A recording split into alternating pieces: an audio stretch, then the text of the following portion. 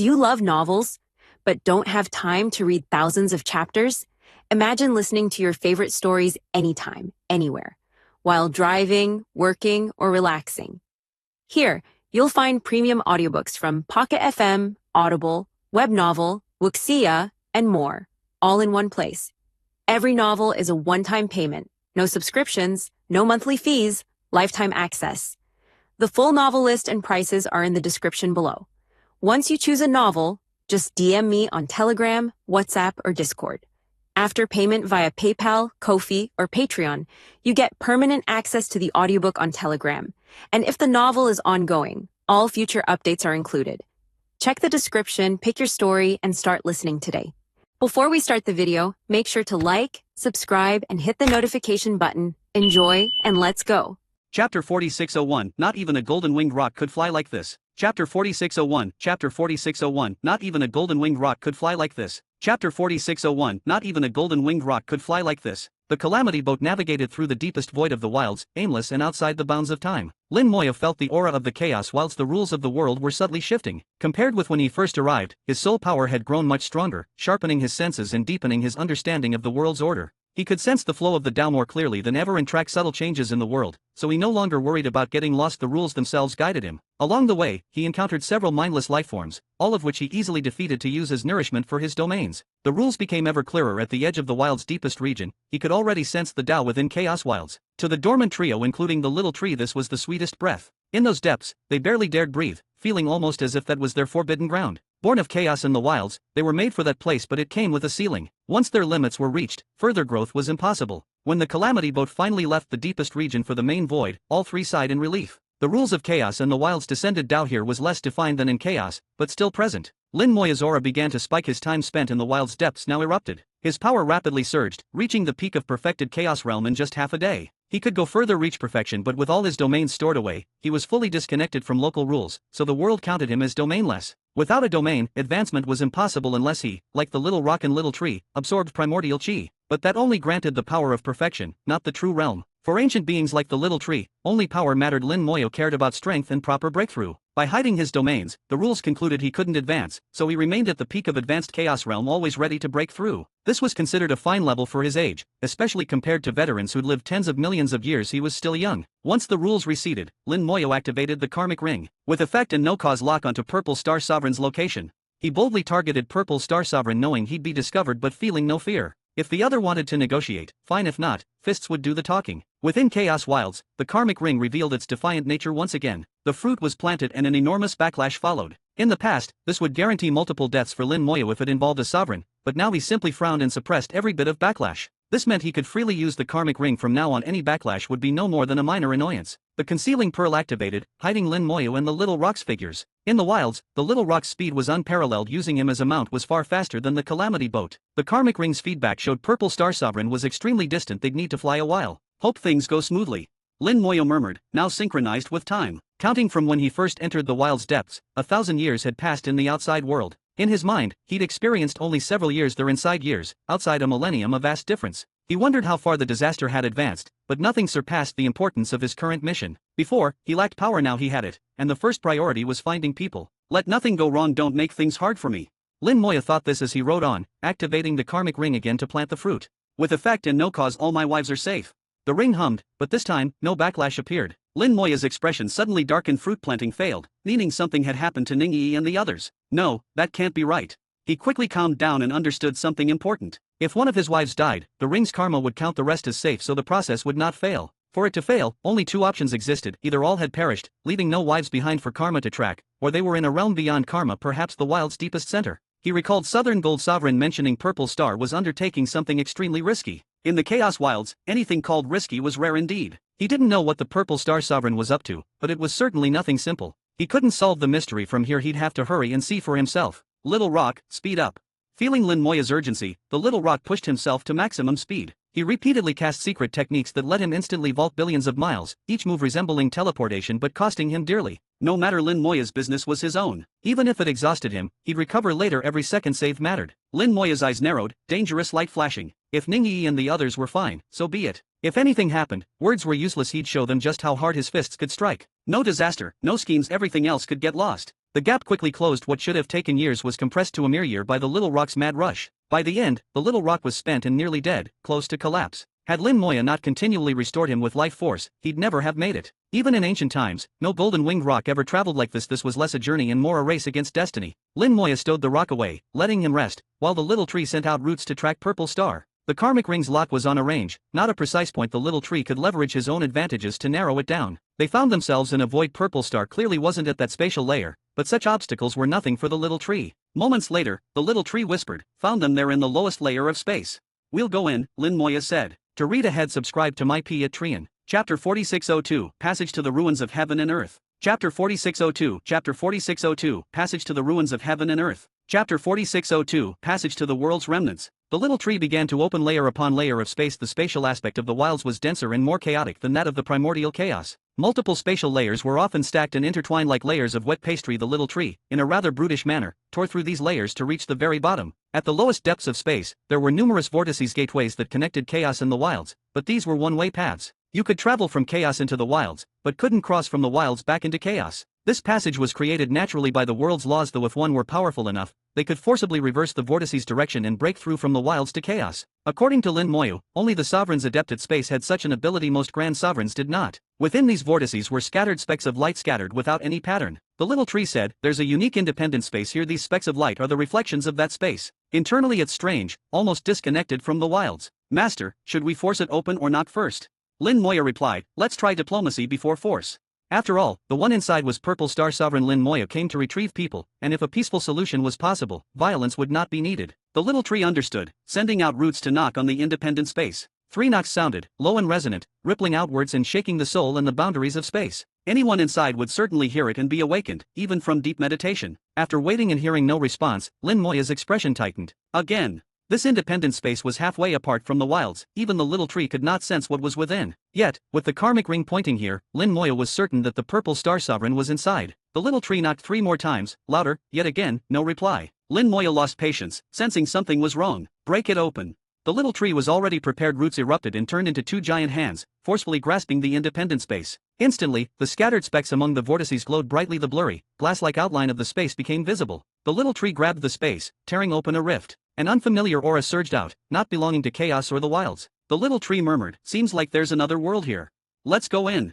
Lin Moya waved, his powerful soul sweeping away the aura, then entered the space. The rift quickly resolved and everything returned to normal. Inside, the space was sizable, with mountains and rivers, comfortable and serene. Lin Moya quickly locked onto his target and shot off. Within the independent space, the aura of other worlds grew stronger and clearer. The energies of other worlds mingled with that of chaos and the wilds, creating a messy blend. Lin Moya followed these traces and soon reached his destination. He saw a formation unique and unlike those of chaos or the wilds, with unfamiliar runes. Lin Moya sensed people within through the formation. Although special, the formation couldn't stop Lin Moya. A short observation was enough for him to decipher its workings. He sketched a few runes, sent them flying into the formation, and it opened automatically, letting him enter as if coming home. Another expanse waited, larger, and with the chaos/ancient aura diminished, other world energies now dominated. Many living beings left their traces here, some very familiar to Lin Moya. Found them. He sensed Ning Yi and the others, heart moved. They'd finally been located. Yet, in the next instant, his eyes narrowed. He could feel their presence, but they weren't physically here. The little tree said, "There's a space-time tunnel ahead, leading to another world."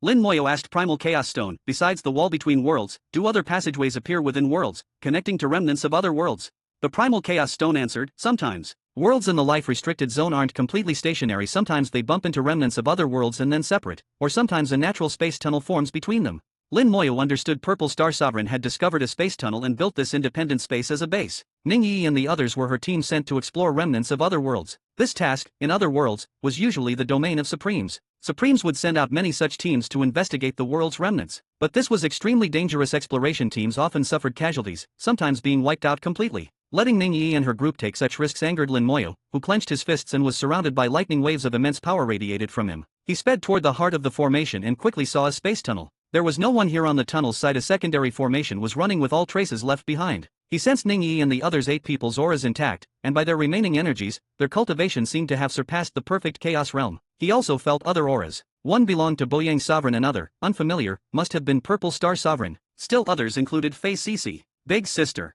Lin Moya sensed Lin Mohan's aura. She, too, was here, and now all of them were on the far side of the space tunnel. The little tree scanned the tunnel. "Master, nothing dangerous detected for now."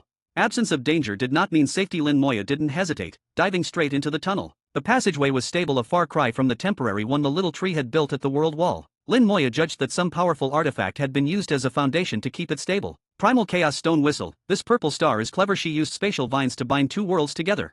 Lin Moya asked, why do that? Primal Chaos Stone replied, even if two world remnants touch and form a passageway, the tunnel is unstable and soon separates. Purple Star Sovereign used to treasure the spatial vine to anchor the world remnants and deployed many materials to stabilize the link. Lin Moya said, she must have discovered something worth the effort. No one would go to such trouble for nothing. Purple Star Sovereign surely uncovered something important. However, every world remnant was different. One had to go in and see. To read ahead, subscribe to my Patreon. Chapter 4603, Why Are You Here? Chapter 4603, Chapter 4603, Why Are You Here? Chapter 4603, Why Are You Here? Emerging from the space-time tunnel, Lin Moya felt a completely different aura. This was another world here. All the rules of the chaos and ancient wilds had receded, not a trace remained. His undying Tao was suppressed, its power less than half its normal amount. All other Taos completely vanished. The little tree, Chaos Child, and the little rock became powerless. Less than 1,000th of their strength remained. Only his own body and soul were unaffected, still as strong as ever. Space twisted behind him, and Lin Moya, without even looking back, formed a fist with his will and struck out, crushing a strange monster behind him to dust. This monster was about 5 meters long, not large but definitely strong. Lin Moya estimated that even a master of the advanced chaos realm if suppressed here could easily be killed by such a creature. This was the remnant of a world, where the Tao was shattered, powers chaotic, and only those with strength in body and soul remained unaffected. What's this? After the beast died, Lin Moya noticed a speck of dust among the remains. It was well hidden but he still found it. He picked up the dust, wiped away the blood, and revealed its true nature. It was crystal clear and half-transparent, glimmering mesmerizingly. From within, Lin Moya sensed primordial chi, very faint and murky, but genuine primordial chi. The Primal Chaos Stone exclaimed, so this is a resource remnant. No wonder. Lin Moya asked, what's a resource remnant? The stone replied, there are many types of world remnants by danger. You have obvious and hidden kinds. The one you visited last was hidden, but this is obvious danger. Obvious dangers are easier to handle since you can see and touch them, compared to the subtle kind. He explained further, by species, there are barren and resource remnants. Barren remnants come in normal or extreme. The last you entered was a normal barren remnant. Barren remnants have nothing, and the core itself may be almost destroyed in the extreme version. If unlucky, the moment a team enters, the remnant collapses and everyone dies. The ordinary barren remnant at least has a world core, which usually contains primordial chi. This is the most common. But if you're lucky, you find a resource-type remnant, filled with monsters created when the world turned to ruin. Kill them and you get primordial crystals like the one you're holding. To a supreme, this kind of remnant is incredibly valuable. Lin Moya gazed at the crystal. The chi inside is weak and muddy. Wouldn't you need to slay 1,000,000 monsters for a single strand? What's the point? The stone chuckled, every bit counts. Even a mosquito is meat. You have endless primordial chi, so you don't value it. But Supreme Being's world stopped producing primordial chi eons ago, so it's precious not just for cultivation and trade. Riches make poverty invisible. When Supremes became Tao Masters, their worlds had already evolved and all primordial chi was gone. The tiny leftovers are precious. Each strand is a treasure. Supremes go to any length to acquire primordial chi, and the best place is world remnants like this. Resource remains are treasure grounds for Supremes. Purple Star Sovereign isn't a Supreme, so primordial chi means even more to him. That's why he exhausted every method to explore here. Besides cultivation and trade, primordial chi must have another use for Supremes, right? Lin Moya asked. Purple Star Sovereign replied, yes, it's also used to extend the life of worlds. A world's existence is finite, decided at birth. After several calamities, it shatters. Every calamity deals huge damage and shortens its lifespan. If a Supreme is born, calamities disappear and the world's life is prolonged, but the limit remains. The world's ultimate limit is the Supreme's lifespan, yet Supremes can extend their world's life through primordial chi. If enough chi is gained, the world can last indefinitely, so the Supreme can exist forever. It's a double-edged sword. Though Supremes seem eternal, they're also shackled by their worlds. If they wish to live forever, they must constantly extend their world's life. Thus, searching remnants and hunting primordial chi is every Supreme's quest. Will I need to do the same someday? Lin Moya wondered. The stone shook its head. No, you'll surpass worlds and step into the life-restricted zone physically. Lin Moya laughed. You sound confident.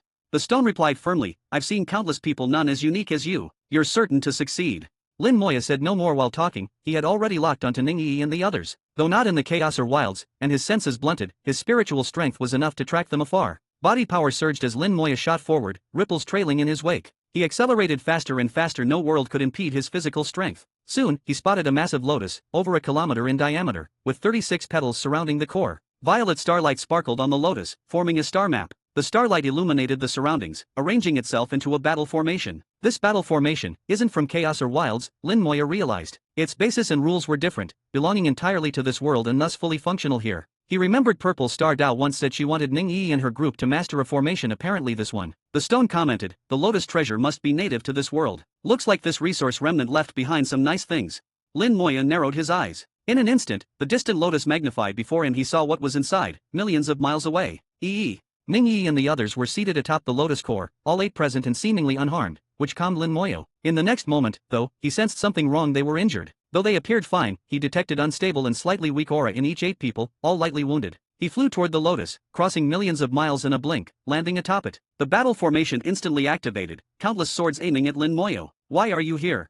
A surprised voice rang out as a figure appeared before Lin Moya. To read ahead, subscribe to my Patreon. Chapter 4604, Missed My Sister, Would Sister Believe It? Chapter 4604, Chapter 4604, Missed My Sister, Would Sister Believe It? Chapter 4604, Missed My Sister, Would Sister Believe It? Purple Star Sovereign wore a violet robe, with some kindness in her brows but sharpness in her gaze. One glimpse told Lin Moya she was a ruthless person, one who might fight at a moment's notice, her temperament much fiercer than Boyang Sovereign's. She carried battle intent, evidence of a fight not long past. Here, her power was far less than normal. If this were the Chaos/Ancient Wilds, Lin Moya would need to be cautious, but not now. Nonetheless, Lin Moya remained respectful, saluting, greetings, Purple Star Sovereign. I've come to retrieve some people. He was direct, no extra words, straight to the point. Purple Star Sovereign frowned. How did you find this place? In her mind, Lin Moya was only Chaos Realm advanced. How a cultivator of his rank reached this place was unthinkable. But, here he was standing before her. Lin Moya said, I have my methods. Now that I'm here, Senior, please allow me to take my wives.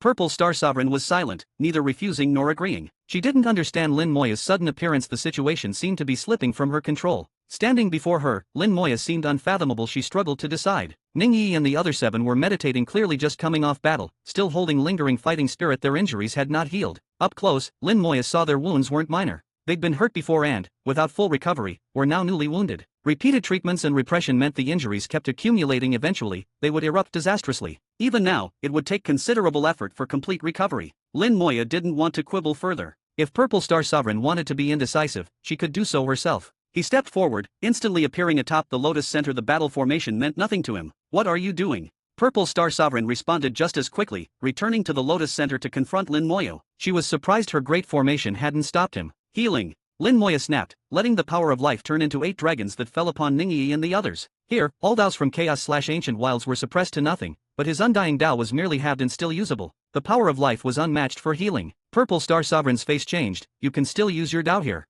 She couldn't activate her Dao at all, fighting power greatly diminished, yet Lin Moya could. He was no longer a weakling in her eyes, and the more she failed to see through him, the less she dared make a rash move. Lin Moya wielded his life power to heal his wives, not just the surface but the accumulated injury deep within. Years of injury faded away under the nourishment of life power. His voice was calm. Since Daos can't be used here, I won't hold you responsible for my wives' wounds. Today, I'm taking them away. Please don't block me. No. Purple Star Sovereign finally refused. She made up her mind. The affairs here were grave. Ning Yi and the others were crucial. Their significance extended beyond that. Lin Moya absolutely could not take them. Lin Moya calmly replied, Senior Purple Star, I respect you because you're my elder. Boyang Sovereign helped me much, and I haven't forgotten. But that's not enough reason for you to take my wives. When I was weak and you were strong, you did as you pleased, gave any reason you wanted, and there was nothing I could do. But now I have a choice. I will take them, and you can't stop me.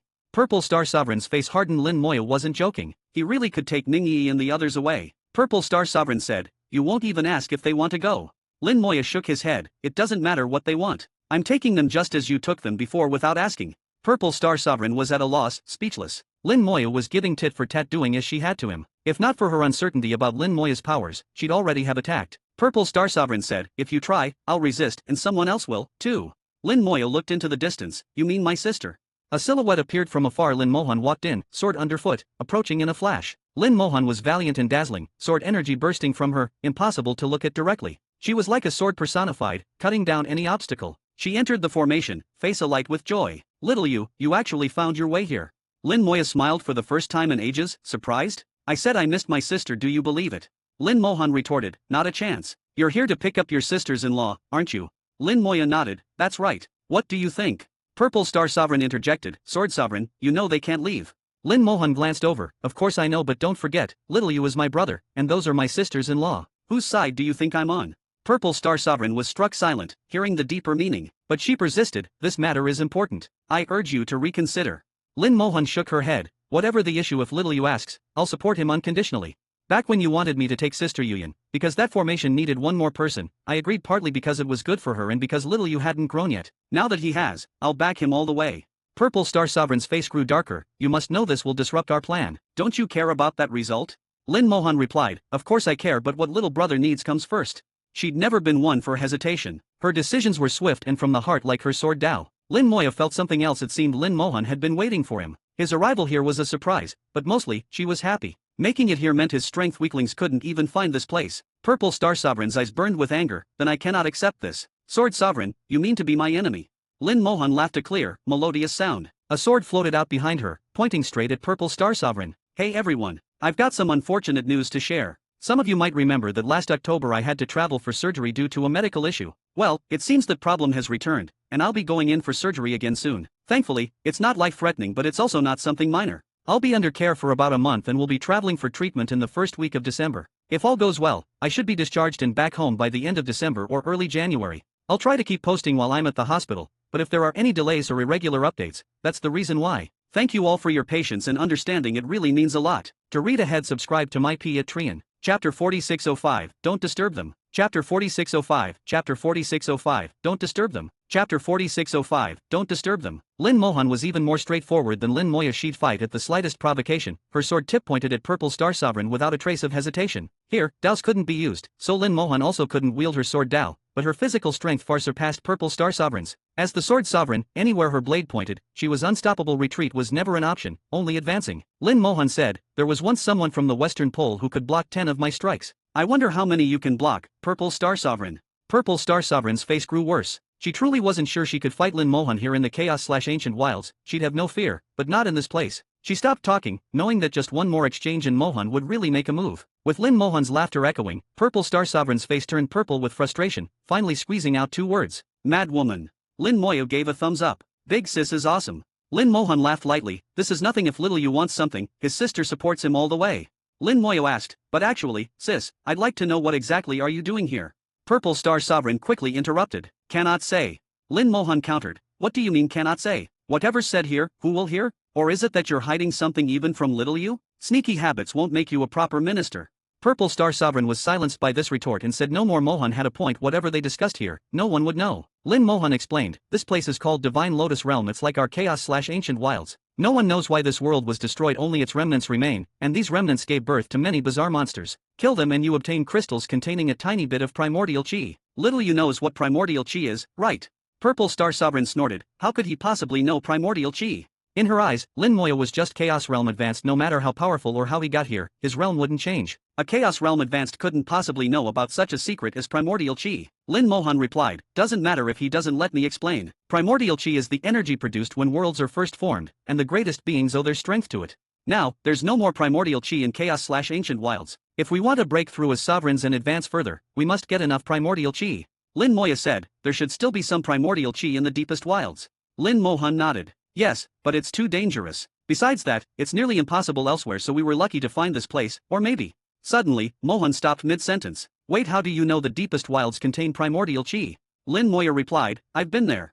Lin Mohan's expression changed dramatically, even she couldn't stay calm. How did you wind up there? It's extremely dangerous. Lin Moya said, it's fine honestly, not so dangerous. Purple Star Sovereign said, you went to the deepest wilds? Can't you at least come up with a better story? She was plainly skeptical, her tone full of mockery. Lin Moya said, as a senior, you should maintain your composure. Even with Daos suppressed and your state unstable, don't lose yourself. If you want to progress, failing to control your own heart will make it difficult.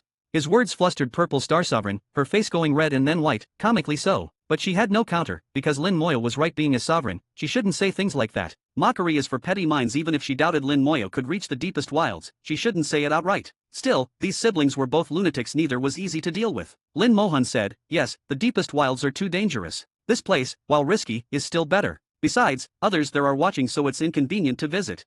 Purple Star Sovereign interjected, Sword Sovereign, mind your tongue. Lin Mohan laughed, what's wrong with my words? I said, no one can hear us here. If your courage is this small, why bother fighting back? Just play the pawn and be done. Purple Star Sovereign was silenced again, almost about to explode, but facing Mohan's sword, she held back. At first, Lin Moya didn't know who they feared, but now he understood, it wasn't the Dao they feared, it was Calamity Sovereign. They knew that Calamity Sovereign still lived, and that they were his pawns, plotting resistance. It was unclear how many were involved. Boyang sovereign certainly, but White Joan sovereign's role was uncertain. The situation got more complex, but also more interesting. For Lin Moyo, none of it mattered. With enough power, he could punch through any plot. Besides, as the destined one under the world's rules, he'd eventually be everyone's target. But that was fine, to bring extinction. At this point, Lin Moya stopped playing dumb. In fact, nothing here is hidden from me. Lin Mohan was surprised. Little you knows.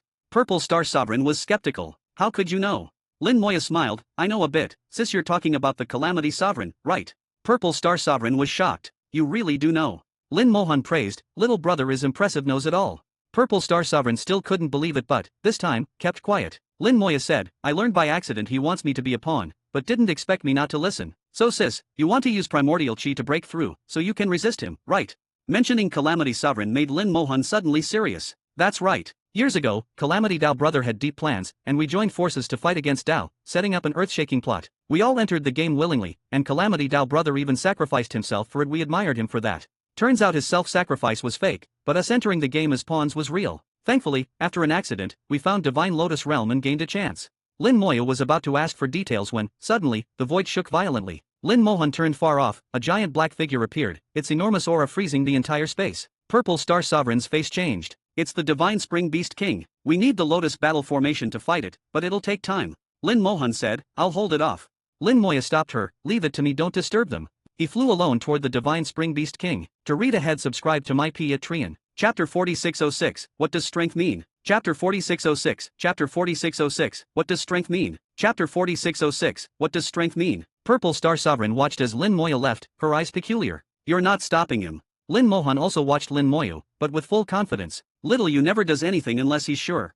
Purple Star Sovereign snorted. I think he's out of his depth, treating this place as if it's nothing special, just because he managed to get here. Little you has always been amazing. Lin Mohan laughed. She knew Lin Moyo better than anyone. The so-called Divine Spring Beast King had a fountain on its head, endlessly spraying water. It was unclear where the water came from, it just kept pouring out. Its shape was strange, like mountain ridges, and enormous, easily 100 meters tall. In the chaos/ancient wilds, that size was trivial. Here in the world's remains, though, 100 meters was colossal. Even though the world had collapsed, some rules lingered here. The bigger the body, the more formidable the creature. The Divine Spring Beast King's aura was close to sovereign level. In this place, even Purple Star Sovereign and Lin Mohan, with suppressed power, would find it difficult to defeat the beast alone. That's why Purple Star Sovereign wanted to activate the battle formation earlier. But for Lin Moyo, the beast's power was insignificant. Lin Moya rushed headlong toward the Divine Spring Beast King. Before it could react, he unleashed a massive punch. The void quaked. A 1,000-meter fist materialized, ruthlessly smashing into the beast. The monster, as if bound, stood motionless, letting the blow crush it. Terrifying energy rippled outward, twisting the space of this remnant realm. The Divine Lotus battle formation automatically activated, shielding against the overwhelming shockwaves.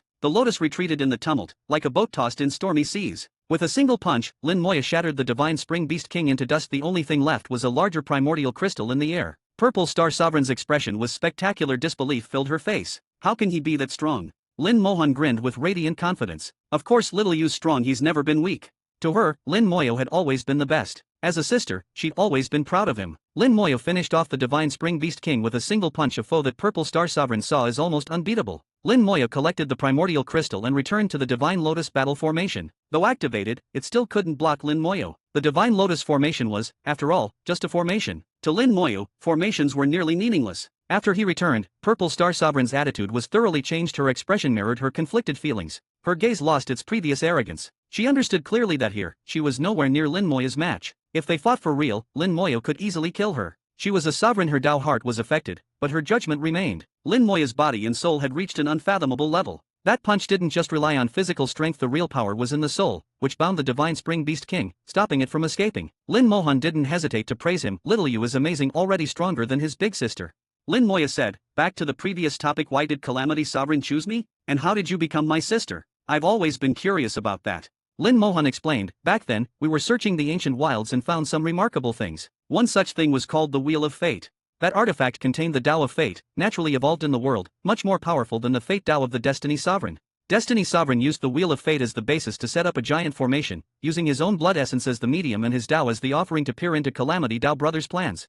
He learned a lot and, with that divination, determined the future path, including your destiny, little brother. We knew you'd appear at a certain time and become the crux of the entire plan. Why, we didn't know, but that wasn't important. Later, Calamity Tao Brother used another treasure, called the Bloodline Key. In the end, Destiny Sovereign tied my fate to yours. But for that bond, Destiny Sovereign paid a steep price. He had to disintegrate and reincarnate. Lin Moyo understood Calamity Sovereign directed the whole situation, making Lin Moyo its center. Lin Moyo was someone divine to complete the plan, but as a phantom in fate, it was hard to pinpoint him. So Lin Mohan entered the game herself, paid the price of reincarnation, and bound herself to an unknown, elusive Lin Moyo. When Lin Mohan successfully reincarnated, they could then recognize Lin Moya's birth. That was why Lin Mohan felt blood resonance with him, and why his power increases would benefit Lin Mohan. But now, blood resonance no longer mattered. Everything has limits. Lin Mohan had already returned to her sword sovereign status, regaining her peak. Though it was a grand plot, when she was first reincarnated, Lin Mohan had no memory of her former life. She grew up together with Lin Moyu, and their sibling bond never changed. When her memories returned and she became sword sovereign again, nothing changed in that regard. No matter what happened, Lin Mohan would always be on his side, even if it risked her breakthrough. Lin Moyo understood he'd do the same in her place. Lin Moyo asked, "So how did you know Calamity Sovereign wasn't dead?" Lin Mohan answered, "Actually, I didn't know it was Boyang Sovereign who found out. He once accidentally obtained a treasure called Seek Rift, which finds any gap in things, and can be used to find other treasures. Boyang Sovereign used Seek Rift to hunt down some treasures. One came from the deepest wilds, and it possessed time power, recording events from the deepest wilds.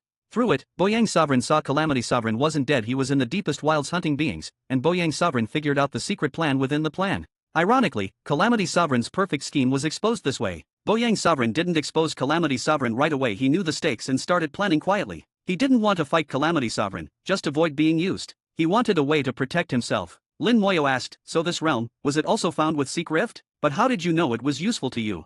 Lin Mohan replied, "For that, you need Purple Star Sovereign to explain." Lin Moyo looked over and called out, "Senior Purple Star, please clarify." After the Divine Spring Beast King incident, Purple Star Sovereign's attitude toward Lin Moyo had changed clearly. She spoke in a low voice, because of the Divine Lotus.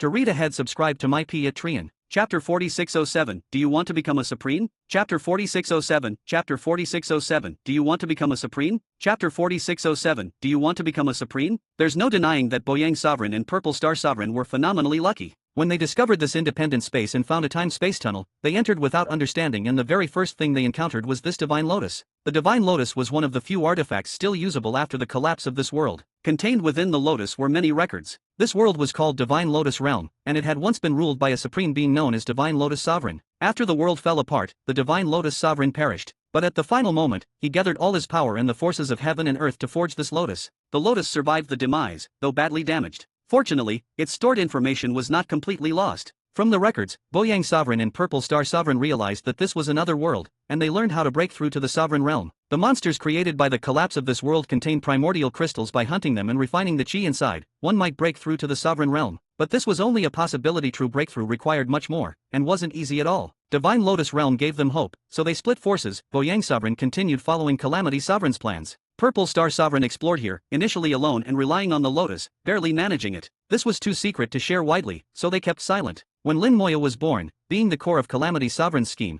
the fate of everyone connected to him changed. Purple Star Sovereign then took Ningyi and the others away. After so many years, Purple Star Sovereign had refined the Divine Lotus, obtaining cultivation techniques suited to exploring this place and acquiring a powerful battle formation. She used these to train Ningyi and the others, making them valuable allies. Later, Lin Mohan joined because Boyang Sovereign trusted her. He revealed everything, and she became part of the team. Now that secrets were revealed, Purple Star Sovereign fully explained everything. Lin Moya listened silently, asking, "Do you know what that method really is?" Purple Star Sovereign was puzzled. "Isn't it just Divine Lotus cultivation arts?" Lin Moya pressed, "With your experience, haven't you noticed anything off about this method?" She shook her head. She hadn't detected anything unusual. Lin Mohan felt something. "I've studied it too. It seems to focus only on soul and body, not on Daos. I thought it was just the way of Divine Lotus Realm, but apparently not." Lin Moya replied, "Of course not. Training only soul and body is a method used by Supremes to train explorers for world remnants." Seeing their confusion, Lin Moya realized they genuinely didn't know. Perhaps the records were lost in the collapse, or Divine Lotus Sovereign had never written them down, or maybe he was not even dead yet. Lin Moya quietly asked Chaos Gem, "Check if this world's Supreme still exists." Chaos Gem responded and Calamity Scepter flew out into the distance. Lin Moyo explained, "A world supreme cultivates followers to explore other world remnants. These followers are trained in soul and body, not Daos. The method left by Divine Lotus Sovereign is just such a technique." Lin Mohan sighed, "You really know more than all of us." Lin Moya didn't deny it. "This isn't the right path. Purple Star Sovereign didn't know, so I don't blame you. Everyone has their reasons. I understand. I was weak then, but now I want to change things." This time, Purple Star Sovereign didn't argue. She had no grounds to do so, especially here, where strength rules. Lin Moya continued, "You want primordial chi, but the crystals here are too murky. Even if you gathered billions, the refined chi still wouldn't be enough to break into the Sovereign Realm. Calamity Sovereign managed to cross the threshold for other reasons beyond primordial chi, and he still hasn't fully succeeded. He's now stuck between Sovereign and Supreme, neither here nor there, no different than Dao. Purple Star Sovereign was astonished. How did Lin Moya know so much, far beyond her own understanding? Lin Mohan asked, so, what do you think he'll do next? Lin Moya replied, no one knows. Calamity Sovereign is deeply scheming, impossible for outsiders to predict. No need to make it so complicated. He has his own rival, that Dao you know, and also another being at the same tier, hidden behind the scenes. Purple Star Sovereign and Lin Mohan stared in shock. Purple Star Sovereign exclaimed, there's another one. Lin Moya nodded, yes, always hidden, never showing his face. Lin Mohan pondered more deeply. What exactly do they want? Lin Moya answered, what else becoming a supreme? They only have one chance. If they fail, they die. And not just them, this world will die, and so will Chaos/Ancient Wilds. Purple Star Sovereign was incredulous. How could that be? Lin Moya answered, nothing impossible. Divine Lotus Realm was destroyed. There are countless broken worlds like it. Our own Chaos/Ancient Wilds is no exception. Only a supreme's appearance can disperse the world's catastrophes and buy time. Of course, this destruction is measured in tens of billions of years, which is meaningless for most beings. Few survive that long. Lin Mohan asked, I sensed some changes in Chaos/Ancient Wilds recently. Is this the world catastrophe? Lin Moya confirmed, this world's third catastrophic cycle has begun. It's also the last one. There won't be a fourth, so this is their final chance. But that chance is slim. Even if someone becomes a supreme, it may not be them. Suddenly, Lin Moya's tone changed and he lowered his voice. Sister, do you want to be a supreme? Lin Mohan was surprised. Doesn't matter to me. Lin Moya said, if it comes down to them becoming supreme, you should do it instead. Lin Mohan sighed, becoming a supreme is no easy feat. Forget supreme, even the next step, I can't see a way past. Lin Moya simply gave her a look he believed his sister would understand. Purple Star Sovereign said, since catastrophe is coming and those three are linked, our side needs someone to oppose them even more. We can't give up on primordial chi from Divine Lotus Realm remnants. She was clearly not ready to abandon Ning Yi and the group. Lin Moya ignored her, looking into the distance as Calamity Scepter returned, with a horde of monsters trailing behind. To read ahead, subscribe to my P at Trian. Chapter 4608, Opportunity. Chapter 4608, Chapter 4608, Opportunity. Chapter 4608, Opportunity. The monsters that evolved after the destruction of Divine Lotus Realm weren't as powerful as the Divine Spring Beast King. Lin Mohan said, let me. Lin Moya smiled, it's been a long time since I've seen my sister in action. Lin Mohan was the Sword Sovereign, the foremost in Sword Dao within Chaos Ancient Wilds. Although her power was suppressed here, her sword intent was undiminished. What mattered most was her sword intent. Lin Mohan flew out from the Divine Lotus, the sword appearing behind her. One sword severs the Dao. The sword light filled the void, its intent surging like a tsunami at that moment. The world was nothing but sword. All the monsters were enveloped. In an instant, they were struck by countless swords, and then a giant sword descended from above, tearing every monster to pieces. This was Lin Mohan's strongest sword technique. Even in the remains of Divine Lotus Realm, its power was immense. In Chaos Ancient Wilds, even the sovereigns would retreat before it. With one move, Lin Mohan slew dozens of monsters and collected a batch of primordial crystals. Lin Moya lavishly praised her, big sis, you're invincible. This sword is unstoppable. Any sovereign who doesn't retreat will die. After landing, Lin Mohan scoffed lightly, your flattery skills haven't improved much. Lin Moya joked, years of loneliness, no one to talk to, no one worth flattering. So naturally, I'm still at my childhood level. A trace of nostalgia flashed in Lin Mohan's eyes. True, we're really the same. She'd also been lonely all these years, walking her path alone. As Calamity Scepter returned to his hand, Lin Moya mentally communicated with Chaos Gem. How is it? Chaos Gem replied, you guessed right, Divine Lotus Sovereign isn't fully dead. He left himself a lifeline, which lies within these monsters. Lin Moya said, as expected, so the more monsters we kill, the better for him.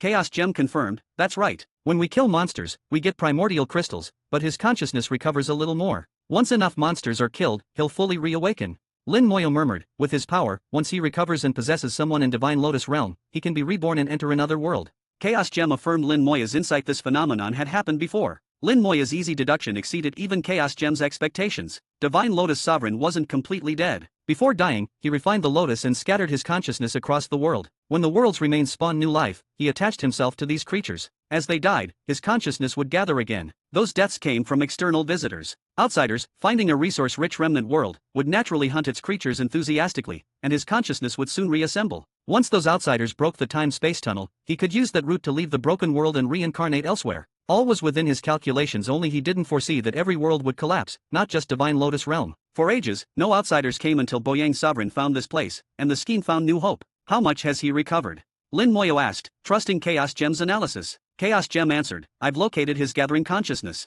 He's recovered about 20%. If he reaches 30%, he'll fully reappear, and once he picks a host, he'll resurrect. A once supreme, even with 30% consciousness, would be terrifying. Lin Moya thought, good thing I arrived just in time. A little later, big trouble could have come. Purple Star Sovereign and Lin Mohan wouldn't know about this, but seeing Lin Moya's tense face, they sensed something was wrong. Lin Mohan asked, "Is something up?" Lin Moya shook his head. "Let me think a bit, I'll explain in a moment." He kept talking with Chaos Gem. "I have an idea, wonder if it's feasible." Chaos Gem paused, realizing Lin Moya's intentions. "Master, you're thinking." Lin Moya confirmed, "Yes. Since his consciousness hasn't revived, we have a chance. I want my sister to become a supreme." Chaos Gem cautioned, "Even with his partial consciousness, it's still a former supreme's will. Even at 20%, a lower sovereign can't resist." Lin Moya said, "That's why I need your help. I believe you can do something. I have plenty of primordial chi, and combined with the remaining supreme's will and power, it should be possible." Chaos Gem considered, "In theory, yes. But becoming a supreme is impossible here. She isn't of Divine Lotus realm, so the world won't recognize her. At best, she'll break into the sovereign realm like those other three. Becoming a supreme will only happen back in Chaos Ancient Wilds, and there's risk." Lin Moya replied, "The risk lies in my sister's Tao heart, but I trust her and will prepare everything." Eventually, Chaos Gem agreed, "I'll listen to Master." Plans came together in Lin Moya's mind. He told Lin Mohan, "Sis, here's your chance to break through to Sovereign." Lin Mohan's eyes lit up. "What chance?" Lin Moya explained, "First, do you want to try? Be aware, there's risk, big risk. If you're not willing, we'll find another way." As he spoke, an odd light appeared in Lin Moya's eyes, a signal only the siblings would understand. She caught the hint. "How confident are you?" Lin Moya replied, "A little over 20%, not reaching 30. Lin Mohan asked, "What if it fails?" Lin Moya answered, "No idea, most likely death, with no chance of reincarnation." Purple Star Sovereign's earlier enthusiasm faded when she heard the odds. She withdrew immediately. The longer one lives, the less one wants to die. She was bold in youth, but became more cautious as she ascended to Sovereign. Lin Mohan thought it over, while Lin Moya quietly continued healing Ningyi and her group. Their wounds had accumulated for years, and full recovery would take time. Lin Moya wasn't in a hurry, steadily healing and waiting for Lin Mohan's decision. After a moment's reflection, Lin Mohan took a deep breath. "I've decided. I'm willing to take the gamble." Lin Moya asked, "Are you sure?" Purple Star Sovereign frowned. "Sword Sovereign, do you really want to do this? The risk is huge. Maybe you should reconsider." Lin Mohan bit her lip. "If he wants to plot against me, I won't let him have his way. Whether I succeed or die, at least I won't be part of his plans." To read ahead, subscribe to my Patreon. Chapter 4609, Sis, go with him. Chapter 4609, Chapter 4609, Sis, go with him. Chapter 4609, Sis, go with him. Lin Mohan's decision left Purple Star Sovereign unable to object whether she succeeded or not. It was an accident in Calamity Sovereign's grand scheme. Ever since learning Calamity Sovereign's true intentions as he turned his former companions into pawns, Lin Mohan harbored resentment. Purple Star Sovereign understood Lin Mohan's temperament, and Lin Moya's personality too, so she wasn't surprised by the decision. She said nothing more, knowing any words were useless. Lin Moya turned to Purple Star Sovereign, "Please continue looking after my 8 wives for me. Their injuries still need some time to heal fully." Purple Star Sovereign frowned and did not agree, but Lin Moya didn't care whether she accepted or not. She had no choice now. If she dared refuse, she knew the consequences. Before leaving, Lin Moya suddenly added, "By the way, the passage back to the Ancient Wilds has been sealed by me. Once I return, I'll reopen it." He had used formations to block the way back in Chaos Ancient Wilds. Purple Star Sovereign could break any formation in no time, but here, Lin Moya's formations could hold her for at least a year or more. Purple Star Sovereign's expression worsened. Lin Moya had never trusted her, having calculated everything in advance. But truthfully, she herself had considered similar things before. Lin Moya, still uneasy, sent a stream of runes onto Ningyi and the others. That way, if they showed any abnormal changes, he'd sense it immediately. He didn't care what Purple Star Sovereign thought here, his strength ruled, all must obey. "Let's go, sis. Take the gamble." Lin Moya flew from the Divine Lotus, heading into the distance, and Lin Mohan followed on her sword. The two quickly traveled far, leaving the Divine Lotus out of sight. Away from others, Lin Mohan asked, "Now tell me honestly, what are the odds? If it's too dangerous, I won't do it." Lin Moya chuckled, "Success." Lin Mohan was startled. She knew Lin Moya when he said 90%, it was as good as done. He had purposely understated the odds before, just to keep Purple Star Sovereign from joining in. She understood, and had gone along with his act. Lin Mohan asked, "So what's the method?" Lin Moya explained, "Back then, the Supreme of Divine Lotus Realm, the Lotus Sovereign, didn't actually die. His consciousness scattered among all the monsters in this world. As those monsters are killed, his consciousness reforms." Lin Mohan was amazed. "He's still alive?" Lin Moya nodded. "Yes, nearly complete. If I'd come a few centuries later, he would have succeeded, then chosen someone among you to possess and enter the Ancient Wilds. If that happened, there'd be a terrifying existence in the Ancient Wilds, one whose impact on the world would be unpredictable." Lin Moya grasped the seriousness. If such a thing occurred, the results would be beyond forecasting. He continued, "Luckily he hasn't succeeded yet, so we can use his gathered consciousness. That consciousness is superb nourishment combined with primordial chi. It could let you break through the sovereign realm." Lin Mohan pondered. What Lin Moya described was beyond anything she'd understood. Lin Moya went on, "Do you know how Calamity Sovereign broke into the sovereign realm?" Lin Mohan snorted, "How would I know? If you do, hurry up and say." Lin Moya replied, "He obtained a time essence stone and split it in 4. Drawing from historical time, he found one of his past selves. First, this tricked the Tao and all of you into thinking he'd died. Second, he fused with his past self and, with primordial chi, broke through to sovereign. But at the time, the great catastrophe hadn't arrived, so he couldn't become a supreme yet.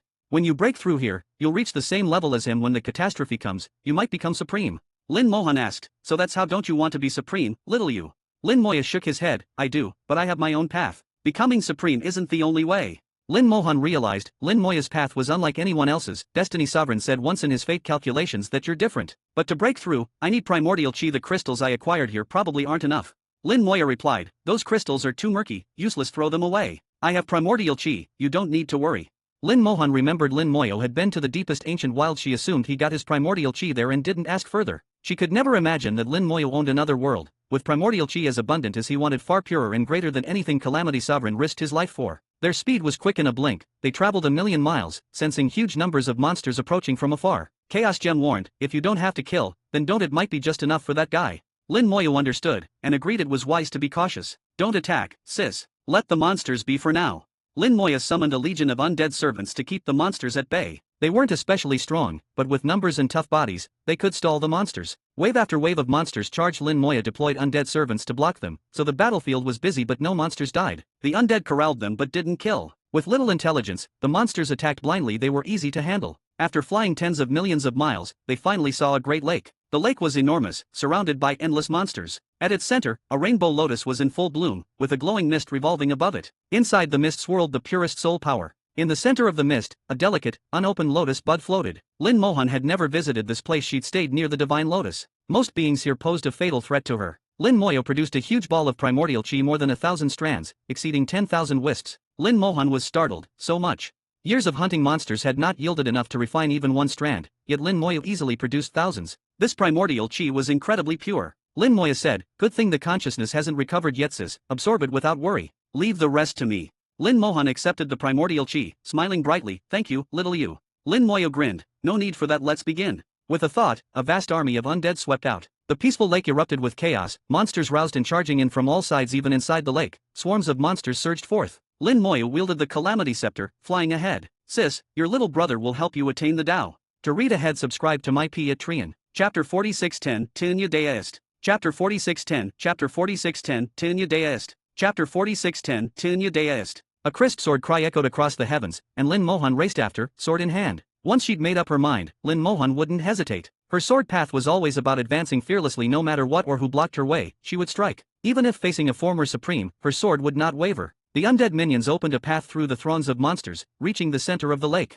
The divine lotus at the lake's heart shuddered, seemingly sensing threat, humming loudly. Huge waves rose in the lake, forming walls of water. On these walls appeared countless eyes, and from the walls emerged fists, striking toward Lin Moyo. The force behind these blows was immense, sending monsters and undead flying. In terms of momentum alone, it matched a sovereign. Sovereigns from Chaos Ancient Wilds couldn't use their full power here. At best, they were just a bit stronger than peak Chaos Realm cultivators. But this enemy's punch truly seemed to possess sovereign might. Neither Lin Mohan nor Purple Star Sovereign could block it. Lin Moyo, however, took it in stride. He swung the Calamity Scepter, which rapidly enlarged and smashed down. The seemingly mighty fist instantly shattered, as frail as tofu. Lin Mohan's eyes shone. The Calamity Scepter really is amazing. Lin Moyo asked, I'd like to ask you later how much you know about the Calamity Scepter. Lin Mohan replied, nothing to ask about. It's simple. The Calamity Scepter is powerful, but even Calamity Deist couldn't refine it when he got it. He said it wasn't meant to be his. Seems it was destined for you.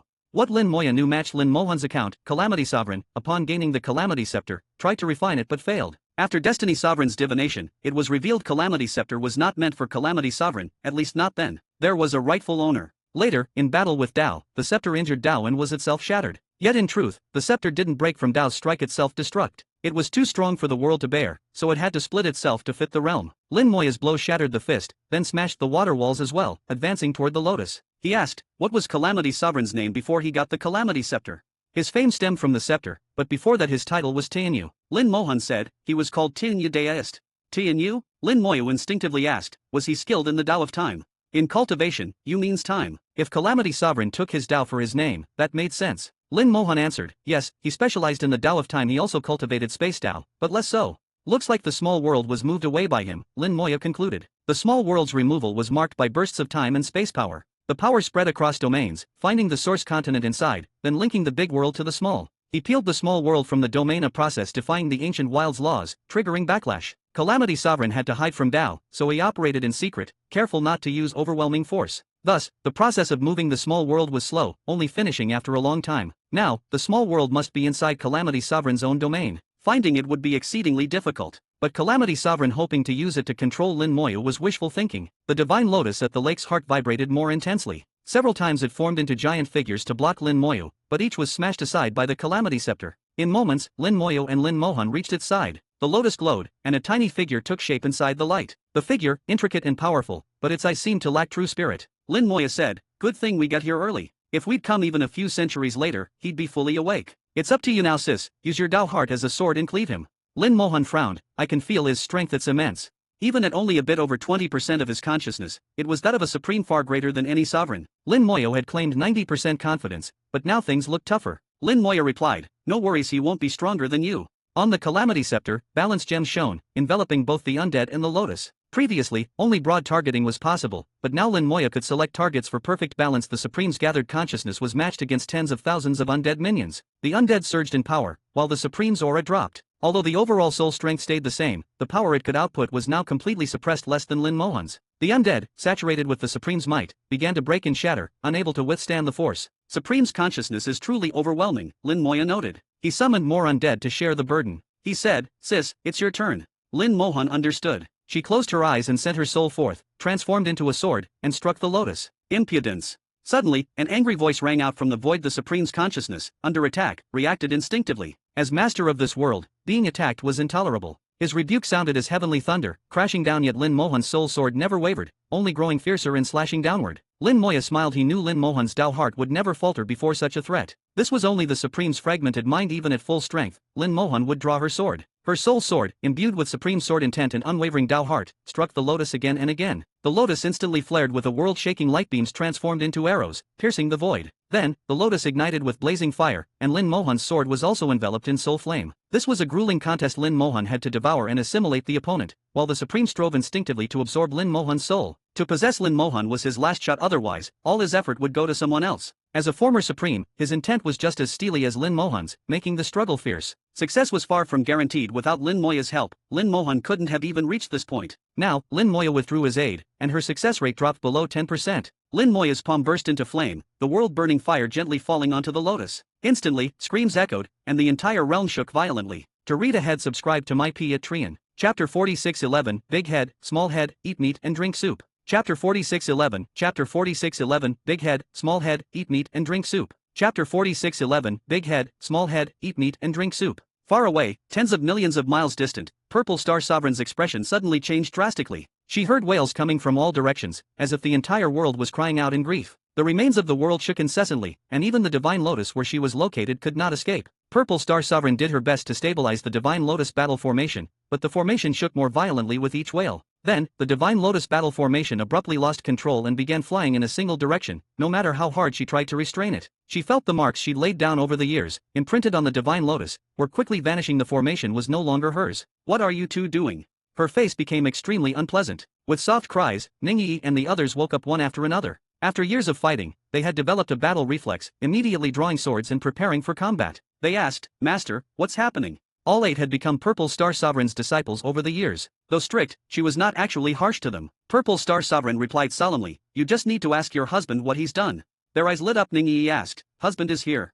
Purple Star Sovereign snorted, "Yes, happy about that." Their joy overflowed. It had truly been many years since seeing Lin Moyu, and each of them missed him deeply. Besides cultivation and battle, they spoke most often about Lin Moyu, guessing how he was doing, what realm he'd reached, and when he might come for them. They didn't expect him to arrive even faster than imagined. Ningyi wondered, if husband's here, what is he doing? Gu Hanyu was also puzzled, Big Sis isn't here. Purple Star Sovereign snorted, they went off to get themselves killed.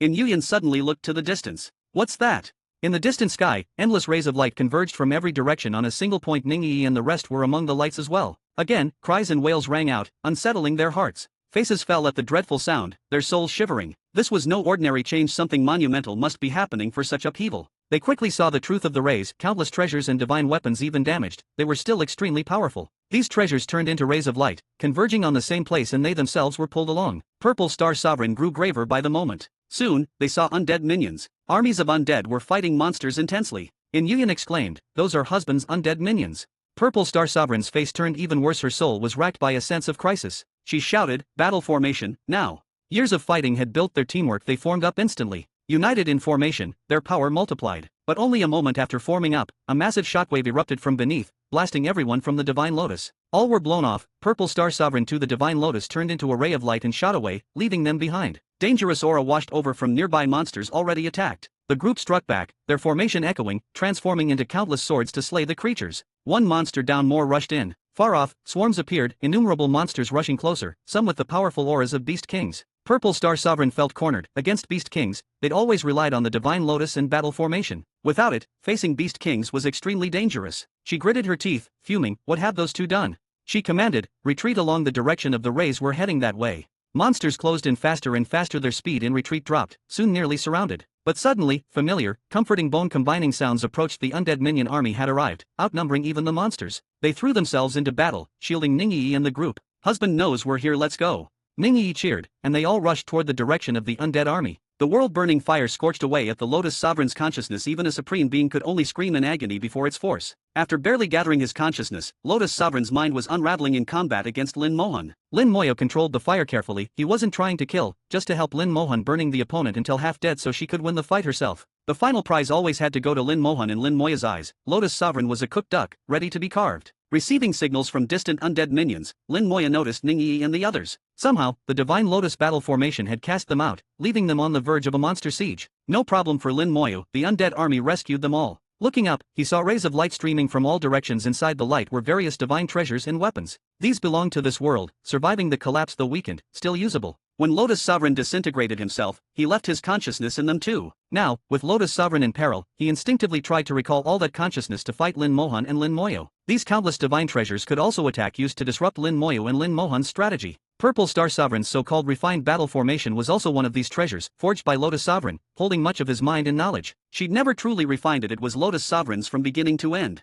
Lin Moyo asked Chaos Gem, "Are you handling these or am I?" Chaos Gem replied, "You took the big head, I'll take the small head." Big head meant the main gathered consciousness being refined by Lin Mohan. Small head meant the ocean of flying treasures. Lin Moya laughed, "It's yours then." Chaos Gem rejoiced, "Thanks, master. Little soul, time to eat." Soul Gem hummed with light, forming a whirlpool in midair. All the airborne divine weapons, their spirit energy sucked away, froze and dropped like rain. "You eat the meat, this soup's mine." With a wave, Lin Moya swept all the weapons into his storage, using them as material for his domain. To read ahead, subscribe to my P at Trian. Chapter 4612, The Gift. Chapter 4612, Chapter 4612, The Gift. Chapter 4612, The Gift. Husband. Husband. Husband. One excited shout after another rang out the moment Ningyi and the others saw Lin Moyo. All thoughts of battle formations were forgotten. They dashed toward him like fledglings returning to their nest. After so many years apart, their longing was impossible to hide. A smile appeared on Lin Moya's face finally. They were together again. Ningyi and the others didn't actually throw themselves into his arms. They knew Lin Moyo was handling something very important and were sensible enough not to disturb him. By now, Lin Mohan's battle with the Lotus Sovereign's consciousness had reached its final stage, soon about to be decided. From Lin Moya's perspective, the outcome had been inevitable from the beginning. The Lotus Sovereign had no chance. His defeat was sealed, his fate inscribed long ago. Flying divine weapons hadn't even arrived before their spirits were consumed by the Soul Gem, becoming food for the vortex. Lin Mohan devoured the main portion, Soul Gem the remainder, and Lin Moya savored the soup. The last essence of this ruined realm was divided up once again. With a piercing, tragic scream, the Lotus Sovereign's consciousness was utterly destroyed. His countless years of scheming ended in nothing. Chaos Gem calmly remarked, "All the Supremes are dead, and this one is no exception, though he probably died the most miserably of them all."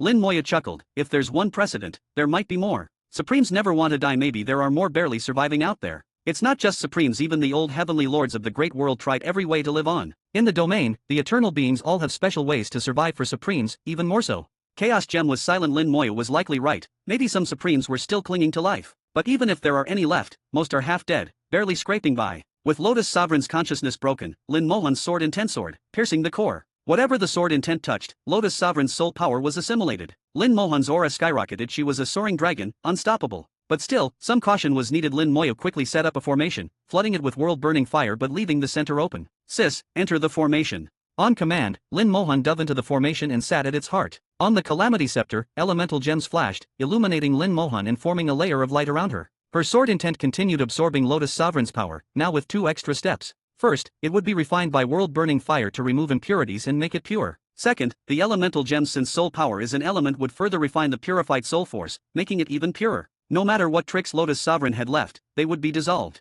If even this didn't work, Lin Moyo had no other solutions and could only admit defeat. He turned to Purple Star Sovereign. Would you like a chance at this, as well?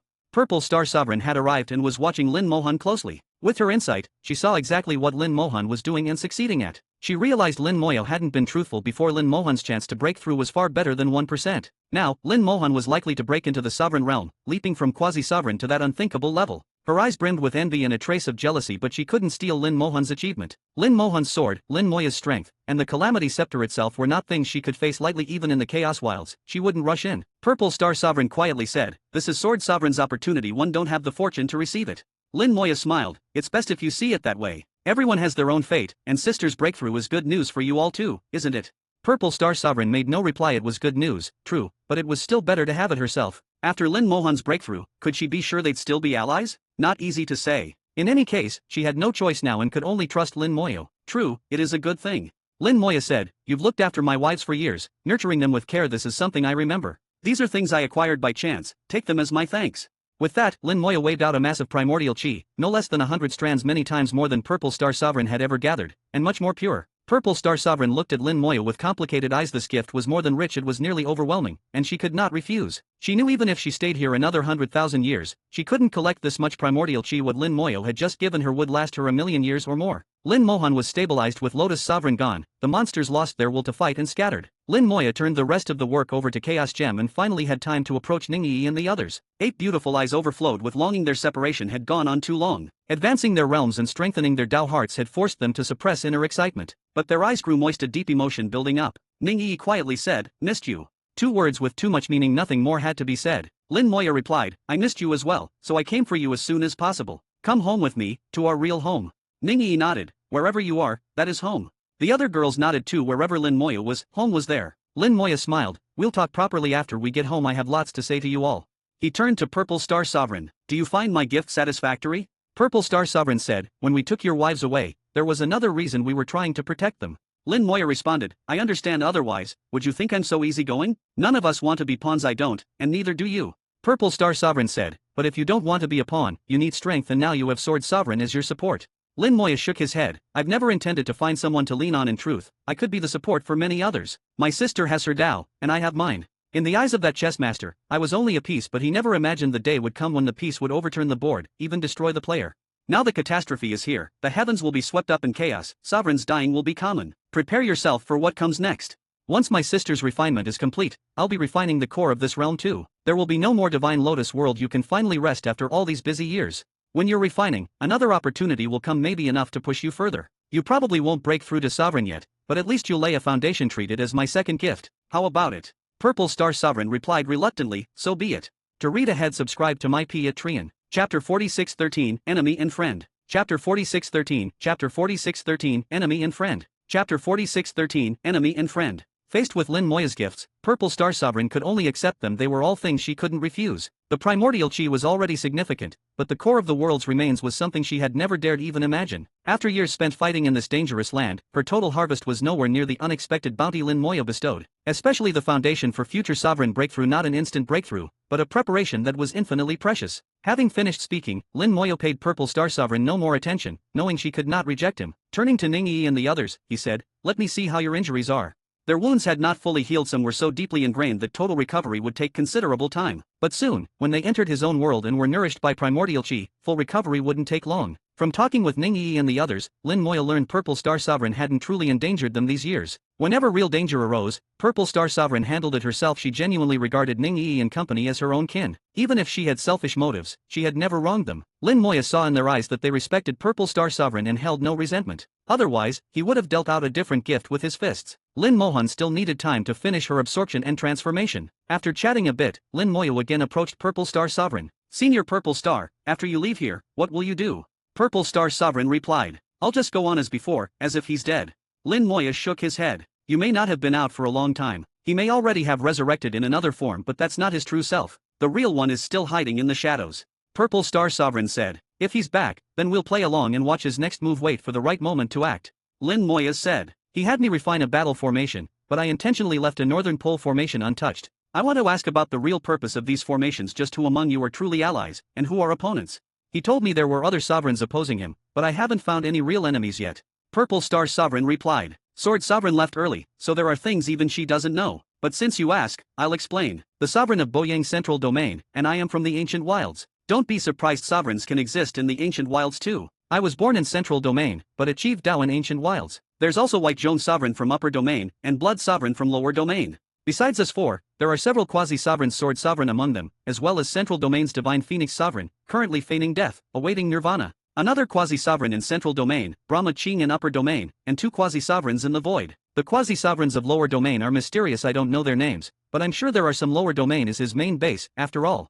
Lin Moyo paused. He's from Lower Domain. Purple Star Sovereign laughed. That's right. He's from Lower Domain, but his Dao achievement is strange and not quite all in chaos. It has some connection to Ancient Wilds as well. Then there's Star Sovereign of Western Extreme, as well as two quasi-sovereigns who keep neutral and don't take sides. Northern Extreme's Night Cold Sovereign and two quasi-sovereigns. They disagree with him but never fully oppose their fence-sitters. And finally, Eastern Extreme's September and her brother Ninth Quasi-Sovereign both strongly oppose him, as do two other quasi-sovereigns in Eastern Extreme. But we're stronger. Opposition can't stop us. Lin Moyo asked, and what about Southern Extreme's Gold Sovereign? Purple Star Sovereign replied. There's only Gold Sovereign in Southern Extreme, no quasi-sovereign. He's trapped there and can't leave. Whether present or absent is the same.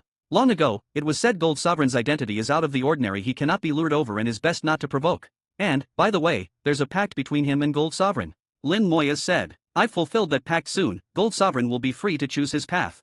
Purple Star Sovereign nodded. I've dealt with him near the Southern Extreme Wormsteel. He's strong, no advantage even back then. He's been stuck there a long time, but never stopped cultivating. Who knows how powerful he's become by now. His worms are everywhere. Maybe he's already waiting for a fated day to escape.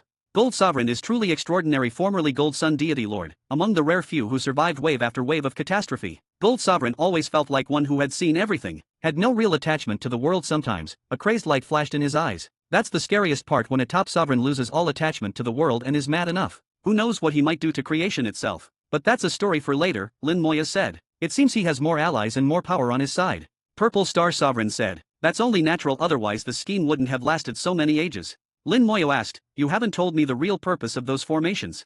Purple Star Sovereign shook her head. If I knew, I'd have told you. Only he and Blood Sovereign fully know. They're the closest.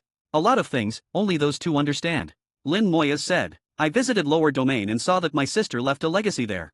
Purple Star Sovereign replied. In her day, Sword Sovereign's fame shook the world after she self-destruct, her sword intent scattered through the chaos, found by many. But in Lower Domain, Sword Sovereign truly left a legacy. It was his suggestion, if self-destruction failed, the legacy could help restore consciousness, even fish someone out of reincarnation. Looking back now, that wasn't really the case. Lin Moyo frowned. He heard something hidden in her words. Purple Star Sovereign began to elaborate, but Lin Mohan interrupted. He had me leave a soul fragment in Lower Domain. If anything went wrong, it could save me. But after returning, I went looking for it. It was gone. Doesn't matter, the once I break through, that fragment means nothing. He can't use it to threaten me. Lin Moyo laughed. Sis, just focus on your breakthrough, don't be distracted. Still, he thought, after Lin Mohan's breakthrough, the soul fragment would be less important. But if Calamity Sovereign still had time essence stones, he could use the fragment to find Lin Mohan's past and attack from there. As long as Lin Mohan breaks through, those attacks will be much weaker, not a big issue. With these thoughts, Lin Moyo was reassured. In the end, strength is what matters. To read ahead, subscribe to my P at Trian. Chapter 46:14. Many thanks for Master's teaching, Master take care.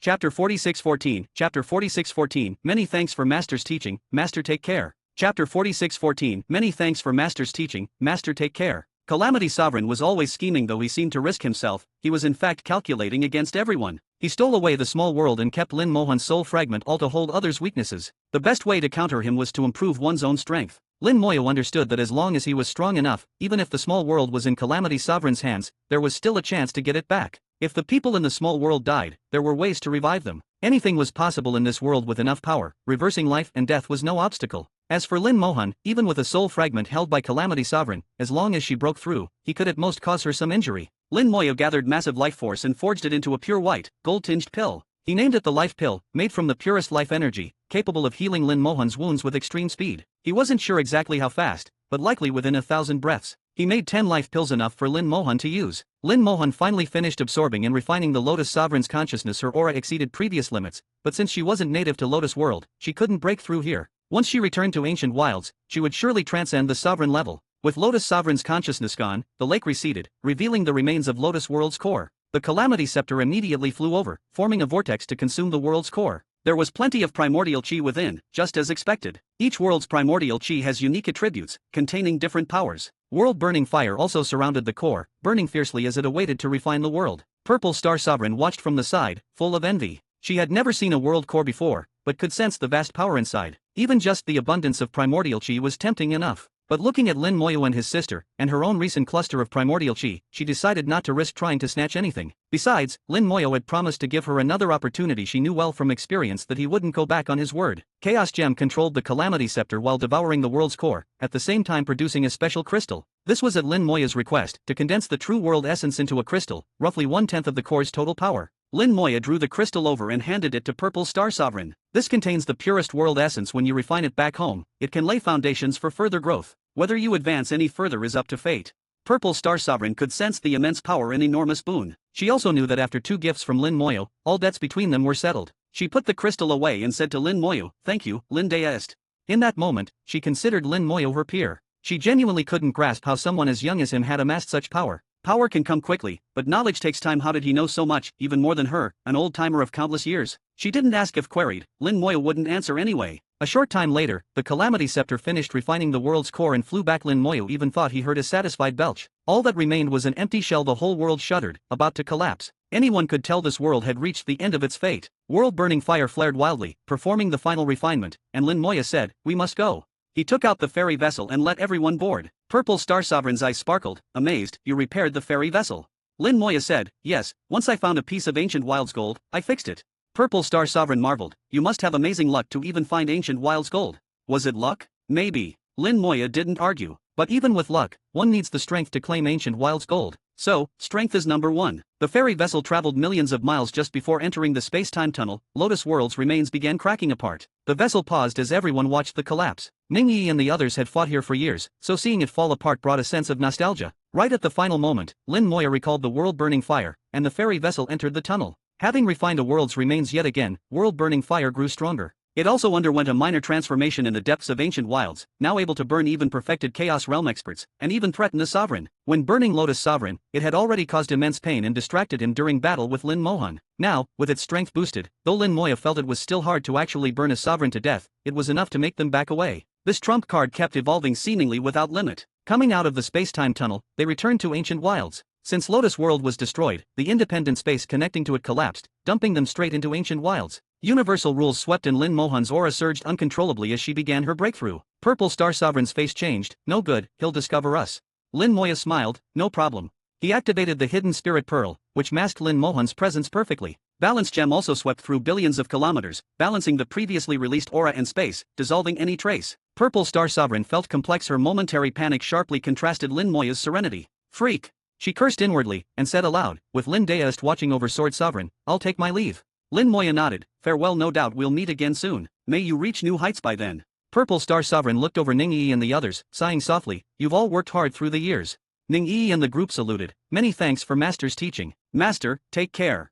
Their eyes were a little reluctant, but only slightly. They'd suffered, and faced danger many times, but also got much stronger. Overall, their feelings for Purple Star Sovereign were grateful rather than resentful. She left decisively and vanished from sight. Lin Moyo released life energy in ancient wilds. It worked even better. "Keep healing, once sister breaks through, we'll go home." Everyone smiled joyfully. "We'll listen to husband." They didn't know where home was, but wherever Lin Moyo was, it felt like home. Their injuries slowly faded when Lin Mohan completed her breakthrough. Full recovery would follow. To read ahead, subscribe to my P at Trian. Chapter 4615, Going Home. Chapter 4615, Chapter 4615, Going Home. Chapter 4615, Going Home. Lin Mohan's aura kept rising. She was a quasi-sovereign, not yet a true sovereign. A quasi-sovereign was also called an imperfect sovereign. Her sword Dao had reached the peak, surpassing any sovereign. With her supreme sword Dao and unmatched sword intent, Lin Mohan wielded terrifying power, able to contend evenly with a sovereign in combat. She'd even defeated the West Extreme Sovereign in a sword duel, though that was a life and death struggle. In a true fight, victory would be uncertain. Quasi-sovereign and sovereign were the same realm, just with different paths. Lin Mohan now pressed forward from the quasi-sovereign's road, overcoming obstacles, reaching new heights. Her sword Dao gathered. A giant sun-hilt sword formed beneath her feet. She summoned her life bond sword, crafted at Dao attainment, forged with her own power and all the sword Dao in the world. Sword in hand, her aura reached its utmost. Her voice boomed through the void. "Breakthrough!" Ding! A clear sword cry rang as sword light swept the world, piercing ancient wilds and chaos, even shattering the deepest space vortices. An overwhelming aura rose with the sword glow, smashing bottlenecks and breaking the sovereign boundary. Heaven and earth resonated, as if celebrating Lin Mohan's achievement. Sword chi danced wildly, filling every layer of space in a vast radius. Lin Mohan seemed to become the sword itself, an unstoppable divine weapon slashing through all obstacles. Even the hidden spirit pearl nearly failed to contain her aura. Fortunately, the Calamity Scepter and Balance Gem forced her aura into balance, minimizing discovery risk. If even this failed, it couldn't be helped. Lin Moya was ready to fight any challenger. Chaos Gem kept watch on the surroundings. No one noticed them. This was the deep ancient wilds, spatial bottom layer paired with the pearls and gems. Discovery was nearly impossible. Only after Lin Mohan fully broke through, transcending the sovereign realm, did her aura recede and peace returned. Lin Moya smiled. Congrats, sis, you made it. Lin Mohan shook her head. Only a fraction of success. Real achievement is far off. Lin Moya caught the deeper meaning. Sis, did you learn something new? She tapped her brow and drew out a tiny sword image. I got some intel from Lotus Sovereign's consciousness, all here for you to see. You can study it yourself. She preferred not to explain it piece by piece, letting Lin Moya access it directly. Lin Mohan continued, I know my path now. The tribulation is here, Moya, you're its destined target. Watch your step, everything will work against you.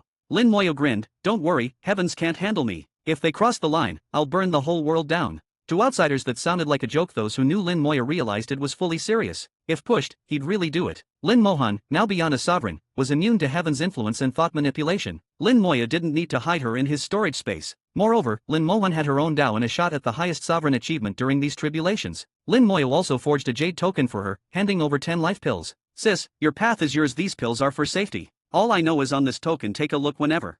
There also seems to be a legacy you left in the lower domain. If you're interested, go check on them. Their way has gone astray. Correct them or erase them, as you see fit.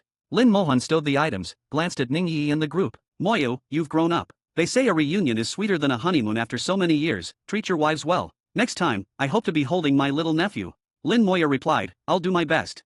Lin Mohan left, laughing, stretching luxuriously, her figure fading from sight. With everyone's injuries now healed, faces blushed. The siblings' exchange had not gone unheard. What did I'll do my best mean, anyway? At their level, mere hard work wasn't enough. It took destiny. Lin Moya said, let's go home. With an expansive gesture, he opened a doorway. A gentle force surrounded the 8 women. Lin Moya led them into his storage space. Inside, pure primordial chi surged endlessly, like rivers of stars flowing through heaven and earth. The group was stunned. Back in Lotus World, they'd endlessly risked their lives for a tiny shred of primordial chi. Here, there was more than they had ever dreamed, more than their years of effort by vast orders of magnitude. What Lin Moya had given Purple Star Sovereign now seemed stingy compared to this abundance. He said, welcome home. As the eldest, Ning Yi spoke for all. Husband, is this our home? Lin Moya answered, this is my world, separate from Chaos Ancient Wilds, a new realm. It's naturally our home. They froze a new world, not a broken remnant, but truly whole. The difference in laws was immediately clear, distinct from Chaos Ancient Wilds. Nurtured by Purple Star Sovereign, they'd abandoned the Tao for body and soul cultivation. Still, all had some knowledge of the Tao, especially in Yuyan, once an eternal being who'd studied the Tao for eons. She felt again, I sense the laws, but no Tao. Lin Moya explained, this world is newborn, hasn't faced its first life-death tribulation yet, so there's no Tao, only pure laws. Here, you can use the primordial chi to sense the world's laws for cultivation. Understanding this source is even better than pursuing the Tao directly. Ning Yi asked, why bring us here? Is something wrong in Chaos Ancient Wilds? Lin Moya nodded, yes, there's trouble. Chaos Ancient Wilds is facing a tribulation. I'm its focus. The world will target me. When the tribulation reaches full force, people will be influenced. They will treat me as their enemy. If you stayed there, you might also be swept up. Lin Moya explained everything. The women grasped how grave things really were. During a world tribulation, heaven itself would shape events and causality against Lin Moya. So, Lin Moya's arrangement was the best choice. He guided them through his space and asked a favor to give the place a name. He'd never bothered before as a solitary place, it hadn't mattered. Now, with so many here, storage space sounded awkward, especially for everyday talk. To read ahead, subscribe to my P at Trian. Chapter 46:16, A Strange Domain. Chapter 46:16, Chapter 46:16, A Strange Domain. Chapter 46:16, A Strange Domain. The Great Tribulation of the Chaos Ancient Wilds was beginning, but within the storage space, everything was peaceful, like a paradise removed from the world. Lin Moya left a clone in the Chaos Ancient Wilds, imprinted with his soul, to trick the heavens into thinking he was still there. His true self had entered the storage space and was staying with Ning Yi and the others. The tribulation would be long, there was no rush. It could waste decades, even centuries, and it wouldn't matter. After years apart, he naturally wanted to spend more time with them. Ning Yi and the others quickly accepted the new world, and after much discussion, gave it a name. You God World. Lin Moya accepted You God World without objection. When he branded the name into the world's laws, the heavens thundered. The name was instantly known to every creature being born in the new world. The characters for You God World fused with the world's laws, never to be changed. Lin Moya led Ning Yi and the group as they toured every corner of You God World, watching the new life being born and introducing them to Xiao Wu and the others. They liked Xiao Wu's group a lot, especially since Xiao Wu called the Madam Master, filling their hearts with delight. Yuyan took a trip back to her own domain to visit old friends. Gu Hanya returned to the origin continent to see her sect in Gu Hanjing. Yuzhu went to the Great World to visit relatives and friends. Many years had passed, some people were already gone, but those places still held their memories. Lin Moyo accompanied them. Only Ningyi, Mu Qianqian, Mo Yun, and Shuhan had no world to return to. Their birth worlds had been taken away by Calamity Sovereign, leaving them with no home. They felt a bit lost, but eventually accepted it. Dealing with the issue of small worlds was no easy task, and Lin Moyo made no promises to them. Some promises are pointless. Making them and not keeping them is worse than saying nothing at all. Lin Moya's clone went to the edge of the domain. Of the 9 realms, 4 had reached perfection, while 5 were nearing perfection. He fixed his gaze on the science realm, which had just reached perfection, and murmured, "Of all 9 realms, this is the only one I can't understand." Beside him, Chaos Gem had taken the shape of a small person. It really is strange. This realm only has one Tao, and that Tao is completely different from the rules of Chaos Ancient Wilds. Lin Moya said, "Strictly speaking, this Tao shouldn't exist, but it does. It can support an entire realm by itself, and hasn't developed any other Taos. All Taos are always evolving. A strong Tao should create weaker Taos. That's a universal trait, but the physical Tao in the science realm didn't follow this pattern. It was packed with supreme logic, yet refused to evolve, giving Lin Moya a sense of extreme precision." Chaos Gem asked, "How did you feel when you encountered this Tao?" Lin Moya replied, "Nothing special at first, but looking back, the lack of feeling is strange. I've thought about it. Maybe it relates to my previous life." Chaos Gem asked, "What was your previous life like?" Lin Moyo answered, "My previous world was very odd. There were no cultivators. People used steel to build skyscrapers, airplanes, cars. These weren't magical treasures, just tools. You didn't need to refine them, just know how to operate them, and anyone could use them. That world was called Huaxia, and people lived short lives, seldom more than 100 years, often sick. But they had infinite creativity, unlike the unchanging ways of other worlds. When I first arrived, I thought it was just another strange world. Later I saw a projection of it in the Great World, which seemed like my previous life. But on closer inspection, it wasn't. The aircraft and cars in that projection were actually magic weapons, and there were cultivators. Another thing I once obtained is secret technique, origin magic, from a source bird. Later I learned, source birds are creatures of chaos, and Sovereign Boyang refined his bloodline into origin magic and scattered it in my thinking domain. I realized Sovereign Boyang had prepared origin magic just for me by spreading it through the domain. He dodged causality and made my existence more plausible. I even found characters from Huaxia. In time I learned they weren't authentic Huaxia script, just similar signs, which Sovereign Boyang got by accident.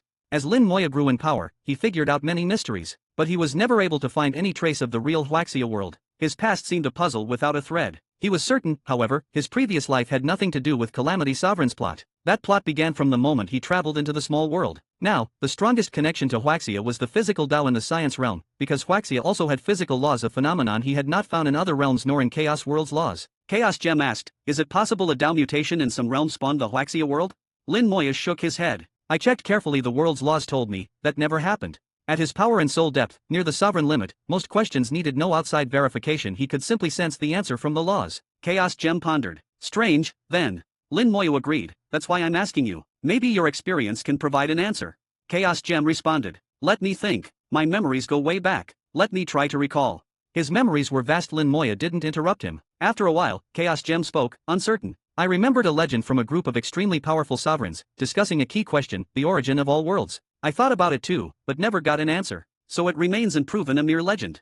Chaos Gem began slowly recounting the legend. At the sovereign level, secrets within the world vanish, so they turn their gaze to what's beyond the world's edge. Beyond the world, there are only 2 things: the world wall, source of all primal world treasures, and the source of whether a world can become a living world, and the life forbidden zone. But the forbidden zone is impassable, so not worthy of deep discussion. The focus lands on the world wall. After much study, sovereigns determined a mysterious passage exists within the world wall. At the end of that passage, the secret of all world origins is hidden. To read ahead, subscribe to my P at Trian. Chapter 4617, Legend. Chapter 4617, Chapter 4617, Legend. Chapter 4617, Legend. Lin Moyo pondered. "So, by your explanation, the Huaxia world exists behind the world wall, through that mysterious passage." Chaos Gem replied, "Hard to say. This is just legend. Nobody has proven it. And it's possible Huaxia world is just a small world evolved from some other realm. There are countless realms and domains, endless small worlds. I've seen many realms, and though I haven't encountered such a Tao, I can't say for certain that it doesn't exist. Either way is possible, but now that all worlds are destroyed, it's almost impossible to verify anything.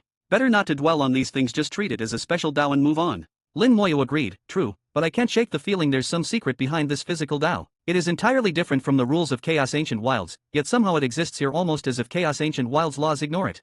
This also meant that the physical Tao's level might be at least equal to world laws. So physical Tao isn't just a Tao, but a kind of law itself. Lin Moyo had genuinely sensed a trace of law from within the physical Tao. Lin Moyo said, "You're right, there's no point in overthinking. If problems arise, deal with them then." Chaos Gem laughed, "Exactly. What you should worry about is the tribulation in Chaos Ancient Wilds. Right now, there are 4 beings beyond Sovereign in Chaos Ancient Wilds. All 4 could potentially become supreme beings, and you are the pivotal one." Lin Moyo shook his head. "Only one can become a supreme being, my sister." The other 3 are just runners-up. Lin Moyo had already decided to help Lin Mohan reach supreme status. A world can theoretically have multiple supreme beings, but usually there is only one. Once someone becomes supreme, they always eliminate any rivals. Only one tiger on a mountain, that rule never changes. Because God World existed, Lin Moya didn't need to fight for the supreme position in Chaos Ancient Wilds. He didn't care for it either. Chaos Gem had seen that God World was much stronger at its core than Chaos Ancient Wilds. How many tribulation waves it could survive was yet unclear. Only when it endured the first living death tribulation and became a living world could that be confirmed. Lin Moyo had a wild idea. If he could become the supreme of God World exactly as it became living, and if the world was strong enough to pass 7 rounds and beyond, then he might be the first supreme to ever arise from a world that had survived more than 10 rounds. His power might surpass even the former Breaking Sky Emperor, and he'd be the first to step into the Forbidden Zone with his actual body. And the secret in the world wall, if there really was a passage, maybe he could go explore it himself and see if the origin of worlds spoken of by the Supremes really existed. Chaos Gem asked, "What will you do next?" Lin Moya responded, "Everything's done except one final formation, but there's no rush. I'll perfect all 9 domains first, then compress them as I wish. When the time comes, help me fuse the domain powers. I'll ascend 10 times, gather the power of all 9 domains, and reach full Chaos Realm. Even if I'm not sovereign, I'll rival a Heaven Sovereign. With my body and soul power, I'll stand at the true peak far above even Calamity Sovereign. Even facing them, I'm confident. Only one problem." Chaos Gem asked, "What is it?" "My ascension technique is nearly at its limit. Full Chaos Realm is all it can reach. It comes from the Source Bird, and that bloodline sets the cap at full Chaos Realm. I can't go further." Lin Moya's heart was clear. His understanding of the world had completely changed. Sovereign-level soul directly resonated with world laws, providing many answers, though not all. Most things were now understood. Chaos Gem said, "If Master reaches that level, with body and soul together, you'll barely be able to command me fully. Then you can let go and not worry about those guys." Lin Moya shook his head. "Not enough. Not only do I want not to fear them, I want them to be afraid. The spot left by Calamity Sovereign, I'll take it. I want to be sovereign." Chaos Gem hesitated, "But you're a tribulation target now. For you to be sovereign, you need approval from the world." "That might be difficult." Lin Moya replied, "There's no rule saying a tribulation target can't be sovereign. The two don't conflict."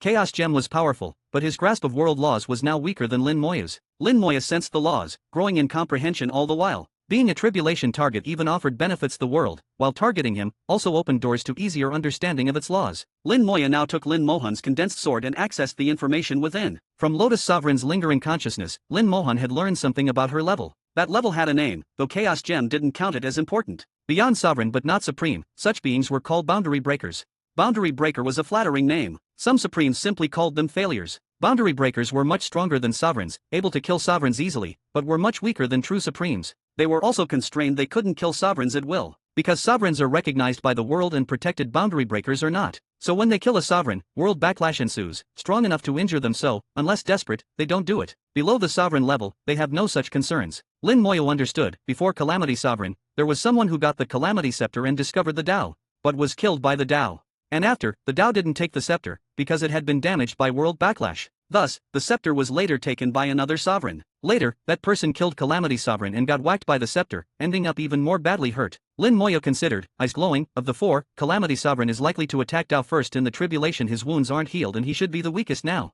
My sister just broke through, and probably isn't the strongest yet. Plus Calamity Sovereign still holds her soul, so she's at risk too. Tribulation isn't far off. Got to hurry.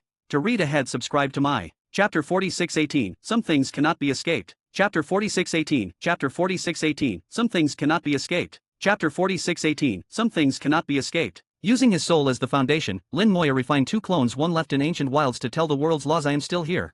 The other remained in God World, observing his gradually forming 9 domains. His true self spent time with Ningyi and the 8 other women, traveling or working hard together. A brief separation only intensifies reunion's joy, and after a long separation, even more so. But their cultivation realms now were so high that conceiving children wasn't easy. Only persistent effort could help. In a flash, 200 years passed. Lin Moyo, after years of cultivation and countless battles, found this to be his most leisurely era. No fighting, just peace. His 2 clones either comprehended the Tao or monitored the domains, while his main body spent quality time with his wives. It was in such leisure that he gained a new understanding of world laws. Though his realm hadn't changed, he'd reached the peak long ago. Now only fusing all domains could grant him full Chaos Realm. His physical and soul power was also at their peak. Yet his insight into world laws was now transformed. Lin Moya gradually felt the existence of the Great Tribulation. To him, the tribulation was like a massive black mist that rose from the deepest part of Ancient Wilds, steadily enveloping the world. When it fully covers the world, causal forces will grow stronger. He himself was the brightest spot within the tribulation, a shining light in the black mist, exceptionally conspicuous. As the tribulation advanced, his own light grew brighter, making him a focal point for all beings.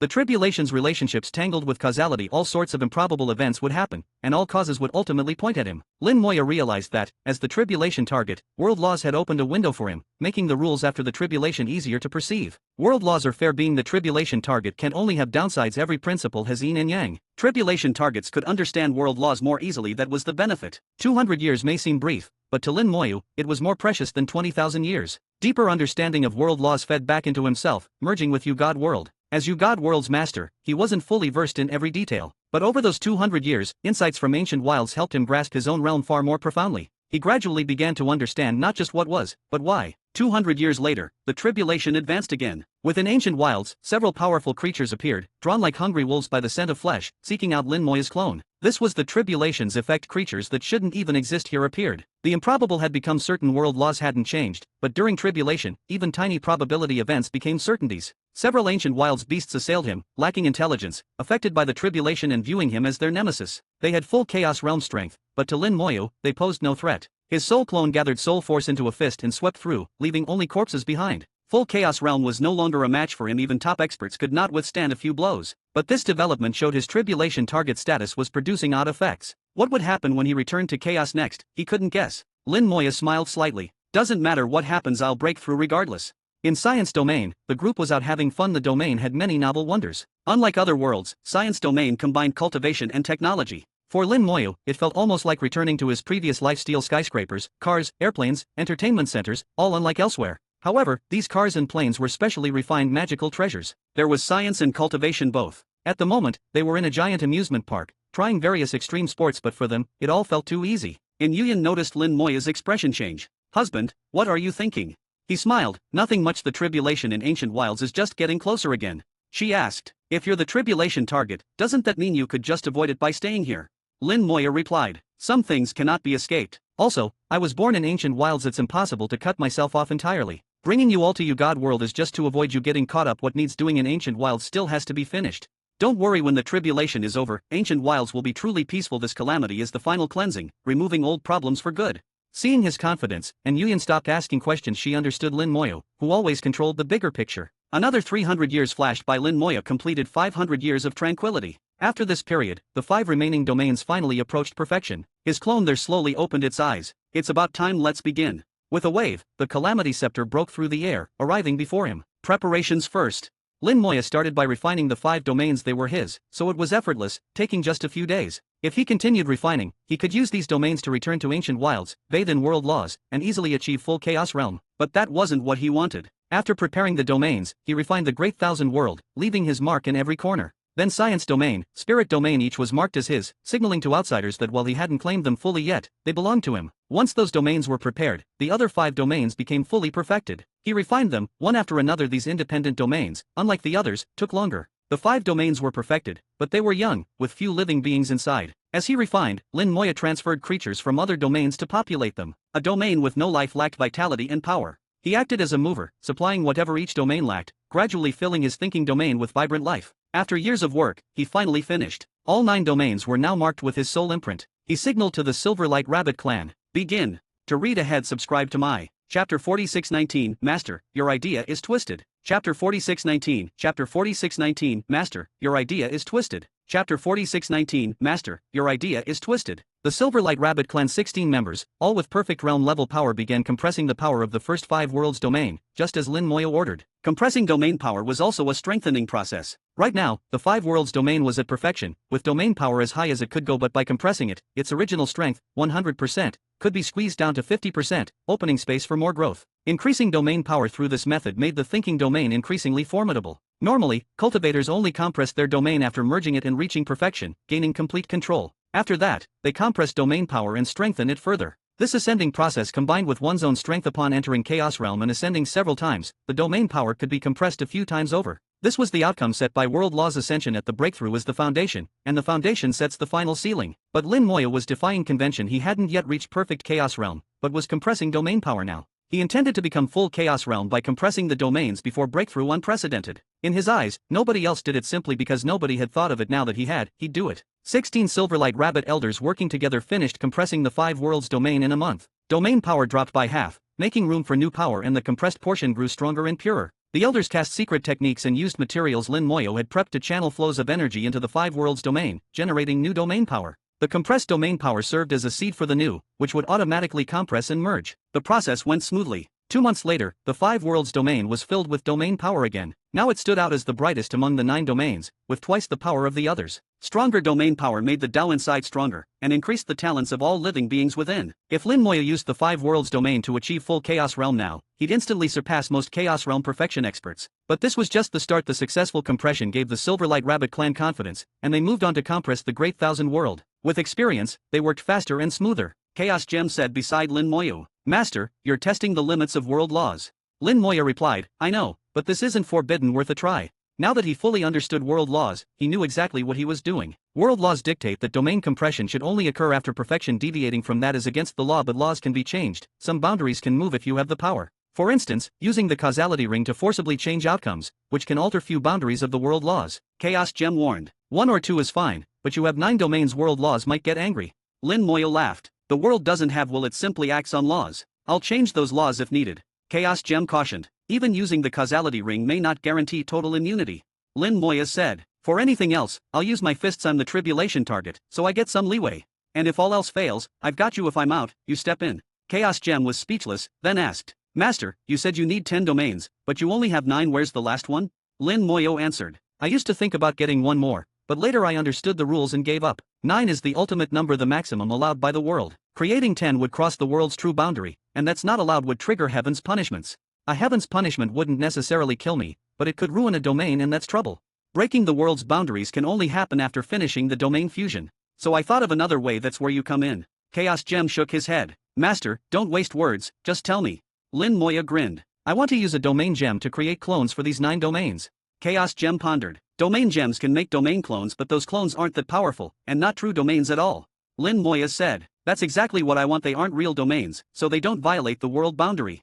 Chaos Gem suddenly understood. You won't just make 1 clone per domain, right? Lin Moya laughed. 9 is the highest number, so each domain will have 9 clones. Surely that's not too much. Creating 9 clones per domain was more than not too much, it was outrageous. Chaos Gem almost swore but swallowed his words. Continue, what next?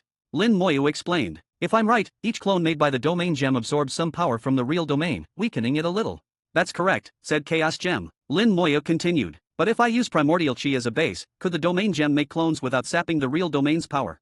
Chaos Gem thought. Possible, but those clones still wouldn't be too strong, only up to 30% of the original domain strength, and there'd be no living beings. Lin Moya shook his head. Then the soul gem and elemental gem can help to simulate life, not real ones, just rough approximations. Chaos Gem considered. That works, go on.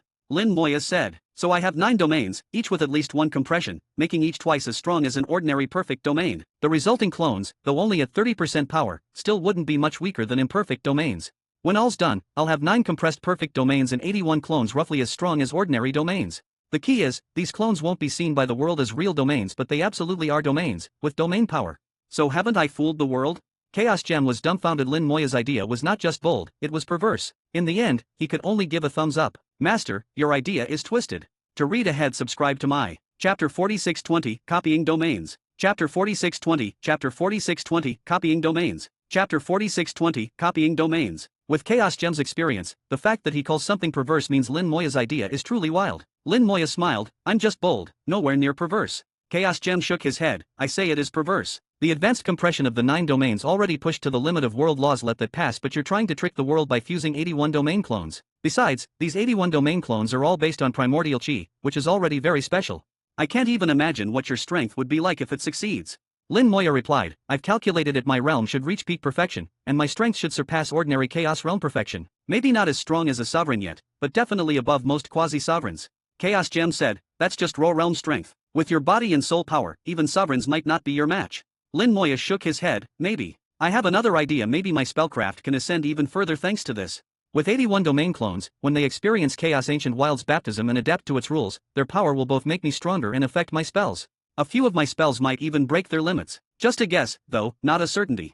At this, Chaos Gem was stunned. He knew how powerful Lin Moya's spells were. If they undergo another ascension, the image of countless undead servants surging out, all above Chaos Realm, was a spectacular thought. But every spell has a limit, like the Sourcebird's origin spell, which was unstoppable within a domain and seemingly had no cap. But entering Chaos Ancient Wilds, its ceiling became apparent, Chaos Realm perfection. After all, the source bird itself was only a chaos perfection creature. Its rarity made the blood special, but it still had a cap. Similarly, Lin Moya's other spells had their own limits. He could now clearly feel that his army of undead servants was capped at full Chaos Realm. No matter how strong he became, he couldn't summon sovereign-level undead. Billions of full Chaos Realm minions are terrifying, enough to sweep through Chaos Ancient Wilds, but against sovereigns or beings above, still insufficient. If a sovereign tried, they could instantly destroy all those undead. This coming breakthrough, which would defy the world's limits, was perhaps the best opportunity for his spellcraft to evolve. Also, as the world's tribulation approached, and he was the tribulation target, the world both targeted him and gave him every convenience. So he needed to seize this chance and push everything to the limit. Only powers surpassing all limits might let spellcraft evolve. He didn't expect all his spells to be transformed. Even if only his infinite summoning advanced, that would suffice. The rest was up to fate. The Silverlight rabbits were hard at work, constantly compressing the domains. Luckily, Lin Moyo had prepared plenty of materials. No matter how much they used, there was enough left. A few years later, all 9 domains were fully compressed, each radiating an intimidating power, far stronger than before. Within Yu God World, the 9 domains became like dazzling new stars, holding up a unique void. However, these 9 domains didn't belong to Yu God World. Even as the master, Lin Moya couldn't forcefully integrate them. If he wanted to advance, he would still need to return to Chaos Ancient Wilds.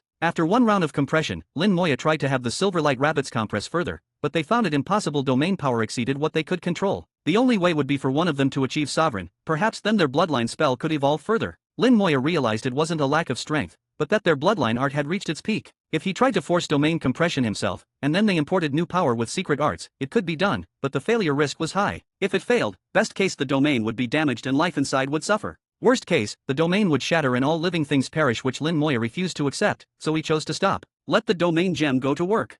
He roused Chaos Gem from a nap. Chaos Gem groggily answered, "Little domain, it's time." The domain gem obeyed, instantly bursting into radiance, light expanding from thin beams to fill the world. Soon, endless light engulfed all 9 domains. It copied all at once, not one by one. In that instant, Lin Moya felt his soul power drain fast. The domain gem drew deeply from his soul to copy domains. Luckily, the little tree reacted quickly, pouring soul power in, but its speed couldn't keep up with the drain. Lin Moya asked, "Can you do it one at a time?" Chaos Gem replied, "It's best together, that way the domain clone's power stays balanced. You could create them one by one and balance later with the balance gem, but it's still not as good as controlling it from the start." Chaos Gem was right, and Lin Moyo had no retort. While spending time with his wives, Lin Moyo quietly said, "I need to leave for a while." Ning Yi asked, "Something's happening, isn't it?" Lin Moyo nodded, "It's time." After spending over 500 years with them, they all knew he still had things to handle. They understood, not stopping him, just asking him to be careful. After hugs all around, Lin Moyo departed. He set up a separate space for Ning Yi and the others in Yu God World, with teleportation arrays for traveling anywhere in the world. He also taught them how to use primordial chi, to leave marks on soon-to-be-born life, and how to use these beings to absorb primordial energy. Before, with Lin Moyo around, they hadn't wanted to wander, but now they began acting, seeking out new life and refining primordial chi as he advised. Lin Moya's true body stood at the edge of the domains, merging clones and body as one, his soul power draining at a shocking rate. The little tree replenished him, but even at full speed, it fell behind. So, Lin Moya channeled vast primordial chi into the domain gem to replace some of his soul energy. When all his soul power was gone, Lin Moya decisively detonated himself, achieving rebirth, using this method to refuel his soul. Watching this, Chaos Gem could only murmur, "This guy is just too outrageous.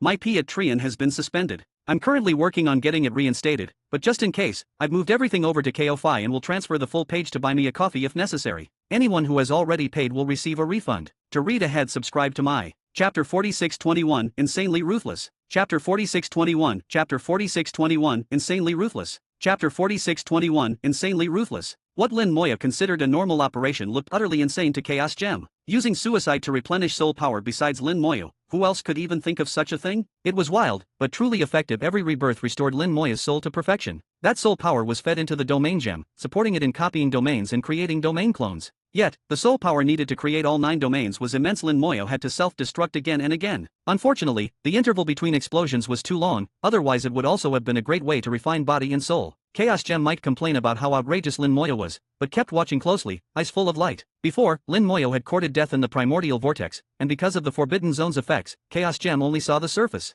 Now, with Lin Moyo right in front, he finally saw details he'd missed. This talent, it's linked to time. He realized Lin Moya's resurrection restored him to the nearest, strongest state he'd had before death. But it wasn't just that, otherwise it'd be like a time crystal, and he thought it was more complicated. Keep watching. After observing his rebirth hundreds of times, he made a new discovery. Not just restoring to a certain time, it uses that moment as a template. This template can be traced endlessly, slicing time into countless nodes and searching across different times and spaces for master's best state and using it as a recovery target. When enough deaths accumulate, there's even an enhancement effect. How can any talent be this defiant of nature? This is totally abnormal.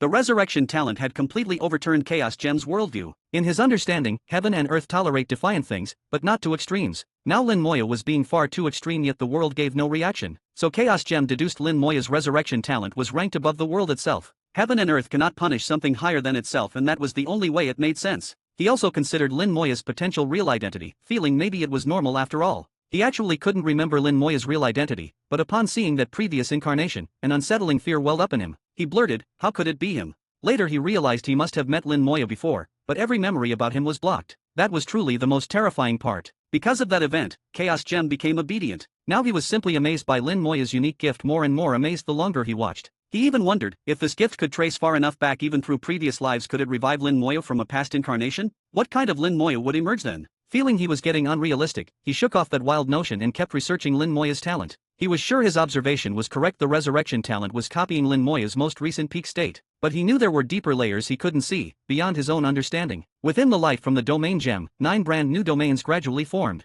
Though slightly smaller than the originals, they looked almost identical. The aura was almost the same. The 9 domains were like twins. Their aura was so similar that you couldn't tell the difference without opening your eyes. The real 9 domains, on the other hand, each had their own unique aura. To accomplish Lin Moya's plan, the domain gem made some adjustments. These clones were built using Lin Moya's soul power and primordial chi, without borrowing the real domain's power, leaving the originals untouched. Over the whole process, Lin Moya was reborn nearly 1,000 times. He noticed Chaos Gem's strange look. "Is something up?" Chaos Gem grinned. "I was studying your talent during the resurrection." "Find anything?" "A few things, but not the root cause. It's probably time related." Lin Moya said, "I know. It brings me back to the nearest, strongest moment before death." Chaos Gem was surprised. "So you knew?"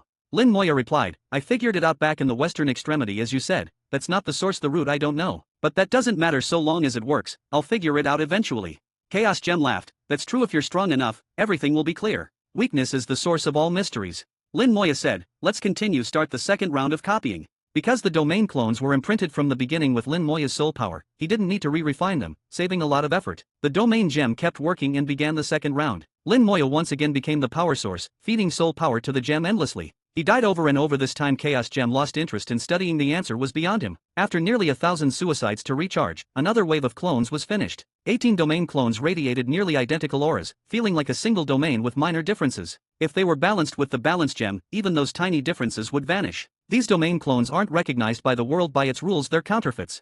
But in fact, they truly exist, able to hold DAOs and nurture life. The loophole existed because the Calamity Scepter had already transcended the world, allowing this bug to exist. Lin Moya exploited this loophole, repeatedly copying domains, limited only by quantity. It's impossible to copy more than 9 clones per domain. Third round, fourth round, ninth round. In exchange for nearly 10,000 rebirths, Lin Moya finished 9 rounds and created 81 domain clones. The sight would frighten any sovereign to death. Chaos Gem could only shake his head and mutter, "Insanely ruthless."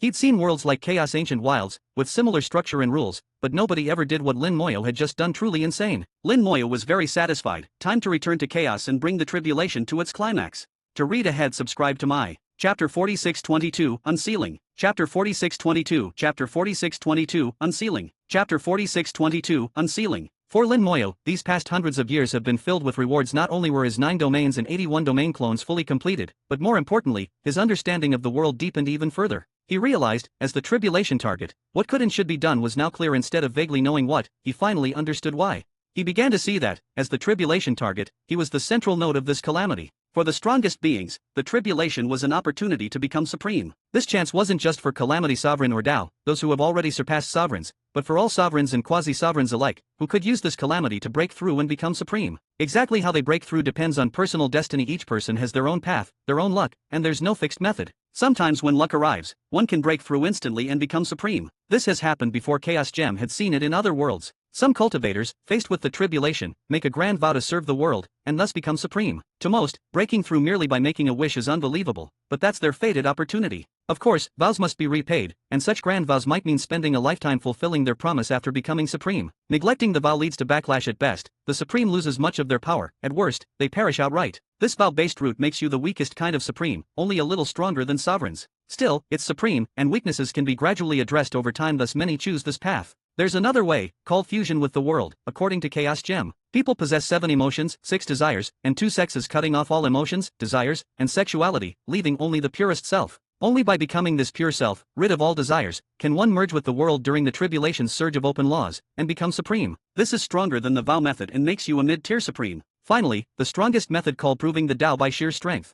Fight on, kill on, battle all rivals to the summit, use overwhelming power to force open the world's gate and ascend, becoming supreme. Supremes born by this method are the strongest among their peers, often even stronger than those from higher worlds who used lesser means. This is known as the top-tier approach. After hearing Chaos Gem's explanation, Lin Moyo understood. Vow-based supremes remain below the world. Fusing with world supremes become equals to the world. Strength-proving supremes stand above the world. All supremes can refine the world, becoming its master, but there are ranks even among them. Lin Moyo knew the path best suited for him was strength-proving through endless battle, slaughter his way to the top. This approach also suited Lin Mohan. Moreover, Lin Moyo didn't want to be just supreme of Chaos Ancient Wilds, he already had Yu-God World, and was its master. When Yu-God World faces its first life or death calamity, as long as Lin Moya's strength is good enough, he can become supreme in one stroke. This way, he'd be even stronger than the top-tier approach. Chaos Gem said only the legendary Patsang Emperor managed this in any world, and it made him invincible, crushing all other supremes. But the timing for Patsang Emperor's supreme breakthrough was at the end of the life and death calamity. Lin Moyo thinks earlier is better. If he could break through right as Yu-God World becomes a thriving world, he could control the tribulation itself and get even stronger. Supreme's cap also depends on the world's strength. Yu-God World is extremely powerful according to Chaos Gem, it might be beyond the 6 rounds, even reaching 7 rounds level. If Lin Moyo succeeds, he could become the very first supreme in a 7-round world, surpassing even Patsang Emperor, and might even reach the ultimate secrets like bringing his body into life forbidden zones, passing through the world's wall, and exploring the deepest mysteries. This is only what Lin Moyo imagines, though right now, as the tribulation target in Chaos Ancient Wilds, he has to fulfill that role first. Big sister, let your little brother help you become supreme. With confidence, Lin Moyo returned to Ancient Wilds with his domains from Yu-God World. 90 domains appearing at once, rocking all Ancient Wilds. World laws swept over the domains. 9 were the original domains of Ancient Wilds, only left for a time, and world laws don't care why you leave or return, only that you're back. As for the 81 domain clones, world laws swept over them too, but since they weren't true domains in Ancient Wilds, the rules ignored them. This was exactly what Lin Moyo wanted. If the world did recognize them, it would ruin his plan. Lin Moyo shouted, "It begins."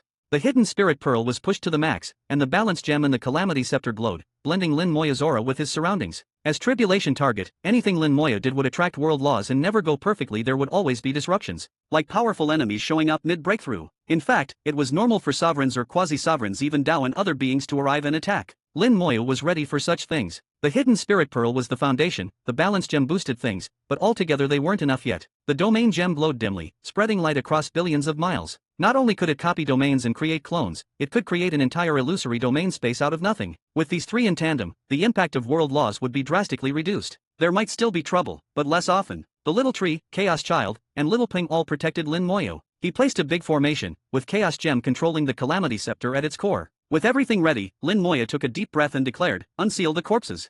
To read ahead, subscribe to my Chapter 4623, Touching the Bottom Line of World Laws. Chapter 4623, Chapter 4623, Touching the Bottom Line of World Laws. Chapter 4623, Touching the Bottom Line of World Laws. The deafening roar shook the space, as terrifying physical energy burst from Lin Moyo, almost instantly threatening to break through all the isolation methods he'd established. When Lin Moyo ascended to Chaos Realm, he achieved tenfold power ascension. His power became against the heavens, never before seen in Chaos Ancient Wilds. At the time, most of that power was sealed, lest Dao detected him. He had been too weak, so he had to seal most of his strength. But now, the seal was lifted, and all his power surged out like a wild beast awakening. Lin Moyo could clearly sense that with the removal of the seal, the surge of previously hidden power made his foundation even firmer. His physical body and soul, already at the peak limit, inched forward just a bit more. Though seemingly tiny, this progress caused a crack in the bottleneck he'd been stuck at. Lin Moyo was stunned. His physical body and soul were already at the sovereign limit. If he moved forward just a step further, he'd break through the ceiling and reach the supreme level. Even if his realm didn't change, he'd be able to rival Dao and Calamity Sovereign. This doesn't seem reasonable. Indeed, it wasn't. He'd broken through world laws. But thinking about it, being a tenfold ascension abnormality meant few things he did were reasonable. What he was about to do was even less reasonable. The very moment his body and soul broke through, Lin Moyo felt world laws to send a threefold warning. Lin Moyo smiled at this. So I've broken the bottom line? So what? Deep inside, he knew world laws couldn't truly threaten him. Besides the warning, the most they could do was speed up the Great Tribulation or cause more troubles. With his preparations, unless Dao itself came, even a sovereign wouldn't be able to trouble him for quite some time. His setup was enough to block sovereigns for a while, and the world didn't know just how strong his body and soul were if provoked. Not even sovereigns would escape his wrath. Quickly, Lin Moyo sensed the tribulation speeding up as the seal was fully lifted. The process of the tribulation accelerated, and world laws thickened. The hidden spirit pearl's effects were greatly weakened under this pressure. Fortunately, the balance gem and domain gem were high level enough to resist most of the impact. Still, Lin Moya knew this was only the first step. What came next would definitely draw more interference from world laws. Because he kept breaking world law boundaries, world laws would eventually react against him. But as tribulation target, world laws couldn't stop him, so aside from a warning, they could only aim the tribulation's force at him. With all seals gone, Lin Moya felt the surging blood in his body, his terrifying power becoming even more solid. Bet you never expected I'd do this. Calamity Sovereign had planned his 10 ascensions, but the rest was beyond his expectations. He'd guessed Lin Moya would break through via his exceptional power, catching Dao's attention, and that the two would have to fight to the death. A fierce battle, likely both sides badly hurt, or Lin Moya dying and Dao gravely wounded so Calamity Sovereign could kill Dao and take his place as the strongest. But Calamity Sovereign didn't know there was another hidden player beyond him and Dao.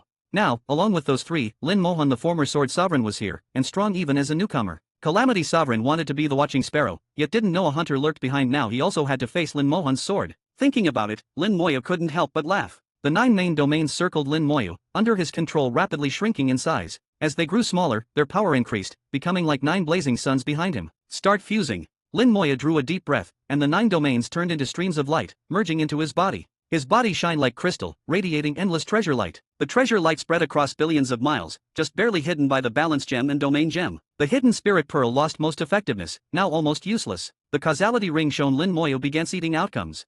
A fruit without a cause. I smoothly advanced to full chaos realm.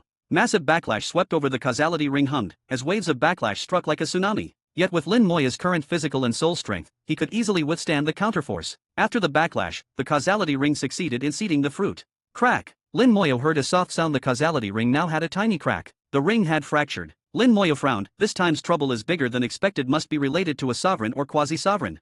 Even the causality ring has a limit, and sovereign level is its upper bound. When outcomes involve this tier, it may get damaged or even break. From how the ring reacted, Lin Moya knew world laws wouldn't let him off easily. But that was fine. The ring hadn't broken, so only a sovereign would come, someone he could handle. He fused the domains with full power, his aura constantly rising, surpassing the normal cap and into perfection. Full Chaos Realm, the highest phase of Chaos Realm, and the foundation before becoming sovereign. Only with this foundation does one qualify to advance to sovereign. 6-fold perfect domain power qualifies a sovereign. With Lin Moya's fused domains, each was equal to 2 perfect domains. He needed only 3 to try for sovereign, but started by merging 9. His first step doubled the requirement and more. The once titled number 1 sovereign, Calamity Sovereign, also merged 9 domains, but Lin Moya's fusion equaled 18. He surpassed all precedent. Fusion went smoothly. 10-fold ascension made it easy to endure the shock. His aura climbed higher and higher, no end in sight. Chaos Gem, guarding the center, sensed the change. The tribulation's progress is accelerating. Master's methods have absolutely touched the world law bottom line. Someone should be arriving soon. Everyone get ready for battle.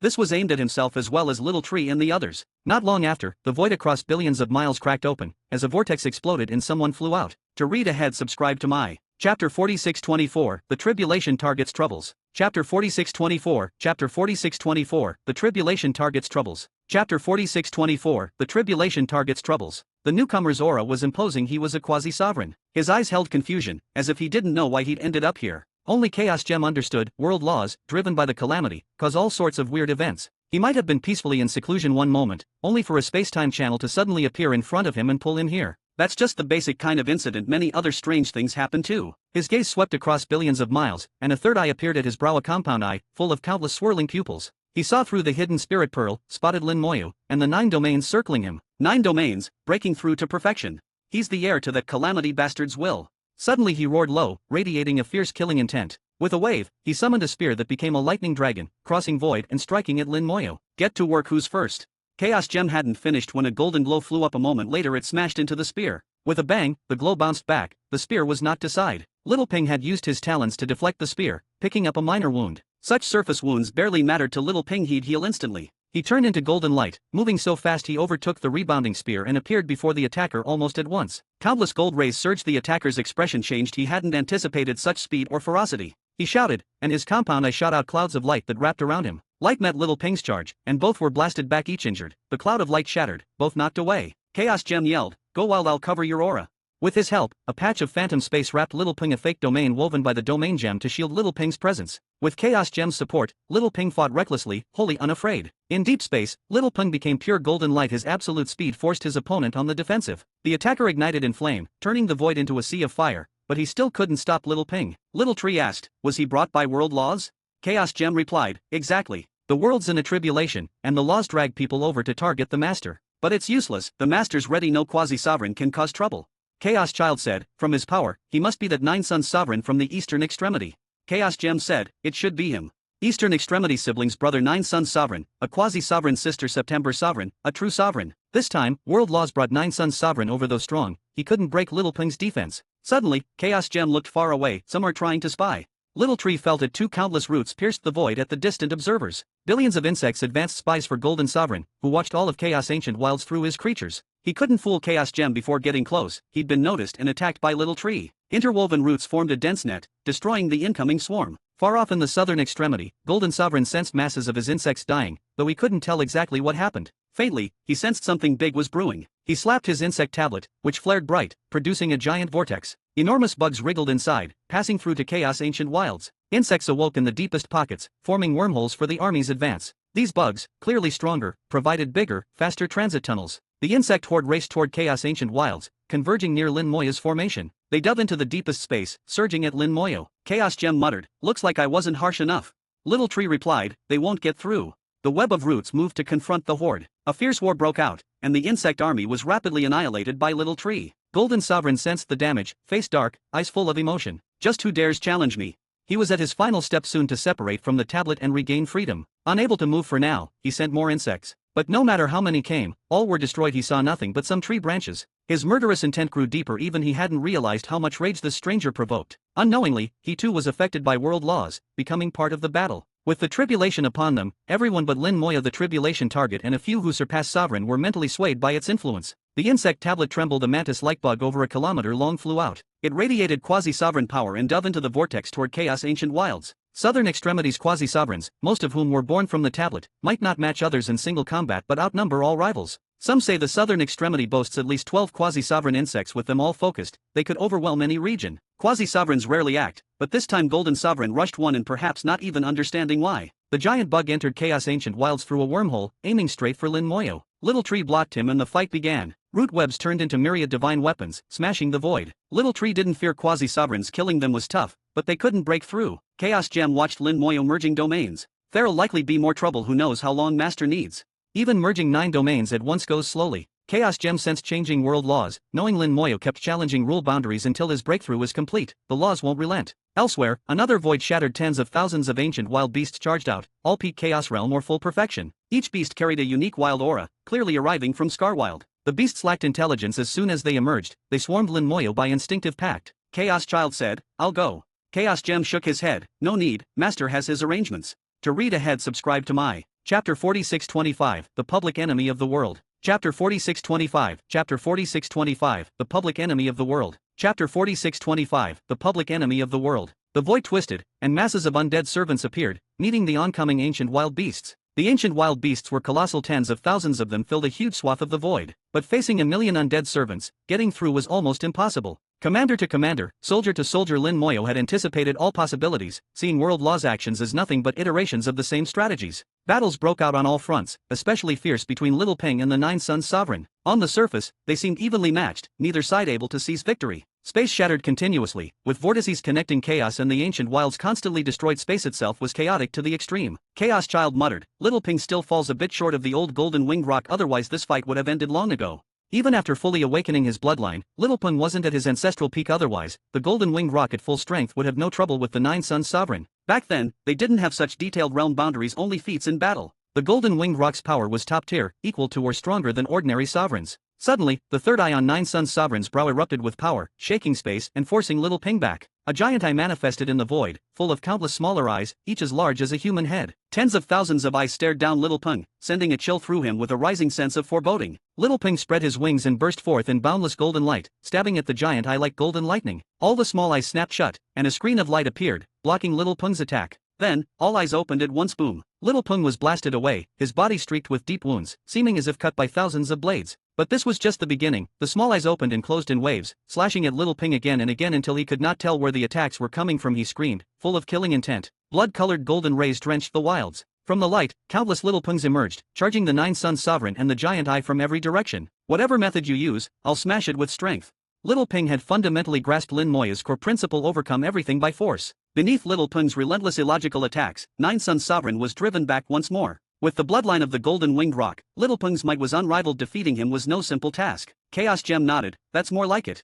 He didn't expect Little Ping to win, just to block the enemy and keep them from advancing. Same with Little Tree against quasi-sovereign insects. Little Tree held his own, not winning or losing, but stalling effectively. The undead servants had gained the upper hand, slaughtering vast numbers of weaker wild beasts, using their overwhelming numbers to suppress them. Time crept by. Lin Moya's aura grew ever stronger, seemingly without end. From this progress, he had long reached peak chaos realm. For someone else, their ascension would be done. For Lin Moya, it had only just begun. Within him, the power of 9 domains fused ever more deeply, their laws interwoven and harmonized. Bridges formed between domains, linking everything together. Though there were 9, they fused into a single domain. Lin Moya would wield the power of all 9, able to command them as one with a single thought. Domain power raged through his body, resonating with flesh and soul, eventually becoming wholly integrated. This process was slow and meticulous, Lin Moya pursuing perfection, progressing with utmost care. Troubles outside didn't worry him. He trusted Chaos Gem, Little Tree, and the others to handle it. His aura increased, again and again brushing against world law's boundaries like a scoundrel, teasing the rules, never truly stepping past, but always flirting with the edge. Chaos Gem could feel the change, the tribulation's speed kept increasing. The way masters baiting world law takes guts. Even though world law lacks will, it remains supreme in a world without supremes. Chaos Gem was 3 parts mocking, feeling Lin Moya was blatantly taunting world law without a shred of respect. Chaos Child, unable to see these things, asked, "What is Master doing?" Chaos Gem replied, "He's goading world law, repeatedly testing its limits. Soon, it'll treat him as a mortal enemy." Chaos Child still didn't understand. What will happen? Chaos Gem said, "As tribulation target, Master is already the calamity's heart, a focus for world law to strike. If he pushes further, the laws will go all out against him, even warping fairness itself." Chaos Child still looked confused. "Can you be more specific?" He hadn't reached that level, so couldn't grasp the implications. Chaos Gem explained, "Simply put, world law will change countless people's perceptions, create endless cause and effect, and make Master the public enemy of the world. It will strip away all his fortune here. Anything he does will run into constant mishaps. All Tao in the world will shut themselves off to him. Cultivation within this world will become nearly impossible. If Master wants to reach sovereign status here, it'll be incredibly hard." At last, Chaos Child understood. World law will really do all this, even though it's not sentient. Chaos Gem said, "There's no consciousness like a mindless bug. If you provoke it over and over, it'll bite back." Chaos Child said, "But Master won't care. Maybe he's doing it on purpose." Chaos Gem sighed, "Yes, he's deliberately provoking the law to load himself with even heavier tribulation. If he succeeds, the tribulation will shift into a new phase. His role as tribulation target will weigh more. Anyone who kills him will gain massive rewards. At that point, becoming supreme might become a certainty. He's entering the game to help Lin Mohan reach supreme." Chaos Gem grasped Lin Moya's intentions. Lin Moya was deliberately upping the stakes, raising his role in the tribulation until he was the world's ultimate adversary on the level of law itself. Not an enemy in the usual sense, but an enemy at the rule level, so anyone who killed him could seize vast rewards and have a more than 90% shot at becoming supreme. Of course, it's not easy to become public enemy. Just taunting the law isn't enough. One has to break its boundaries even further. To read ahead, subscribe to my Chapter 4626, Another Arrangement? Chapter 4626, Chapter 4626, Another Arrangement? Chapter 4626, Another Arrangement? Lin Moya clearly realized he had entered the level of complete chaos realm, and finally understood why it was called complete. It's not just about more power or a change in level. Complete chaos realm is regarded as the foundation for sovereign. This small realm is crucial for becoming sovereign, but the majority do not understand why.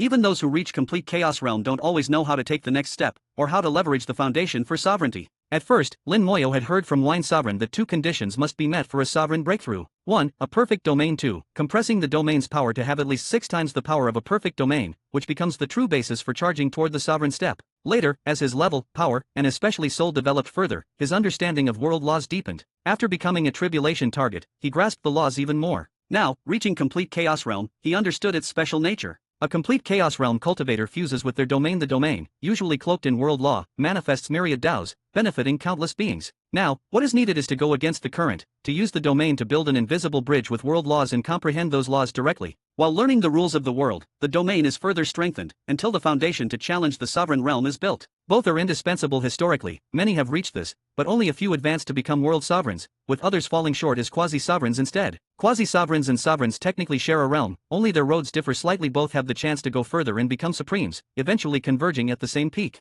Lin Moya's thoughts raced. I am now a tribulation target. World laws both target me and open the way for me. But if I keep pushing the rules limits, I'll gain another role, not only tribulation target, but also public enemy of the world. A tribulation target is already enemy-like, so why not become a true world enemy? When that happens, the world's doors will slam shut for me, my fortune will be stripped away, and almost all living beings here will be motivated for various reasons to target me. If someone kills me, they'll be rewarded by the world, and since the calamity is underway, the road for breakthrough is open. Lin Moya planned simply, not scheming like Calamity Sovereign, but acting cleanly and directly. He'd let this new role become a tidal wave, pushing Lin Mohan, his ally, toward supreme and ultimate mastery of this world. He would put himself in the center, break the rules, gather all the world's fury, stacking public enemy on top of his tribulation roll. Risky, yes, but it was still one of the best methods. If successful, not only could Lin Mohan become supreme and master this world, but Lin Moyo himself could fully cut ties and ascend as God World Lord. Otherwise, so long as this world binds him, he'd never truly break free. The plan was straightforward and effective, striking two birds with one stone. As for how to make the world see him as an enemy, Lin Moyo had long been laying the groundwork. His 9 domains continued to fuse, his aura growing ever stronger. The tenfold ascension had granted Lin Moyo a foundation unmatched in history. Even the strongest sovereign before, Calamity Sovereign, had only undergone 9 ascensions. So merging 9 domains was not the difficult part. What was hard was merging them all at once, all of which had already been compressed so each equal 2 perfect domains. Once fusion finished, it'd be the same as merging 18 perfect domains, hence pushing the world's limits so blatantly. Lin Moyo did just this, over and over, and felt World Law's obvious fury directed at him. Still not enough.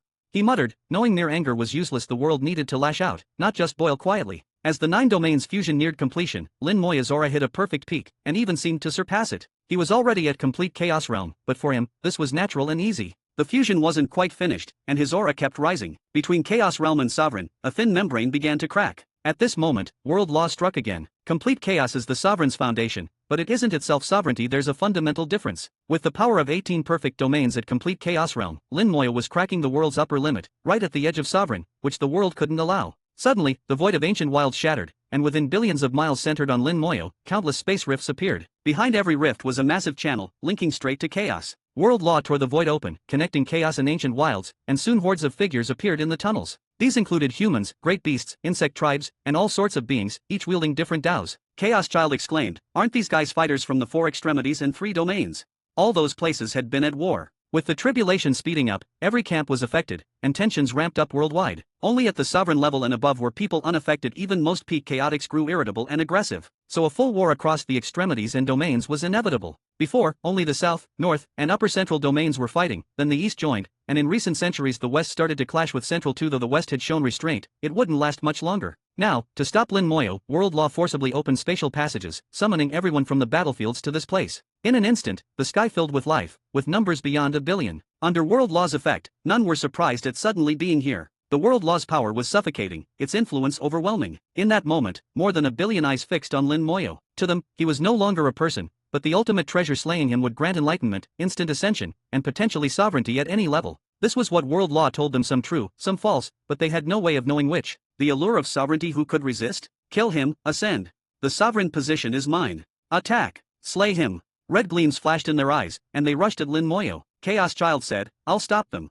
The crowd was massive, but fortunately not many were maximum level chaotics. Chaos Child could block them if he gave it everything. Chaos Gem replied, "No need, Master has a plan." Another plan.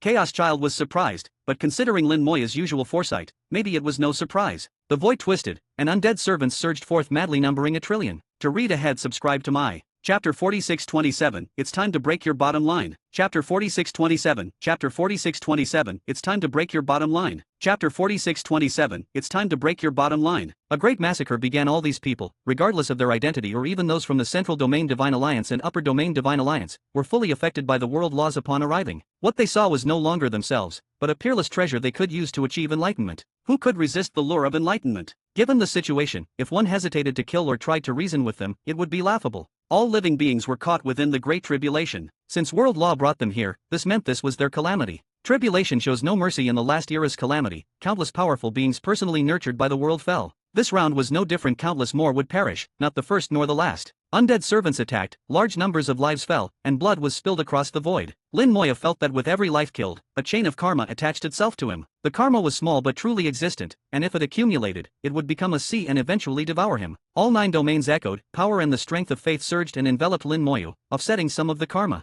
The 9 domains were Lin Moyo's backup. Great power could exempt much karma. In just half a day, most of the beings brought by World Law had been slaughtered. Only a few peak Chaos Realm beings survived, barely able to defend against the undead. Chaos Gem said, "You can act now, wipe them out." Chaos Child laughed, "To deal with them, I barely need to lift a hand." His inner world unfolded, from which emerged a sovereign and a quasi-sovereign. These inner world sovereigns and quasi-sovereigns weren't quite as strong as the true sovereigns of ancient chaos, at best on par with top-tier peak beings, but still more than enough to kill ordinary peak experts. As Chaos Child recovered, he took control of his inner world sovereigns again, beings of his own creation, now revitalized for his use. There were 9 sovereigns and 9 quasi-sovereigns within, all, except for the unique Yi Yanjian, now revived at Lin Moyo's command. Under Chaos Child's orders, the inner world sovereigns began targeted killings. peak powerhouses tried to escape but were entangled by the undead domain. Strength couldn't save them. This world law intervention ended in failure. Lin Moya continued the final fusion of his 9 domains. The fusion was nearing its end, just a step to go. Through his domains, Lin Moya could sense the world laws more clearly than ever. Its secrets unfolded before his eyes. He was not yet the world's public enemy, so as tribulation target, he could still observe the rules deeply. Maybe he wouldn't be able to the next moment, so every second was precious. With 9 perfected, compressed domains as his bridge, aided by the tribulation target status, Lin Moya saw the world law utterly clearly for the first time. No longer a vague sensing, this was true vision. The mysterious, intangible rules appeared before him. This knowledge was invaluable. Someday, he could adapt it for God world. As future lord of that world, if he ever became its supreme, he could control and alter its laws at will. Immense, profound knowledge poured into his soul. Lin Moya absorbed world law like a sponge. Then, countless memories welled up within his cultivation journey, replayed over and over in a flash. He didn't need to make a special effort to remember. The law made his life's path repeat, showing him every detour. Lin Moya had always tried to minimize mistakes, constantly reflecting and correcting himself, but still took many turns. Once, he practiced many Daos, then abandoned all but his immortal Dao, an unnecessary detour. He once pursued so-called Dao divine powers, but rarely used them after obtaining them. Now, illuminated by world law, he saw he'd taken huge detours, and many small ones too. Compared to other cultivators, he'd done better, but it still cost plenty of time and energy. Fortunately, his main path was right, and his latter persistence paid off. World law was like a self-reflecting mirror, showing him his flaws and advising how to walk the future road. Lin Moya smiled with a touch of disdain. "You're teaching me how to live." He wiped away the guidance the laws offered. After all, that wasn't his road. Seeing his past was already a form of compensation. As for the future, he'd go his own way. Fusion of the 9 domains advanced further, and he grazed the barrier between chaos and sovereign once again, the fissure widening, his power rising anew. 1 or 2 more tries and Lin Moya could leap from perfect chaos straight into sovereign. But he didn't attempt the sovereign breakthrough yet. His foundation was solid, but it wasn't the time. World law made no further moves, as if it was used to Lin Moya's provocations. Lin Moya understood he hadn't really broken the bottom line. The rules had tried and failed to intervene, and wouldn't continue endlessly. He had passed the test. "Well, since you're not moving, it's my turn to break your bottom line." Lin Moya smiled and finished the last fusion. The 9 domains fully merged. An immense sun manifested over his head. Within this sun, all 9 domains spun like 9 radiant suns, revolving together. Centered on Lin Moya, the 9 domains became one single, greater, stronger domain, the birth of a 10th domain. He looked at his domain. "This is my domain, tenfold 9 domains. For the world, 9 is the limit. 9 domains are the limit, compressed or not. The law could tolerate 9. But now, Lin Moya forcibly united all 9, hinting at the formation of a 10th. The bottom line was finally broken. World law erupted in anger. Lin Moya sharply felt the rules' warning and fierce displeasure. He chuckled. "Already upset? This is just the start. Your bottom line will soon be utterly shattered." The 81 domain avatars he had prepared moved. One transformed into water and cascaded onto his body. Domain power cycled through and surged into the tenfold 9 domains, making it even stronger, moving even further beyond the limit. World law was provoked. Fury thundered in the heavens. To read ahead, subscribe to my Chapter 4628, Scheming Against the World. Chapter 4628, Chapter 4628, Scheming Against the World. Chapter 4628, Scheming Against the World. The emergence of the tenfold domains had already provoked the fury of the world. According to the rules, 9 domains is the absolute limit, and Lin Moya's method was outright defiance of those laws. However, Lin Moya's approach had a clever twist. He didn't directly fuse 10 domains but instead made himself the center, tying the 9 existing domains into a single entity, thus forming the tenfold domain. This still violated world law and drew its wrath, but not enough to mark Lin Moya as the world's public enemy just yet. Lin Moya knew quite well that if he tried to directly merge 10 domains, then before the fusion was complete, the world itself would strike with its most severe measures. Such a blow could even shatter the fusion entirely and kill every life within those domains. Considering all the risks, he chose the strategy of merging 9 domains first and then uniting them into one. But once the fusion finished and the tenfold 9 domains had fully formed, they no longer fell under the control of world law. Especially noteworthy were the 81 domain avatars beyond the 130 rule of the world. The avatars flowed into the tenfold 9 domains, boosting its strength even further, until world law's rage exploded. Warnings kept coming, but Lin Moya ignored them. One by one, those domain avatars transformed into streams, merging into the tenfold 9 domains, which rapidly grew stronger. 81 domains, each equivalent to a perfect domain, merged in, far exceeding world law's boundaries and nearly smashing those rules to pieces. The domains grew ever stronger, and so did Lin Moya. Even without a change in realm, his strength now far surpassed that of ordinary peak chaos realm. If this kept up, with just his domain power alone without even using body or soul, he would be able to face a quasi-sovereign head-on. If all 81 domain avatars were fully merged, his power would become unfathomable. The world could not allow someone at peak chaos realm whose power exceeds sovereign level to exist and break the rules like this. With warnings ignored, the world finally responded. The great calamity was now underway, and world law could not simply descend heavenly punishment to destroy its target. Especially since Lin Moya was the tribulation target, the pivotal figure who could not be killed outright, or the tribulation itself would collapse, shattering the world entirely. So, the most severe penalty it could deliver now was to mark Lin Moya as public enemy, making everyone a legitimate adversary. Whoever killed him would be rewarded. Lin Moya saw through all this and was maneuvering step by step, forcing the world's hand toward making him the ultimate foe. Yet, he suspected there was another penalty world law might impose before designating him public enemy, and this penalty was exactly what he wanted. So he slowed down his fusion, letting the avatars combust and join one by one, building up the tenfold 9 domains at a steady pace, deliberately giving world law the chance to act. Finally, a wave of energy descended. Lin Moya felt his bloodline roar, his power slightly suppressed, some of it vanishing into the void. World law must maintain at least basic fairness. His power wouldn't simply leak away for nothing. Lin Moya felt bloodline resonance previously. It had vanished after Lin Mohan's return, but now, as punishment from world law, it came back. Lin Moya smiled, exactly what I expected. What he wanted was this result, for world law to revive his bloodline connection, diminishing his own strength with part of that strength flowing to Lin Mohan. As Lin Mohan had only recently broken through, her power still lagged below the level of Tao and Calamity Sovereign. The bloodline resonance had faded and made it hard for Lin Moya to help her directly. Now, thanks to world law's penalty, the resonance restarted, letting Lin Moya help Lin Mohan by letting the law suppress him and channel some of his strength to her. This way, his plan to propel Lin Mohan to Supreme would work even better. After all, some things she needed to do herself, and he could only push, not drag her straight to the peak. The bloodline resonance persisted, and Lin Moya's power kept dropping, though he was unconcerned. His own path was different. Realm classification in the ancient Chaos Wilds meant little to him. Realm titles were just names, sometimes unrelated to real power. His true foundation was his body and soul domain, and Tao were secondary. Besides, only a few domain avatars had been merged so far, and there was much more to come. The resonance wouldn't last long. Lin Moya estimated that after fusing 18 avatars, world law would enter the next stage of punishment. In chaos, Lin Mohan, stabilizing her realm in a separate space, suddenly opened her eyes. Her aura jumped, bloodline resonance appeared. She looked into the distance, connected. Across all ancient Chaos Wilds, only Lin Moya could accomplish this. Even though she couldn't see or understand the method, it didn't matter. No words were needed between siblings. Lin Moya was doing this for her. She absorbed and digested it to her benefit. Her aura surged, boundless power flowed, and what would have taken hundreds of years to stabilize happened in minutes. As her power grew, Lin Mohan adapted to her new realm and deepened her understanding of Sword Tao and its place in the world. Lin Moya ignored the resonance, continuing to fuse domain avatars. When the 17th avatar finished, the resonance faded fast and ended immediately. World law seemed to realize this penalty was useless for Lin Moya. If it went on any longer, he wouldn't weaken, but Lin Mohan would strengthen even further. With Lin Mohan one step away from Supreme, world law couldn't allow that before full calamity broke out.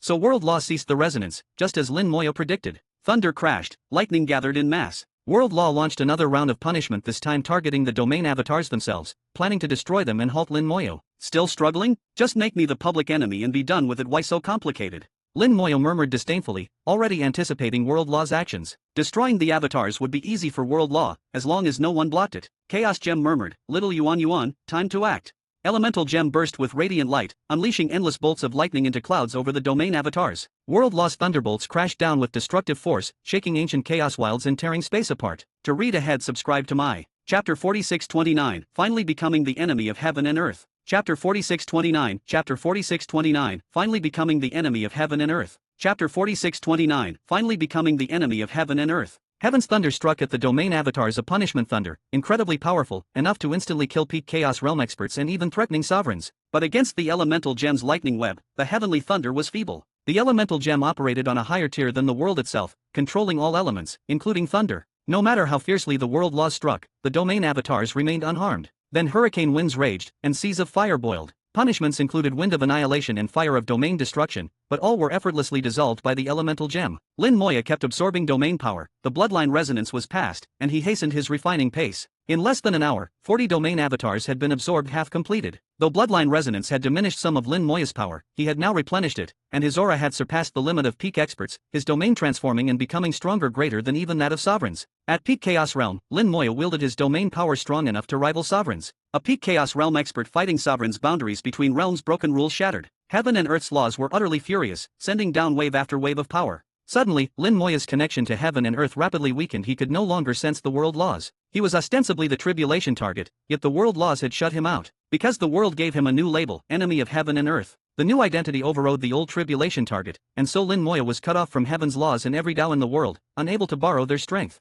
His realm also became fixed at peak Chaos Realm, unable to break through further. This was the result Lin Moya sought. He had planned for it. His schemes weren't as intricate or far-reaching as Calamity Sovereign's, but his target had always been Calamity Sovereign. While Calamity Sovereign schemed against others, Lin Moya schemed against the world itself, a completely different horizon. In this, Calamity Sovereign lost utterly. Finally, the enemy of the world. All Tao's gone, world laws cut off. Now I can finally examine my own Tao in peace. Lin Moya betrayed no concern. Becoming the public enemy brought only benefits. He knew his own situation. His immortal Dao didn't belong to this world, but only to himself. Previously, the interfering Daos of the world made it impossible for him to see his immortal Dao clearly. With growing cultivation, increasing power, and advanced realm, the immortal Dao lost its presence, overshadowed by his powerful flesh and soul, his worldfire, and calamity staff. But he never forgot that his immortal Dao was his foundation. The others were mere external aids. Now, uninterrupted by any interference, he could fully comprehend his immortal Dao for the first time. This was the first benefit of becoming the world's enemy. Another was that his techniques could finally break free of the world's restrictions, reach true sublimation. This breakthrough, using the tribulation target identity in tenfold 9 domains, allowed Lin Moya to scrutinize the world's laws, not only to review his own errors and clarify his future, but also to probe his own techniques. His techniques were powerful but had reached the imposed limits of world law. Even breaking into sovereign wouldn't make them stronger.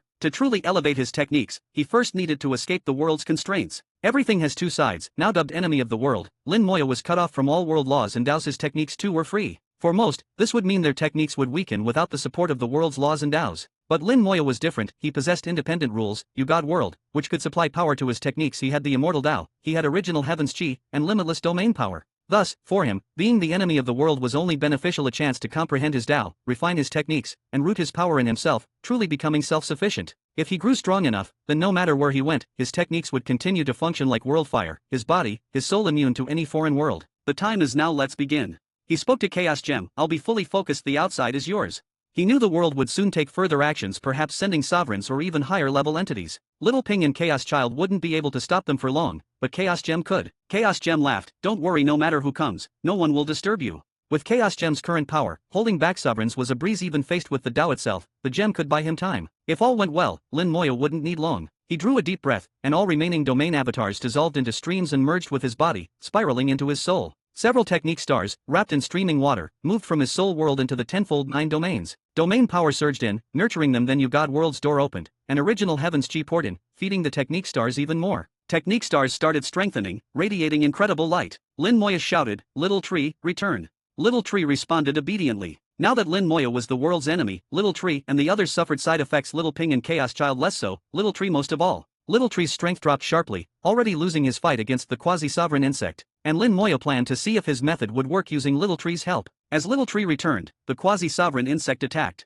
Arrays roared as Chaos Gem controlled them. Get back. The Soul Gem blazed and sent shockwaves that forced the insect expert into retreat. So powerful, its attacks inspired terror in all rivals. Little Tree entered Lin Moya's soul world, following the stream into the tenfold 9 domains, basking in domain power, bathed in original heaven's chi. Lin Moya murmured, build a new true spirit imprint in God world, and cut off the imprint in ancient chaos wilds. To read ahead, subscribe to my ko-fi.com/translate Toki. Only join if you want to. Chapter 4630, Breaking Away from Heaven and Earth. Chapter 4630, Chapter 4630, Breaking Away from Heaven and Earth. Chapter 4630, Breaking Away from Heaven and Earth. Little Tree was born in ancient chaos wilds, nurtured by the world itself. Its true spirit mark remained in ancient chaos wilds. Not only Little Tree, but also Little Ping and Chaos Child were like this. Lin Moya alone came from another domain. His true spirit mark existed in the origin continent, and after becoming its lord, he reclaimed his mark. The true spirit mark is a stamp of existence in this world. If destroyed, the world's laws will erase that being entirely. This is a rule even supremes cannot escape. Normally, the mark is hidden within world laws, invisible and untouchable. When supremes refine and gain mastery over a world, they retrieve those marks from the rules and control them personally, which lets them dictate life and death. To truly break free from ancient chaos wilds, there are two ways. 1. Find your own true spirit mark within the world's laws and reclaim it as Lin Moya did. 2. Sever all connection with that mark and simultaneously leave a new mark in another world.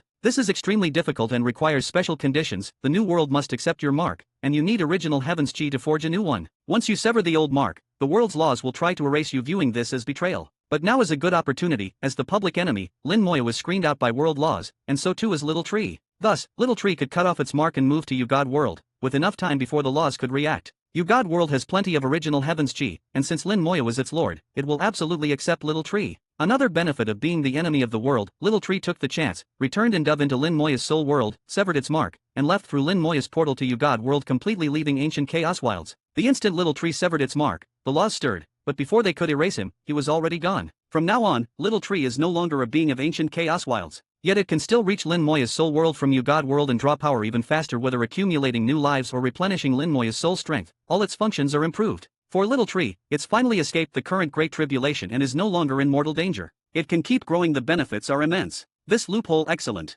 Lin Moya smiled. He had exploited a flaw in heaven's laws. Chaos Gem said, no matter how strict, the world's laws still have many loopholes. Look close and you'll always find them. Lin Moya laughed, right where there's a will, there's a way. Every rule has two sides. Now that Little Tree is gone, some things won't be so easy. With Little Tree gone from ancient Chaos Wilds, it can still help Lin Moya, but can no longer act directly within that world. Tasks like finding wormholes or traversing space-time channels must be handled by Lin Moya himself now. But alternatives exist. It's not a major setback, just a bit more troublesome. Next would be Little Ping and Chaos Child, but Lin Moya wasn't in a hurry. His spells were evolving, and not all his allies were screened out by the laws yet, so he'd need different methods for them to break free. At this moment, his techniques were transforming under the vast domain power. Lin Moya did not hesitate to direct massive amounts of original Heaven's Chi into his technique stars, helping them evolve. Original Heaven's Chi, the wondrous breath born at the start of a universe, can nurture life and refine Tao's. Its uses are limitless. Right now, it was catalyzing the sublimation of spells. Most critically, Original Heaven's Chi is highly versatile. The breath from the birth of ancient Chaos Wilds is not essentially different from that of God World, so God World's breath works just fine in ancient Chaos Wilds, not rejected at all. The world's laws screening out Lin Moya meant weaker constraints on his techniques, so now he could use the opening to complete their sublimation. He would fundamentally shift his spells to depend not on laws but on a new anchor.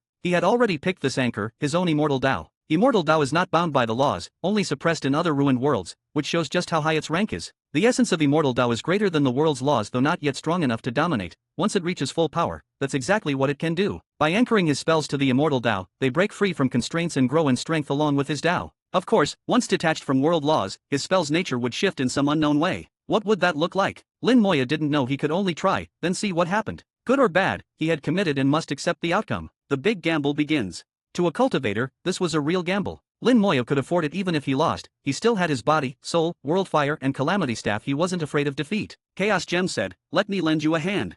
With a hint of pride, it waved its little hand, and the calamity staff burst into brilliance. The soul, element, balance, and domain stones all glowed, sending forth strange powers that wound around the staff, for lines merging into Chaos Gem itself. With this, the entire calamity staff shone, for stone powers weaving a mystical pattern. Lin Moya had never seen it like this. Chaos Gem took in the power of all four stones and sprayed a small breath, which transformed into wisps, settling on the evolving technique stars. In that instant, the technique stars blazed, the breath acting as a catalyst, sparking the original chi and domain power into a collective frenzy. An indescribable aura emanated from the technique stars. Cracks appeared across the stars, and after several minutes, they exploded with a pop. Technique stars shattered into numberless fragments, and in that moment, all undead servants vanished. Lin Moya did not panic. He knew the spells endured. Fragments did not dissipate, but under the wrapping of domain and original chi, began swirling back together, releasing even greater power. Break and reform. Lin Moya chanted softly, eyes clear. He knew the coming events might overturn everything he knew. To read ahead, subscribe to my ko-fi.com/translate Toki. Only join if you want to. Chapter 4631, Chaos Energy. Chapter 4631, Chapter 4631, Chaos Energy. Chapter 4631, Chaos Energy. The spells were reorganizing, and Lin Moya wasn't sure what they would finally become, but he was confident they would only improve. At that moment, every technique he possessed vanished from sight, caught in transformation, waiting for the final rebirth. Lin Moya was curious. What did you give me? He knew the breath expelled by the Chaos Gem must be remarkable. Chaos Gem replied, this is Chaos Energy, my source energy, higher in rank than the original Heaven's Chi. I made it your foundation, one of your core roots. It can't instantly boost your spell's power, but it will elevate their quality and give them greater future potential.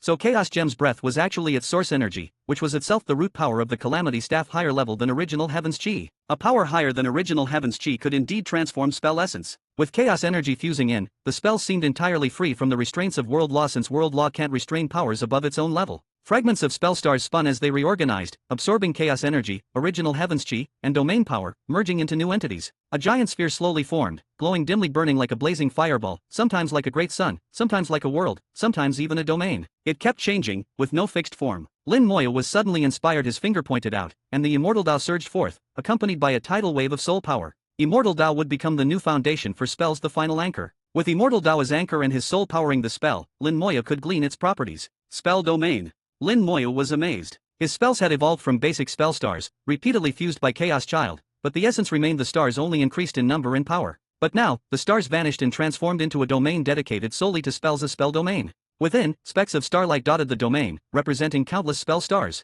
All spells merged into the spell domain, becoming formless, and each star now reflected the strength of a spell. The more stars, the stronger the spell. Any spell could draw power from these stars, which fused the Immortal Tao, original Heaven's Chi, domain force, soul power, and chaos energy. This fusion of powers greatly expanded the spell domain's capacity. Chaos energy enhanced its essence, Immortal Tao became the anchor, original Heaven's Chi gave the spell domain evolutionary power, and domain power provided core support. Everything was in perfect harmony. The spell domain continued evolving, not yet fully formed, as more stars lit up. Lin Moyo kept pouring soul power to light more spell stars. Judging by the consumption, the spell domain had utterly surpassed the old spell stars and reached a whole new level. Now, the spell domain existed above the world and time, it might even surpass world law, holding infinite possibility for the future. Lin Moya smiled, waiting for the spell domain's final completion. Then, his soul heard angry howls and murderous intent rushing toward him. With spells gone and undead servants vanished, those who hadn't yet died now attacked Lin Moya, though fewer than 1% remained, just a few tens of thousands, but many of them were peak powerhouses. The sovereign and quasi-sovereign sent by Chaos Child couldn't hold back so many at once.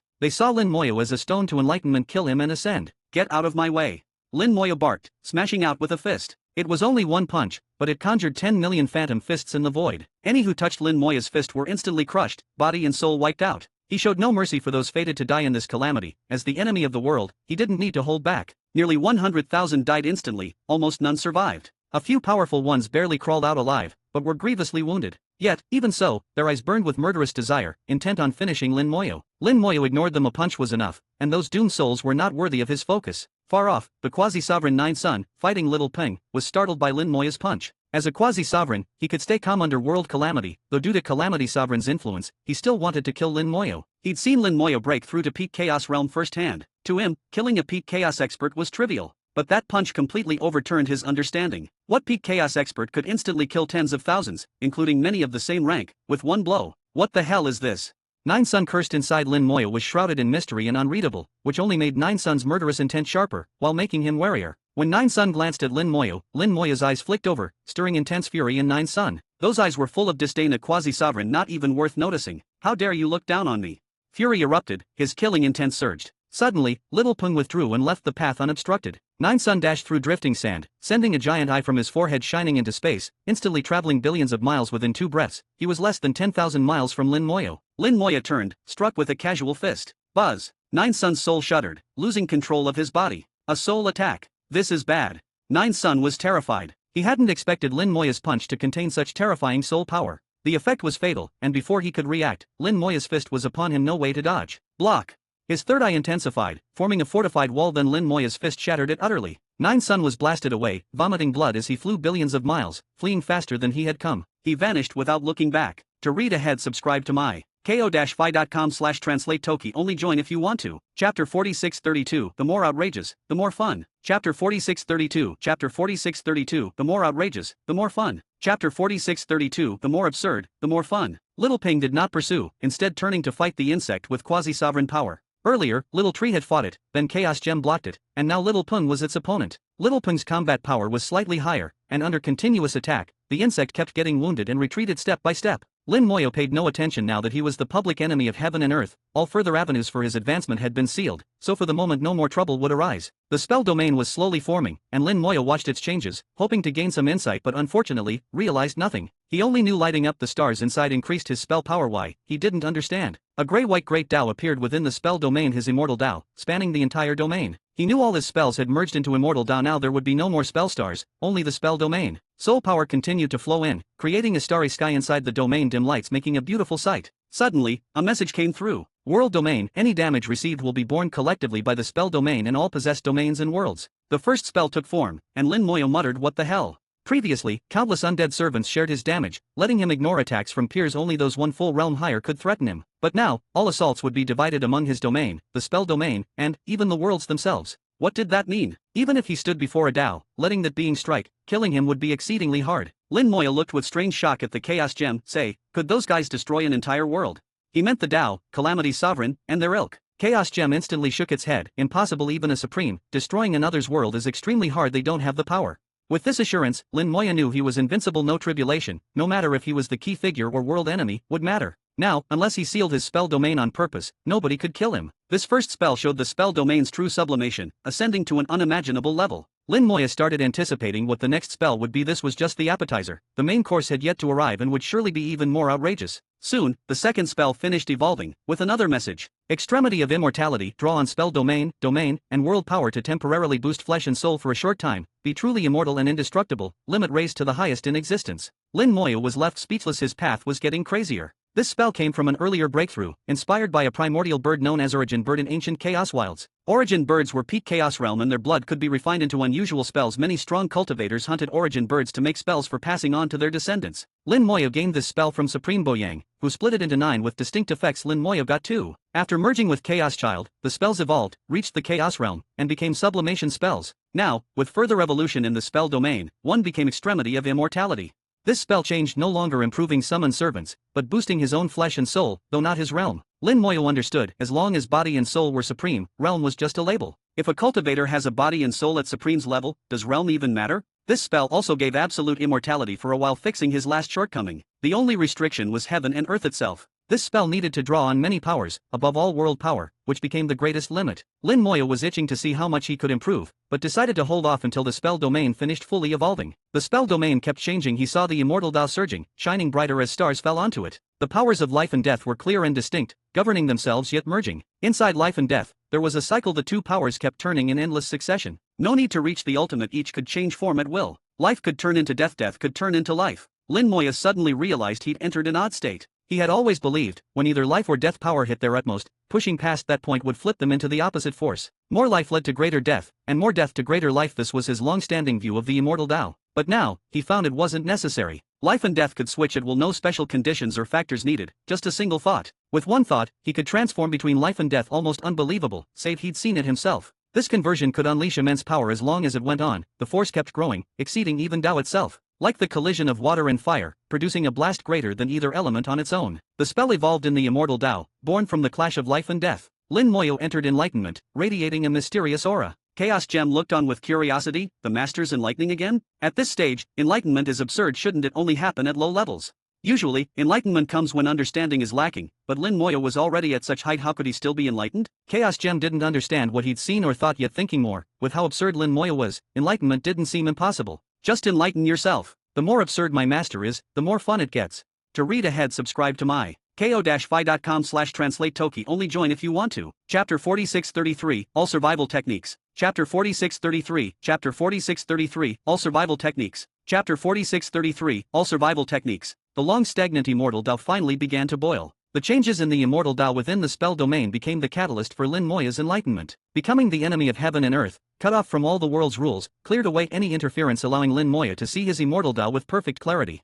His immortal Tao existed only within himself, not within the world or heavens. Every inch of his being brimmed with the immortal Tao's power. He mastered even the smallest trace of it. Life and death should, by rights, be under his sole command, so why should the limit of extremes be necessary to control them? Within his realization, almost like self-hypnosis, Lin Moyo told himself he could utterly master the forces of life and death, penetrate to the deepest essence of the immortal Tao. All his previous understanding was just the surface. Now he turned inward, aiming to understand both life and death, to truly wield life and death at will. Unnoticed, a ring appeared around Lin Moyo, gray and white, spinning perpetually. At first, gray and white were sharply divided without interference, but soon they began to blend and collide, sometimes more white for life, sometimes more gray for death. White turned gray turned white. They kept changing, colliding, unleashing astonishing power. The life and death ring, forged from the Tao, spun about Lin Moyo, its radiance warping the void itself. The power of death did not shatter space by force, but withers it. When death was declared, the space itself died and crumbled. This kind of shattering was hard to heal, even for world laws. Afterward, life energy swept across, reviving what had withered and collapsed, restoring the space to perfect health. The parts touched by life force became especially stable, starkly contrasting nearby void. But in the next breath, the space influenced by life was again shattered, and life and death continued transforming. So the immortal Tao grew quickly in this dance of death and rebirth. Within the gray-white ring, life and death merged completely, each within the other. The switching of life and death occurred entirely at Lin Moyo's whim. His enlightenment didn't last long, barely 10 minutes, but in that time, the immortal Tao grew dozens of times more powerful. Comprehending the Tao works like that, tens of thousands or millions of years without a step, then, upon clarity, growth leaps by 10 or 100. Lin Moyo slowly awoke, muttering, "This is the true use of the immortal Tao, life and death in a thought, controlling both. If I don't wish to die, I am eternal." The immortal Tao could well be termed the life and death Tao, for it brimmed with their combined might. Yet Lin Moyo preferred immortal Tao. If truly mastered, it rendered him deathless and indestructible. If life and death constantly turn into each other, how can one die? Any power strong enough to kill him would just become new vitality. So, it should be called the immortal Tao. This name is more apt than life and death Tao. Controlling life and death is just a side ability. Its real power is guaranteeing survival. Lin Moyo took a deep breath, dispersing the life-death circle, letting it merge into himself. His realm hadn't changed, but he knew he'd be almost impossible to kill now. Any death power just created more life within him. At least in this world, no one could threaten him. Looking back, he realized his first gains from the spell domain's evolution and the immortal Dao's enlightenment were all survival techniques. It was odd, he thought, that someone unafraid of death would constantly gain ways of survival. Yet, that was the amusing truth. Perhaps, not wanting to die is my deepest wish. He shifted his focus back to the spell domain, sensing a new spell about to form. Shortly after, a new message came, his third spell was complete. Heaven-shattering earth-cracking can detonate all things in heaven and earth, unleashing their stored power at once can blend in the life and death Dao, either destroying an enemy or creating something new. Lin Moya was stunned. This spell clearly evolved from Corpse Explosion. Previously, Corpse Explosion slew the living, detonating dead bodies to kill those of equal strength, crushing all resistance. Corpse Explosion had carried him to his present height, its utility enormous. Since acquiring it, Corpse Explosion kept growing stronger, less restricted and more powerful, though its essence never really changed. Now, it had undergone true transformation, maybe its only one ever. Lin Moya sensed that this spell was Corpse Explosion's truest form. Who said explosions could only kill? They could do other things too. For example, the birth of a world springs from a colossal explosion. Now, this spell could blow up anything no longer limited to corpses. Any ownerless treasure, any material, a whole domain, even the remains of a world, could be detonated with this spell. When detonating, he could choose between the force of death or life. Use death, harness destructive might, deadly as always, stronger even than before. Use life, shift life and death, enable healing. If the target is world remains, does that mean this spell can create a world? Lin Moya was shocked, but then found the idea a bit laughable. How could anyone create a world? Even if his idea worked, at best he might revive a dead world, not creation, but resurrection. Of course, even reviving a dead world would need many more unknown conditions. He shared the spell with Chaos Gem. I'd like your opinion. Chaos Gem, who had witnessed many world births and deaths, grew thoughtful. He became serious. I've seen worlds born and die. You're right, every world begins with a vast explosion. I've seen that countless times. It's always been a mystery, a minuscule point, for no apparent reason, suddenly erupts, then the world unfolds. But I've never understood why the point explodes. I've considered countless explanations, like extremes breed reversals, but none are convincing. I just sensed there must be a reason, but I never found it. If you reach the forbidden zone of life, Master, you could try to recreate that process, maybe then you'd understand. It was true, just considering such a thing was premature until he reached the forbidden zone of life. There'll be a chance. To read ahead, subscribe to my ko-fi.com/translate Toki. Only join if you want to. Chapter 4634, What the Supremes Do. Chapter 4634, Chapter 4634, What the Supremes Do. Chapter 4634, What the Supremes Do. There will be a chance. Lin Moya was confident in himself. His existence was utterly unique for all heaven and earth, immortal Dao, world fire, calamity staff, and now his possession of Yu God world all surpassed the level of the world. His uniqueness even exceeded the legendary Lord Putsang. Lord Putsang, after all, only traveled from one world to another, achieving the Dao during the late stage of the very first great cycle of life and death, becoming a supreme and refining a world under his control. He became the Lord before the first batch of living creatures was born, cementing his immense strength. Yet Lin Moya was even earlier as the Lord of a world before the first great calamity cycle had even begun, at the very dawn of creation, before Dao achievement. So his potential future far exceeded Lord Putsang's. Thus, there will be a chance wasn't a mere possibility, but a certainty. The spell domain continued evolving new spells.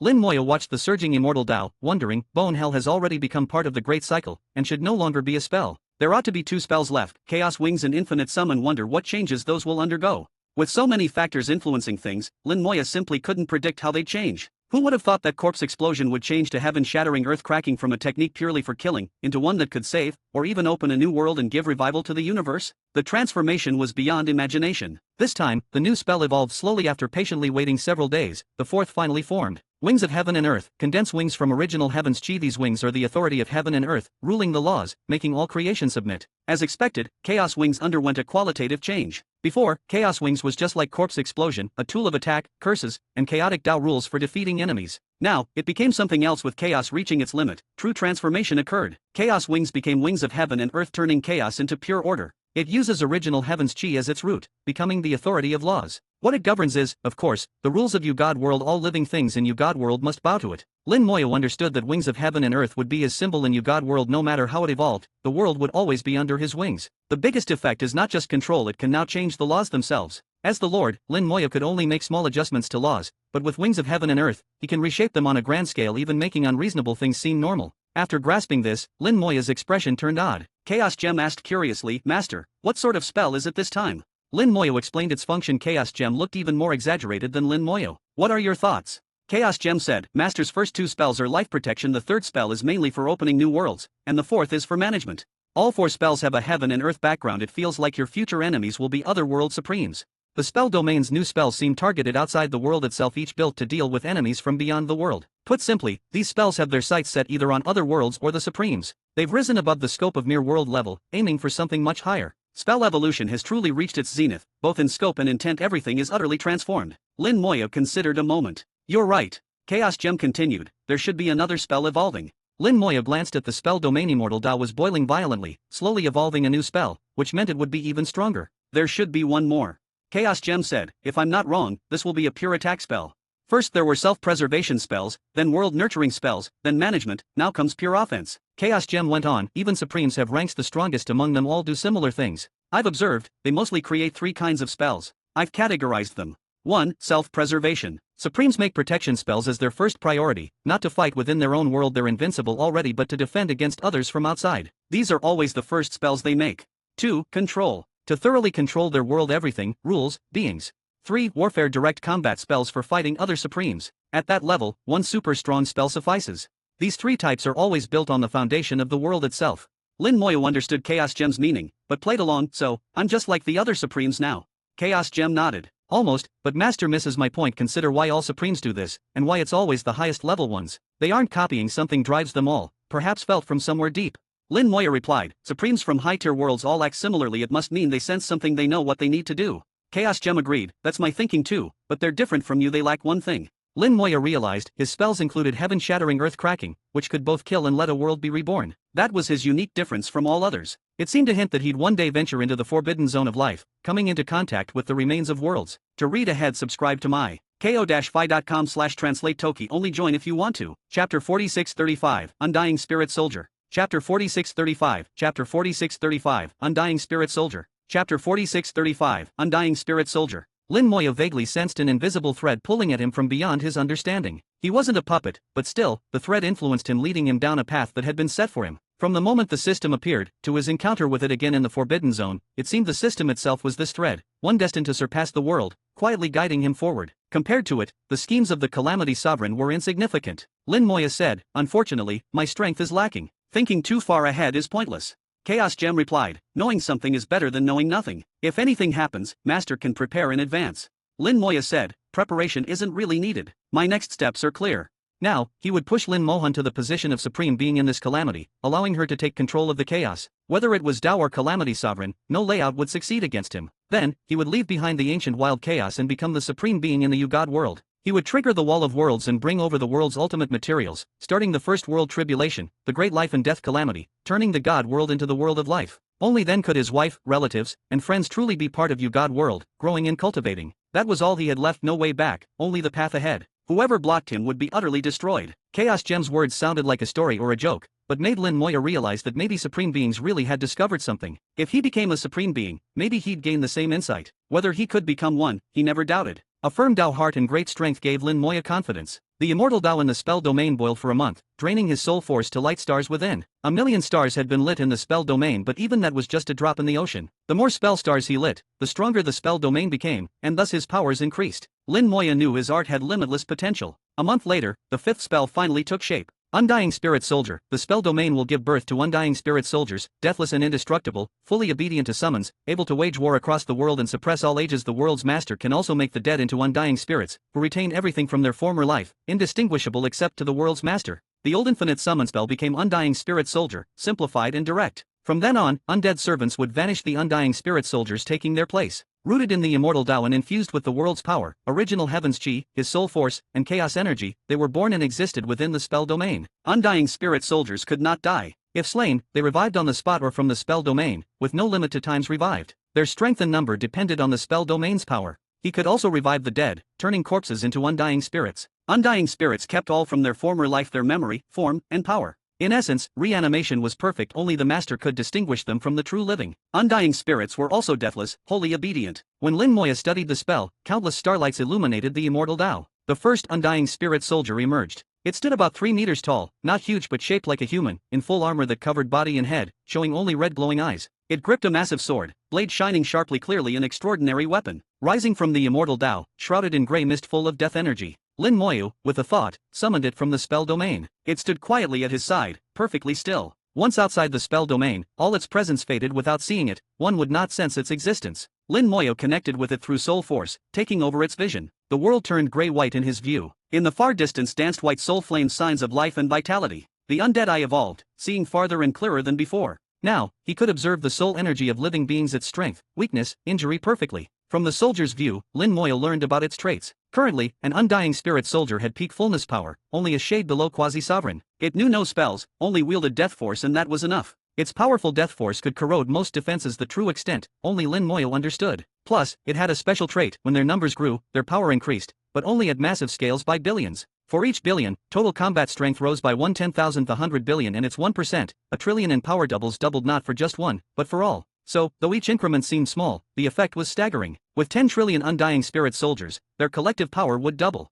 Not quite at quasi-sovereign, but not far off. 10 trillion undying spirit soldiers, all deathless and indestructible, could besiege even sovereigns. And Lin Moya could make limitless undying spirit soldiers, given enough time. Thinking of the numbers of his old undead servants, with enough time, he could challenge every sovereign and quasi-sovereign in chaos single-handedly. Under the light of the stars in the spell domain, undying spirit soldiers kept coming, with no visible limit. Now he had a new mission: fueling the spell domain with soul power, a task long and ongoing, maybe lasting 10,000 years or longer. To that end, he made a soul avatar, linking it to the little tree and the spell domain. Little tree supplied the avatar with soul power, which the avatar then pumped into the spell domain, igniting more stars and boosting the domain's might. Spell domain stopped generating new spells, all were complete. Thinking back, Lin Moya had once wielded dozens of spells, now just 5 remained. But 5 was enough, quality over quantity. Suddenly, Little Tree spoke up: "Master, I feel I'm advancing. Only 3 chapters were released today. To read ahead, subscribe to my ko-fi.com/translate Toki. Only join if you want to." Chapter 4636, a small promotion. Chapter 4636, Chapter 4636, a small promotion.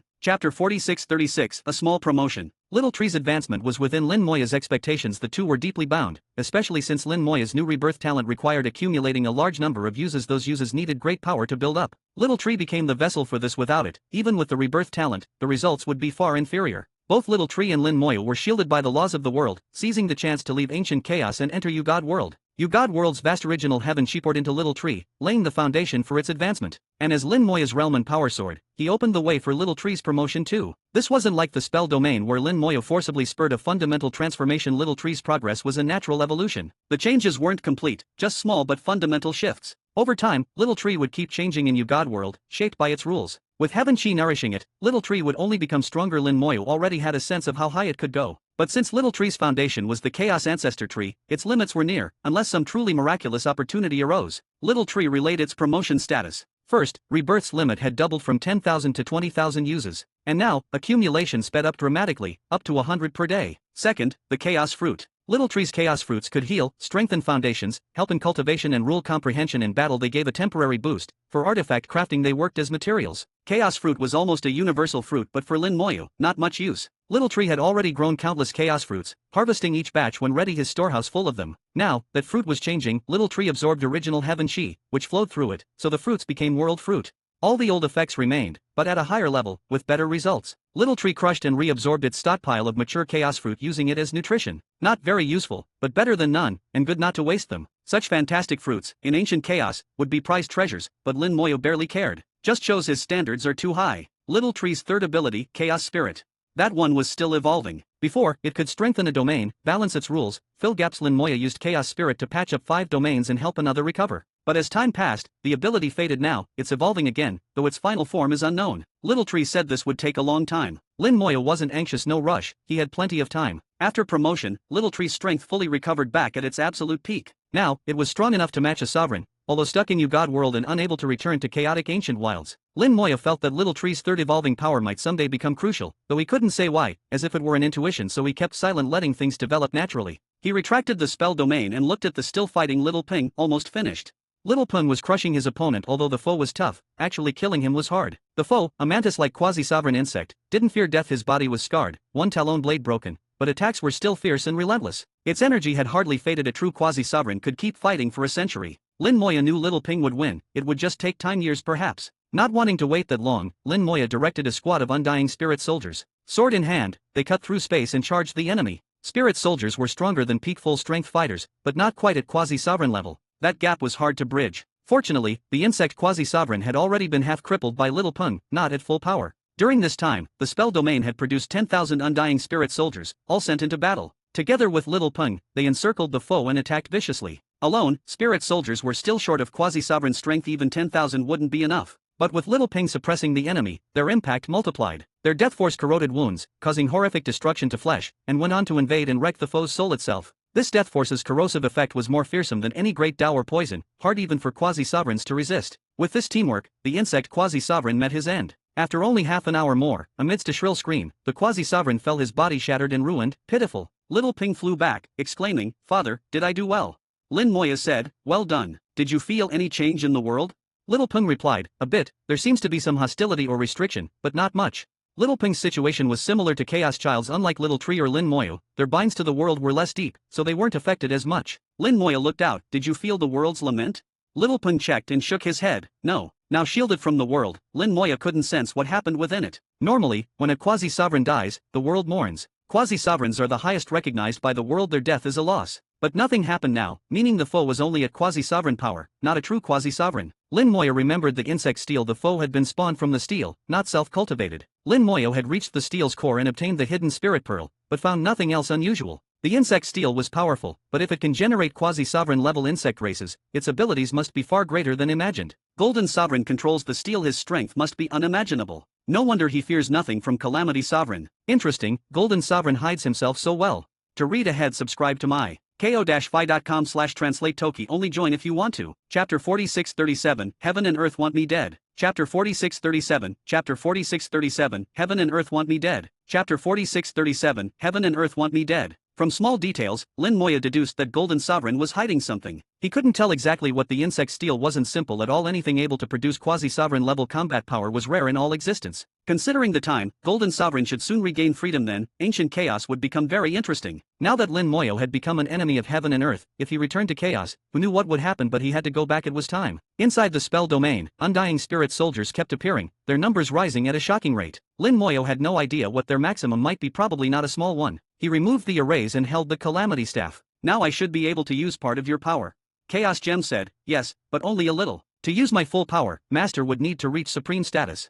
"A little's fine." Lin Moya infused his soul force into the calamity staff, beginning a second refining process. Before, he'd marked it with his soul and nothing more. Now he began true refinement. With success, he could wield some of its strength. He didn't much care for raw power. What mattered were the staff's abilities. It was studded with 5 gems, each holding a unique power. Before, Lin Moya had only scratched the surface. Perhaps now he could go deeper. Refining was slow. Lin Moya could feel his soul gradually infiltrating it. At this rate, it would take a century just to finish initial refinement. The battlefield's shattered space was slowly healing. A series of vortexes from chaos to ancient wilds started forming under the world's laws. But within a 1,000-mile radius of Lin Moya, not a single vortex appeared. The laws shielded and ignored him. Even space itself was altered. Lin Moya laughed lightly and stepped forward, teleporting countless miles to stand before a vortex. His soul power rushed out, forcing its way into the vortex. Reverse. With his will, soul power became a giant hand, spinning the vortex in the opposite direction. The vortex, under the world's rules, should have led from chaos to ancient wilds, but now, he reversed it to go from ancient wilds to chaos. This violated all natural rules. Even a sovereign would trigger a warning, possibly shattering the vortex outright. But Lin Moya was different. Abandoned and shunned by the world's rules, they simply ignored him. So, nothing intervened. He could do as he pleased. The vortex spun backwards, faster, forming a passage. Lin Moya smiled. That's why being rejected by heaven and earth isn't all bad. Others couldn't do this. Chaos Gem said, "Master, when you return to chaos, everyone might be your enemy." Lin Moya said, "The tribulation is in full swing. Those who seek death now are destined for it. You've seen enough tribulations to know how many die in each one. Any world, aside from the life and death calamity, a single round of tribulation will kill at least half its living creatures, or even end an era and start a new one. The tribulation targets every living soul. None can escape." Lin Moya wouldn't kill without reason, not bloodthirsty, but if you courted death, he wouldn't go easy. Chaos Gem asked, "The last array, will Master refine it too?" Lin Moya smiled, "Let's take it slow. I'm in no rush. Let him wait." The 12 arrays in Calamity Sovereign's plan weren't only for facing Tao. There must be other uses, and not good ones. It was something Calamity Sovereign himself didn't want to do. Since that was the case, Lin Moya felt no need to hurry. He held the upper hand and could take his time. The vortex stabilized. Lin Moya stepped in and entered the array. He followed the space passage, journeying from ancient wilds to chaos. It was a lengthy trip, days even for a space tunnel. But here, time was confused. Days passed in an instant. Thunder roared, and soon endless lightning filled his view, striking from outside the tunnel. The space passage shattered and Lin Moya fell into the void. "That's the rules of heaven and earth, breaking the space passage," said Chaos Gem.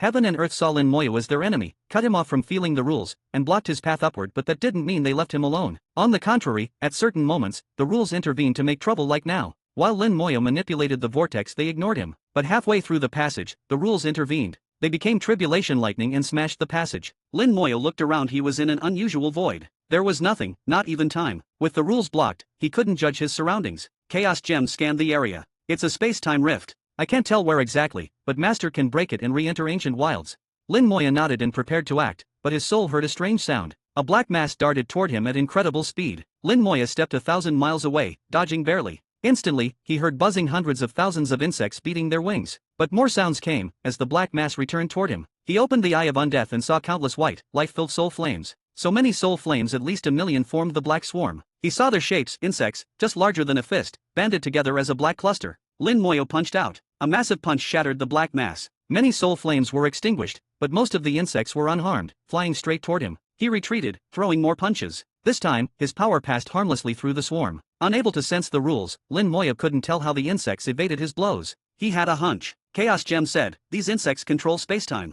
Suddenly, Lin Moya realized these were the shadow bugs, killers of peak full power beings, and in enough numbers, even sovereigns had to flee. Heaven and earth broke the passage to send the shadow bugs against him. As their enemy, Lin Moya was now more than a mere tribulation participant. Heaven and earth were determined to end him. To read ahead, subscribe to my ko-fi.com/translate Toki. Only join if you want to. Chapter 4638, Shadow Bug Queen. Chapter 4638, Chapter 4638, Shadow Bug Queen. Chapter 4638, Shadow Bug Queen. It's the shadow bugs. Both Chaos Child and Little Pun let out a cry at the same time. It wasn't surprising that Chaos Child recognized them, but even Little Pun recognized them. Although Little Ping had awakened the Golden Wing Pun bloodline and inherited some of its secret arts, the actual memories passed down to him were not many. Unexpectedly, he could recognize the shadow bugs at a glance, which meant the Golden Wing Ping had once fought them, and the encounter made such a deep impression that it was etched into his bloodline, unforgettable for all eternity. Shadow bugs are terrifying creatures born from the cosmos itself. As long as they reach a certain scale, even sovereigns have to avoid them. Luckily, they aren't intelligent, otherwise, they'd dominate a share of the world. Normal attacks are useless on shadow bugs. They traverse different layers of spacetime, so although they look like they're here, they aren't. The instant power sweeps over them, they shift into another dimension and evade all harm. Unless Lin Moya's attacks could pierce every plane of spacetime, he couldn't hurt them. They ignore all attacks and wield spacetime power themselves. Their own attacks are incredibly powerful and nearly flawless. But nothing is perfect within the world, though beyond it, who knows? Within this cosmos, certainly not. Everything has two sides. The shadow bug's weakness is the soul. Lin Moya had thought before, during his first brush with these bugs, about how to defeat them. There were many ways, but the simplest was the flame of world annihilation. Their souls are weak. This fire can overcome them. They can skip through spacetime, so brief soul attacks won't work, but sustained ones are different. As the shadow bugs swarmed in, Lin Moya made no move to dodge, letting them close in. At the instant they launched their attack, the flame of world annihilation burst out, turning billions of miles of void into a sea of fire. There were no screams. Countless shadow bugs perished in an instant, reduced to dust. Lin Moya smiled slightly. This was as he expected. When attacking, shadow bugs must enter the present spacetime. This was the perfect moment to kill them. The window was brief, but enough. Their souls were weak. On touching the flame of world annihilation, they were instantly burned to ash.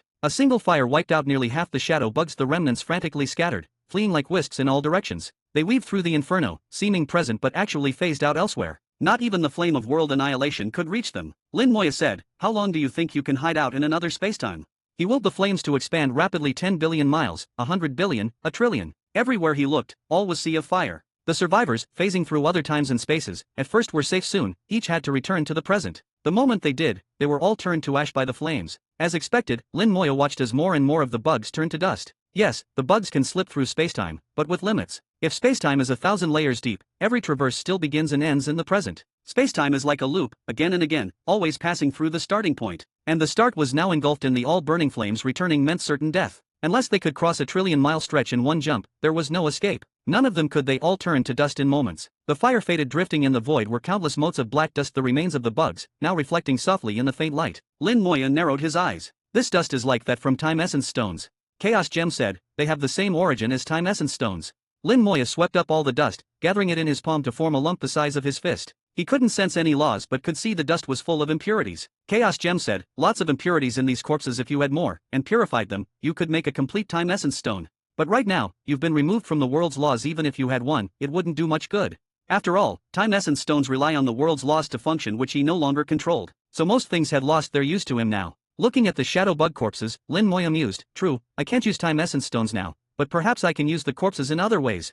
Chaos Gem instantly grasped his meaning, planning to turn them into undying spirits. Exactly. Isn't it said that even sovereigns must avoid huge swarms of these bugs? And if they were gathered into a king bug, wouldn't that give them trouble?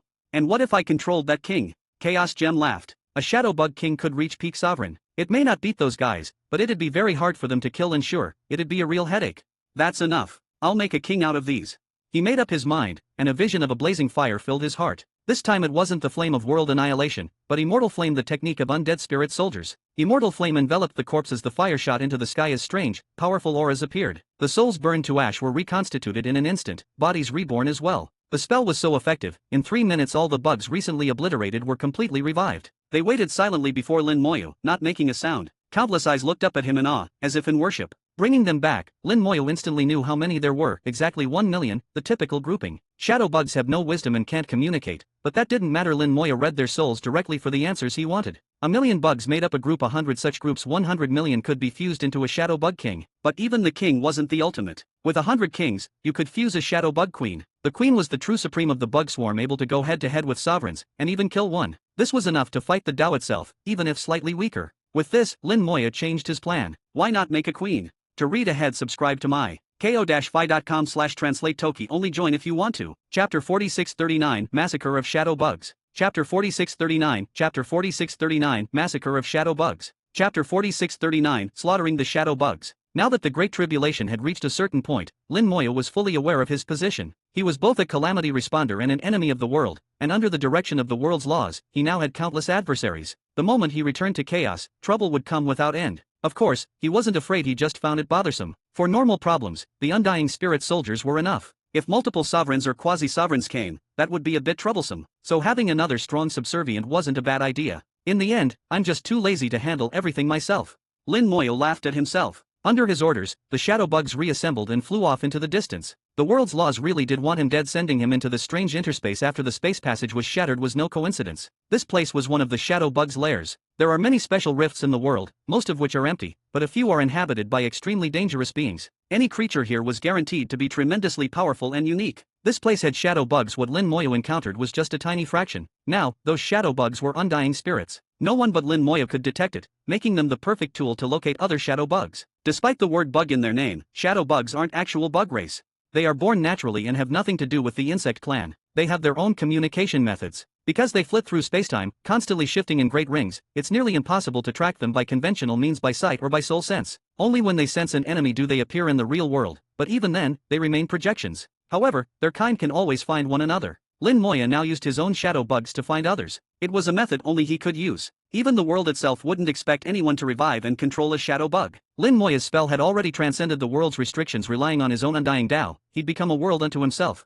So when he used his spell, the world could do nothing, and shadow bugs reborn as undying spirits were also out of the world's grasp. Following his shadow bug army, Lin Moyo soon found another group. There was nothing visible ahead, but the information from his undying spirits told him there was another group, another million. When he looked with the eye of undeath, he still saw nothing. They were not in this spacetime, their soul flames invisible. Only as he got closer and gained their attention would they lock onto him, project into the real world, and let him see their figures. But since he now knew where they were, his plan was simple. With a wave, the flame of world annihilation shot forth, erupting into a sea of fire spanning 1,000,000,000,000 miles, centered on the shadow bug's location. The flame of world annihilation was the best possible weapon against them. The shadow bugs had no resistance to it. When they returned to real spacetime, they'd be instantly burned to ash, unable to survive even a fraction of an instant. While the bugs were elsewhere, they never realized they were already in mortal danger in the real world. Soon, they completed another round of spacetime jumping and returned to reality where, in a blink, they were incinerated. With such feeble souls, none survived the fire for longer than 1/10 of a second. 1,000,000 shadow bugs so dreaded even by sovereigns were wiped out without a sound. Very quickly, the flame of world annihilation turned to a mortal flame, and the dead bugs became undying spirits, continuing their work by scouting for more of their kind. Now there were two groups, and their efficiency increased dramatically. They went in separate directions. Lin Moyo also split off a soul avatar to help. To him, fighting shadow bug hordes meant nothing more than casting flames. No great battles or effort needed. Group after group burned away and turned into undying spirits. 2 became 4, 4 became 8. The number of shadow bug hordes under Lin Moyo's command multiplied, and their efficiency soared. Chaos Gem said, "Master, even with a shadow bug queen, you'll at most tie up just one of your enemies."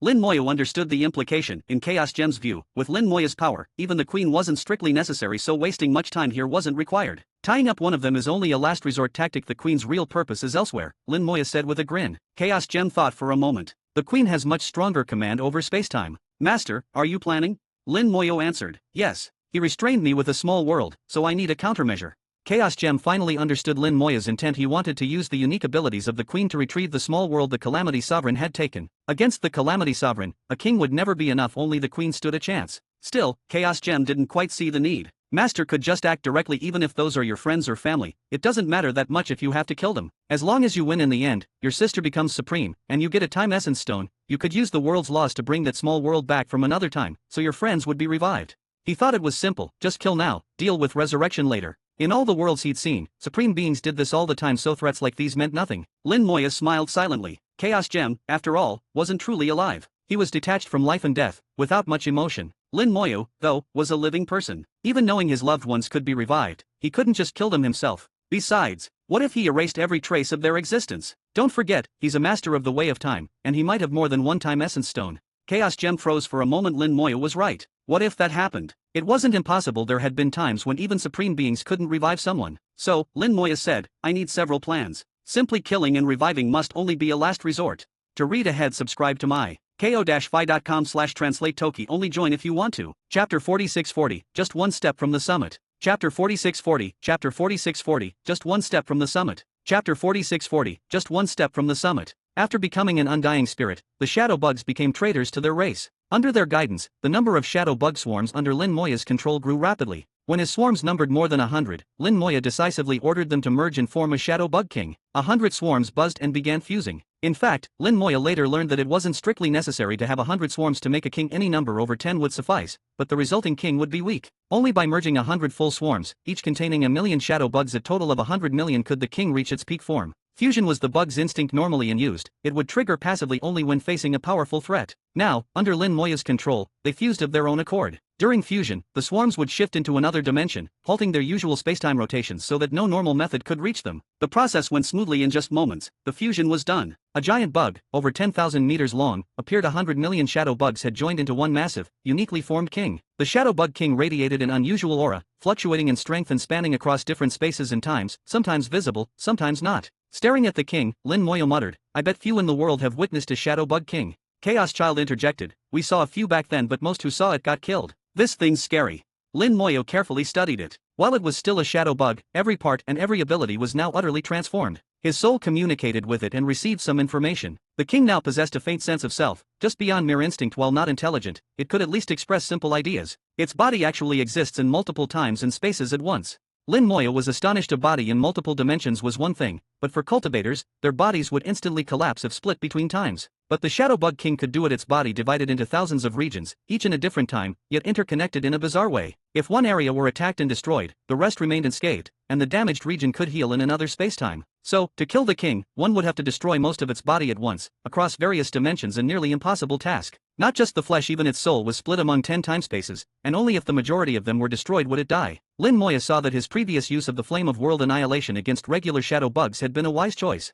Had he tried it against the king, it would only have injured, not killed. If Little Tree were present with its spacetime control, combined with the flame, there might be a chance to kill the king. That's why even sovereigns dread shadow bug kings. Ordinary sovereigns stand no chance. Then again, the king couldn't kill Lin Moya either. He could stand there and let it attack, and nothing would happen. The king's attacks were vastly stronger than those of normal bugs. It could kill peak full power warriors and even threaten sovereigns with just its basic attacks. Another ability, the king could command regular shadow bugs as their ruler. It could direct bugs in a wide area, far greater than Lin Moya expected. Within its soul was a giant web. Whenever a bug appeared within it, the king could sense and command it. So bug swarms kept rushing to Lin Moya, summoned by the king. His army kept growing, and in just a few days, he had another 100 swarms, enough for a second king. Lin Moya's ultimate goal was a shadow bug queen, for which he needed 100 kings, so he still had a long way to go. He didn't mind spending time. By his estimate, it would take just a few years to gather enough for a queen. I really have to thank the world's laws for sending me here, Lin Moya joked. Thankfully, the laws have no consciousness. If they did, they'd be infuriated by his words. Chaos Gem said, everything in the world has two sides. Lin Moya replied, by your logic, things beyond the world have no duality. Chaos Gem, so far, everything I've seen beyond the world is dead silence, no duality, not a single exception. All supreme beings who leave the world die in the forbidden zone of life and survive, and there is no duality. There is always a glimmer of hope in the world, but not in the forbidden zone. When supreme beings realize their world is doomed, they do everything to extend its life, but as their methods fail, only two paths remain: the forbidden zone of life, or the wall of the world. No one, not even the legendary Emperor Pochang, could break through the wall by force. So inevitably, they have only one route to enter the forbidden zone. They make every preparation, leave themselves all kinds of retreats, and enter resolutely. In the end, without exception, they fall, and all their escape plans fail. When they die, the world they've refined and controlled collapses with them, turning to wreckage. That's why everything Chaos Gem has seen outside the world is nothing but endings. Lin Moyo, the longer you live, the less you want to die, the higher you climb, the more you want to keep ascending. I think all the Supremes know there's another path ahead. Chaos Gem, yes, Emperor Pochang once said, I've seen the summon, I'm just one step away, and I must take it.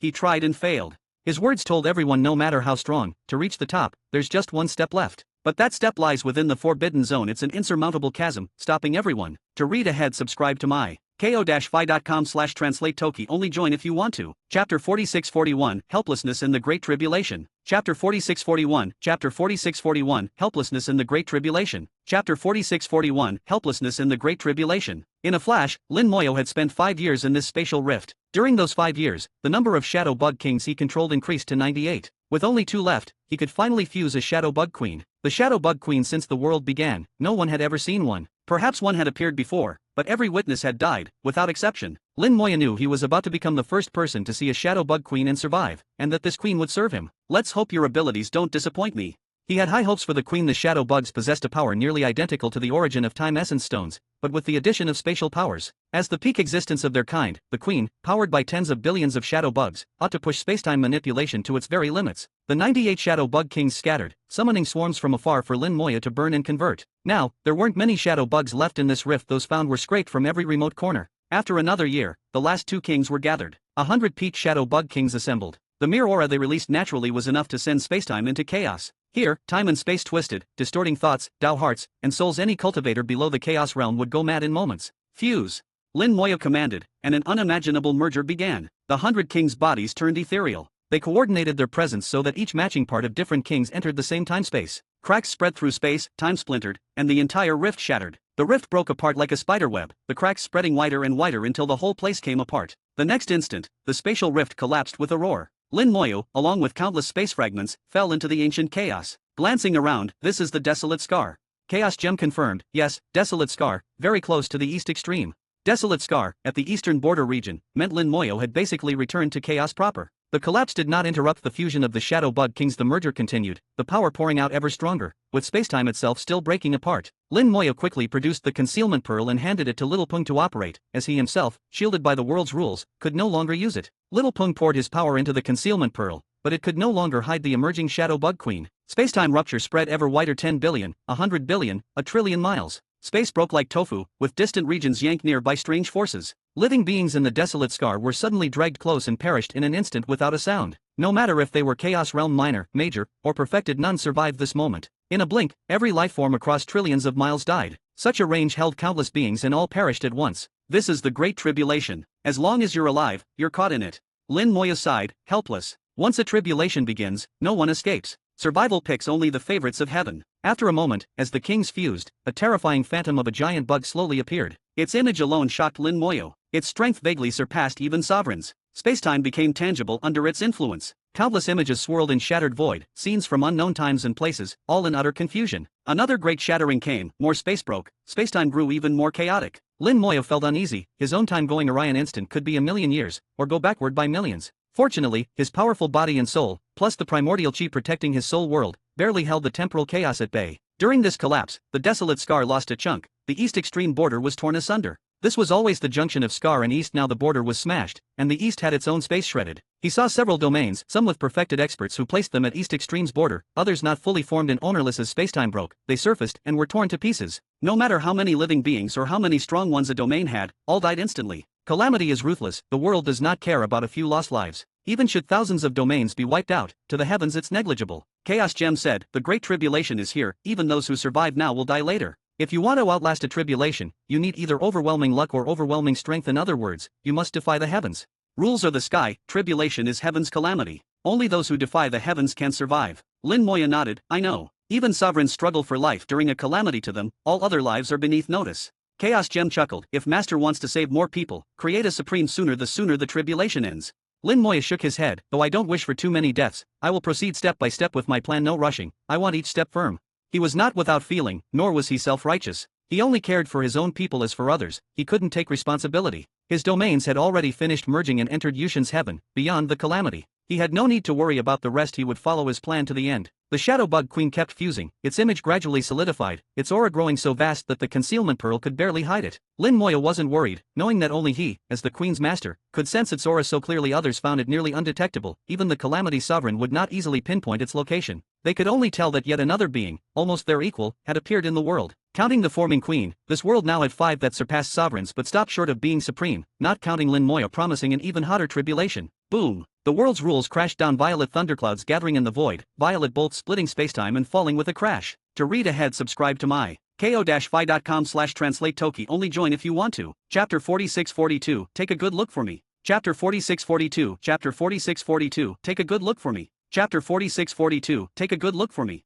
The sudden arrival of the world's rules was beyond Lin Moya's expectations. He thought he wouldn't be watched by those rules anymore, and neither would anything that belonged to him. It seemed he had been too simplistic. The world's rules were still covertly keeping an eye on him and waiting for chances to cause trouble. The first time was when they broke the space channel, causing him to fall into the Shadow Bug's spatial rift. That didn't kill him. Instead, he got a great opportunity. This was the second time. Now that he was fusing as Shadow Bug Queen, the world's rules sent thunder down, trying to stop its emergence. Maybe the Queen was too defiant, giving the rules a reason to intervene. Strange, isn't it said that the world's rules have no consciousness? Why do I feel like it's got some wisdom? The rules acting twice now made Lin Moya suspicious. Previously, the world's rules always felt normal to him, whether seeing him as a calamity bearer, or being provoked bit by bit until he was labeled an enemy of the world. All of this fit his expectations. Everything seemed to align with his understanding of the rules. But its intervention in the rift defied expectations. Normally, the rules wouldn't act directly, as they themselves must follow their own laws, just like all beings within the world. That first time could be chalked up as an accident. Maybe Lin Moya's understanding had a slight error. But this second time, there was no excuse.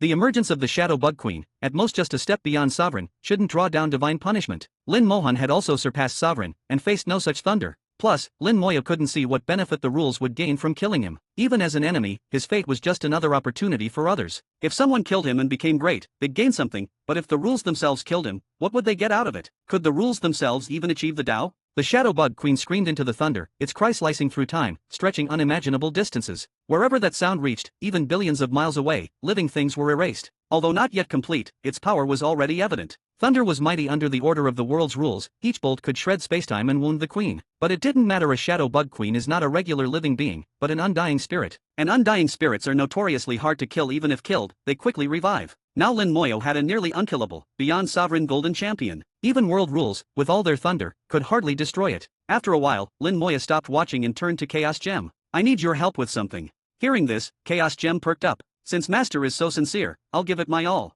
I suspect the world's rules have consciousness. Take a good, close look for me. Chaos Gem replied from instinct, impossible. The world's rules can't develop consciousness. The will of the world might exist, and even a domain could barely gain consciousness, but the world itself? Never seen it. Lin Moya answered, never seen it doesn't mean impossible, right? I hope I'm wrong, but check it out. Chaos Gem gave a noncommittal grunt and peered into the distance. No one knew what he saw, not even Lin Moya, but he knew Chaos Gem saw things that no one else could. Chaos Gem's vision was on a higher level. He'd seen countless worlds rise and fall, witnessed the birth and death of supremes. This time he looked far more intently, missing no detail, his conjured body slowly rotating, turning again and again, over and over, brows sometimes furrowing, hints of emotion flickering across his expression. Lin Moya saw these shifts and knew Chaos Gem must have uncovered something. The thundering continued, the bolts falling thicker, so dense now it was like a torrential downpour, endless and relentless. Lin Moya too frowned. Something was off. The world's rules seemed dead set on killing the Queen, no matter the cost. Thunder crashed down countless times, thousands, tens of thousands, way more, uncountable now. The Shadow Bug Queen was riddled with wounds, every bolt inflicting some pain,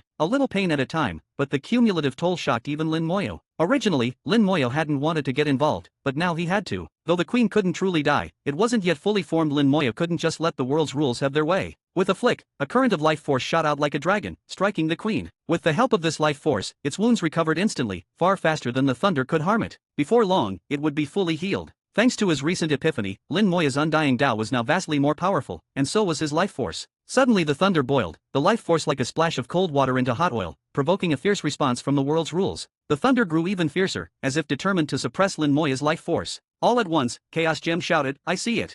He pointed, releasing a brilliant light from the balance gem, enveloping both the thunder and the Queen. In an instant, the thunder weakened, the balance gem tuning both the thunder and the Queen to equilibrium. Now neither side could harm the other. Is this really possible? Lin Moya was stunned. The balance gem was very strong, but to balance even the world's rules was something else altogether. Chaos Gem chuckled, normally, no. But right now, thanks to certain circumstances, yes.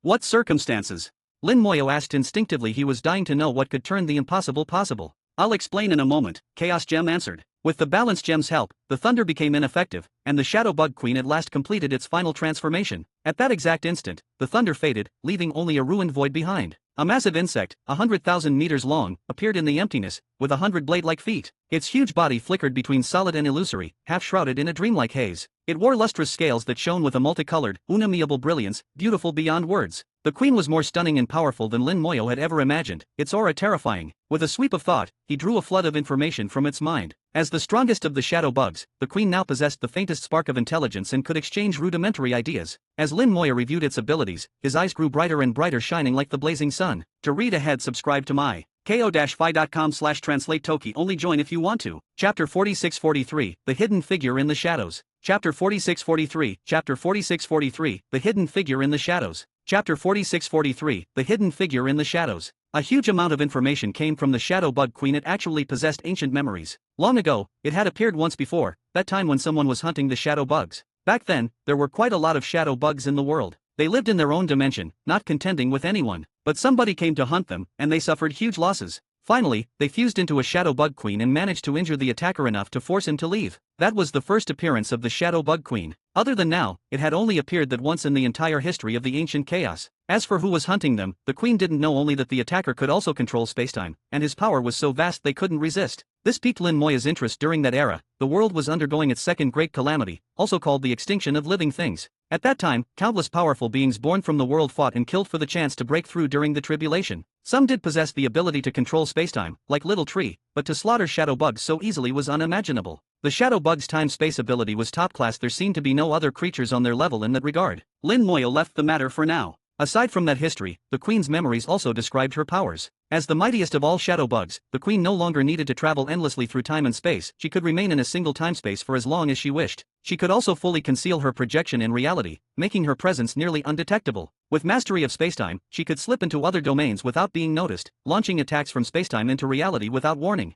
Her spacetime assaults were terrifying, better than all spells, and her 1,000 limbs were blades that could shear through the bodies of sovereigns. Though some details surprised Lin Moyo, the overall impression fit what he had hoped for. These were the power he wanted. With such abilities, at the right time, he might even be able to retrieve the small world from the Calamity Sovereign. He put away the Shadow Bug Queen and turned his attention to the ravaged, slowly healing void. The shattered space would take some time to repair. Lin Moya said to Chaos Gem, "You can tell me now, right?" Chaos Gem giggled, since Master asks, "Of course. Do you remember I once said there were 3 beings in this world that had surpassed Sovereign?" At that time, Lin Mohan hadn't surpassed Sovereign yet, and there was no Shadow Bug Queen either. Back then, Chaos Gem said there were 3 beyond Sovereign beings, Tao, Calamity Sovereign, and a third, deeply hidden one. Chaos Gem continued, that one hid very deeply. Before now, I only knew he existed, not where he was. But this time, I finally found him. Master, you were right, the world's rules are indeed being manipulated from behind the scenes. Lin Moya whispered, he can control the rules of the world. Chaos Gem replied, just barely. The 3 most common ways to become supreme are, to prove the Tao with a grand vow, to merge with the world and prove the Tao, or to prove the Tao by pure strength. Every world is different, not all paths are open. Here, it's nearly impossible to achieve the vow path, so the only choice is to merge with the world's rules. That figure has taken this road, but he's just begun. He can influence the rules a little, but is still far from supreme. However, his ability to hide is formidable. Had he not manipulated the rules this time, tried to kill the queen, even I wouldn't have found him. Did you see who it was? Chaos Gem shook his head. No, he's concealed himself with the world's rules too deeply hidden. I can only sense his presence, not see his face, not find his location.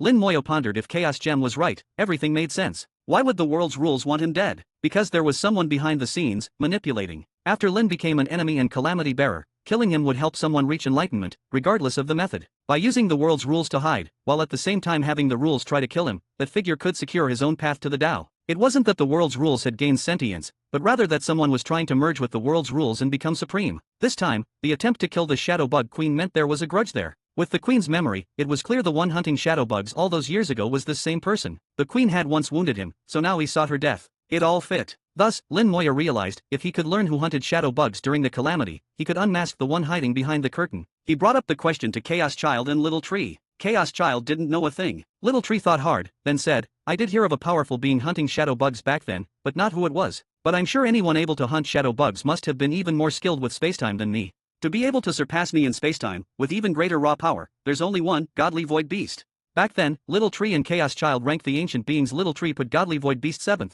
Chaos Child 6th. Godly Void Beast was renowned for its control over spacetime and reality/illusion, hugely powerful. By capability alone, he could be top 3, but his battle strength wasn't quite so great. He also died early long ago, no one knew who killed him. Only a few could have done so. Lin Moya shook his head. It's not him, the timelines don't match. The Queen's memory said the Shadowbug massacre happened late in the Calamity. Godly Void Beast died early. Chaos Gem added, reminder, you don't need expertise in spacetime to kill Shadowbugs. If you have the right artifact, you can do it. Lin Moya nodded, true, but you'd still need great fighting power. And there had to be a reason to hunt them, most likely, to gain some benefit. The greatest benefit from Shadowbugs is their corpses refined. They yield something akin to a time essence stone. So, what the real target wanted was the ability to control time. And who needs control over time the most?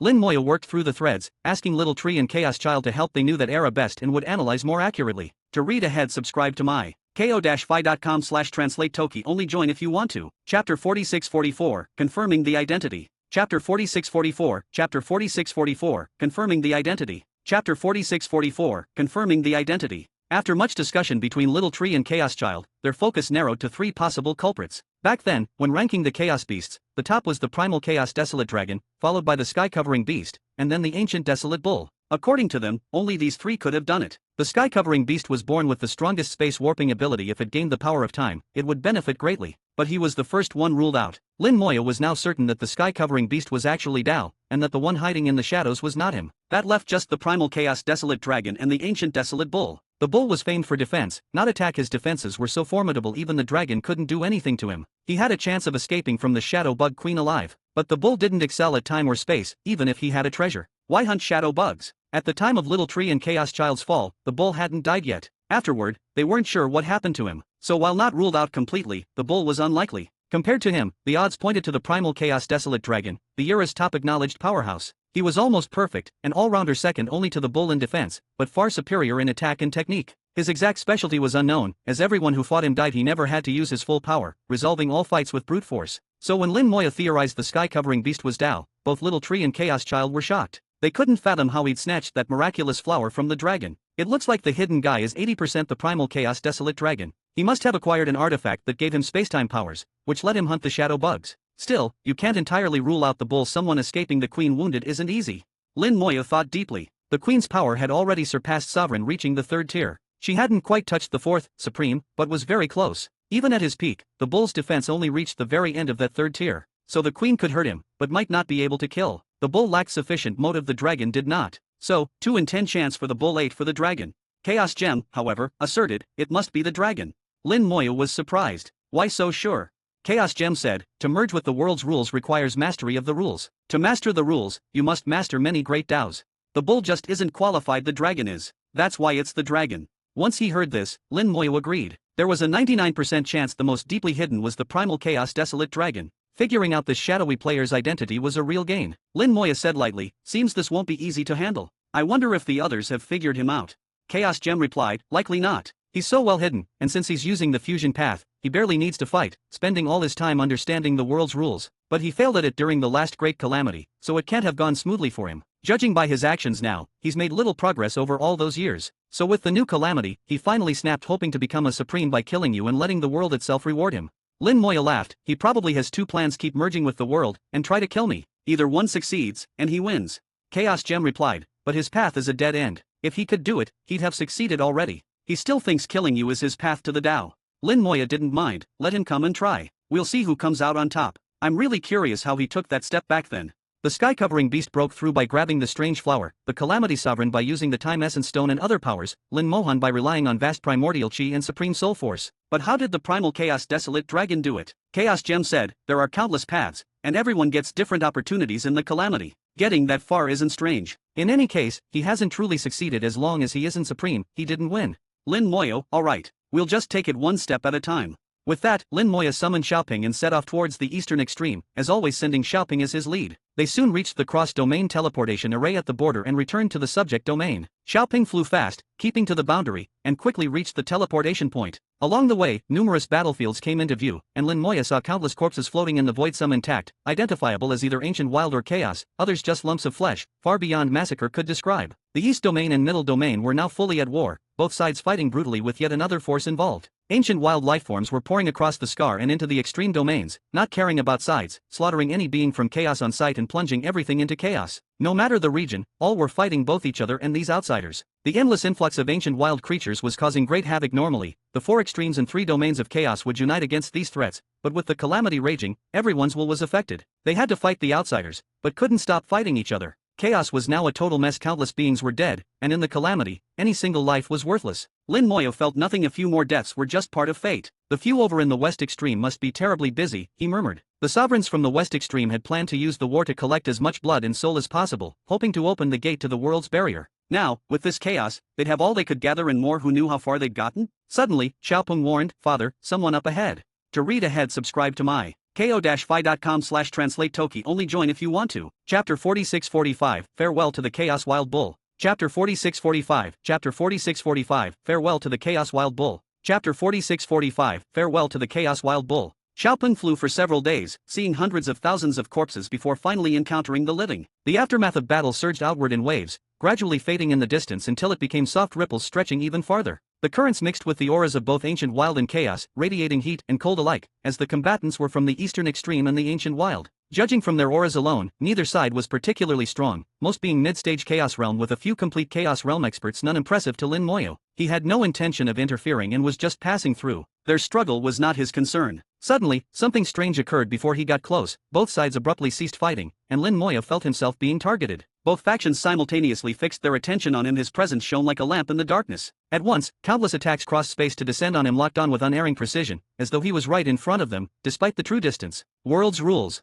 Lin Moyo understood immediately. The world's rules branded him as an enemy, so any being within would thirst for his death. Even those with steadfast hearts would be affected. The rules would even help them locate him, leaving nowhere to hide. Lin Moyo sighed, "This calamity was always meant for me. Do not hold back." The first half was for those attacking him, they sealed their own fate. The second part was directed at Xiaopeng. Xiaopeng responded and accelerated suddenly, casting secret techniques and transforming into a streak of golden light that shattered every assault. In the void, a golden winged rock sped past, scattering gold that broke attacks and felled enemies. Both eastern extremes and ancient wild fell together, all perishing when touched by that golden light. Even the strongest failed to survive 10 breaths. Xiaopeng swept past, leaving only corpses and quickly flying away. From that point on, Lin Moyo knew he was in for a killing spree. Under the rule's influence, everyone saw him as an object to advance their own path to power, full of greedy desire, and by striking, they invited disaster. As expected, every further encounter involved people fixing on him from afar, all hostile regardless of their ability to match him. They attacked without hesitation. Greed gleamed in their eyes, the hope of attaining the Tao and the wish for strength, but all paid with their lives. Wherever Xiaopeng passed, bodies amassed. Even karma descended, but Lin Moyo used domain power to neutralize it. "I only kill, not for karma."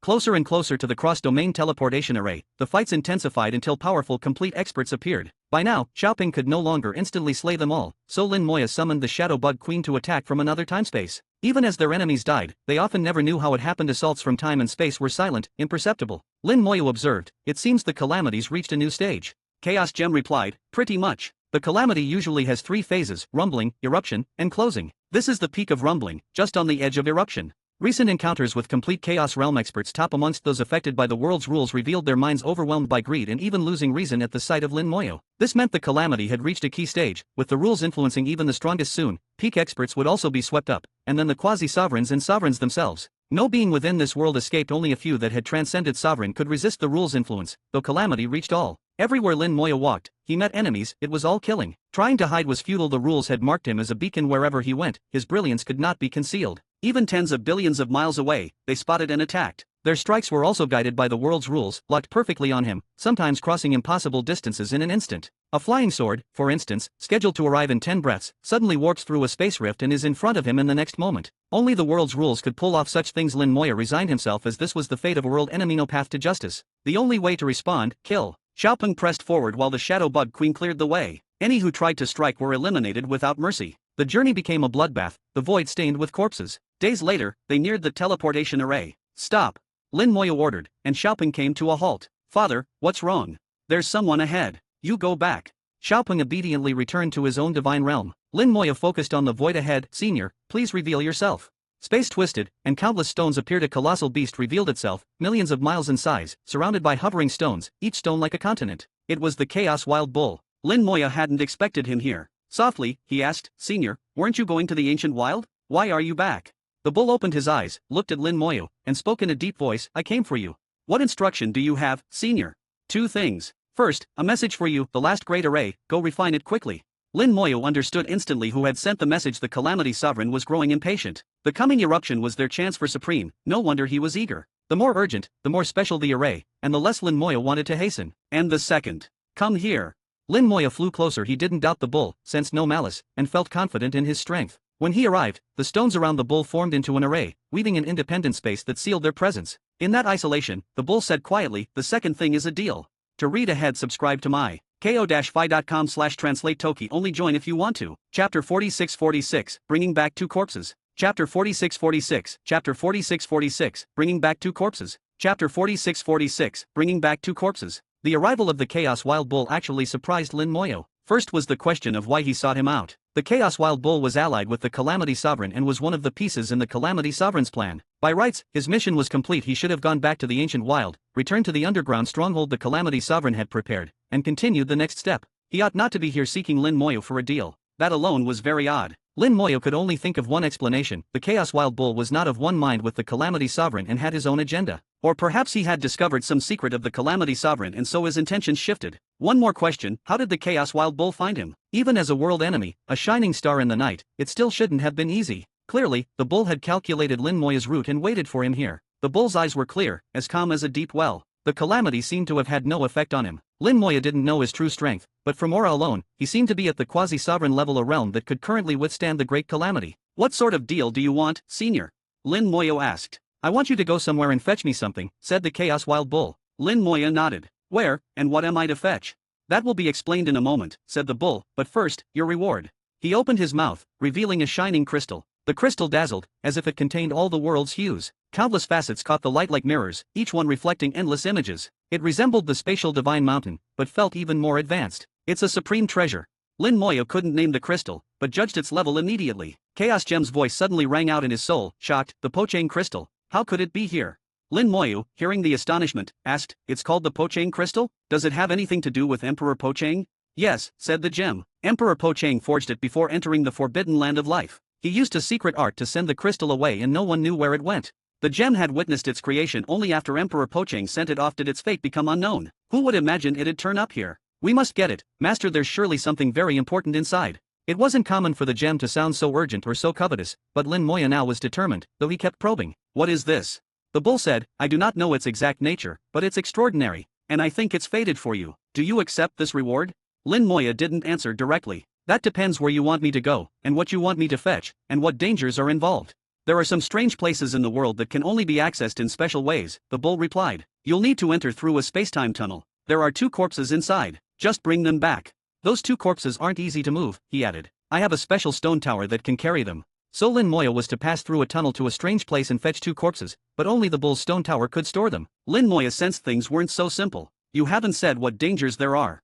For others, it's dangerous, the bull said. For you, not so much. Are you sure? Lin Moyo still didn't believe him. Old bull is certain. Maybe not perfectly safe, but 9 out of 10. You might wonder why I came to you, and what my connection is with him. Lin Moyo nodded slightly. I am a little curious. All answers will be given after you bring the corpses back. Lin Moyo fell silent, as if thinking. In truth, the moment the Pochain crystal appeared, he had decided. He would go. It would be worth it, even if slightly dangerous. This errand would change their relationship, if not friends, at least not enemies. If he refused, he'd make an enemy for himself, which would be a headache even if he wasn't afraid. He hesitated for show, then said, all right, I agree. The bull grunted and produced a palm-sized, plain stone tower, unadorned but with its own space inside, made from a stone by the bull to store the corpses. Handing Lin Moyo the tower, he said, in the eastern central region, there is a sea of fire. The portal is within it. The specific spot, you'll have to look for. The tower will react when you're near. It could sense the space tunnel as well as hold the corpses. I understand, Lin Moyo replied. In the fire sea, you may run into small troubles, but I think you can handle them, said the bull. Lin Moyo did not dispute him. Small troubles from the bull were never truly small. Everyone knew the eastern extreme's fire sea was the realm of Sovereign September, her lair. Going there would surely attract her attention. She was the Calamity Sovereign's enemy, and even if Lin Moyo wasn't yet the world's enemy, in her eyes he inherited the Calamity Sovereign's will, and was the enemy, not an ally. She would not let him pass easily. But, since he agreed, he wouldn't back down. As sovereign was nothing to fear. For the Pochain crystal, this deal was worth it. Good luck, fellow Deus Lin, said the bull, his giant body twisting as space began to fold. His departure was strange, even Lin Moyo couldn't see how it worked. It seemed the use of some universal rule or great Tao, not mere space. What did he use to leave? Lin Moyo asked Chaos Gem. He left along a gap in fate, the gem replied. Are you sure? Absolutely. To read ahead, subscribe to my ko-fi.com/translate toki. Only join if you want to. Chapter 4647, more and more interesting. Chapter 4647, Chapter 4647, more and more interesting. Chapter 4647, more and more interesting. Fate flows through all of heaven and earth, invisible and formless yet truly existing. It silently blends into every inch of space, every living being, every moment. Within the universe, it is everywhere, ever present. Compared to time and space, fate is even more elusive and mysterious. Even during ancient times, amongst all the countless lifeforms birthed by the universe, never did one reach the pinnacle of fate manipulation. All beings seemed only to brush its surface. Ironically, after the second great calamity ended and a new era dawned, cultivators emerged. They comprehended the Tao, and some of them even touched on the Tao of fate. But most only scratched the surface of them all. Only one went truly far. He was known as the Fate Sovereign, a quasi-sovereign, his battle strength unknown, but regarding fate, unrivaled since time immemorial. Only he mastered many secrets of fate. One such was the Fate Rift. Fate intertwines tightly with time and space. The Fate Sovereign could separate fate from space, creating a rift between them. He could slip through the rift, traveling anywhere in the world much faster than teleportation, far exceeding normal spatial travel. He could even briefly return to the past via the Fate Rift. This power was supremely mysterious and mighty, unique to him. For the Chaos Wild Bull to suddenly demonstrate this power shocked Lin Moyo. Does he think I just can't understand it all? This single ability alone almost revealed the bull's identity. But the Fate Sovereign had long perished. How could he and the Chaos Wild Bull be connected? The two should have nothing to do with each other. Chaos Gem spoke. In any world, fate is a mysterious thing. Few comprehend it. Fewer still use the Fate Rift. He did it so silently. Clearly he's truly familiar with manipulating the Fate Rift. This means he's gone very far down the fate path. Lin Moyo continued. Fate can predict the future, so he knew I'd come here, which is how he waited. Chaos Gem replied, most likely. Otherwise, it makes no sense. Lin Moyo laughed, so he was confident I'd agree to this trade. Chaos Gem shook its head. That's not certain. Fate is only prediction, never perfectly accurate. Fate cannot read human hearts. He could not know for sure what you would decide. Also, the Pochain crystal is not of this world. The fate of this world cannot deduce its origin or purpose. He can actually use the Pochain crystal at all. Lin Moyo said, but he can see how extraordinary it is, and probably deduced it might matter to me, so he's confident about negotiating. Chaos Gem said, most likely. Lin Moyo muttered, now I'm really curious about those two corpses he wants me to bring back. Chaos Gem said, you'll know when you get there. What place in this world is off limits to you? Lin Moyo chuckled. Yeah, I'll know once I go. Why overthink it? Thinking of all this, he felt things were becoming more and more interesting. He summoned Xiaopeng again, changed direction, and flew towards the eastern extreme center. War now raged deep inside the eastern extreme. Ancient wild lifeforms were pouring in from all sides. The locals couldn't block every border and many invaders broke through. On top of that, chaos blossomed within, as local lifeforms started their own wars. There were countless casualties. The chaos within was far worse than Lin Moyo had expected. Judging by the east, the other extremes probably fared no better. Under the effect of the calamity, no one was spared. The eastern extreme was vast. Even with Xiaopeng flying at full speed, it took years to reach the center. On the way, countless battles graced his eyes. So many attacked Lin Moyo that the number killed by Xiaopeng alone ran into the tens of thousands. Over 100 full realm experts had already fallen to Lin Moyo's hand. Eventually, a glow of flame appeared. It was the legendary Eastern Extreme Fire Sea. The West had Pure Lands, the East had the Fire Sea, the origin of the East, the source of its power. Eastern lifeforms excelled at fire Daos, and had fierce tempers. The roots of those traits lay here. Just as he spotted the Fire Sea, space shattered ahead and a group of crystal-bodied beings flew out. The Eastern Extreme Dragon Pythons, what a coincidence.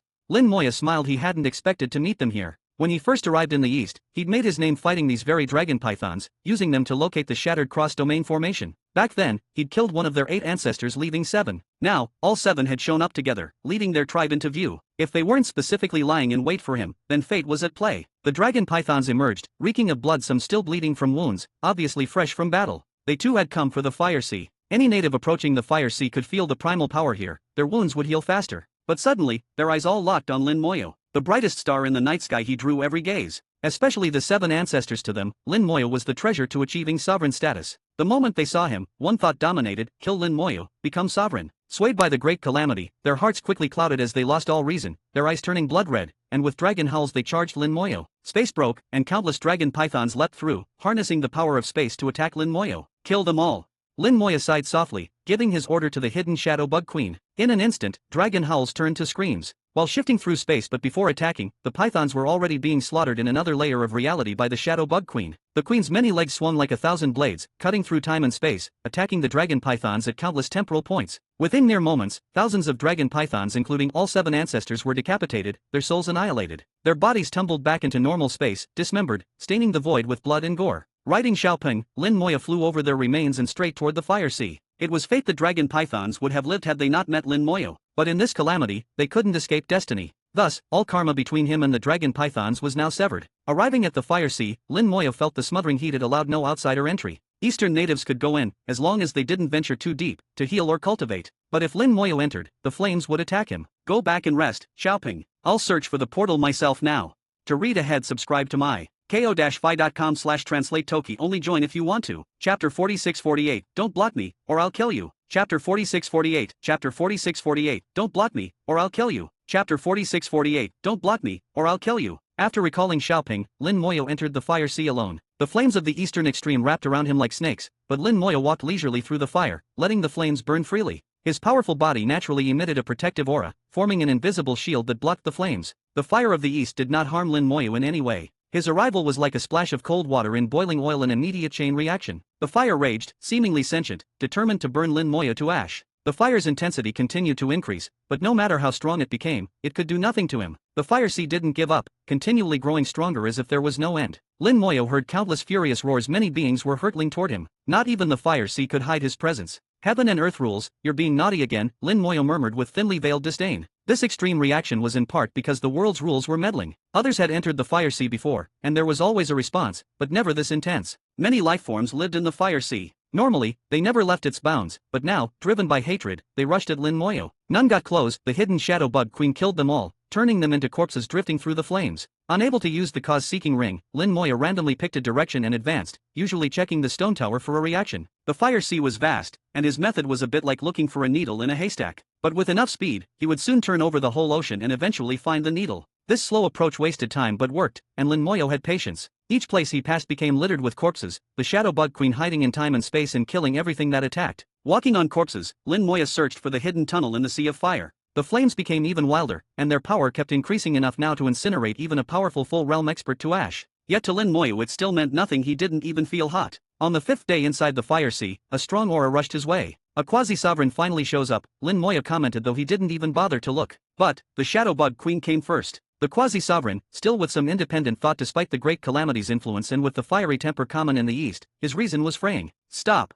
yelled the newcomer. But, a moment later, he screamed instead as the shadow bug queen struck, so fierce, he had to run for his life instead of fighting. If he didn't run, he'd die. He only had time to yell once and then flee faster than he arrived. The bug queen didn't chase, continuing to execute Lin Moyo's command: guard the surroundings, kill any enemy who came close, no exceptions. Lin Moyo was a death mark, a dazzling star. Wherever he went, he was the center of attention. But to appreciate the star's beauty was to pay the price of life. The shadow bug queen was that deadly red line: get close and you died. A few days later, Lin Moyo didn't even remember how many he'd killed, nor did he care. He reckoned he'd covered about 1/10 of the whole fire sea. Even with the worst luck, it'd only take 100 or so days to search it all. As for luck being the world's enemy, luck was always as bad as could be. The fire sea suddenly erupted again, this time differently. Countless screams and angry howls. Those previously killed by the shadow bug queen instantly turned to red ashes, all streaming to a single spot. The whole fire sea transformed into a giant portal as the red ash converged in one place. At the same time, a host of fire sea creatures appeared there, blanketed in the red ash from their dead. The ash gathered into a thick layer on their bodies, and as they compressed together, they fused into a gigantic red beast wreathed in flames. The beast's aura was not inferior to a sovereign's, perhaps stronger than the previous quasi-sovereign. It said that the fire sea holds billions of lifeforms. Most are scattered, but when they gather, they become the fire beast, bearing sovereign might. It's true, Lin Moyo muttered. The beast resembled the ancient desolate fire beast, though not nearly as strong. Chaos Child remarked, the fire sea is said to be formed from the desolate fire beast's remains. This beast looks a bit like the original, but with much weaker power. Lin Moyo remembered the desolate fire beast had ranked 9th in the ancient era, and any in the top 10 were terrifyingly strong, often stronger than sovereigns. Now, this newly formed beast merely resembled it in form, not in power. The shadow bug queen struck, 1,000 legs like blades, hacking through time and space to attack from countless angles at once. The fire beast roared, flames surging, but it could do nothing against the queen, whose attacks were from another layer of time. Blades pierced the beast's body, shattering half of it. The rest exploded, as space-time tore its body apart, pieces thrown into different eras and unable to recombine. It was just a mishmash of corpses, unstable by nature. Its sovereign aura was just a shell. That's why the queen could kill it so easily, Lin Moyo chuckled, unimpressed. If the real desolate fire beast were present, things would be different. When the beast died, countless fire sea beings also perished, and resentment soared. In the distance, blinding light flared. A sun rose from the fire sea, then another and another, until there were 9 across the sky. The quasi-sovereign of 9 suns, Lin Moyo, was not impressed. He'd defeated this one before in the ancient wilds. What could he do now? Even with his power boosted by the fire sea, he still could not withstand the shadow bug queen. The 9 suns blazed.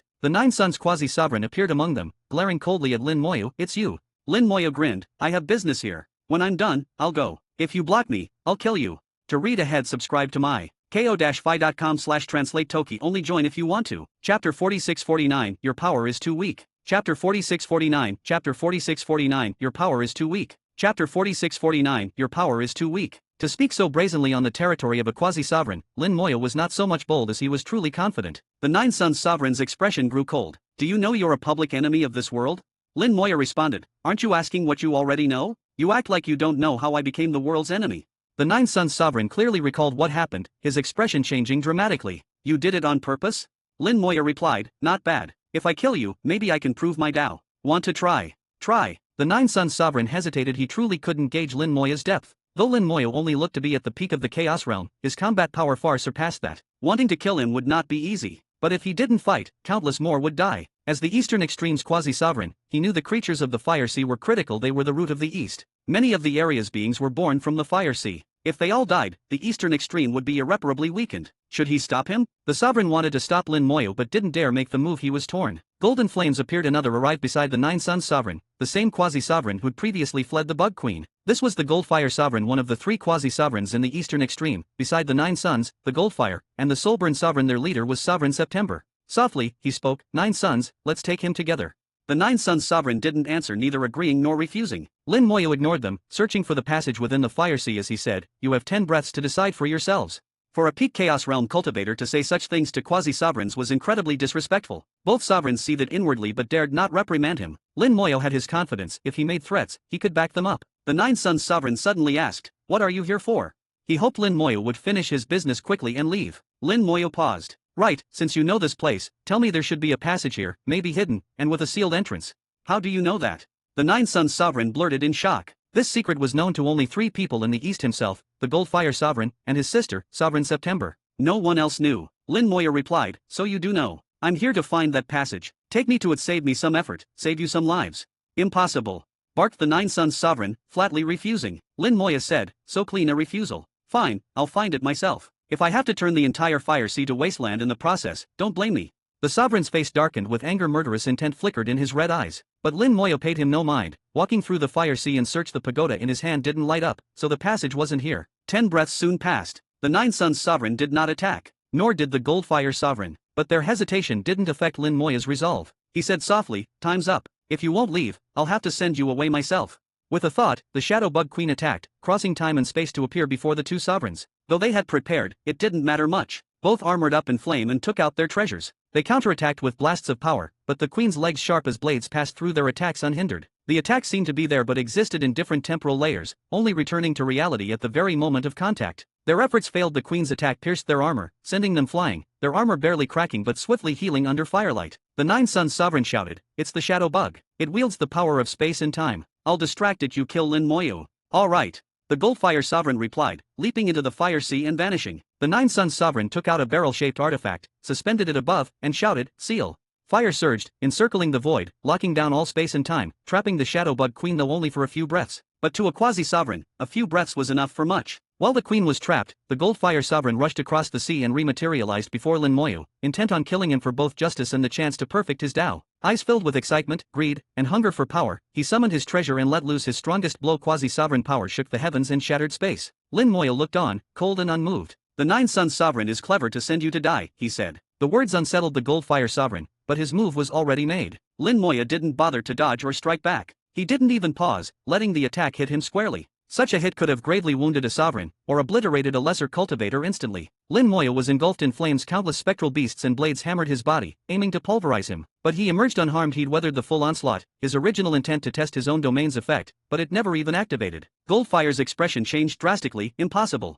Lin Moya's eyes revealed his disappointment. Your power is too weak.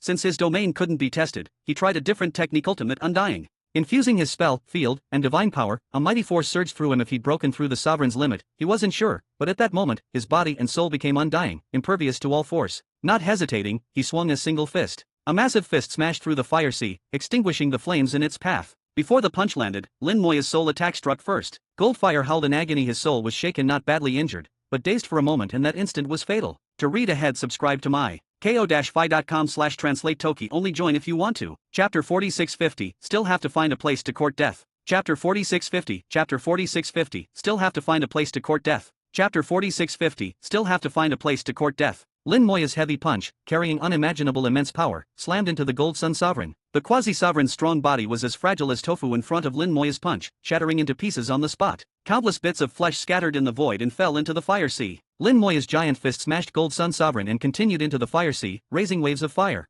The entire fire sea trembled. The power in that punch had already surpassed the level of a sovereign. Above the fire sea, a strange flame danced restlessly, vaguely showing a half-destroyed shadow inside. The soul of the Gold Sun Sovereign was filled with terror. His mighty body was destroyed so easily. With his body ruined and soul gravely wounded, only luck saved him from immediate annihilation. "What realm are you exactly?" he screamed almost hysterically. Even a sovereign shouldn't be able to destroy him in a single blow. Lin Moya clearly seemed only to be at the peak of the Chaos Realm, so how could he be so terrifying? Lin Moya gave no unnecessary response. He simply punched again. The Gold Sun Sovereign screamed in panic and dove into the fire sea, fleeing with astonishing speed. Lin Moya's fist chased after him, stirring the fire sea into even more chaos. A couple more strikes like that in this fire sea, existing for countless years, would be wiped out by Lin Moya. Whether Gold Sun Sovereign could escape his punch depended only on luck. After the blow, Lin Moya ignored it, instead gazing at the distant Nine Suns Sovereign, who let out a strange yelp, also diving into the fire sea and vanishing along with his 9 sons. He too ran for his life, fleeing at top speed. His eyes were full of fear. He knew Lin Moya was strong, but never realized just how ruthless he'd be. To become the world's public enemy, one's strength truly had to defy imagination. After all, this was a title not anyone could claim. In the eyes of the world, all beings are mere ants. Even sovereigns are just slightly bigger ants. To become a public enemy, one must cross the world's limits, continually incite the anger of the heavens, and endure fierce punishment along with strict prerequisites. Even for sovereigns, this was nearly impossible.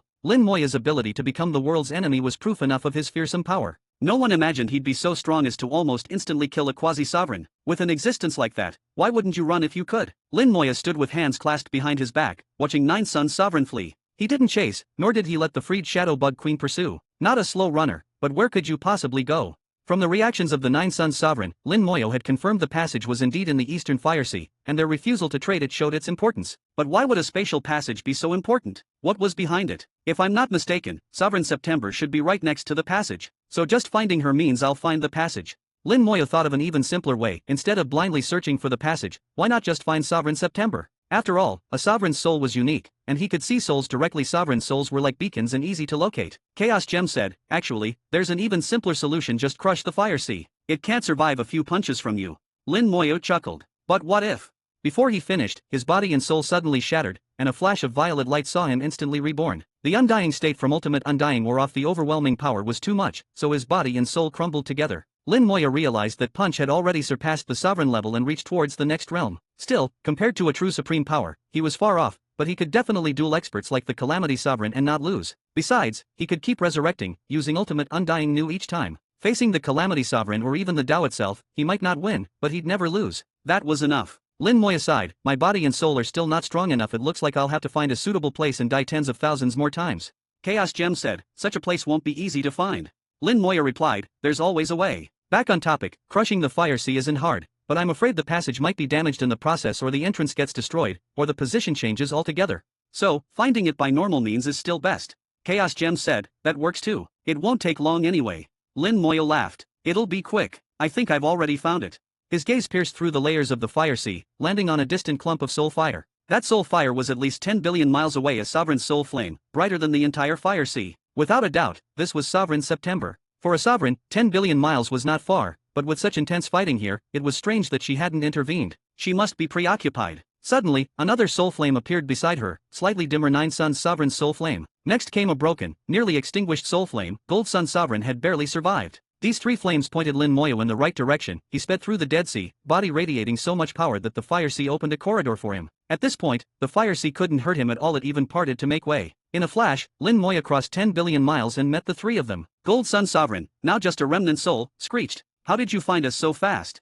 9 Suns Sovereign's face was extremely ugly. He never imagined Lin Moya could find them so quickly. After all, the fire sea was all flames, and soul sense should be blocked here. It should have taken ages to find this spot. They never suspected Lin Moya could lock onto their souls and track them in the endless flames. The 9 Suns rose again, but by now all pretense was gone. Lin Moya ignored them, glanced at the glowing pagoda in his hand. He was definitely near the passage. Yet no sign of a passage could be seen until his gaze fell behind 9 Suns Sovereign. There, someone sat cross-legged in the flames. Within the fire, 9 bright moons floated, each in varying phases. "Sovereign September," Lin Moya said softly. He still couldn't see the passage, but it was obviously right under where she sat. The fire and 9 moons hid its presence. To read ahead, subscribe to my ko-fi.com/translate Toki. Only join if you want to. Chapter 4651, Formation, Take It Away. Chapter 4651, Chapter 4651, Formation, Take It Away. Chapter 4651, Formation, Take It Away. Lin Moyo quickly realized something was off with Sovereign September. She sat cross-legged, eyes closed, pouring all her focus into some task and unable to spare any attention elsewhere. Chaos Gem remarked, "She's working on the channel, displaying sharper insight than Lin Moyo." Lin Moyo asked,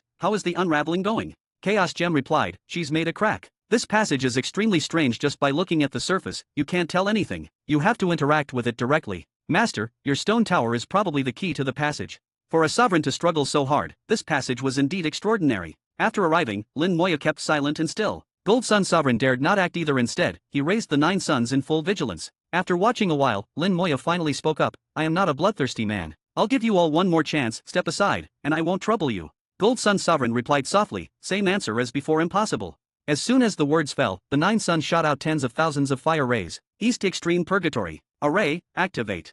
In an instant, a grand formation emerged from the sea of fire, trapping Lin Moyo. Sovereign 9 suns had set the formation within the fire sea itself, channeling the full strength of the sea and summoning the power of the Chaos Tao. It turned the fire sea into its foundation, refining all life and matter, while also using the Tao of Chaos as a prison that none could escape. Even a sovereign caught in this array would suffer endlessly the last time it was used. It trapped a sovereign for 100 years. This time, Lin Moyo, bathed in flames, felt the East Extreme fire driven to its utmost. To him, though, it was just a touch warmer. Hurting him with this fire was nearly impossible. Lin Moyo had many ways to break the formation, the simplest being brute force. Just unleash ultimate undying and throw a couple of punches, and the array would be shattered. Overwhelming power smashes all methods. As long as the strength is sufficient, no formation or technique can withstand. But such a method wouldn't truly crush their spirits. If someone uses a formation against him, he might as well just collect the entire formation, take the whole East Extreme Fire Sea along with it. This so-called East Extreme Purgatory array must have taken years to arrange. It held all the Fire Sea's power and essentially was its core. With it, he could compress the entire Fire Sea and store it in the formation, then simply take it away. While not much compared to his domain, it would be a nice landscape to show his wife every so often. If Sovereign 9 Suns knew Lin Moyo's thoughts, he'd definitely regret ever using the array. But it was too late now. After observing for a while, Lin Moyo had already mastered every detail of the formation. Even though Lin Moyo was the world's public enemy, shielded by the world's rules, his mastery of formations and runes persisted. The world's rules cannot block runes, otherwise, in the ancient Chaos Wilds, all arrays and runes would fail. With a flick of his wrist, Lin Moyo cast hundreds of runes, weaving them through the flames and into the formation itself. With his runes added, the array became even stronger, stretching the East Extreme Fire Sea's limits further than ever before. Operating the array, 9 Suns Sovereign was suddenly perplexed. Why did the formation just get stronger? Beside him, Gold Sun Sovereign whispered, "Stronger is better, right? Just burn him and refine his soul." He was only a remnant soul by now and destined never to recover his peak. His hatred for Lin Moyo was boundless, never considering that 9 Suns might have deliberately let him take the fall to test Lin Moyo's power. 9 Suns Sovereign shook his head. "It's not that simple. I know the power of the East Extreme Purgatory, and now it's already past its design limit." Gold Sun Sovereign pressed, "What does that mean? Is that good or bad?" As a fragment soul, his thoughts were increasingly simplistic and reckless, influenced further by the Great Calamity. The array's power grew even higher, and the entire Fire Sea surged and boiled. In the distance, shrieks rose. Creatures that once lived in the Fire Sea were now burned and refined, becoming fuel for the inferno. 9 Suns Sovereign's face paled. "This is bad. The array's gone out of control." He sensed trouble, but couldn't pinpoint the origin. No matter how he racked his brain, he could never guess the array was being taken over. The Fire Sea boiled to the extreme, then began to shrink at breathtaking speed. Within half an hour, it had shrunk millions of times, down to just 1,000 miles across, the core of the array. As the Fire Sea shrank, its power increased further, becoming so intense even 9 Suns felt the heat, and Gold Sun, once a Fire Dao quasi-sovereign, was scalded. 9 Suns Sovereign's face turned ashen as he realized he'd lost all control of the array. It was no longer his, and could even be used against him. Lin Moyo strolled unscathed from the fire. The shrunken formation condensed further, finally becoming a flame the size of a fist in his palm, searingly hot. He tossed the fire up and down, grinning. "East Extreme Fire Sea isn't bad. I'll gladly take it." He made no apologies, sending the Fire Sea into his own domain. Now it belonged to him and had nothing to do with the eastern region anymore. 9 Suns looked pale and shivering, torn between anger and fear. Losing the Fire Sea meant losing the foundation of the eastern region. How could he not rage? Yet Lin Moyo's abilities left him terrified. How could anyone turn a hostile formation back on the caster? In all his years, 9 Suns had not met a single formation master in the Chaos Wilds capable of this. Gold Sun's soul trembled uncontrollably, finally stammering, "Impossible, this can't be happening." Lin Moyo simply shook his head. This remnant soul was on the verge of madness, as disorder crept into his spirit. The first quasi-sovereign to go insane was about to appear. Lin Moyo said, "Enough theater, time for business." With that, he threw a punch. Instantly, the void filled with giant fists, raining down like a violent storm across billions of miles. To read ahead, subscribe to my ko-fi.com/translate Toki. Only join if you want to. Chapter 4652, Not Retreating a Single Step. Chapter 4652, Chapter 4652, Not Retreating a Single Step. Chapter 4652, Not Retreating a Single Step. Lin Moya did not use Ultimate Undying. He already understood its effect and didn't need to use it again. Even without it, he could easily deal with 9 Suns Sovereign. As for Gold Sun Sovereign, that guy was already finished. If he didn't flee, even the aftershocks would be enough to kill him. But Lin Moya did not let him go, either. The downpour of fists engulfed him as well. A wave of soul attacks struck first. Gold Sun screamed as he ran for his life. Unfortunately, there was no fire sea to dive into now. He fled as fast as he could, using all his strength to resist the soul assaults.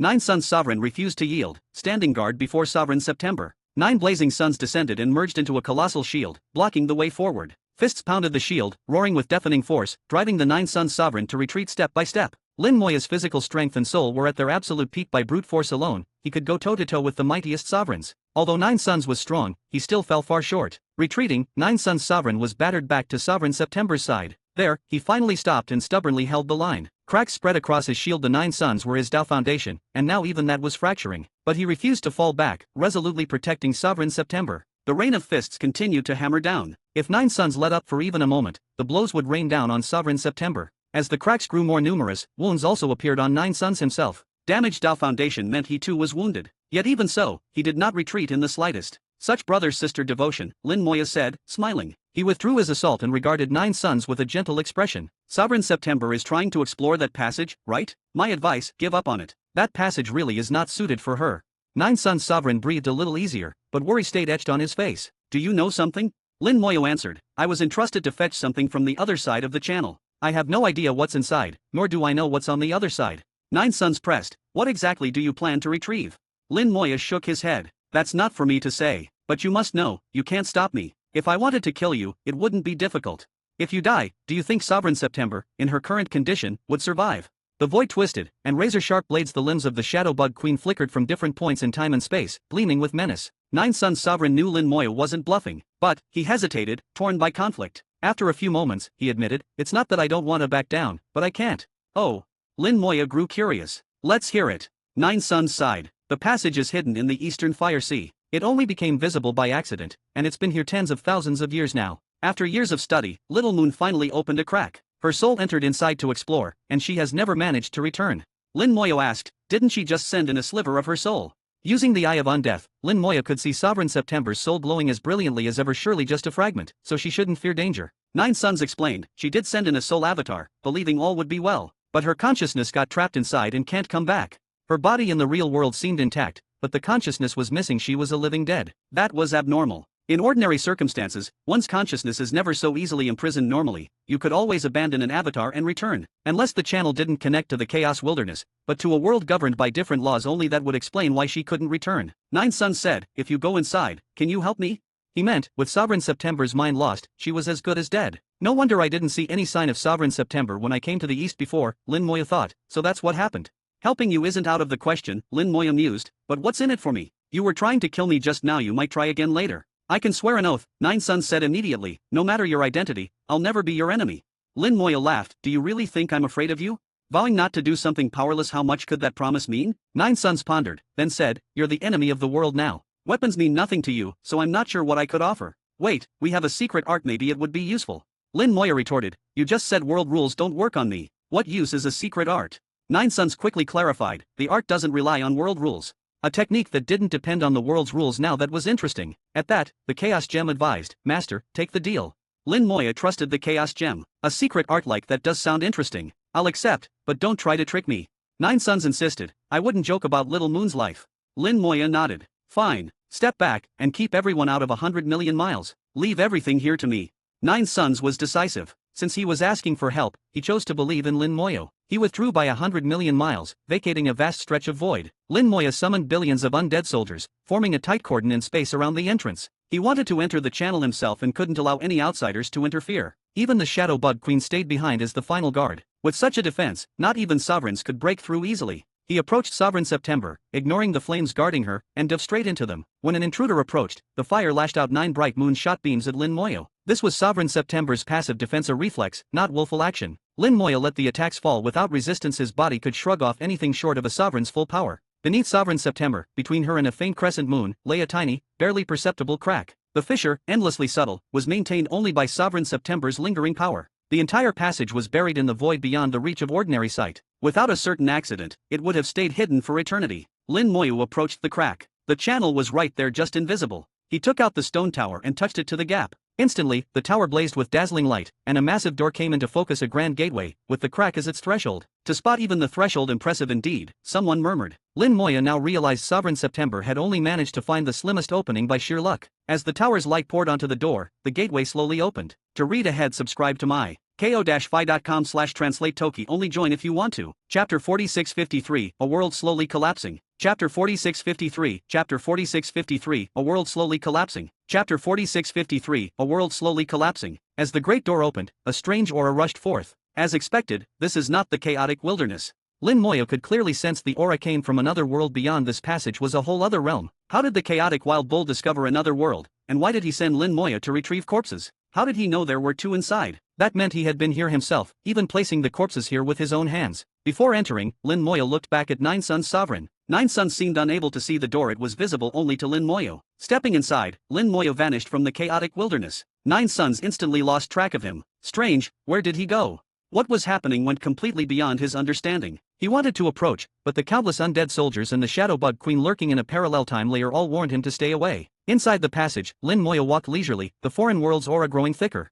He could tell the world on the other end was already dead. It was a remnant, a corpse of a world, and the weakest such remnant he'd ever seen. To enter the passage is to leave the chaotic wilderness, so Lin Moyo asked, "What is this secret art?" Chaos Gem had been so insistent he accepted the deal, so the art surely wasn't trivial. Chaos Gem explained, "Nearly all secret arts depend on the rules of the world. Without those rules, there's no Dao power, and without that, arts are useless. Yet in all the worlds, there is a unique kind of art. With each world's birth, a primordial technique called an art of creation is formed in sync with that world's primordial energy, prior to any rules. It exists on the same level as the world itself, above its rules. But ordinary people, even if they obtain such an art, cannot cultivate it. It's meant for the strongest beings.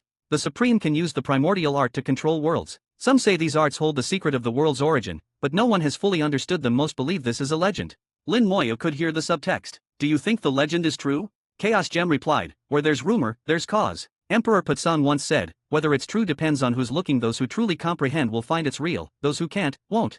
Emperor Putzan, a peerless being at the top of all worlds, saw much farther than others. Did he see through it? Chaos Gem shook his head. Probably not fully, but he glimpsed part of the truth.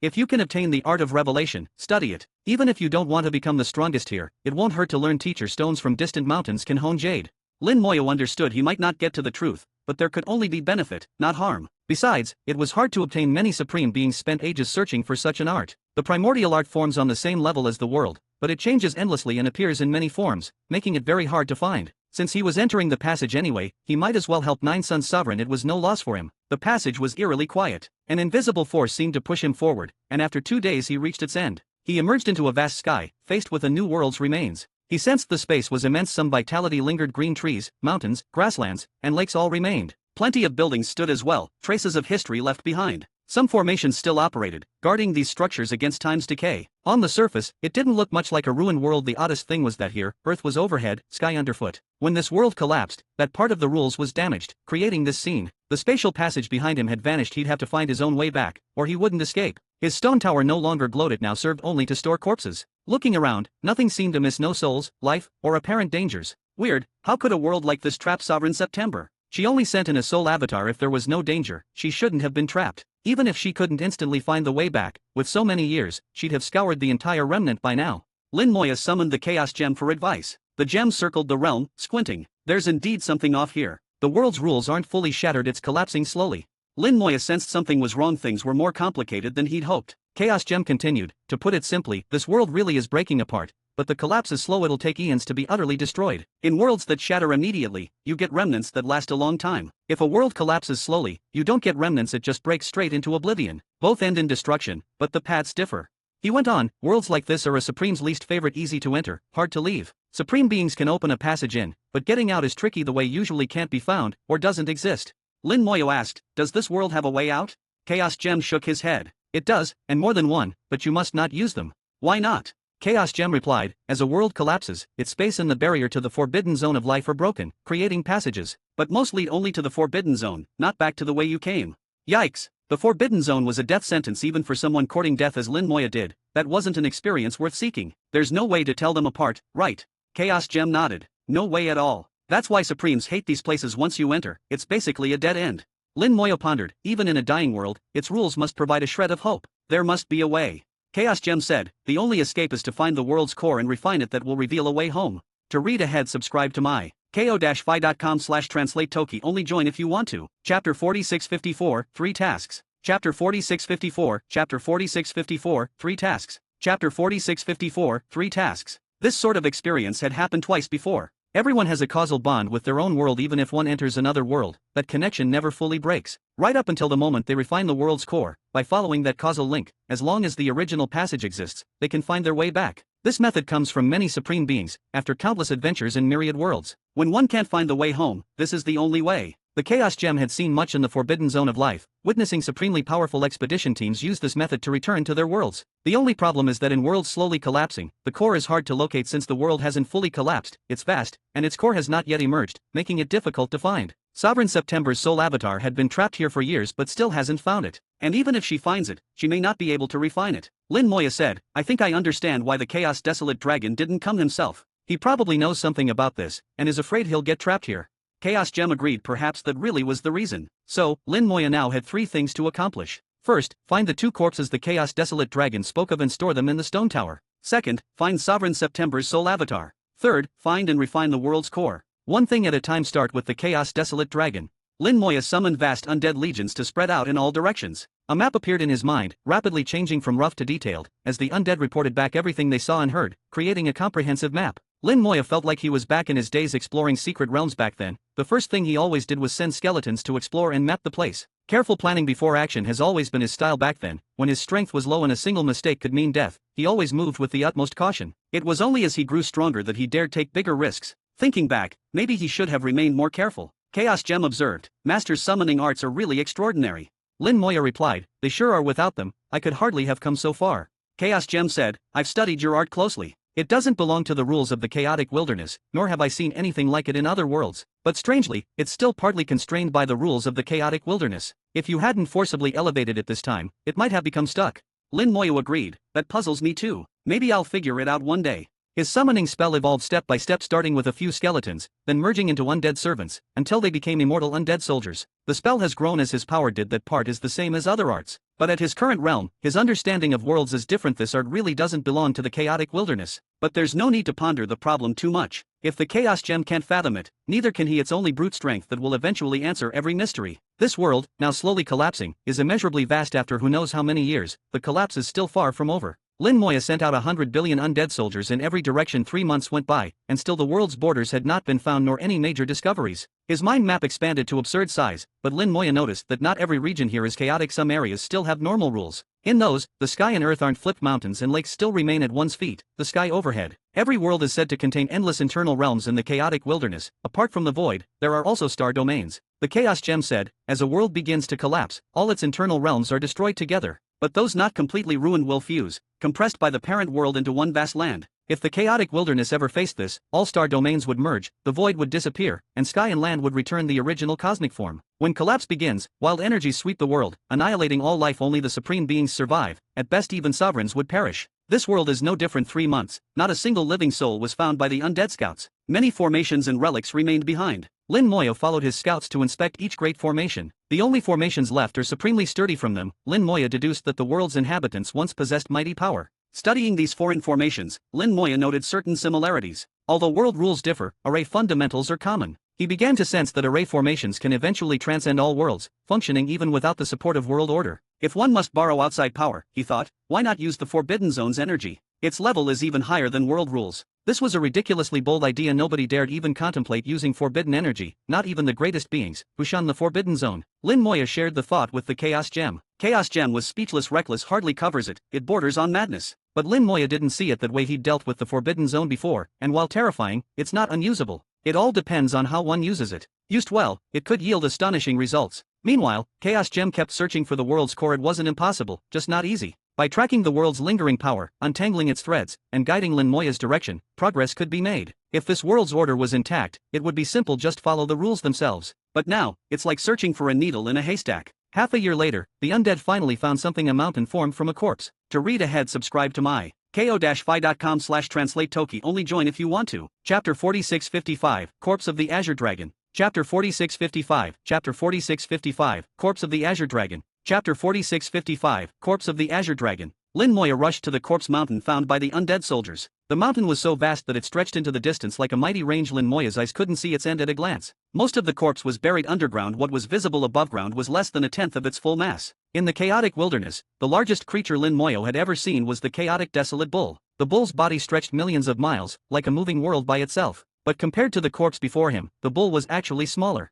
Although the laws of worlds differ, generally, size determines power. For a corpse to be this gigantic, its power in life must have been unimaginable. Sadly, it was dead, devoid of aura, with the world's laws shattered. No new consciousness could arise. It was truly, completely dead. This corpse is probably more than tens of millions of miles long, Lin Moya murmured as he took it all in. The Chaos Gem also stared at the body. I think I've seen this guy before. Let me think for a moment.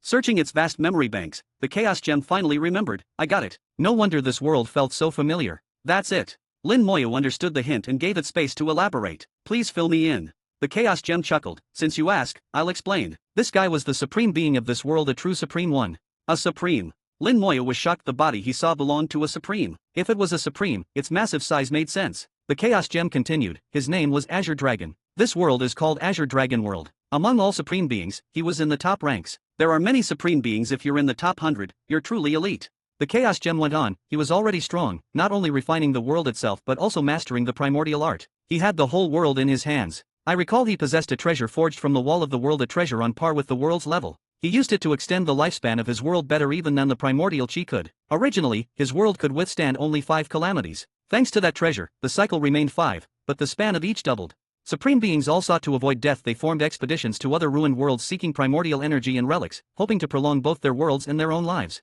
Azure Dragon's treasure could buy double the normal time, far better than scouring other worlds for primordial energy. The Chaos Gem said. Other Supremes tried to steal Azure Dragon's treasure, even started fights. But Azure Dragon was so strong, he drove them all off. Maybe the treasure is why the world fell into slow collapse, letting Azure Dragon's corpse remain intact. The Chaos Gem added, it must be. The wall of the world provides many materials, but very few treasures. Azure Dragon was lucky. As I recall, he merged the treasure into the world's core to avoid trouble. If it still exists, it'll be located in the core.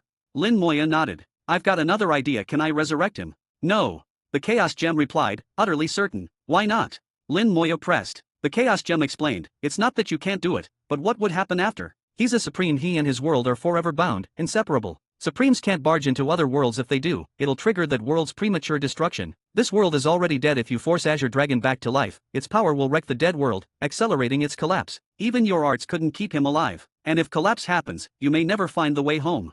After several reasons, it was clear not that Lin Moya couldn't revive him, but that doing so would be disastrous. It was a tempting thought, another supreme as an ally, but now Lin Moya saw it was impossible. Forget it, then, he said, dropping the idea. Raising Azure Dragon was just digging his own grave. The Chaos Gem pointed into the distance. Master, there's something over there. Lin Moya flew in the indicated direction. The Azure Dragon's corpse stretched across the world millions of miles. The spot the gem pointed to was near its tail. The tail was also immense. Most of it was buried. Only a tiny part protruded. At the sight, Lin Moya looked carefully. At first, he found nothing, but on closer inspection he saw a hairline crack where the tail hit the earth. The crack was small only compared to the dragon's immensity. In reality, it was kilometers across, a giant canyon. That thing is at the very bottom of the tail. Lin Moya dove into the crack, flying down. Compared to the huge tail, he was like a speck of dust. Even dead, the Azure Dragon's scales gleamed with a metallic luster. The crack looked like it was made by the tail's impact, but on closer look there were marks of intervention. Someone's been here, Lin Moya thought. As he went deeper, the signs of intervention grew clearer. Someone had indeed been here, long ago, but not Sovereign September. Bit by bit, Lin Moya sensed a strange aura. The Azure Dragon's body no longer exuded anything. Its power had faded with the world, leaving only form. But now Lin Moya felt something different. Primordial chi, he realized. The energy was faint but distinct. Primordial chi actually existed here. Astonishing. Then he felt a second unusual aura, one from the chaotic wilderness. He realized, this must be the corpse the chaotic desolate bull wanted him to find. At last, at the bottom, he entered a vast cavern and saw a pool of clear water. In the heart of the pool, a person was sitting cross-legged. At the pool's edge lay a bull. Both man and beast corpses. To read ahead, subscribe to my ko-fi.com/translate Toki. Only join if you want to. Chapter 4656, Destiny Sovereign and Eternal Desolate Bull. Chapter 4656, Chapter 4656, Destiny Sovereign and Eternal Desolate Bull. Chapter 4656, Destiny Sovereign and Eternal Desolate Bull.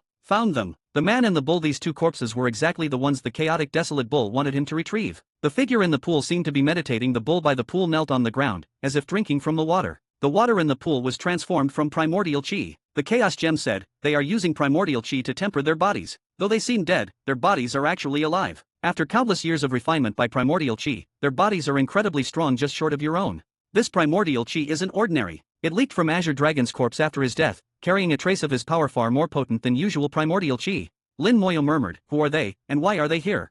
Suddenly, Chaos Seed exclaimed, how could it be him? Lin Moyo asked, you know who it is?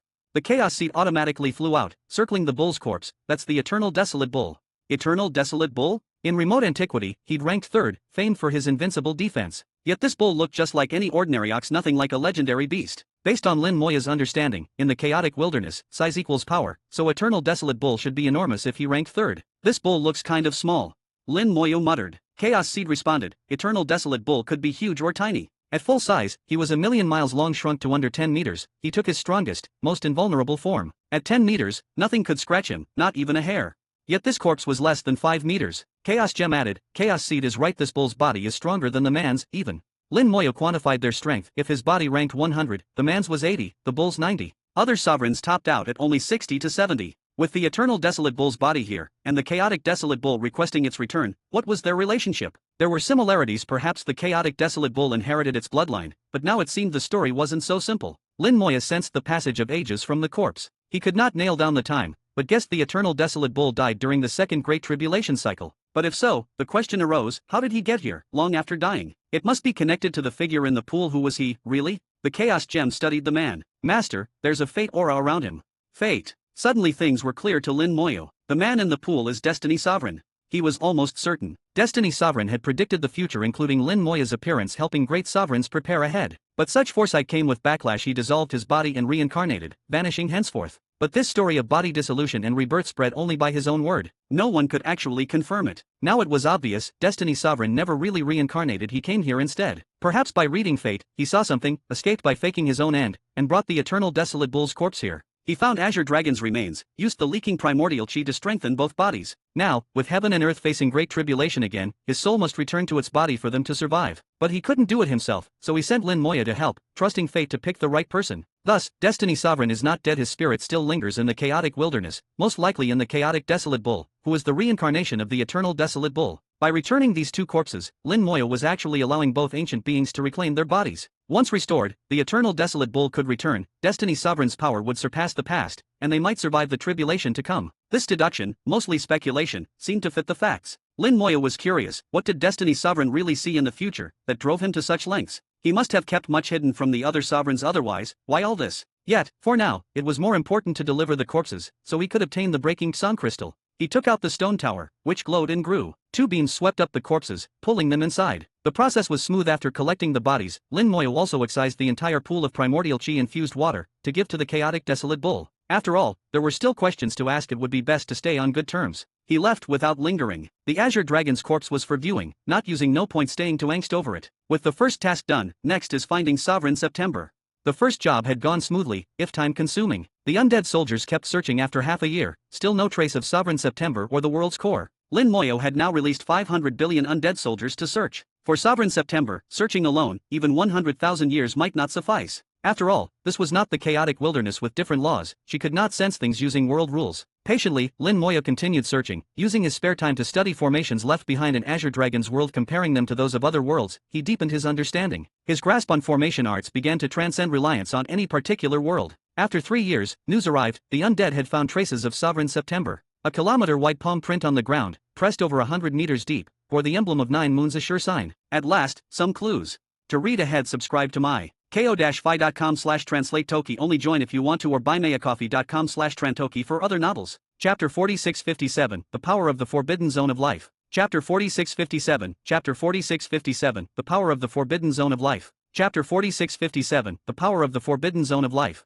Lin Moyo let out a soft sigh. The appearance of the palm print meant Sovereign September could not be far away. This print was left not long ago, no more than 10 years, so she must be nearby. It also indicated that Sovereign September was alive and still had some power. Chaos Gem said, "Doesn't it seem strange, Master? There's no danger here, so why did she leave such a palm print on the ground?" It was true there were no living beings or threats, so why the mark? A sovereign would not do something needless if she left a palm print. There had to be a reason. This was especially so as Sovereign September was only a soul avatar. Here in a place where it's hard to replenish soul power, she wouldn't waste even a little. If there's no danger and soul energy should be conserved, choosing to expend it on a kilometer-wide palm print could only mean it served another purpose. The only explanation Lin Moyo could think of was as a signpost. A sovereign, worried about getting lost, may sound odd, but in this place, it was reasonable. The rules in many regions were chaotic, so outside sovereigns couldn't orient themselves by the world's rules. Losing their way was common, and they needed markers. But what did the palm print point toward? Lin Moyo followed the direction of the print. It must be that way. He did not go himself, but sent undead soldiers ahead. In just 10,000 miles, they found another palm print. Again, 1,000 meters in diameter, but now the direction of the index finger had changed slightly.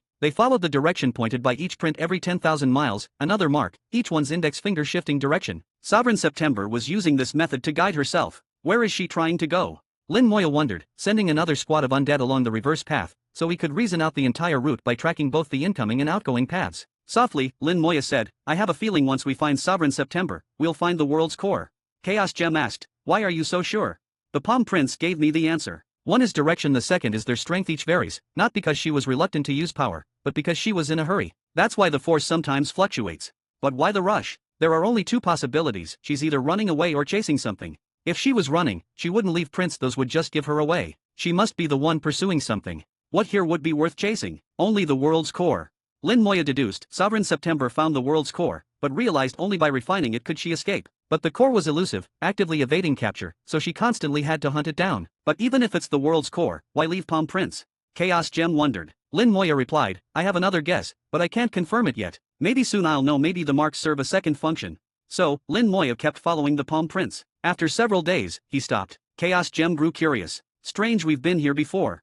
Lin Moyo realized they had returned to the starting point, where the first print was found. All told, 3,600 palm prints, each 10,000 miles apart, form a perfect circle. We just completed a circuit. My earlier hunch wasn't entirely correct. These palm prints were for more than guidance, they circumscribed a territory. Sovereign September marked the world's core's probable location by drawing this circle. If so, we search within this area. A vast swarm of undead swept the marked zone, blanketing every bit of land with their search. The region was mountainous, but with enough undead, not a single patch went unchecked. Several days of searching revealed nothing on the surface. Lin Moyo trusted his reasoning. If nothing was above, then the answer must lie below. Within the mountains were gorges and caves. The undead began probing inside, watching for any unnatural marks. A sovereign spirit avatar leaves almost no trace upon touching the ground, but if she'd been here, there would be subtle clues. It wasn't long before they found faint traces, burn marks left by soul fire, barely visible, but still carrying a hint of soul aura. The undead went deeper, tracing these clues. This territory had a vast network of caves, creating a massive underground labyrinth far more complex than anything Lin Moyo had seen, stretching down at least 1,000,000 meters. If Lin Moyo had to enter unaided, he'd surely get lost. Even with the undead's help, it required immense effort. Deep below, these tunnels hid broken rules, energies running wild. Sometimes, diving in one cave spat you from another, or sent you straight to the ground's surface. Many undead repeatedly encountered these disorienting spots, making things difficult. If Sovereign September had no special means, just exploring this maze would take her 10,000 years. Yet, they kept searching and soon neared their goal. Finally, a handful of undead broke through an invisible membrane and entered a vast underground chamber. 2 undead instantly perished, shredded by invisible force, their bodies utterly destroyed, not even ash left. They couldn't resurrect on the spot, only by returning to the world of the summoning art. Lin Moyo frowned. The power of the forbidden zone of life. He viewed the world through his undead soldier's eyes and saw a mist-laden space, filled with the energy of the forbidden zone of life. He had tangled with this energy before and died countless times amid such mists. He knew it well, and was sure. With those that survived, he observed that the whole chamber seethed with fog, some dense, some thin, drifting unpredictably. This was the strength of the forbidden zone of life. Just touching it meant almost certain death for anything native to the world. The undead moved carefully, always dodging the drifting fog. More and more undead entered, threading their way around the wild vapors. Lin Moyo himself entered, following a carefully marked path, moving as fast as possible through the maze to reach this space. He studied the mist. Unlike the undead, Lin Moyo could sense the abnormality directly. Here, remnants of world rules and the forbidden zone's power mingled, causing the fogs to chase all over. Sometimes the rules pushed or pulled, casting one into mist to die in an instant. This place is a bit like the primordial vortex, but even more chaotic. To read ahead, subscribe to my ko-fi.com/translate-toki. Only join if you want to, or buymeacoffee.com/trantoki for other novels. Chapter 4658, The Road to the Forbidden Zone of Life. Chapter 4658, Chapter 4658, The Road to the Forbidden Zone of Life. Chapter 4658, The Road to the Forbidden Zone of Life.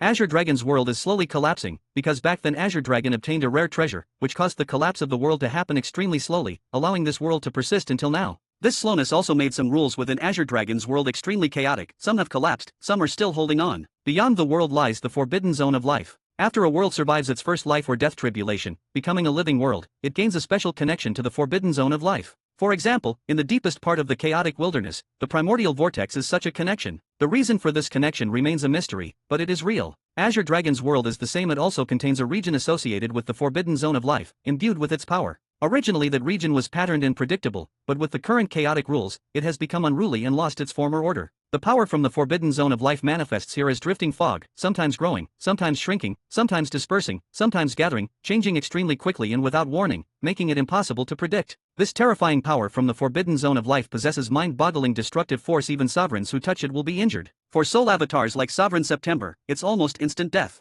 If she is here, she can hardly move and faces mortal danger at all times. Massive numbers of undead soldiers poured in, exploring the space, but before flying far, they would encounter the fog and die on the spot. Killed by the forbidden zone's power, they could only resurrect within the summoning world, unable to revive on sight. With their exploration blocked, Lin Moyo had to act personally. He passed through the maze-like caves deep underground to enter this deadly region. Immediately, Lin Moya sensed many different energies, some disorderly rules that hadn't collapsed, the familiar power of the forbidden zone of life, and a soul aura from the chaotic wilderness. Sovereign September really is here, he confirmed, sensing that she had lingered for a long time. Her soul aura was dense. Following the aura, she should have gone inside, though her fate was unclear. Let's just try it out first, he said. He went to the edge of the fog to test it. Having dealt with the forbidden zone of life's power countless times, he was very familiar with it and boldly reached out to touch the mist. His hand came away with a few wounds, but unlike the undead soldiers, he did not disintegrate instantly. All those previous battles were not for nothing. Lin Moya smiled. His body had slowly adapted to the power of the forbidden zone of life. This adaptation worked here just as it did in the primordial vortex and in the broken Azure world. He sensed the mist. The power of the forbidden zone of life is always the same. Chaos Gem disagreed. Of course it's the same, no matter how many worlds there are, there's only one forbidden zone of life. Lin Moya shook his head. I originally thought when the forbidden zone of life came into a world, it would be influenced by that world's rules and change, just as the primordial chi is different in each world. But it turns out that's not the case. Forbidden zone of life is not affected by world rules. Its level is higher.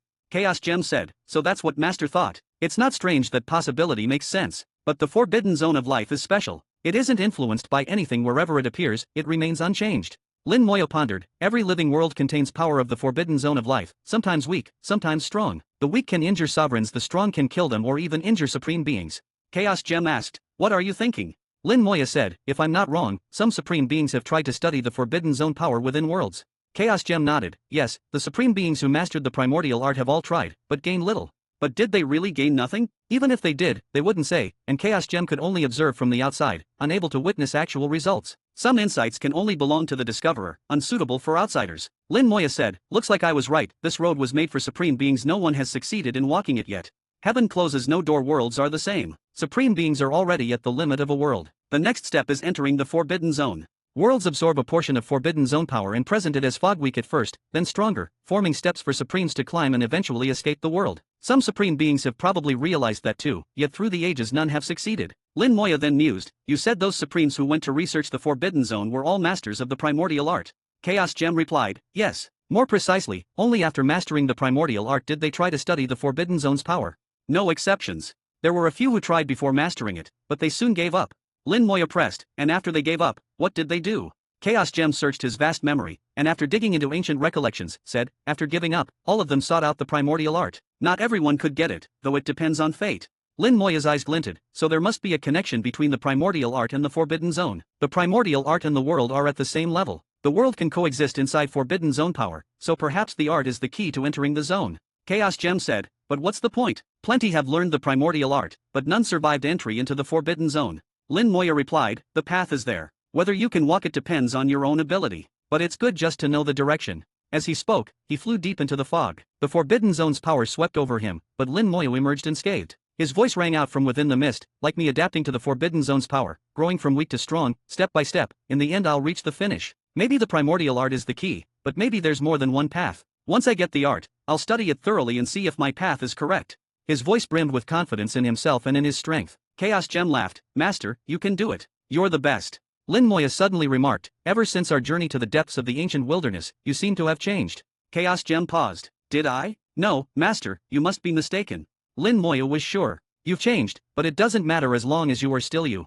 He emerged from the fog, pressing onward into the depths of the space. To read ahead, subscribe to my ko-fi.com/translate Toki. Only join if you want to, or buymeacoffee.com/trantoki for other novels. Chapter 4659 Azure Dragon's Scheme. Chapter 4659 Chapter 4659 Azure Dragon's Scheme. Chapter 4659 Azure Dragon's Scheme. Lin Moya traversed layers of mist deadly enough to kill a sovereign was ignored by him. Some denser patches, infused with stronger power from the forbidden zone of life, would leave Lin Moya lightly wounded, but these were just surface wounds. With the flow of the power of life, his injuries healed in the blink of an eye, without even a drop of bloodshed. He did not need to avoid the mist and moved at an incredible speed, following Sovereign September's soul aura and drawing close rapidly. It was unclear how long Sovereign September had been within, or how far she had advanced, but that no longer mattered. Lin Moya's speed outstripped hers manyfold. He would catch up in a few days. The soul aura grew ever denser, and Lin Moya drew ever nearer. Meanwhile, the mist thickened and became ever more potent. Still, Lin Moya pressed on, simply enduring minor wounds, even finding it enjoyable. After 10 days, Lin Moya found Sovereign September standing in a corner.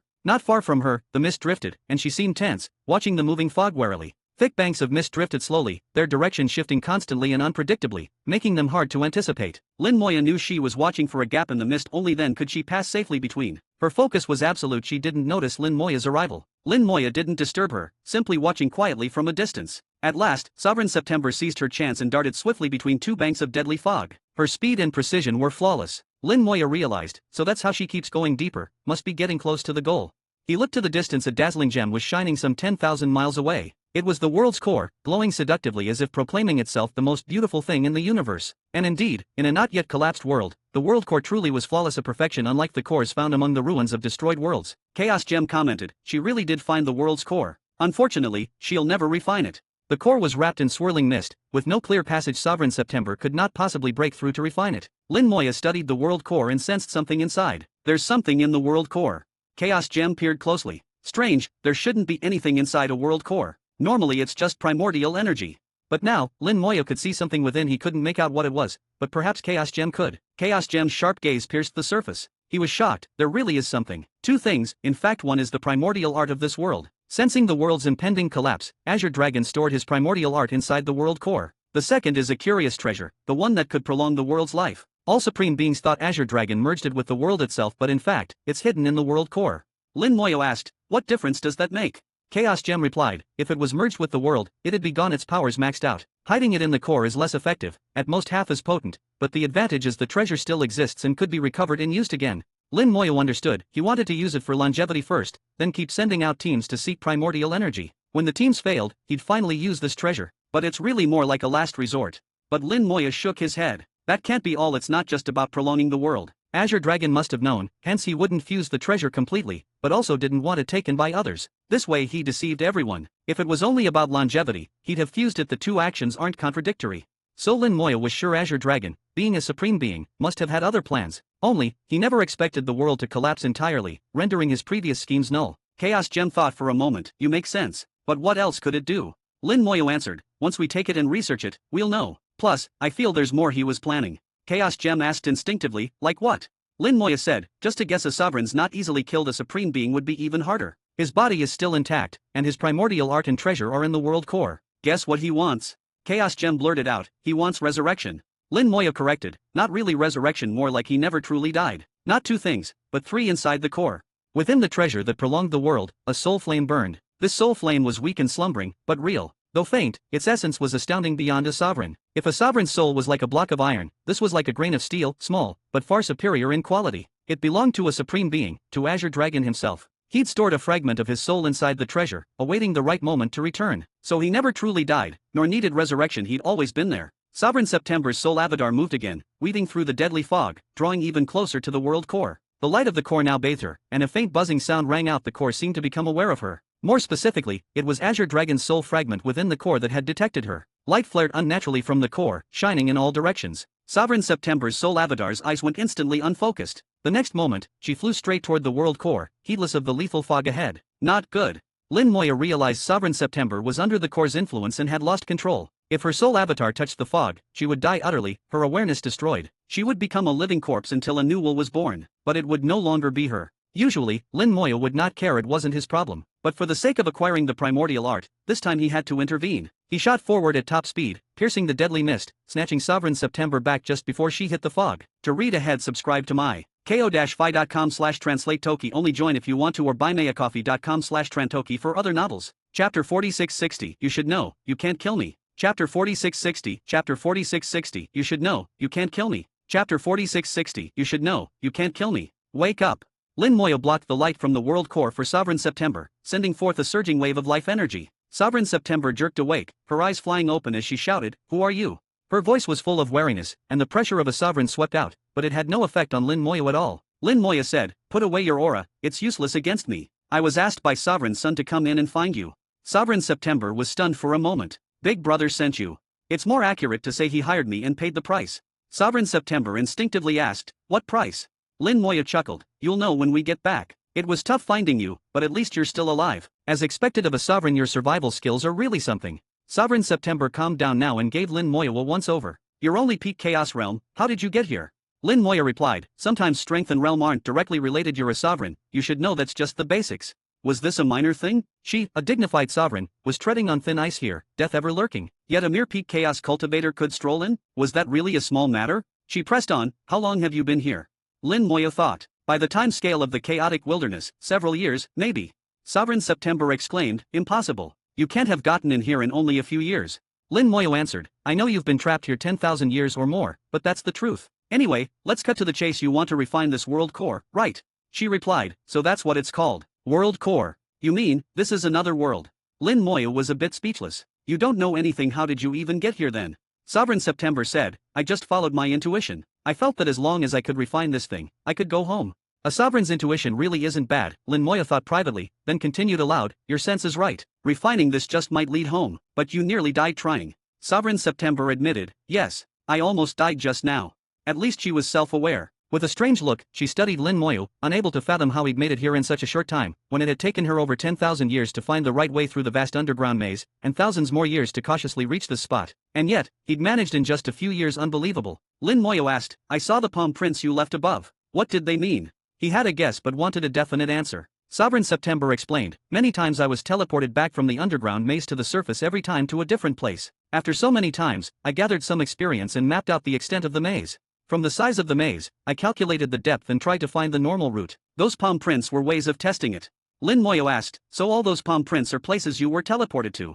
"Yes. Each print is exactly the same distance apart, forming a complete circle. I struck every transmission point, so the maze couldn't send me to the same spot again. I just tried over and over, failing and disrupting the teleports until I finally found the right path." Lin Moya said, "Well, not the smartest method, but it worked. You about killed yourself, though. Alright, I'll go deal with this thing. As for you..." Lin Moya considered for a moment. It was troublesome. If he let her follow, she'd die in the mist he could pass through with ease. But if she didn't follow, who knew what might happen behind his back? To keep her absolutely safe, he'd have to put her in his soul world or his divine realm, but neither place could allow outsiders in. They were his innermost secrets. After some thought, he said, "I'll set up a formation. You stay put inside it."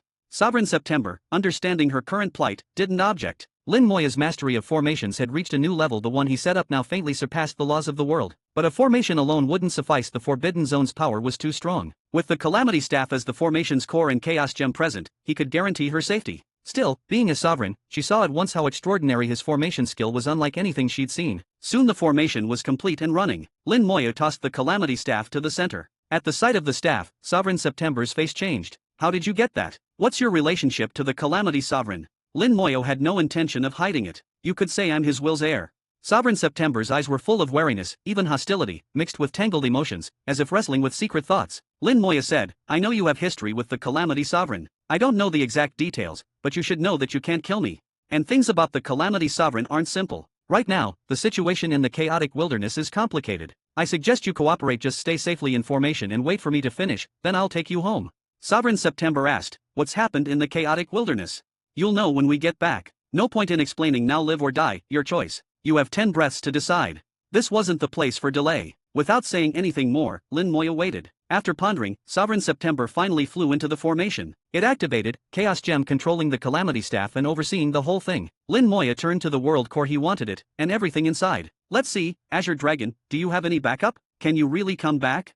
Mist appeared ahead. Lin Moya flew straight toward it, unchanged in expression. "Careful," called Sovereign September behind him, but Lin Moya didn't react. She watched in stunned amazement as he passed freely through the deadly mist, something lethal even at her peak. That deadly mist could not harm Lin Moya. How could he do it? She'd never imagined anyone could move through such mist, certainly not a mere peak chaos cultivator. Yet it happened right before her eyes. The world core glimmered again, its light gathering on Lin Moyu, a force piercing straight for his soul. But Lin Moyu ignored it completely. To read ahead, subscribe to my ko-fi.com/translate toki. Only join if you want to, or buymeacoffee.com/trantoki for other novels. Chapter 4661, Fist After Fist, Each Punch Lands. Chapter 4661, Chapter 4661, Fist After Fist, Each Punch Lands. Chapter 4661, Fist After Fist, Each Punch Lands. The faint light of the world core could do nothing to Lin Moyu, and even the power from the forbidden zone of life was helpless against him at most. It could inflict a few superficial wounds. Lin Moyu simply walked through it all and stood directly before the world core. The world core appeared to be trembling, as if it were afraid. Azure Dragon's lingering soul. Lin Moyu let out a light laugh and flicked out a sphere of blazing fire, world scorching flame enveloping the world core within. World scorching flame had previously been used to refine worlds, and now it could refine entire heavens and also burn souls. Both the world core and the Azure Dragon's lingering soul within were perfectly suppressed by the flame. Screams pierced the heavens as Azure Dragon's lingering soul, hidden within the core, was jolted awake, and a terrifying divine dragon manifested in the void. The oppressive might crashed down. It was the aura of a supreme being, far stronger than any sovereign. Under this pressure, the entire space was shaken. Mist flew everywhere, striking the formation repeatedly, but was repelled each time. The calamity staff at the center of the array shone brightly, controlling and stabilizing the formation while the balance gem sparkled, instantly balancing all the mist that touched the array. The formation swayed amidst the storm, but could not be destroyed. Sovereign September's face turned pale with fear. She could sense that, without this array, she would certainly die. Even if the deadly mists were gone, just the sheer weight of that might would be enough to kill her. What is that thing? But she would get no answer. The chaos gem would never bother with her. Nor could Lin Moyu spare any attention now. He was focused on the Azure Dragon apparition. So this is a true supreme being, impressive indeed. Today he was getting a glimpse of just how strong a true supreme was. Their sheer presence alone was enough to paralyze any sovereign. With a single movement, they could crush even the most powerful sovereigns. There was simply no way to fight back, unless something was very wrong, like now. Ultimate immortality. With a thought, Lin Moyu activated ultimate immortality, his aura soared, and he entered a state of undying and indestructible existence. While in this state, neither harm nor suppression could touch him. Facing the Azure Dragon's apparition, Lin Moyu threw out a punch. The blow shattered space, dispersed the mist, and even before the punch landed, a soul-shocking force swept over in a tsunami. Azure Dragon's apparition writhed under the spiritual assault, teetering on the verge of collapse, and let out a shriek, not a dragon's roar, but a harsh and ugly scream. Then Lin Moyu's fist landed, and the enormous punch scattered the apparition completely, preventing it from reforming. Sovereign September's expression grew even stranger. The Azure Dragon apparition was already terrifying enough, but Lin Moyu's punch was even more terrifying, a blow beyond the realm of sovereigns. But Lin Moyu was supposed to be just peak chaos realm. How could he possibly be so strong? And this was a different world, where none of the usual powers could be used fully, so she, a sovereign, couldn't even exert a fraction of her true strength. If Lin Moyu ever returned to the chaotic wilderness, would he be even stronger? She was unaware that Lin Moyu's power came from his own body and soul, entirely self-derived and completely unaffected by the rules of any world. So he was nearly as strong in this world as he would be in his own. Having shattered the Azure Dragon apparition with one blow, Lin Moyu intensified the world's scorching flame to speed up the refinement. The shrieking from within the world core became more frenzied, and the entire space began violently trembling. Countless pieces of stone fell from above, instantly turned to dust on touching the mist, nothing left behind. The underground maze above collapsed, and a huge shadow smashed through the thickest stone layers and forced its way in. A roar rang out this time, a true dragon's roar. The real one is here. Lin Moyu laughed lightly, just as he thought, in a moment of mortal danger, Azure Dragon's physical body would definitely show up. This was his backup. So long as a supreme being's body remained, even without a strong soul, he could handle most threats. The fragment of soul amplified by the world core was enough to control the body. Azure Dragon's physical form was enormous, taking up most of the space. The mists formed by the forbidden zone of life could only cause superficial damage to such a body. A gigantic dragon head lowered and breathed dragonfire at Lin Moyu. Lin Moyu shouted and charged straight at Azure Dragon, meeting the dragonfire head-on and unleashing countless punches in an instant. The opponent was indeed a supreme being, but now it was just a physical form. Lin Moyu perhaps couldn't win, but it was worth trying. The feeling of fighting a supreme being was exhilarating. Sovereign September was dumbfounded. The Azure Dragon apparition had been frightening enough, but this was far more terrifying. Azure Dragon felt to her like an utterly monstrous being, incomparable to any she'd met before. How can there be such a terrifying being? She muttered, her voice trembling. Yet the scariest part was Lin Moyu at peak chaos realm. He was going toe-to-toe with this terrible existence, without the slightest fear. Wave after wave of punches beat back the dragonfire and hammered down on Azure Dragon's body. Fist marks appeared across its massive surface, scales turning white at every point Lin Moyu struck. His blows were powerful, but could not break through Azure Dragon's body. After all, a supreme being was a supreme being. Azure Dragon, one of the top 100, had a body that Lin Moyu simply couldn't surpass. A massive claw crashed down like lightning, striking Lin Moyu and sending him flying for 10,000 miles. Yet a heartbeat later, Lin Moyu was back, untouched. In his undying state, not even Azure Dragon could harm him. Incredible as it was, Lin Moya's resilience was plain to see. With a Supreme's body, Lin Moya and Azure Dragon exchanged blows. One was sent flying, returned unharmed, and the cycle resumed. Sovereign September looked on, completely dazed, repeating to herself, "Impossible, this is impossible."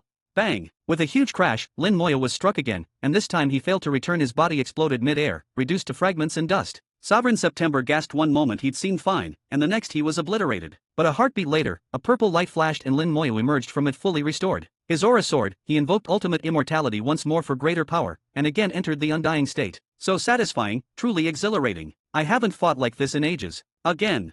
His voice rang out, full of joy. It had been ages since he'd fought so viscerally, and to fight a Supreme's physical form made it even more thrilling. Lin Moya was having the time of his life. Azure Dragon was not. Within the world core, the world's scorching flame ceaselessly refined, and Azure Dragon's soul was in mortal danger. If this continued, his soul would be refined completely, and he would truly die. After surviving so long against the odds, how could he accept death now? The world core shook violently. The whole world was racked with storm and change, and boundless power surged toward the world core. Numerous realms began to collapse faster. To read ahead, subscribe to my ko-fi.com/translate Toki. Only join if you want to. buymeacoffee.com/trantoki for other novels. Chapter 4662, Big Brother, I'm back. Chapter 4662, Chapter 4662, Big Brother, I'm back. Chapter 4662, Big Brother, I'm back. The world of Azure Dragon had originally been in a state of slow collapse. After countless eons, only half had crumbled. At that rate, it could have lasted another 100 billion years without issue. But now, it was rapidly falling apart, all because of its former master, Azure Dragon. Azure Dragon was using the world core and accelerating the world's demise to gain immense power. The price was high, but he had no other option. If he didn't, he'd soon be completely refined by the world's scorching fire. His soul was hiding within the world core, but now that core was a trap, the world's scorching fire wrapped around it, steadily invading and blocking every escape. As the world shattered, tremendous powers surged from all around, flooding into the core. Azure Dragon's remnant soul suddenly grew much stronger. He was the master of this world, once having refined it, leaving fragments of his soul everywhere. Now, these fragments merged, temporarily boosting his soul. Growing stronger, he tried to break out, smashing repeatedly into the world's scorching fire. The fire flickered wildly under the onslaught of soul power, and the refining speed fell behind. A passage forcibly opened. Can't let him out. Lin Moya knew that if Azure Dragon's soul and body merged, his power would soar. Even at 1% of former strength, a supreme being would be unstoppable. Although Lin Moya's undying state might save him, Sovereign September likely wouldn't survive. Plus, if soul and body merged, Azure Dragon could instantly destroy the whole heavens, skipping even the world ruin phase. Lin Moya would be doomed to fall straight into the forbidden life zone, where who knows if he'd be immortal anymore. Harmony. A thought flashed to the Chaos Gem. Lin Moya trusted the gem would know what to do.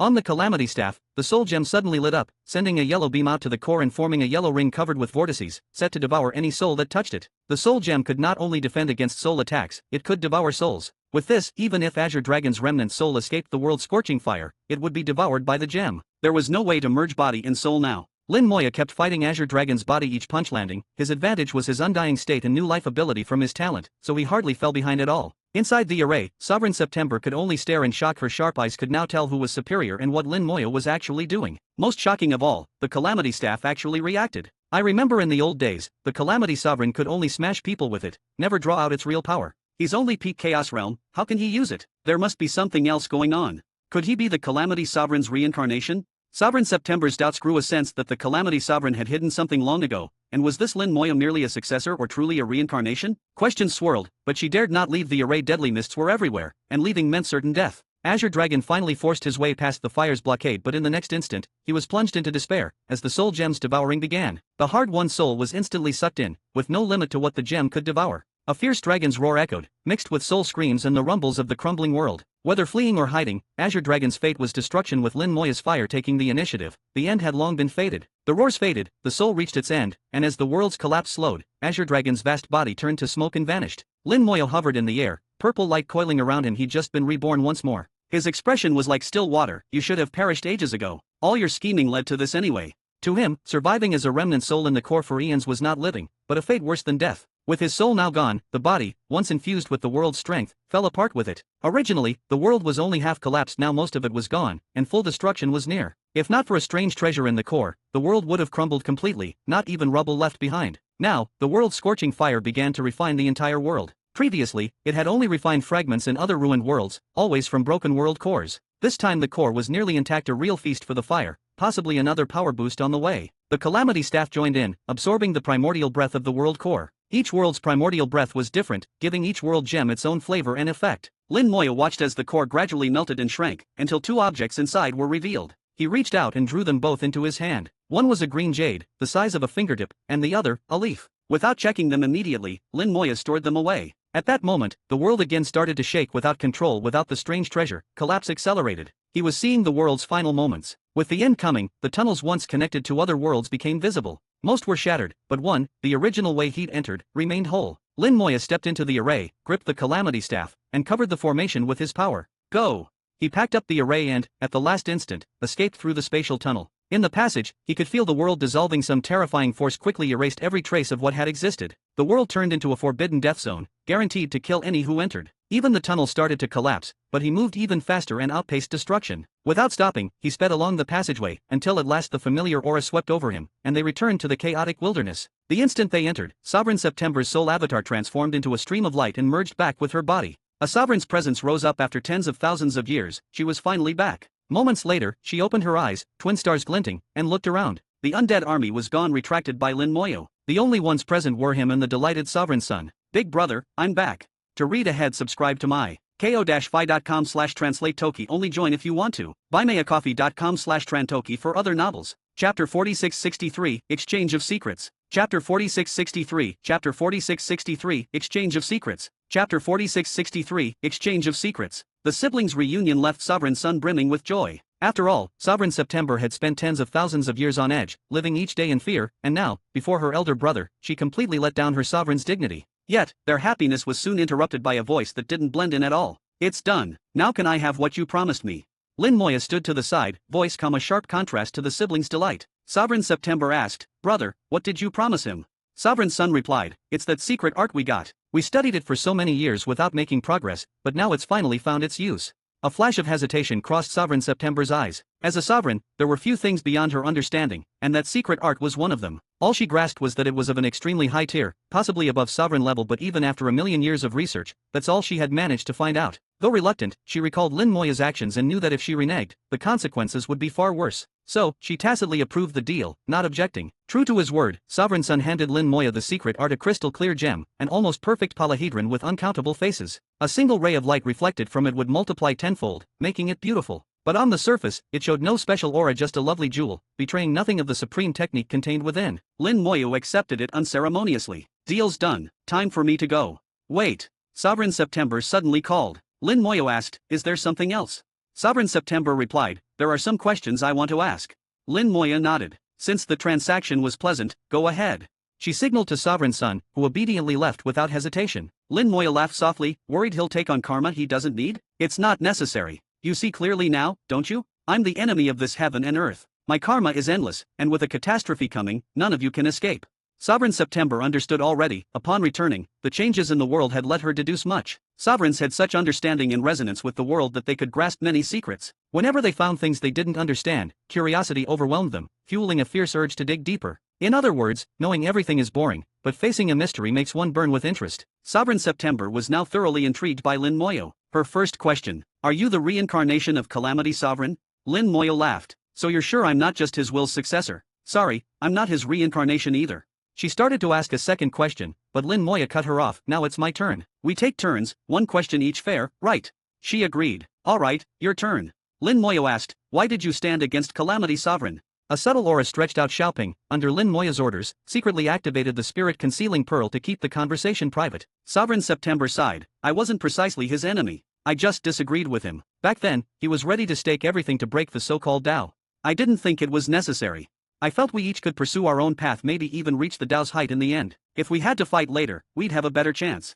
I knew of his preparations. He set a grand array in the extreme east, but I didn't sabotage it." She explained at length. Back then, Sovereign September and Calamity Sovereign were friends, comrades who traveled the chaos wilderness, searching for wonders. But when it came to the fight against the Tao, they disagreed, which led to conflict. Sovereign September believed they could forge their own way, reach the Tao's level, and then, with solid preparation, defeat it. Calamity Sovereign, however, insisted on staking everything, using even his own death to wound the Tao and set up his plans for the future. A key figure was the Fate Sovereign, whose mastery of destiny foretold certain outcomes, strengthening Calamity Sovereign's resolve. But Sovereign September insisted Fate's predictions were unreliable. The future always shifts. If Calamity Sovereign fell and destiny changed unexpectedly, it'd all be for nothing. Lin Moyo understood her rationale but knew she didn't grasp the deeper schemes. Unbeknownst to Sovereign September, Calamity Sovereign had left himself a way out. He'd never truly died, but faked his death and even deceived the Tao. Fate Sovereign's calculations were accurate because Calamity Sovereign hadn't perished, keeping destiny on course. As long as he lived, he could correct the course, no matter how events shifted. The small details might change, but not the overall trend. Such was fate. Perhaps too many years of silence loosened her tongue. She spoke at length, and Lin Moyo listened patiently, understanding at last what had truly occurred. She'd never been committed to opposing Calamity Sovereign. If she'd wanted to, she could have destroyed his grand array in the East ages ago, given her power.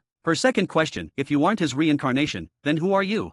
Lin Moyo laughed. Looks like Calamity Sovereign never told you what Fate Sovereign foresaw. Who I am doesn't really matter. I'm just myself, Lin Moyo, a cultivator from the Chaos Wilderness. That question's wasted. But I'll tell you one more thing: Calamity Sovereign isn't dead. What?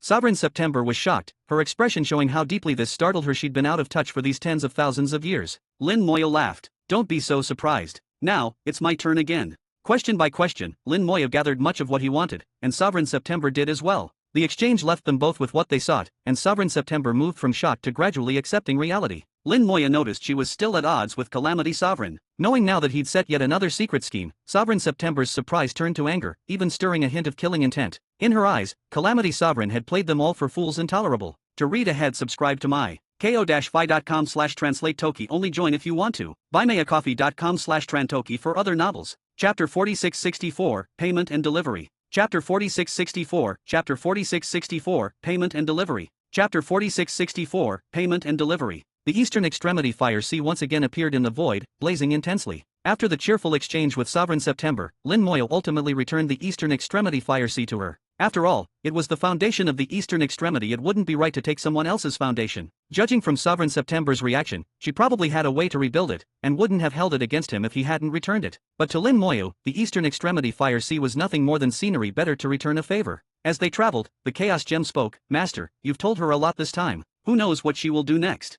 Lin Moyo said, she just knows the truth now, but can't really do anything. Even Biang and Zixing have long known, but what can they do? My guess is she'll just focus on self-preservation, not get involved in anything, and hope to survive this calamity. Sovereign Biang helped Lin Moyo plenty, but most things had always been arranged by Calamity Sovereign. In fact, Biang was just another pawn in his plan. Even knowing he was part of a deeper scheme, he had no choice but to follow it. Still, he tried to resist where he could, like taking Lin Moyo's wife away for her protection, so she wouldn't be used by Calamity Sovereign as a hostage, which would be even more troublesome. The coming fight was truly one of existences above sovereigns. Any sovereign trying to interfere would likely fall. Lin Moyo said, there's still one thing I can't figure out.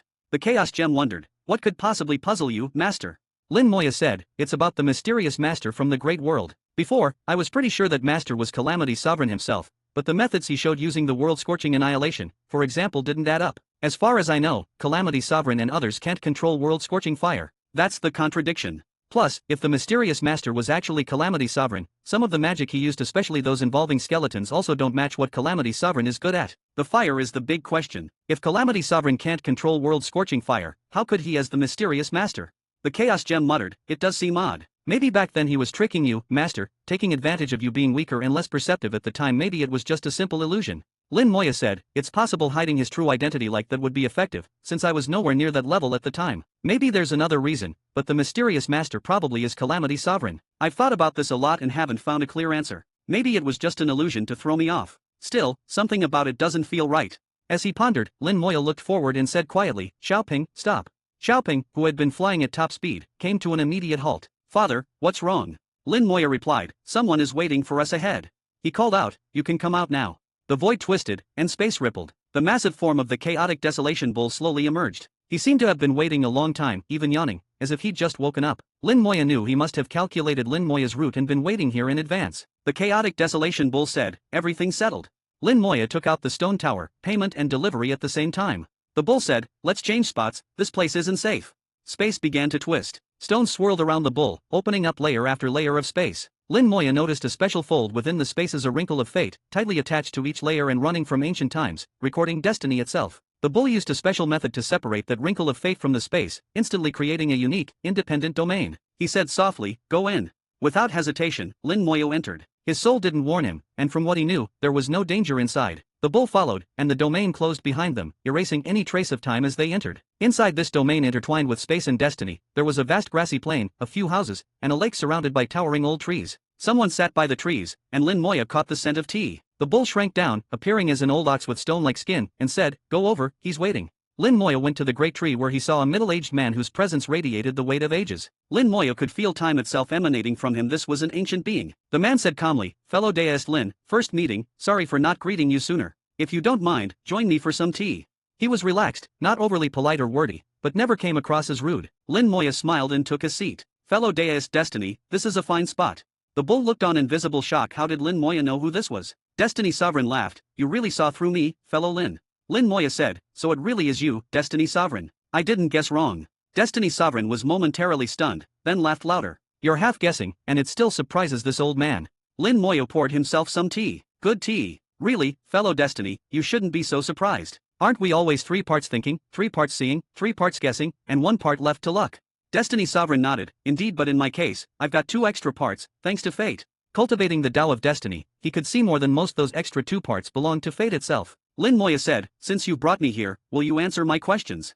Destiny Sovereign replied, "Of course, or I wouldn't have done all this." He placed the heaven-breaking crystal on the table, its aura faint but unfathomably deep. Lin Moya set the stone tower on the table as well. Payment and delivery, just as promised. To read ahead, subscribe to my ko-fi.com/translate Toki. Only join if you want to. buymeacoffee.com/trantoki for other novels. Chapter 4665, The Destiny Sovereign. Chapter 4665, Chapter 4665, The Destiny Sovereign. Chapter 4665, The Destiny Sovereign. The Destiny Sovereign tapped lightly on the stone tower, and it immediately flew into the air, expanding in size. 2 physical bodies emerged from the tower. The Destiny Sovereign said, "Old bull, you can go back now."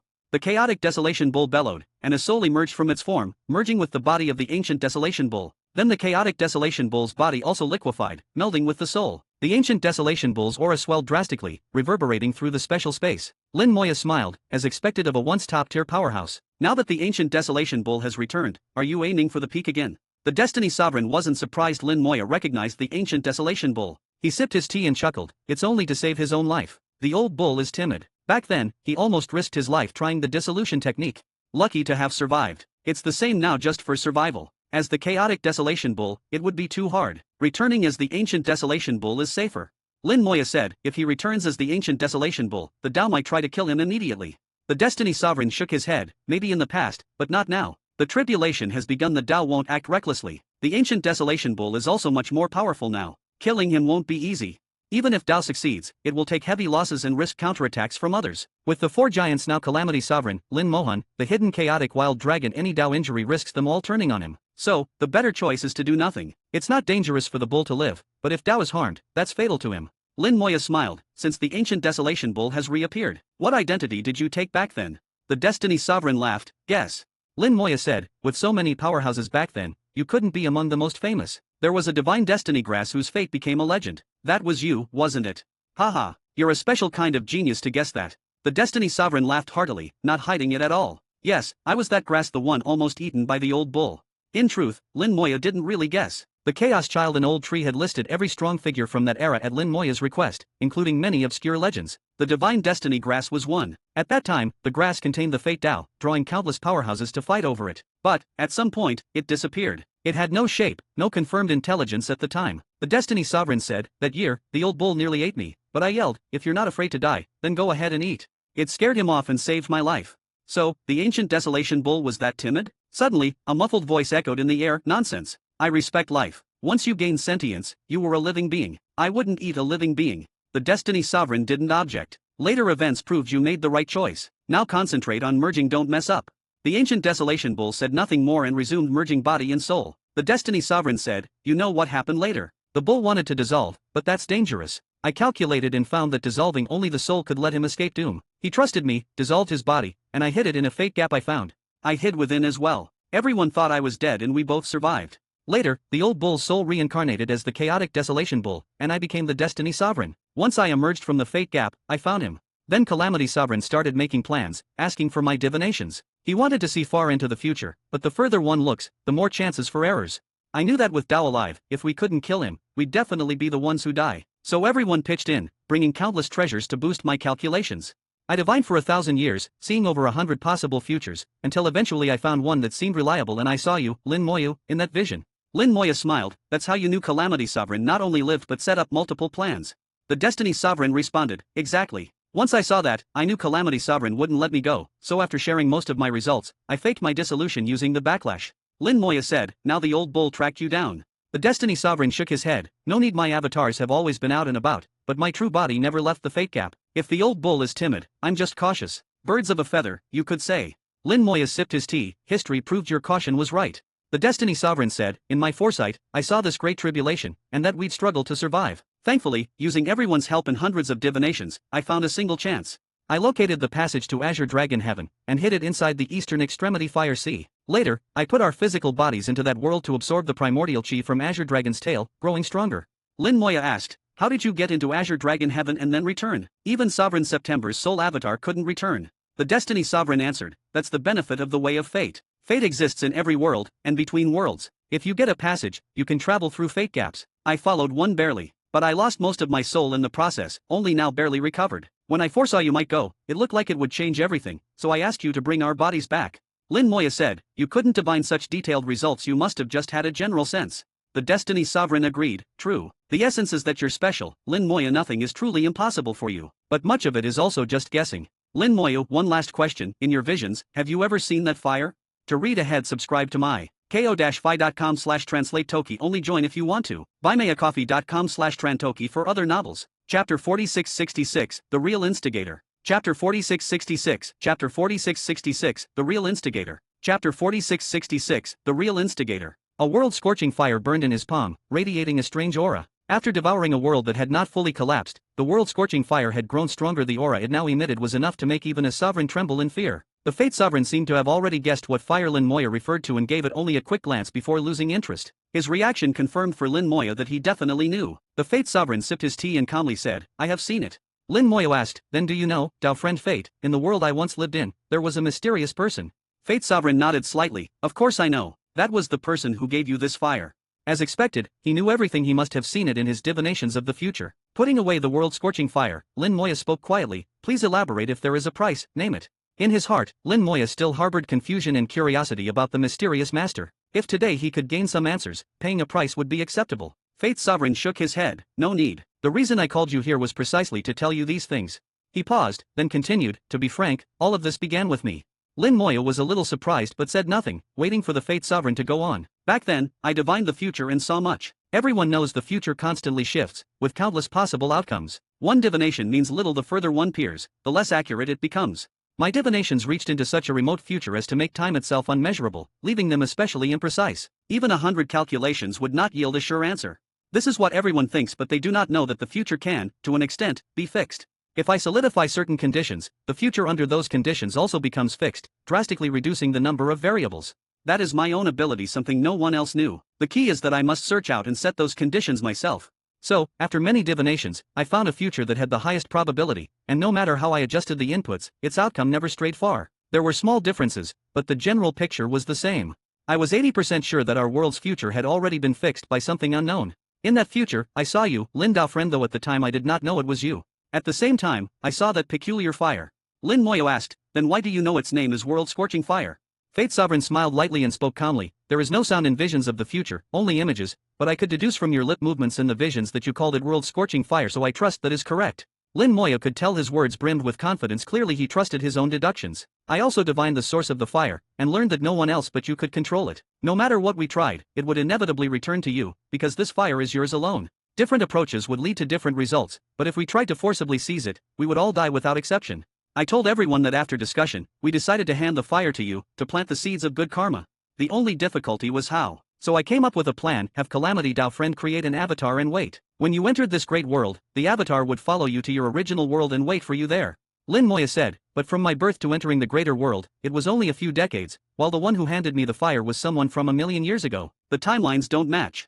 Fate Sovereign laughed, Lin Dao friend, you may not realize this, but before he acquired the Calamity Staff, Calamity Dao friend was known as Dao Sovereign Tenyu. He excelled at controlling time. If he combined certain artifacts or temporal crystals, reversing or accelerating time was easy.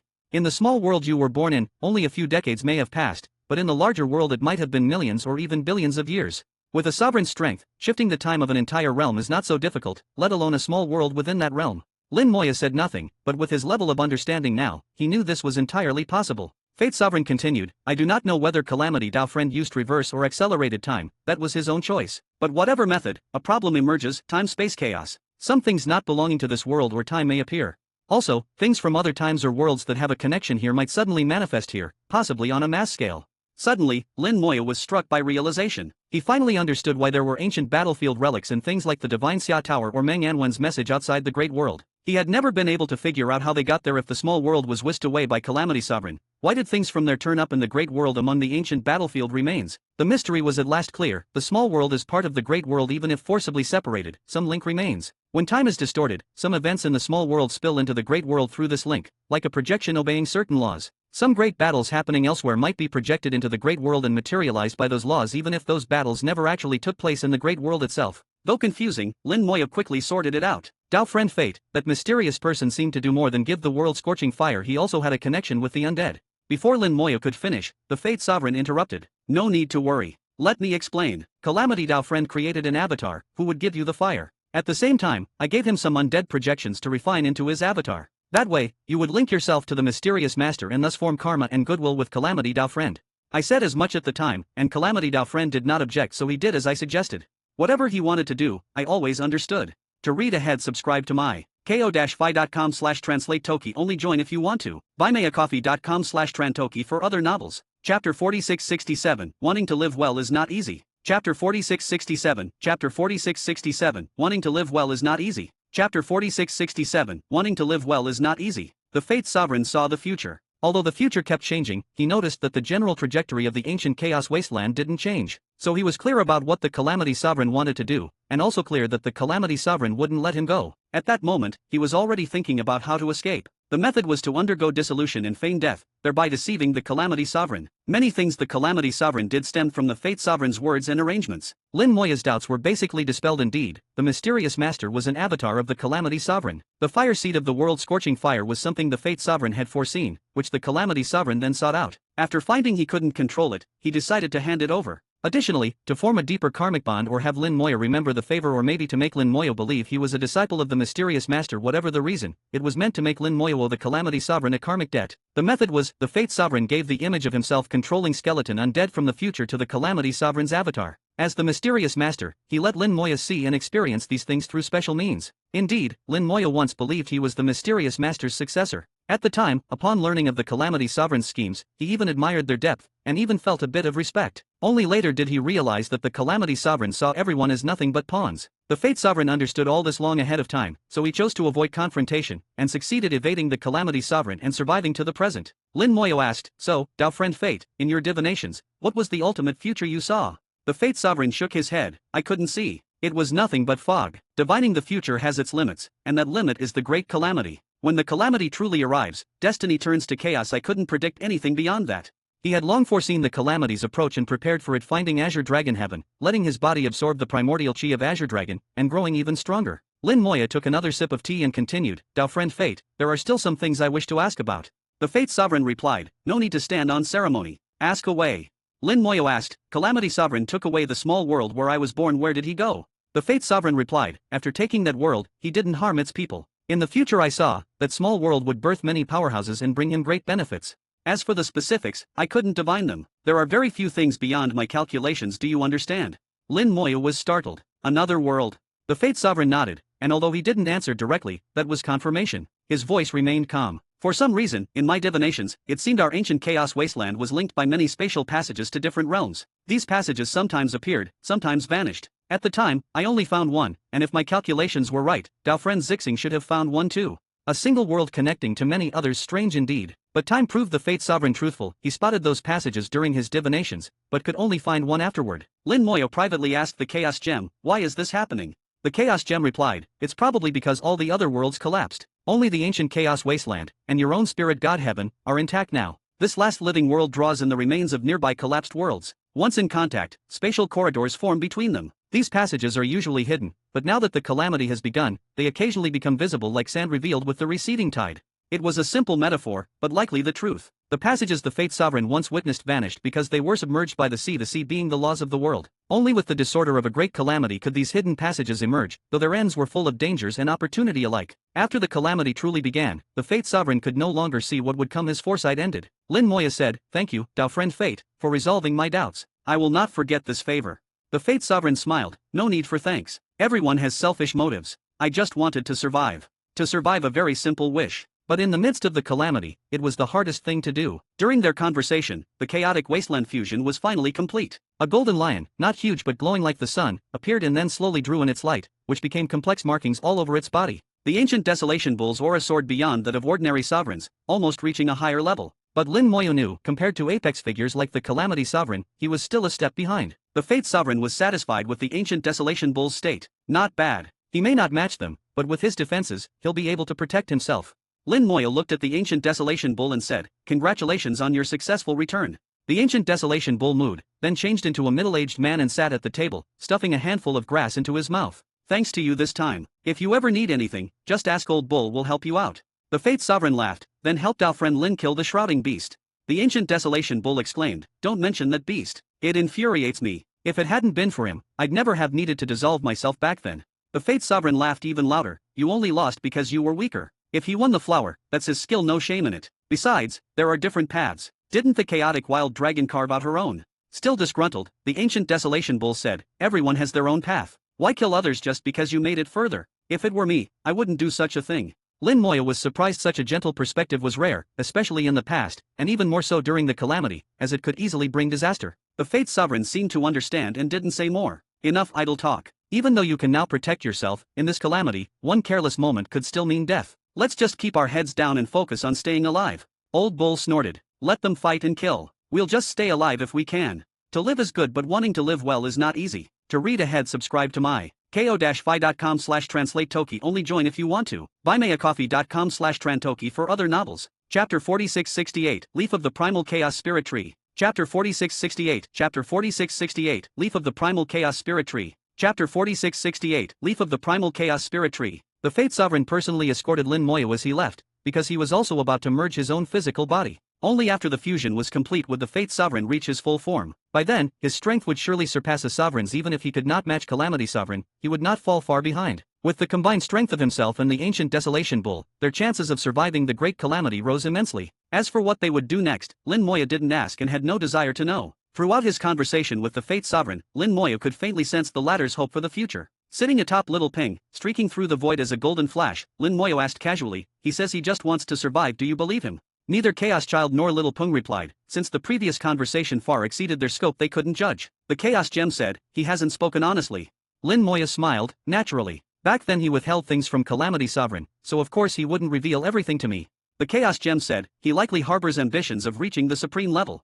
Lin Moya lowered his voice, "It's human nature. He claims he only seeks survival, but the best way to do that is to become supreme. He said the great calamity muddled fate, making divination impossible, but I only half believe it. Divining may be difficult, but not truly impossible. I'm sure he's seen some opportunities. In fact, killing me is the best way for him to stride toward the supreme, but he's not confident, so he doesn't dare. Maybe he's waiting for a chance, or for some favorable turn." Lin Moya's gaze grew profound. From the previous talk with the Fate Sovereign, he could deduce several points. He did not understand the Tao of fate and could not divine the future, but he could judge human nature. The Fate Sovereign spoke cautiously, but still revealed some clues. He had mentioned in passing that there were many passages in this world, all connected to other realms, which were essentially ruins. If he had opportunities, they would be hidden in the remnants of those worlds. Perhaps, from them, he could take another step forward at the least, achieving strength to rival the Calamity Sovereign's avatar. If that happened, together with the ancient Desolation Bull, they would have two sources of strength for the battle over the supreme rank. The Chaos Gem said, "No matter what tricks he plays, as long as Master's strength is enough, nothing matters. The Supremes I have seen made it by their own power, never by scheming." Lin Moya smiled. It was true. As long as one's strength is sufficient, any conspiracy would shatter under a single blow. Little Pung manipulated the concealing spirit pearl, its strange aura hiding both itself and Lin Moyo. Seated atop its back, Lin Moya began to examine the gains from his journey, 2 copies of the primordial technique, a rare treasure, and a sky-shattering crystal. He first examined the rare treasure, a single leaf. This leaf shone with a purple glow, like jade or emerald, incredibly beautiful. The veins were exquisite, seemingly naturally formed, faintly containing mysterious truths. Even with his sharp vision, Lin Moya could not comprehend the secrets hidden within the leaf. But that didn't matter. A cultivator's basic approach when facing the unknown was, refine it. Letting his soul flame burn through the leaf, Lin Moya's soul was suddenly alarmed as a wave of malice erupted from inside, rushing at his soul. Lin Moya's reflex was to think perhaps Azure Dragon's remnant soul lurked within and sought to take him over. But a moment later, he discovered this malice did not come from Azure Dragon, but from the leaf itself. Get back! He called low, and his soul realm buzzed. The primordial chi wrapped around it provided powerful defenses, holding back the malice. The malice turned into a sharp arrow outside his soul world, spinning wildly as it tried to pierce the primordial chi. Its strength was so great that it forced a hole through, and the soul world's barrier could not stop it. At that moment, the soul gem on the calamity staff gleamed, instantly condensing a yellow vortex to plug the gap. The soul gem, as if seeing a supreme delicacy, devoured the malice completely. What was that? Lin Moya sighed in relief. If not for the soul gem, he did not know how things might have ended. The chaos gem said, if I'm not mistaken, it was a filth spirit. Lin Moya wondered, explain in detail.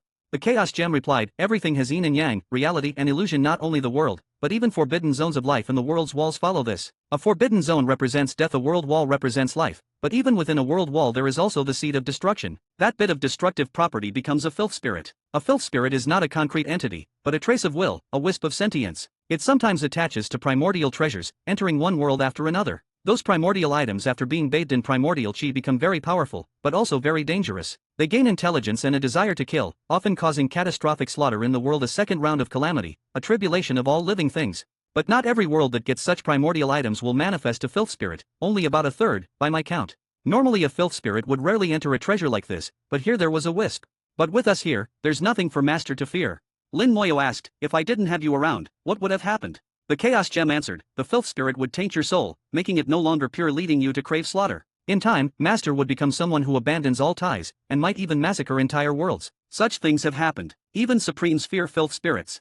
Suddenly, the voice rose, now I understand why Azure Dragon never merged it into the world. With a filth spirit inside, merging it could have tainted his soul. Normally, the best approach is to abandon the item, but Azure Dragon was clearly unwilling, so he used the world core to suppress the filth spirit, while drawing on the rare treasure to extend the world's lifespan. Not a bad trick. Lin Moya said, that's only a temporary fix. I'd rather have the soul gem devour it. The chaos gem, right for the little soul, it's the ultimate delicacy. Little soul loves such pure consciousness.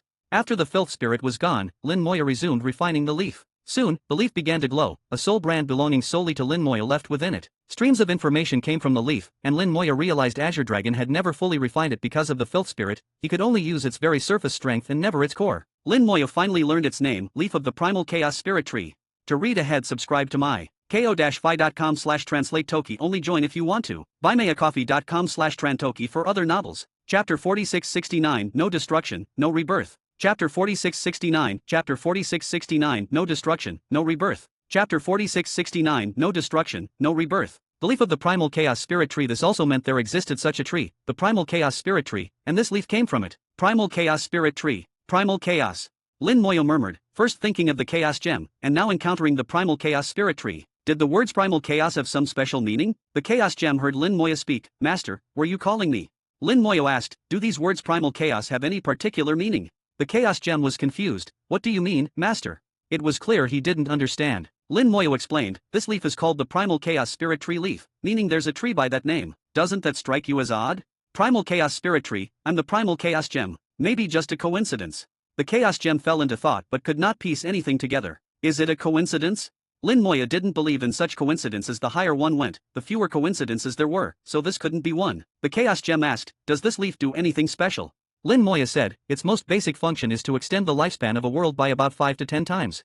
The Chaos Gem was surprised, that effective? Most treasures of this type only double a world's lifespan at best.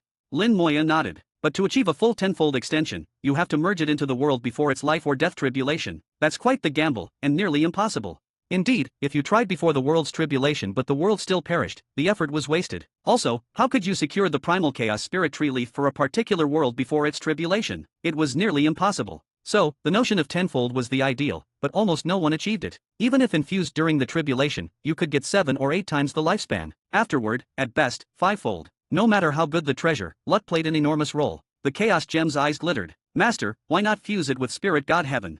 Right now, Spirit God Heaven was still in its initial state. Its tribulation hadn't started, so this was the best possible time. The Chaos Gem almost felt it was made for Lin Moya. Lin Moya shook his head. I don't plan on fusing it with the world. The Chaos Gem was puzzled. Why not? Lin Moya said, no matter how many tribulations my world survives, even with 10 times the lifespan, it will eventually die. Living for 30 billion years, or 300 billion, is all the same to me. If life, then live eternally, not just for extra billions of years while loved ones all perish and I remain alone within an empty world. That's not what I want. The Chaos Gem understood Lin Moya's mindset and found it entirely in character. Then what's your plan, Master? Lin Moya replied, it has another function, reproduction. If the conditions are right, it can propagate. I'm going to entrust it to Little Tree so it can try to multiply it. Maybe I'll get even more primal chaos spirit tree leaves. And perhaps, in the process, Little Tree itself may undergo some unexpected transformation. Lin Moyo had a bold idea. Could Little Tree, using this leaf, evolve again into a true primal chaos spirit tree? It would be extremely difficult and the odds were slim, but Lin Moya thought, as long as you try, even if you fail, it's worth it. He didn't know the exact requirements and materials for the leaf to multiply. Rather than guess, he chose to let Little Tree decide. He brought the primal chaos spirit tree leaf before Little Tree and Spirit God Heaven and explained everything in detail. Little Tree said softly, Master, I can't guarantee success. Lin Moya smiled, don't worry about guarantees, just try. If it works, great. If not, so be it. Even if we lose out, it's a small loss, not crippling. If you do succeed, your potential will be limitless, so much greater than now. Little Tree replied, I'll try. He wrapped the primal chaos spirit tree leaf with a sprout grown from his own trunk. Little Tree poured his unique power into the leaf, which instantly erupted with intense purple light. The purple light illuminated Little Tree, turning him purple as well. Immense power from Little Tree surged into the primal chaos spirit tree leaf. At the same time, within Spirit God Heaven, storms raged, and waves of primordial energy formed vortices that rushed into Little Tree. He devoured the primordial energy like a bottomless pit. No matter how much came, he absorbed it all. In the past, this would have made Little Tree explode, but now, the energy only circulated through him before ultimately being swallowed by the primal chaos spirit tree leaf. Lin Moya was generous, sending as much primordial energy as needed. The energy cycled through Little Tree, picking up a trace of his aura before being absorbed by the leaf. In this process, the leaf and Little Tree slowly merged. Little Tree's lush green leaves fell off one after another, turning into dust. The world fruits also fell, turning to dust as well. Even the evolving spirit of chaos halted its transformation. Soon, Little Tree was nothing but a bare trunk, no leaves or fruit. A bit later, his thick branches began to wither and also disintegrated into dust. Lin Moya frowned, Little Tree, are you alright? Little Tree replied, I'm fine, I feel good. He couldn't describe what was good, only that he was not in danger. He realized all the lost branches, leaves, fruit, they'd simply been discarded, like waste. Lin Moya watched, sensing Little Tree undergoing a transformation more profound than he had experienced upon his own advancement, a transformation that could only happen by destruction and rebirth. When all the branches had become dust, it was the trunk's turn. The trunk withered and also became dust. Soon, there was nothing but ashes, and atop them, the primal chaos spirit tree leaf with a few buds drifted to Little Tree's roots. The roots also became dust. In a short time, Little Tree was reduced to a pile of ashes. Lin Moya did nothing. His link to Little Tree remained perfectly unbroken. In fact, it was stronger than before. There was no change in his number of rebirths, still at maximum. This meant no danger. Above the ashes, the primal chaos spirit tree leaf was dazzling. After a moment, a touch of green sprouted from the ashes. A bright green branch holding the leaf pierced forth. In that instant, it was as if sunlight broke through the clouds. New life was born. Lin Moya breathed a sigh of relief. Truly, without destruction, there is no rebirth. To read ahead, subscribe to my Beanie Coffee. buymeacoffee.com/Trantoki for other novels. Chapter 4670, Seemingly Familiar. Chapter 4670, Chapter 4670, Seemingly Familiar. Chapter 4670, Seemingly Familiar. Little Tree was reborn from the ashes, with tender green buds slowly sprouting and quickly forming a sapling only as tall as a handspan. The sapling was bare except for a single primal chaos spirit tree leaf. At this moment, the leaf was much smaller than before, but it was now firmly growing on the sapling, having become a part of Little Tree. The sapling began to grow, but very slowly, changing bit by bit every second. At the current rate, it would take hundreds or thousands of years to regain its former appearance. However, even in this current state, the life force it contained surpassed its previous peak. Little Tree's level became odd, to the point that Moya could not tell what realm he was in. In Spirit God Heaven, there were currently no concrete rules, let alone any great Taos, and naturally no concepts of cultivation realms. Lin Moya still judged Little Tree by the standards of the ancient Chaos Wasteland, but now that method was clearly no longer applicable. Little Tree seemed to be one with Spirit God Heaven. As he grew, his roots stretched out in every direction, penetrating layers of space and reaching every corner of the world. Only by breaking and then reforming, did Little Tree's consciousness slip into sleep. He was beginning a true evolution and ascension. Using the primal chaos spirit tree leaf as a guide, giving all his power in an ocean of primordial chi, Lin Moya still did not know if Little Tree could evolve into a true primal chaos spirit tree. But so far, the results looked good. Although the leaf hadn't merged with the world, as Little Tree's roots spread to every corner, Lin Moya could sense strange changes occurring in Spirit God Heaven. The Chaos Gem watched and said, "The essence of this world is strengthening." Lin Moya nodded, "Yes, I can feel it, even I am benefiting." The Chaos Gem said, "These changes have pros and cons. The good is the world can withstand more tribulations, and the interval between each calamity lengthens essentially, the world's lifespan is extended. The downside is the first world-destroying calamity is also postponed, and it's unclear when it will arrive." Lin Moya replied, "Later is fine. You know what I really want." Now Lin Moya's pursuit was not merely longevity, but true immortality, stepping into the forbidden zone of life and remaining undying. It was something even the most powerful beings of the past had failed to achieve,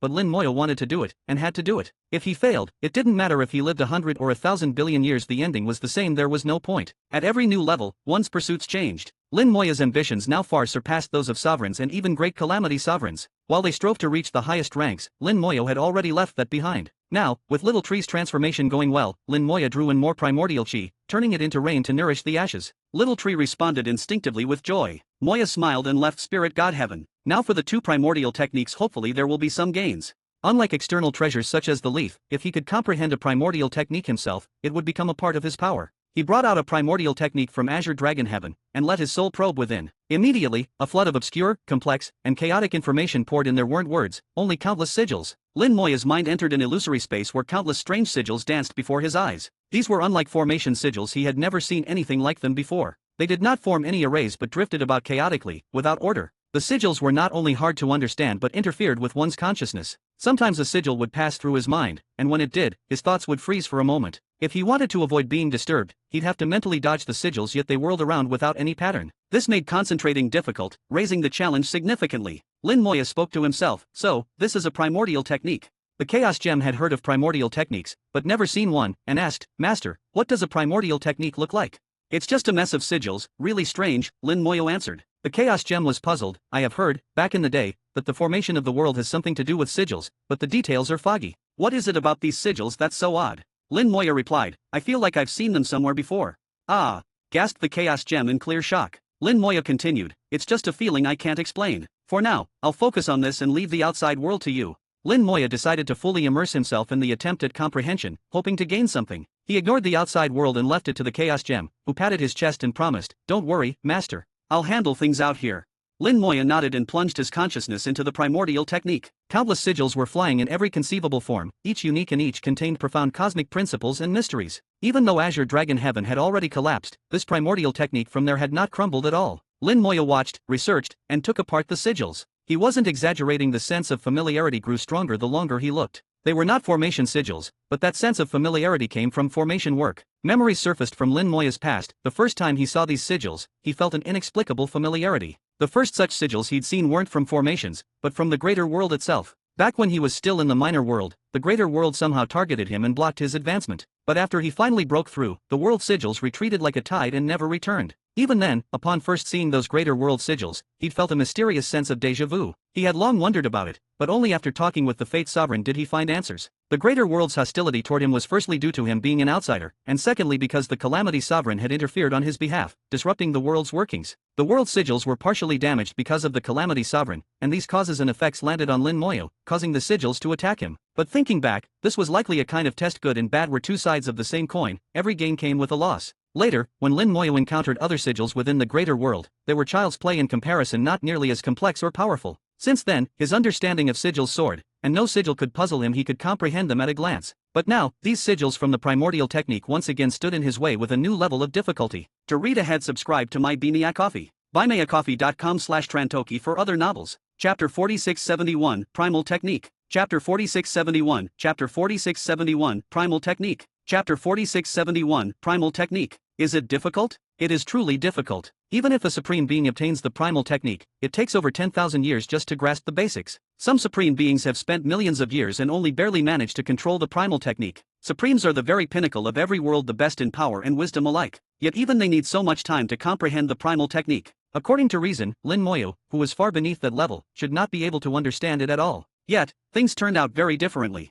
The more Lin Moyo observed, the more familiar it all seemed, that feeling overlapping with the one he'd felt when first seeing those sigils. Enlightenments flooded into him wave after wave, countless principles blossoming in his heart. Gradually, Lin Moyo realized these incredibly complex and profound sigils weren't as hard as he thought. He had no idea why this was, but it didn't matter. What was important was understanding the primal technique, not chasing after its origins or where the sigils themselves came from. As comprehension deepened, at some point a sudden explosion of insight came over him. Lin Moya's consciousness blazed with dazzling light. It felt as if he'd undergone a flash of supreme epiphany and suddenly knew how to study the sigils, how to use them to reveal the true face of the primal technique. His consciousness split, one became two, then four, then eight, and on, multiplying without end. Countless copies of his consciousness chased after the ever-flying sigils, actively meeting them, letting them pass through his awareness. Every time a sigil passed through, his thinking would freeze momentarily. By the time he regained focus, the target sigil would already have drifted away. But it didn't matter, he kept pursuing. Thus began a chase in this illusory space, a pursuit between consciousness and sigils. Time after time he caught up, made contact, was briefly stunned, then resumed the chase.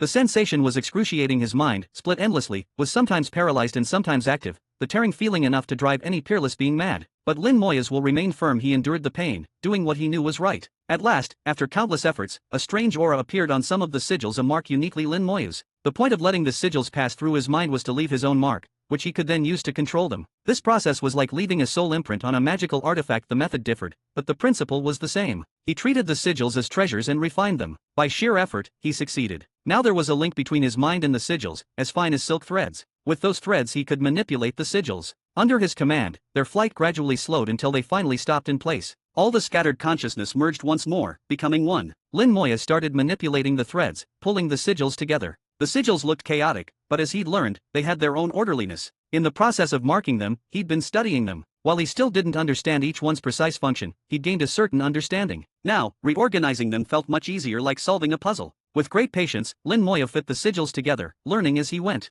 That sense of déjà vu intensified and, in turn, accelerated his overall insight. His eyes grew steadily brighter as he manipulated the sigils faster and faster. These sigils have effects by themselves, but their true significance is something else. They must be combined to form far greater sigils to reveal universal truths.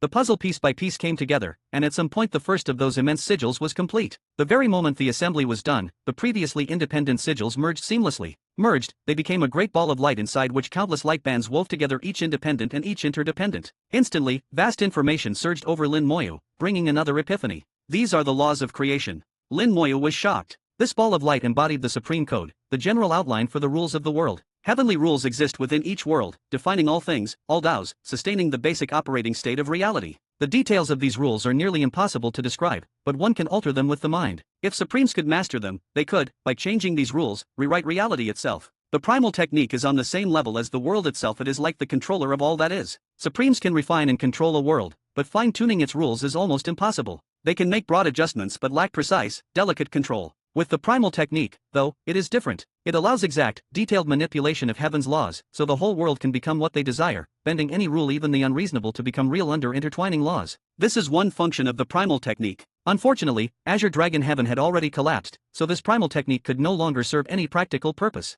To master the world's rules with the primal technique is only its shallowest layer. This level is merely a start. Now, keep going. Lin Moya continued combining the remaining sigils. The first assembled master law represented less than 1/3 of all the sigils. That meant the remaining 2/3 could form at least 2 more masterworks. Finishing the first puzzle made the rest simpler. Drawing on his understanding, he quickly accomplished a second synthesis. As soon as the second composition was done, the sigils turned into flowing water, forming a curious pattern resembling a divine dragon and emitting a soft glow. Lin Moya whispered, "Azure Dragon Heaven."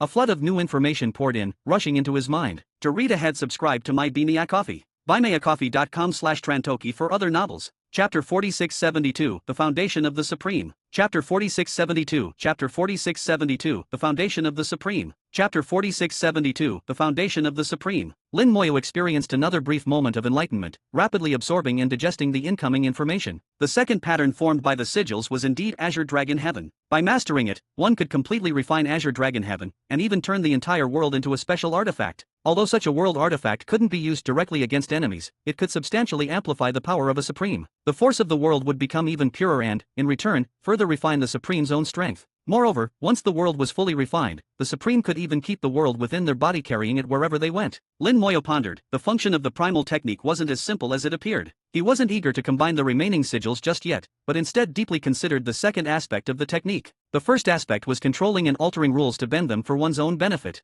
A Supreme could already do as they pleased within a world, so on the surface, this ability did not seem significant. But Lin Moya believed there was more. Now, understanding the second function, he felt he was glimpsing the truth. The first and second abilities needed to be used together to reveal their true power. Turning the world into an artifact-like existence, while simultaneously altering some of its rules, would make its energy vastly more focused, both refining one's power for cultivation and providing an endless well of strength for battle. Simultaneously, the second ability must be related to a third one. After some thought, Lin Moya started fusing the remaining sigils. He had already realized the primal technique was an integrated whole. Mastering just one aspect was only scratching the surface, but mastering them all let one use its true might. The remaining sigils made up nearly 2/5 of all, constituting the largest part. The fusion process was smooth, there were almost no difficulties. When all the sigils became one, a faint glow appeared and Lin Moyo heard countless voices. These voices seemed to come from all manner of living beings. For a moment, Lin Moyo felt as if the world was filled with a throng of bustling, vibrant life. In the glow appeared phantom forms of uncountable kinds of living things, people, beasts, insects, flowers, grass, birds.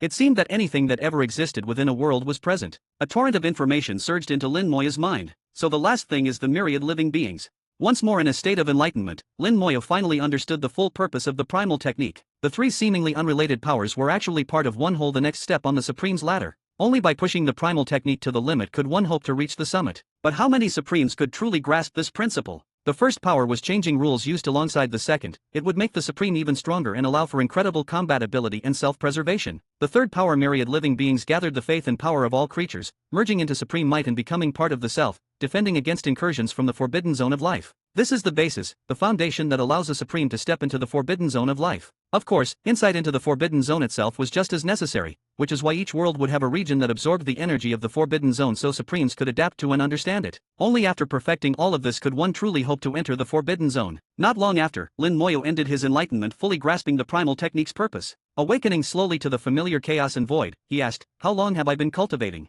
The Chaos Gem answered, "Not long, just over 100 years. To the Chaos Gem, 100 years was nothing, extremely short. In fact, all the top beings he'd ever observed measured training time in tens of thousands of years. Even a single seclusion of 1,000,000 years was normal. Lin Moyo was comprehending the primal technique, so 100 years was short indeed. "Did you get any results, Master? If not, there's no hurry, the primal technique is hard to master, we can just take it slow." The Chaos Gem never expected Lin Moyo could achieve anything in such a short time, even offering some consolation. Lin Moyo smiled. "I've pretty much mastered the primal technique. It's just a pity I'm not a Supreme, haven't refined a world, and Azure Dragon Heaven has already collapsed, so I can't actually try it out. Spirit God Heaven hasn't yet undergone its first calamity, its fate is still undecided, and its core hasn't formed, so it can't be tried." The Chaos Gem let out an "oh," followed by a startled "ah." "Master, you said you mastered it." Lin Moyo nodded slightly. "Is there a problem?"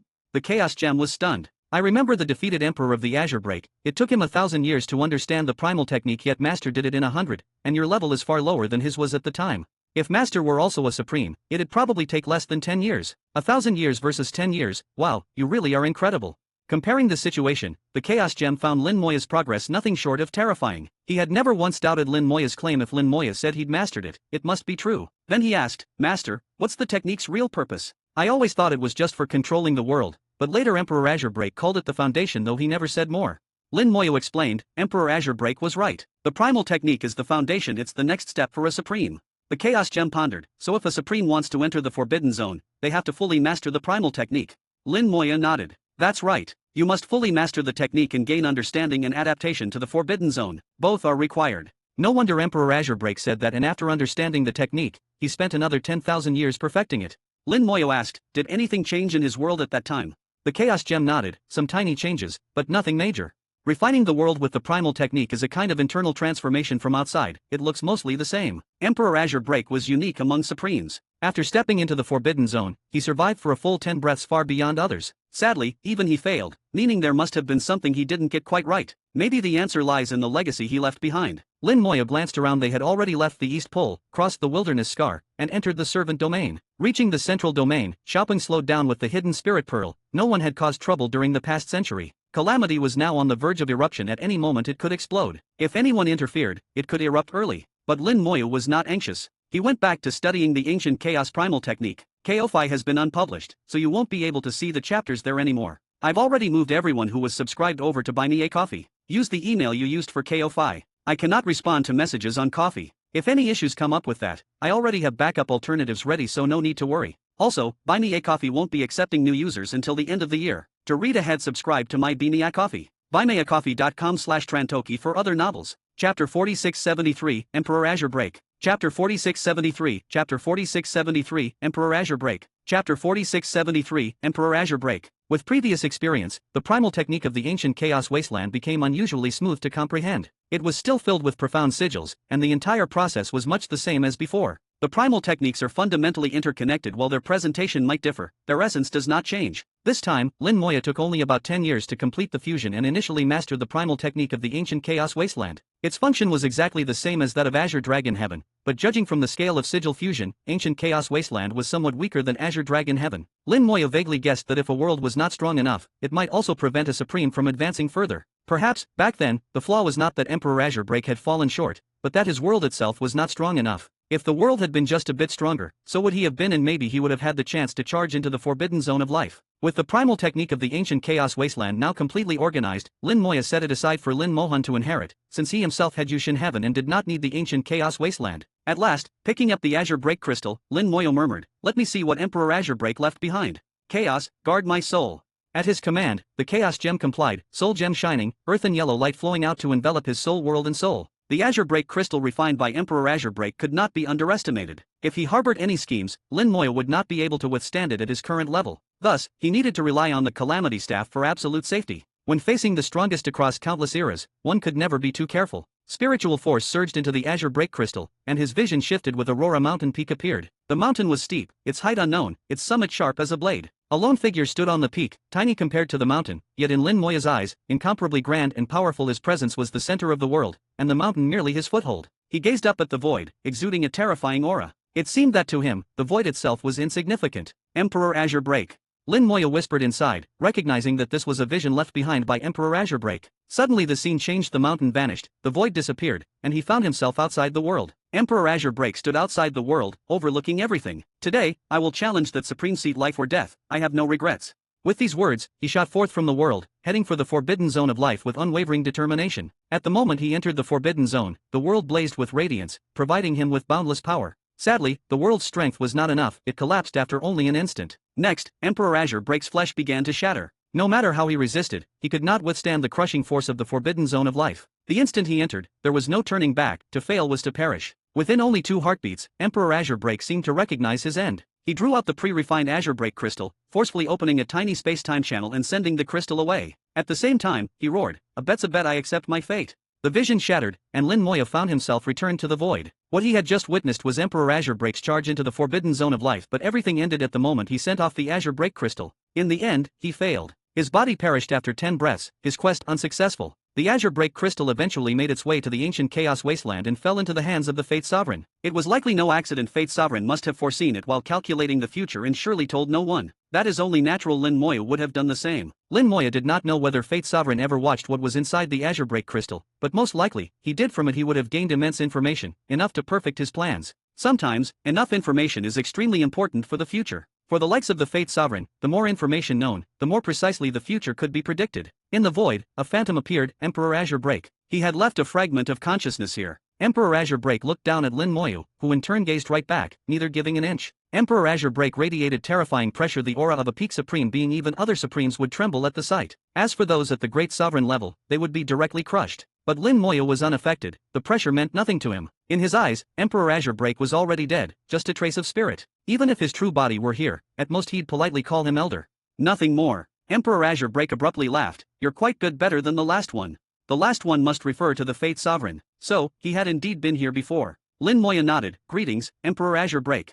Emperor Azure Break looked surprised. "You know who I am?"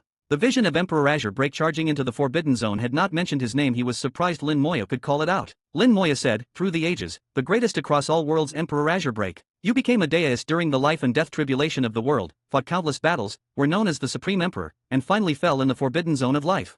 Emperor Azure Break was even more amazed. He had not expected Lin Moya to know so much. Unable to resist, he asked, "Who are you, really?" Lin Moya did not answer, but continued, "Though you fell, you survived for a full 10 breaths in the Forbidden Zone, breaking all records and earning the title Supreme." This time, Emperor Azure Break was in even greater shock. This was a trace of his consciousness, residing in the Azure Break crystal. The crystal was sent away when he'd survived only 2 breaths. At the time, consciousness with his main body was cut off, and he did not know the main body lasted for another 8 breaths. Furthermore, no one should have witnessed his attack on the Forbidden Zone. There should have been no onlookers. Unless Lin Moya was simply making things up, the source of his knowledge was a mystery. Emperor Azure Break's spirit began to view Lin Moya in earnest, gradually noticing Lin Moya's peculiarity. "Your body and soul exceed the realm's limits. Your foundation is incredibly strong. The primal chi you possess is abundant. The world rules upon you are erased. You are fascinating." He had become interested. Not many things could catch his attention today, Lin Moya was one of them. Lin Moya smiled, is this still important to you now?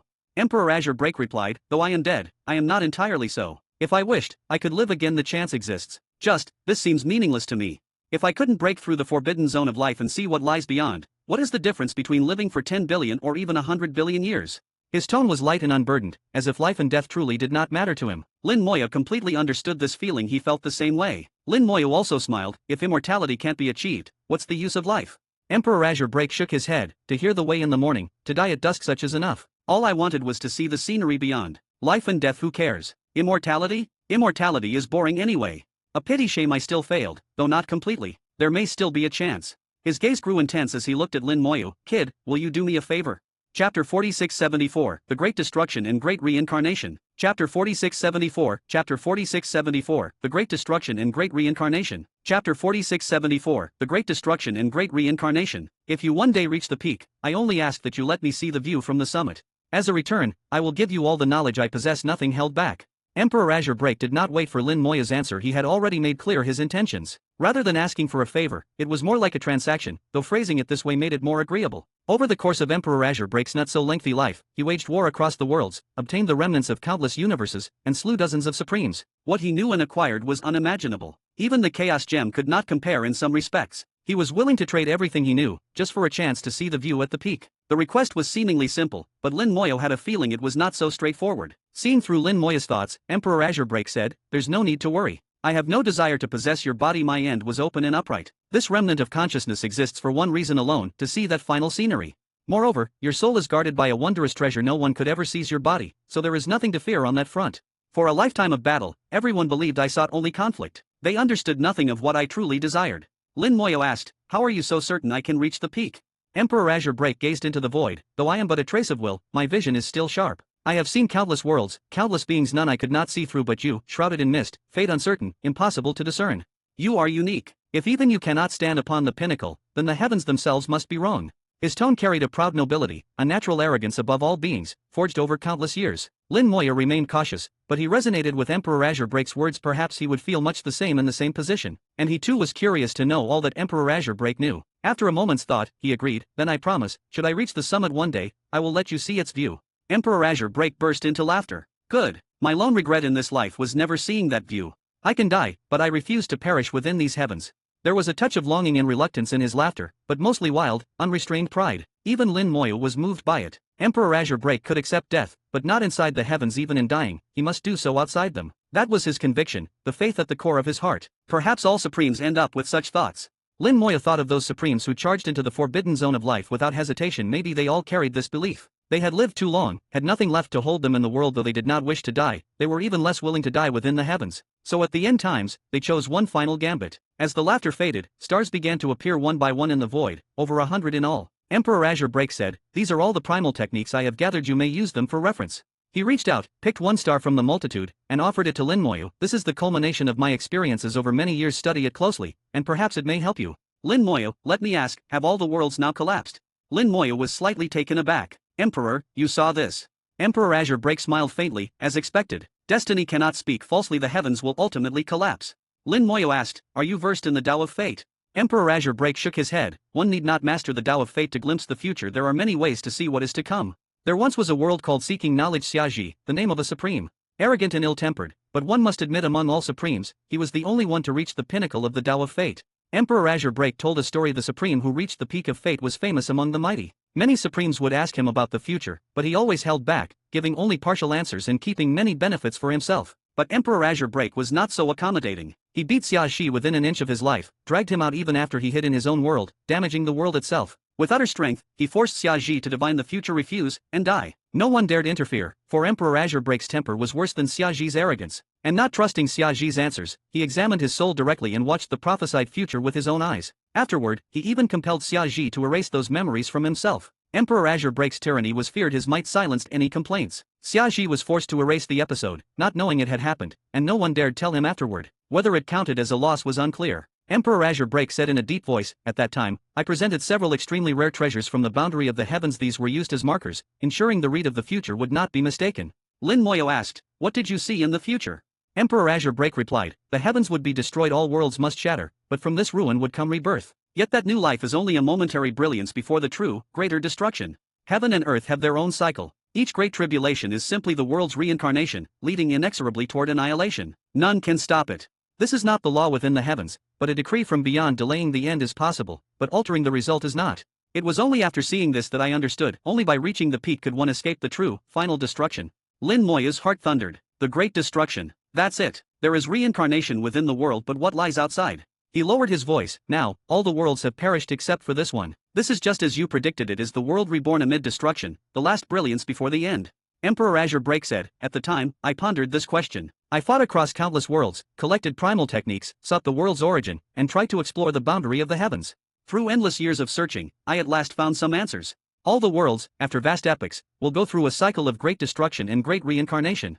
Chapter 4675, It seems my path was not wrong. Chapter 4675, Chapter 4675, It seems my path was not wrong. Chapter 4675, It seems my path was not wrong. The words of Emperor Azure Break were earth-shaking and thunderous. What he said, if spoken to anyone else, would not be believed. They would only think he was telling jokes. But Lin Moya believed him. He understood the heavens and earth, and also knew something of the life forbidden zone. The power inside the life forbidden zone was destruction, pure to the extreme. He had wondered before, the existence of the heavens and the life forbidden zone was inexplicable. If, one day, the destructive power within the forbidden zone erupted in full force, would it not obliterate all worlds, leaving not a trace behind? Any remnants of worlds would be a joke under such circumstances. Now, it seemed not only possible, but that it was already happening. Emperor Azure Break watched Lin Moya. You don't seem surprised. Lin Moya replied, to be honest, Emperor, I have dealt with the life forbidden zone within the realms before and have felt its powerful destructive strength. If, as you say, such a destructive force fully erupts, it really could wipe out all worlds. It's just that I still don't understand why must it be so. Emperor Azure Break's gaze turned thoughtful. As for the true reason, I cannot be sure, but I have a few guesses you might wish to hear. Lin Moya nodded. I am all ears. Emperor Azure Break had studied the heavens for endless years. What he gained could not be compared to his own. He was unlike the Chaos Gem, which merely observed. Emperor Azure Break also pondered. As the strongest being in existence, the height at which he stood allowed him to think things no one else could. I've pondered the purpose of the heavens, the existence of the life forbidden zone, and the meaning of the world barrier itself. If the great destruction is real, then what comes after? Based on this, I have a few guesses. 1. The great destruction exists for the sake of rebirth. It wipes everything away, reducing all to nothing, pushing everything to begin again from scratch. The destructive power of the life forbidden zone thus leads the way. While the world barrier contains surging vitality, full of spiritual things and treasures, it decides the birth and death of worlds. Rebirth is its domain. With one birth and one death, the union of the two creates the gigantic cycle belonging to the heavens. Every so often, there is such a cycle, whose purpose is to cultivate an existence that can reach the true pinnacle. Zooming in or out, it is the same on all levels. The heavens undergo great tribulations again and again. If no supreme appears, the world eventually shatters in the cycle. If a supreme is born, the world's lifespan greatly extends. The heavens nurture a supreme. The supreme in turn charges through the life forbidden zone to reach the actual summit. After hearing these speculations, Lin Moya considered them from his own perspective. He would likely arrive at similar conclusions, with only minor differences. Lin Moya asked, then have you ever thought about what happens after someone breaks through the life forbidden zone and stands at the real summit? Emperor Azure Break replied, I have. That secret is hidden within the life forbidden zone and the world barrier. If one succeeds, they should be able to gather both the power of life and death to truly achieve immortality.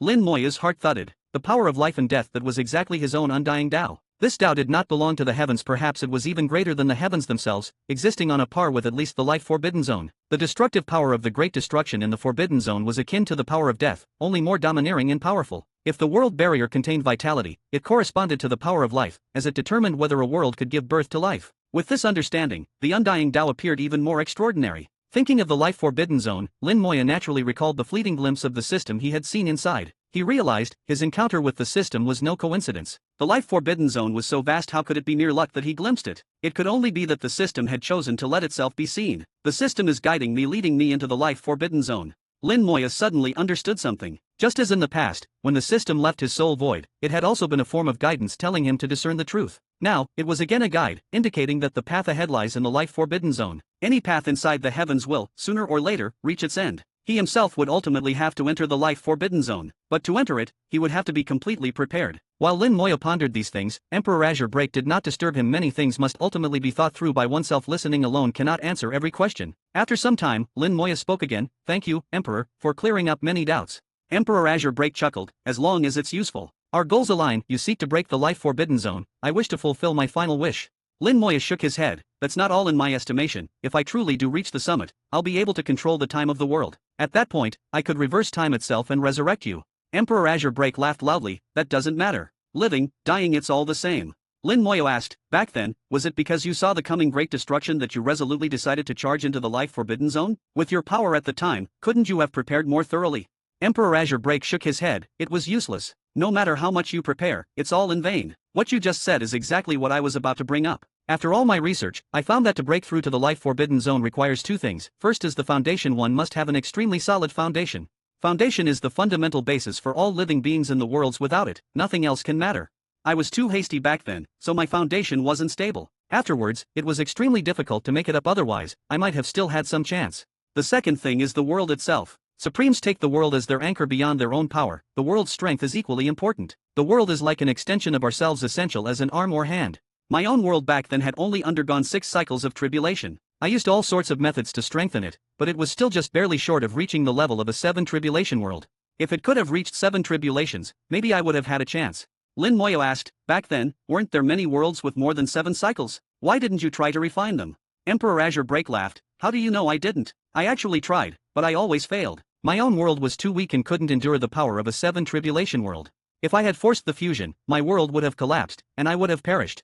So Lin Moyo, never forget whatever world you become supreme in, that world basically determines your upper limit. Lin Moyo thought to himself, it seems my path was not wrong. Chapter 4676, Dialogue. Chapter 4676, Chapter 4676, Dialogue. Chapter 4676, Dialogue. Through Emperor Azure Break's words, Lin Moyo became even more certain that he had not chosen the wrong path. It was the right decision not to become a supreme in the Chaos Ancient Wasteland. Chaos Ancient Wasteland was too weak. Yushin Heaven, though he did not yet know how many cycles it could reach, was certainly stronger than Chaos Ancient Wasteland. On this point, Lin Moyo was confident. Moreover, Yushin Heaven was newly formed, had not yet undergone its first life and death tribulation, and was not yet set in its final form. There was still immense room for growth. Before the first tribulation arrived, he could still try to make Yushin Heaven even stronger. If he could surpass 6 cycles and reach 7 or more. Lin Moyo said, as far as I know, no one has ever become a supreme in a 7-cycle world. Emperor Azure Break smiled, indeed. Do you know why, Lin Daio? Lin Moyo replied, because the rules of a 7-cycle world and above are too strict. The world itself is so strong that it becomes almost impossible for anyone to reach supreme within it. But if someone did succeed, that supreme would surely be extremely powerful. Emperor Azure Break confirmed his answer, that's right. I once tried to refine a 7-cycle world. Its power far surpassed that of a 6-cycle world at least 100-fold. From cycles 1 to 6, each is an orderly step up. But once you step into the realm of 7 cycles, the upgrade is a leap, like the difference between a dead world and a living world, a fundamental change at its core. That's also why, in all the countless living beings and cultivators within a 7-cycle world, there has never emerged a supreme. If someone wishes to achieve supreme in a 7-cycle world, in my eyes, there is only one possible method. That is, to enter that world early, at the moment it becomes a birth world, and then achieve supreme. Lin Moyo looked at Emperor Azure Break. Like you did. Emperor Azure Break was a bit surprised that Lin Moyo would guess his origins, as this was his secret, never told to anyone, but he did not say more about it. Instead, his gaze toward Lin Moyo changed somewhat. He seemed to have more confidence in him. Emperor Azure Break said, that's correct, just like me, but it depends on luck. At that time, my luck wasn't good, and I failed to enter a 7-cycle world. Actually, at that time I still had a choice, but I gave it up. Of all my life's decisions, that was the greatest mistake, one that decided my future. But even if I had it to do over again, I wouldn't have had a real choice. So, Lin Daio, every decision must be made with care. In the information I've given you, there is a secret technique called searching the heavens. I used it to find worlds. Unfortunately, every use of this secret technique drastically consumes and overdraws the soul and life force. I used it 3 times in a row and reached my limit. After that, I could only choose to attain Tao in the world I found. Lin Moyo understood what the searching the heavens technique was for, but was not in a hurry to ask for details. Instead, he voiced a question. But now it isn't like your era. Today all worlds have collapsed. Even with such a secret technique, I couldn't find a suitable world. Emperor Azure Break shook his head. On the contrary, now is the best opportunity. Lin Moyo raised an eyebrow. Why is that? Emperor Azure Break said, the world you are in now was born after the destruction of all worlds, before the great destruction, and is the last brilliance before the final end. Most destroyed worlds have perished, a handful remain, like moths. Your world, by contrast, is a fire in the darkness, and those moths will be drawn naturally to it. Now that a great tribulation has begun in your world, those other worlds will form channels and, as the tribulation progresses, appear one by one. Among them will certainly be worlds above 7 cycles. Such worlds never fully perish. If you can refine one of these worlds and merge it with yourself, pushing your power to the extreme, then break through your own limits. Then you need not achieve Tao within your own world, but can transcend worlds and prove the Tao through trial. In this way, you might enter the life forbidden zone on your own power. If you can find a 9-cycle world, it might not be fully destroyed, but most likely downgraded to a level equivalent to 7 cycles, then it would be a surviving remnant. If you could become a supreme in such a world, that would be another method. The paths exist, but you must choose for yourself. As one who failed, I cannot give a more accurate suggestion. Indeed, there are many ways to become a supreme. Proving through power is the strongest method, but even this has more than one path. You can walk the path of proving with power inside a world, and basically finish refining that world as you become supreme. Or you can ignore the world and rely entirely on your own strength, then refine the world after having become supreme. Both are valid routes of proof. By power refining worlds strengthens oneself and completes this path. The difference is that the latter allows you to keep strengthening yourself with outside resources and is less constrained by the world, whereas the former makes you subject to your world's limitations. Emperor Azure Break walked the first path, but ultimately was limited by his own world, unable to break through. He did the very best he could after all. Very few supremes were ever born in 6-cycle worlds, and Emperor Azure Break became supreme early, hence his unmatched standing among all supremes. Lin Moyu, however, had his own plans. He truly wanted to refine other worlds first, to strengthen Yushin Heaven, and second, to make the burning world even more powerful. He would not become Dao in the Chaos Ancient Wasteland, but in his own Yushin Heaven. He planned to become Dao before Yushin Heaven's first Great Tribulation, even though this was a gamble. He would bet on Yushin Heaven being strong enough, and on Yushin Heaven becoming a birth world. He spent a long time in conversation with Emperor Azure Break, learning much before bidding farewell. His connection to the Azure Break crystal did not break through this link. He could directly access all the primal techniques within the crystal, and communicate with the will of Emperor Azure Break at any time. Having a nearly all-knowing elder at his side was no bad thing. Within Yushin Heaven, Lin Moyu opened a separate space, cut off from the outside, dedicated to storing the Azure Break crystal. He was cautious, and would not put the crystal in his soul world. Yushin Heaven was his territory, and this method was much safer. He first read through all the information Emperor Azure Break had given him, understanding of the worlds, all of Emperor Azure Break's knowledge and experiences, secret arts, and details on a host of supremes. Emperor Azure Break believed in drawing analogies. He was proud but not conceited in this, very much like Lin Moyu. After studying it all, Lin Moyu's vision of that past era became clearer. Yet he also knew that if he could not break out of the life forbidden zone, then after many years the true great destruction would inevitably come. At that time, none would escape, not even Yushin Heaven, which would be destroyed with everything else. All would be leveled and begun anew. Chapter 4677, The Great Tribulation Erupts. Chapter 4677, Chapter 4677, The Great Tribulation Erupts. Chapter 4677, The Great Tribulation Erupts. The conversation with Emperor Azure Break, along with the information he provided, made a tremendous difference for Lin Moyu. Before, Lin Moyu could only explore and guess things on his own at best, discussing them with the Chaos Gem. Step by step, he groped his way through the dark, not even knowing if his path was truly correct. Without a system to rely on, he could only trust his own Dao heart. Fortunately, he had never doubted, and with a persistent Dao heart and careful thinking, he avoided nearly all detours and stayed on the right path. Even when he did stray, he always managed to return to the right course. Now, for the first time, he saw a complete framework. This was the most precious thing Emperor Azure Break had given him. From here on, he would not have to guess or worry about missteps. He could advance with unwavering confidence. When Lin Moyu regained his senses, the Chaos Gem was the first to speak. "Master, are you done talking? Did you see Emperor Azure Break?" Lin Moyu said, "I did. There's a fragment of his consciousness inside. He told me a lot." The Chaos Gem asked, "He doesn't mean any harm, does he?" Lin Moyu recounted the exchange, and the Chaos Gem replied, "Then there's no problem, that fits his style. He doesn't stoop to little tricks. I've never seen him play at schemes or plots. He always faces things openly, head on." That was Emperor Azure Break's Dao heart, unchanged regardless of circumstance. Lin Moyu said, "So you were never worried about me?" The Chaos Gem shook. "I never needed to. I trust Master can handle anything, and will definitely break through the life forbidden zone and reach a place none have ever gone." Lin Moyu chuckled, "Even I'm not that confident. I don't know where you get your faith." The Chaos Gem did not dwell on the flattery. "Master, what's next?" "We've returned to the central region." Lin Moyu asked, "How long until the Great Tribulation erupts in full?" The Chaos Gem looked around. "As things stand, as soon as 100 years, as late as 3 to 500 years. Because Master has become the public enemy of the realms, surpassing even the Tribulation Bearer. Once the Tribulation erupts fully, you will face serious pressure. During the Tribulation, the world's rules will change in ways I can't fully predict." Lin Moyu said, "At that time, the rules should loosen, making ascension easier. Some will break through to quasi-supreme, and the supremes will glimpse the road to the true apex. Under tribulation, their thinking will shift, and they may even see you as their enemy.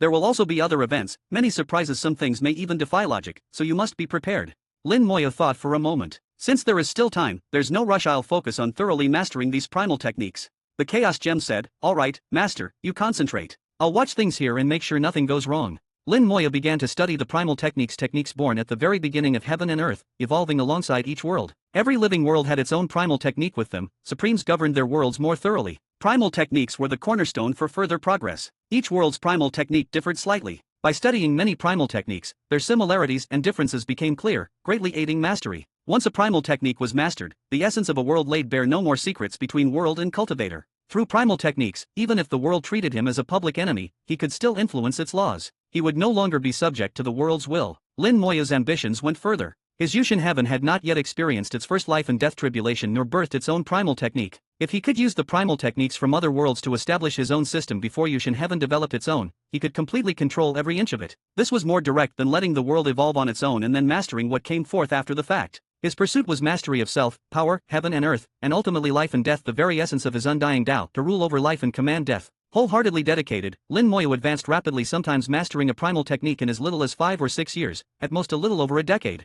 With experience, he only got faster. The techniques were so similar that each new one was easier. Even Emperor Azure Break was stunned. He himself had spent over 10 millennia to fully comprehend just his 10th primal technique, and even after that, needed centuries per technique. Lin Moya did it in years. Sometimes, later, he studied 2 at once, something unheard of and supposedly impossible, yet his speed didn't drop. Emperor Azure Break could only call him a monster, albeit one that finally gave him hope. He was happy to see Lin Moya surpass him. Only this way could someone break the life-forbidden zone, reaching the place none had before, a place Emperor Azure Break yearned to see, worth dying for. Centuries passed, and finally the Chaos Ancient Wasteland's tribulation reached a full eruption. Normally, tribulations would build up over tens or even hundreds of thousands of years, but Lin Moya's existence as the tribulation bearer greatly hastened the process. As a result, not only was the development time drastically reduced, the eruption, though briefer, became far more intense. When it began, a chilling aura of slaughter filled all the realms. A world already in chaos grew wilder still. Even minor emotions, under the influence of the world's laws, swelled to extremes. A small squabble between clans could escalate to war, turning rapidly to all-out genocide between entire races. The world plunged into endless combat. The fall of even high-level experts became routine, met with numb indifference. Supremes who might once have been only slightly affected now found these things commonplace. Some quasi-supremes took action against the enemies of their own kind. Blood flowed everywhere, the stench spreading across the realms. No one was spared. Lin Moya eventually mastered every primal technique, 128 in total, perfectly internalized. His own unique primal technique had begun to take shape as well. End of translation. Chapter 4678, In Need of More Worlds. Chapter 4678, Chapter 4678, In Need of More Worlds. Chapter 4678, In Need of More Worlds. The primal techniques, Tianshu arts, were far more complex than imagined, touching every facet of a world, down to every minute detail. They are a natural product of a world's evolution, participating in the process at every stage until they finally emerge as independent arts. Lin Moya now wished to do the reverse. Before his Yushin heaven gave birth to its own primal technique, he would use his special status to create one himself. A primal technique is equal in level to its world, but Lin Moya aimed to make his creation surpass even the world itself. Naturally, the difficulty is immense. Having mastered more than 100 primal techniques and seen the unique and common points between different worlds, Lin Moya developed a deep understanding. His own primal technique had started to take shape, but so far, it was only a rough draft, far from truly usable. He realized clearly that his primal technique still needed much work. To perfect it, he had to observe the changes in different worlds, seeking out their details to refine his creation. He could observe Yushin Heaven, but that was not enough. He could also try to observe the Chaos Ancient Wasteland, but at this stage, the realm's rules had already blocked him out. Only when a Supreme appeared and refined the world, removing his public enemy status, would he be able to observe it freely. And even those 2 worlds were insufficient. He needed more, just as he needed all those various primal techniques. Lin Moya now had a goal. The Chaos Ancient Wasteland, as the last radiance of many worlds, naturally attracted the remnants of destroyed worlds, pulling them ever closer and forming spatial channels. Previously, these channels were hard to find, but after the eruption of the tribulation, they began to reveal themselves, one by one. If he could discover these spatial channels, he could travel to other worlds even if only to see ruined remains. It would be worthwhile. All the more so, since he intended to seek out those fragments specifically of worlds above 7 cycles. By refining these and merging a portion of their power into Yushin Heaven before Yushin Heaven had fully set, he could strengthen it to the limit. In the past, such a feat would have been nearly impossible. Even if some remaining power was absorbed, it would not have been enough to substantially strengthen Yushin Heaven. But now, using the foundation of the primal techniques, he could absorb and refine much more, integrating it into his world. As he researched the primal techniques, a complete plan was formed. This plan was the opportunity Emperor Azure Break had left for him. The reason for giving him over 100 primal techniques was so that, after comprehending them, one could absorb the power of world remnants. Emperor Azure Break had never imagined that Lin Moya would have a world of his own to nurture. Coming back to himself, Lin Moya swept his gaze across the void. A light spot appeared between his brows, glowing like a third eye and shooting out countless illusory rays. The light pierced space and vanished, and Lin Moya's presence changed. He seemed to stand above the world, looking down upon all creation. At that moment, even if not transcending the world, he was on the same tier as it. The Chaos Gem gasped in astonishment. What's happening? What happened to Lin Moya was beyond the Chaos Gem's understanding. He could not fathom it at all. He muttered, "Master's state seems familiar." The Chaos Gem probed his enormous memory for any similar situation, not noticing that beneath Lin Moya, the little pun was already trembling, eyes filled with terror. This was not terror born of strength, but of a difference in the very levels of life itself. Lin Moya's aura inspired such dread that little Ping did not dare to move, as if a slave facing its master, not even daring to glance up. After a while, the Chaos Gem suddenly clapped. I remember, it's the primal technique. He recalled that some supremes, when employing the primal technique to alter world laws, exhibited a similar aura. He had only ever seen it from a distance before. Now, feeling it up close, he hadn't immediately made the connection. To achieve such a state, one had to master the primal technique to the extreme, a feat not many supremes could claim. But Lin Moyo had already reached this level. He wondered, Odd Master hasn't refined the Chaos Ancient Wasteland, so why use the primal technique here? Even the Chaos Gem did not quite understand. For all his knowledge, he was not gifted at critical thinking. Lin Moya's brow blowed, his gaze sweeping in all directions, taking in everything for several breaths before withdrawing the primal technique and returning everything to normal. Only then did the Chaos Gem ask, Master, why did you use the primal technique? Lin Moyo answered, it's not necessary to have refined a world in order to draw on the primal technique. I didn't change any rules, I just wanted to see at what stage the tribulation had reached.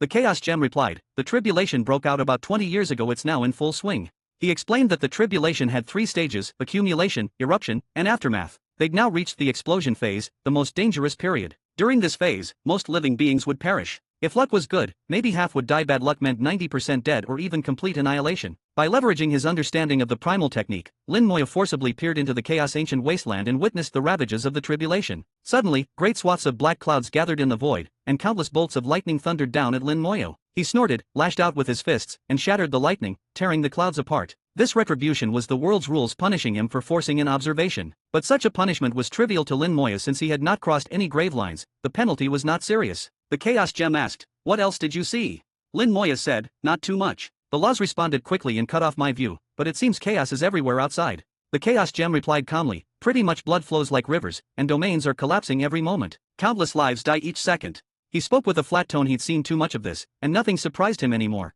At that moment, another formless power descended. Lin Moya felt malice from the world's rules. Another attack. But within that attack, he sensed an additional trace, someone hiding behind the world's rules not unseen by him. He realized, by forcibly observing the world, he'd exposed his position. Along with the earlier punishment, this time, someone guided the world's rules. The deeply hidden Hun Tian Huanglong had attacked again. The world's law came as invisible force. This time, it was not hostile, but the hidden spirit pearl suddenly cracked with a soft noise. Chapter 4679, Little Meat, Many Dogs. Chapter 4679, Chapter 4679, Little Meat, Many Dogs. Chapter 4679, Little Meat, Many Dogs. When the hidden spirit pearl shattered, their auras were instantly exposed to the void. Lin Moya laughed lightly. That guy knows he can't deal with me, so he went after the hidden spirit pearl instead. Not a bad move. Without the hidden spirit pearl, as the world enemy, I'll have to face endless pursuit. The Chaos Gem snorted. That guy is pretty shameless, pulling tricks from the shadows and trying to get others to do his dirty work. Lin Moya sighed. Yeah, I wonder how many people he'll use my blade to kill. Without the hidden spirit pearl, Lin Moya knew he'd have to face a lot of enemies. In the eyes of almost everyone, he was their stepping stone. If only they killed him, they'd gain boundless benefits. But he wasn't someone so easily killed. Those who tried would only die themselves. Lin Moya said nonchalantly, Chaos, keep watch. Many spatial channels will start appearing. Those channels should link to the remnants of other worlds. These world remnants are valuable, especially ones from worlds above 7 cycles. If you spot any, let me know immediately. The Chaos Gem didn't ask why, since Lin Moya was certain it had to be important. He replied, don't worry, Master. As soon as a spatial channel appears, I'll tell you at once. Lin Moya said, we're in the central region now, let's head north. Before we find other spatial channels, there's a ready-made one we can use. Within the wall of the world, there was a spatial channel leading to another world. Originally, Lin Moya still had the wall of the world's mark and could return at any time. But now, affected by the world's rules, that mark was nearly useless. He would need to get outside the wall of the world to open the gate. As the world enemy, many things in the Chaos Ancient Wasteland grew far more complicated. A single command and Little Ping set out for the northern region. At their speed, it would take at least 10 years to reach the North Pole. Originally, Lin Moya could use the Central Region God Alliance's teleportation array, but now, if he went, conflict would be inevitable. Even as a great elder, it would not matter. Too many people's minds had been twisted by the tribulation, their Dao hearts altered. He would have to fight from start to finish if he went. Just 10 days after setting out, a booming voice echoed through the void. The world enemy has appeared in the Central Region. Kill him for the world's reward. Instantly become a supreme. Lin Moya frowned. The voice wasn't loud, but was carried by the world's rules, ringing clear in the soul of every being. Not only the Central Region but every extreme region received the message. Lin Moya muttered, that guy again. Only a few figures in the world could do this. He guessed it wasn't Dao. It didn't fit his style. Dao preferred to kill directly. It wasn't the Disaster Supreme either. Killing Lin Moya wouldn't benefit him. Certainly not Lin Mohan, which left only Hun Tian Huanglong. The Chaos Gem asked curiously, he's been hiding in the shadows for so long, why show himself now? Show himself? Lin Moya chuckled. Not so simple. Who do you think Disaster Supreme would suspect? The Chaos Gem's eyes lit up. Disaster Supreme will think Dao did it, Dao will think Disaster Supreme did it. They won't confront each other, so neither suspects there's a third party lurking. Lin Moya grinned. That guy can't hide much longer. Disaster Supreme and Dao will sense it sooner or later. He wants to deal with me so badly, he's getting reckless. It makes sense with the tribulation at full eruption. Whoever kills me gets immense rewards, maybe a fast track to Supreme in 10 steps. If he wants to be extra careful, he'll wait, let me kill even more, accumulate more hate with the world's rules, making the eventual reward even bigger.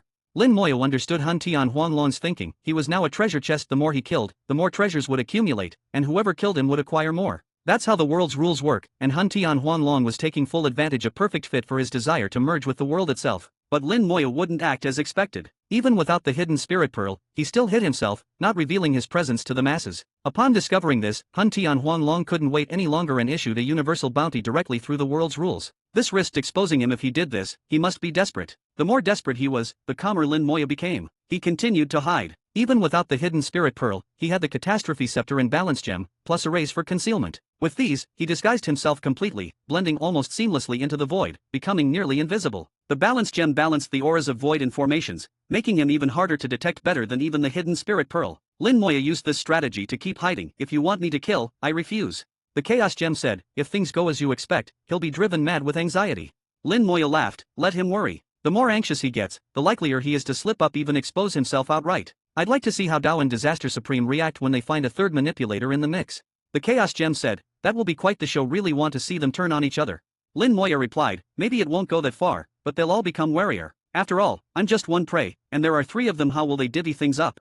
Few targets, many hunters. For me, a juicy piece of meat. Those 3 dogs will end up fighting over me. How exactly? Lin Moya didn't care, he just needed some more time. Lin Mohan had just advanced and needed time to stabilize. Along the way, Lin Moya saw countless corpses, creatures of every size and race scattered through the void. Some were beings from the ancient wasteland, some were humans. Most inhabitants of the central region were human once. They stood united against outsiders. Now, even the humans had split, tearing themselves apart. You could tell at a glance whether a corpse was killed by ancient beings or by another human's artifact. Lin Moya observed with neither joy nor sorrow. This was the tribulation, merciless and cruel. So Little Ping carried him for a whole year, unseen and undetected the entire time. Until, after a year, their path was suddenly shattered by ruptured space. Then, over 100 terrifying auras surged from the break, flames rose, and divine phoenixes flew throughout the void. Lin Moya frowned. Looks like the heavyweights finally couldn't resist.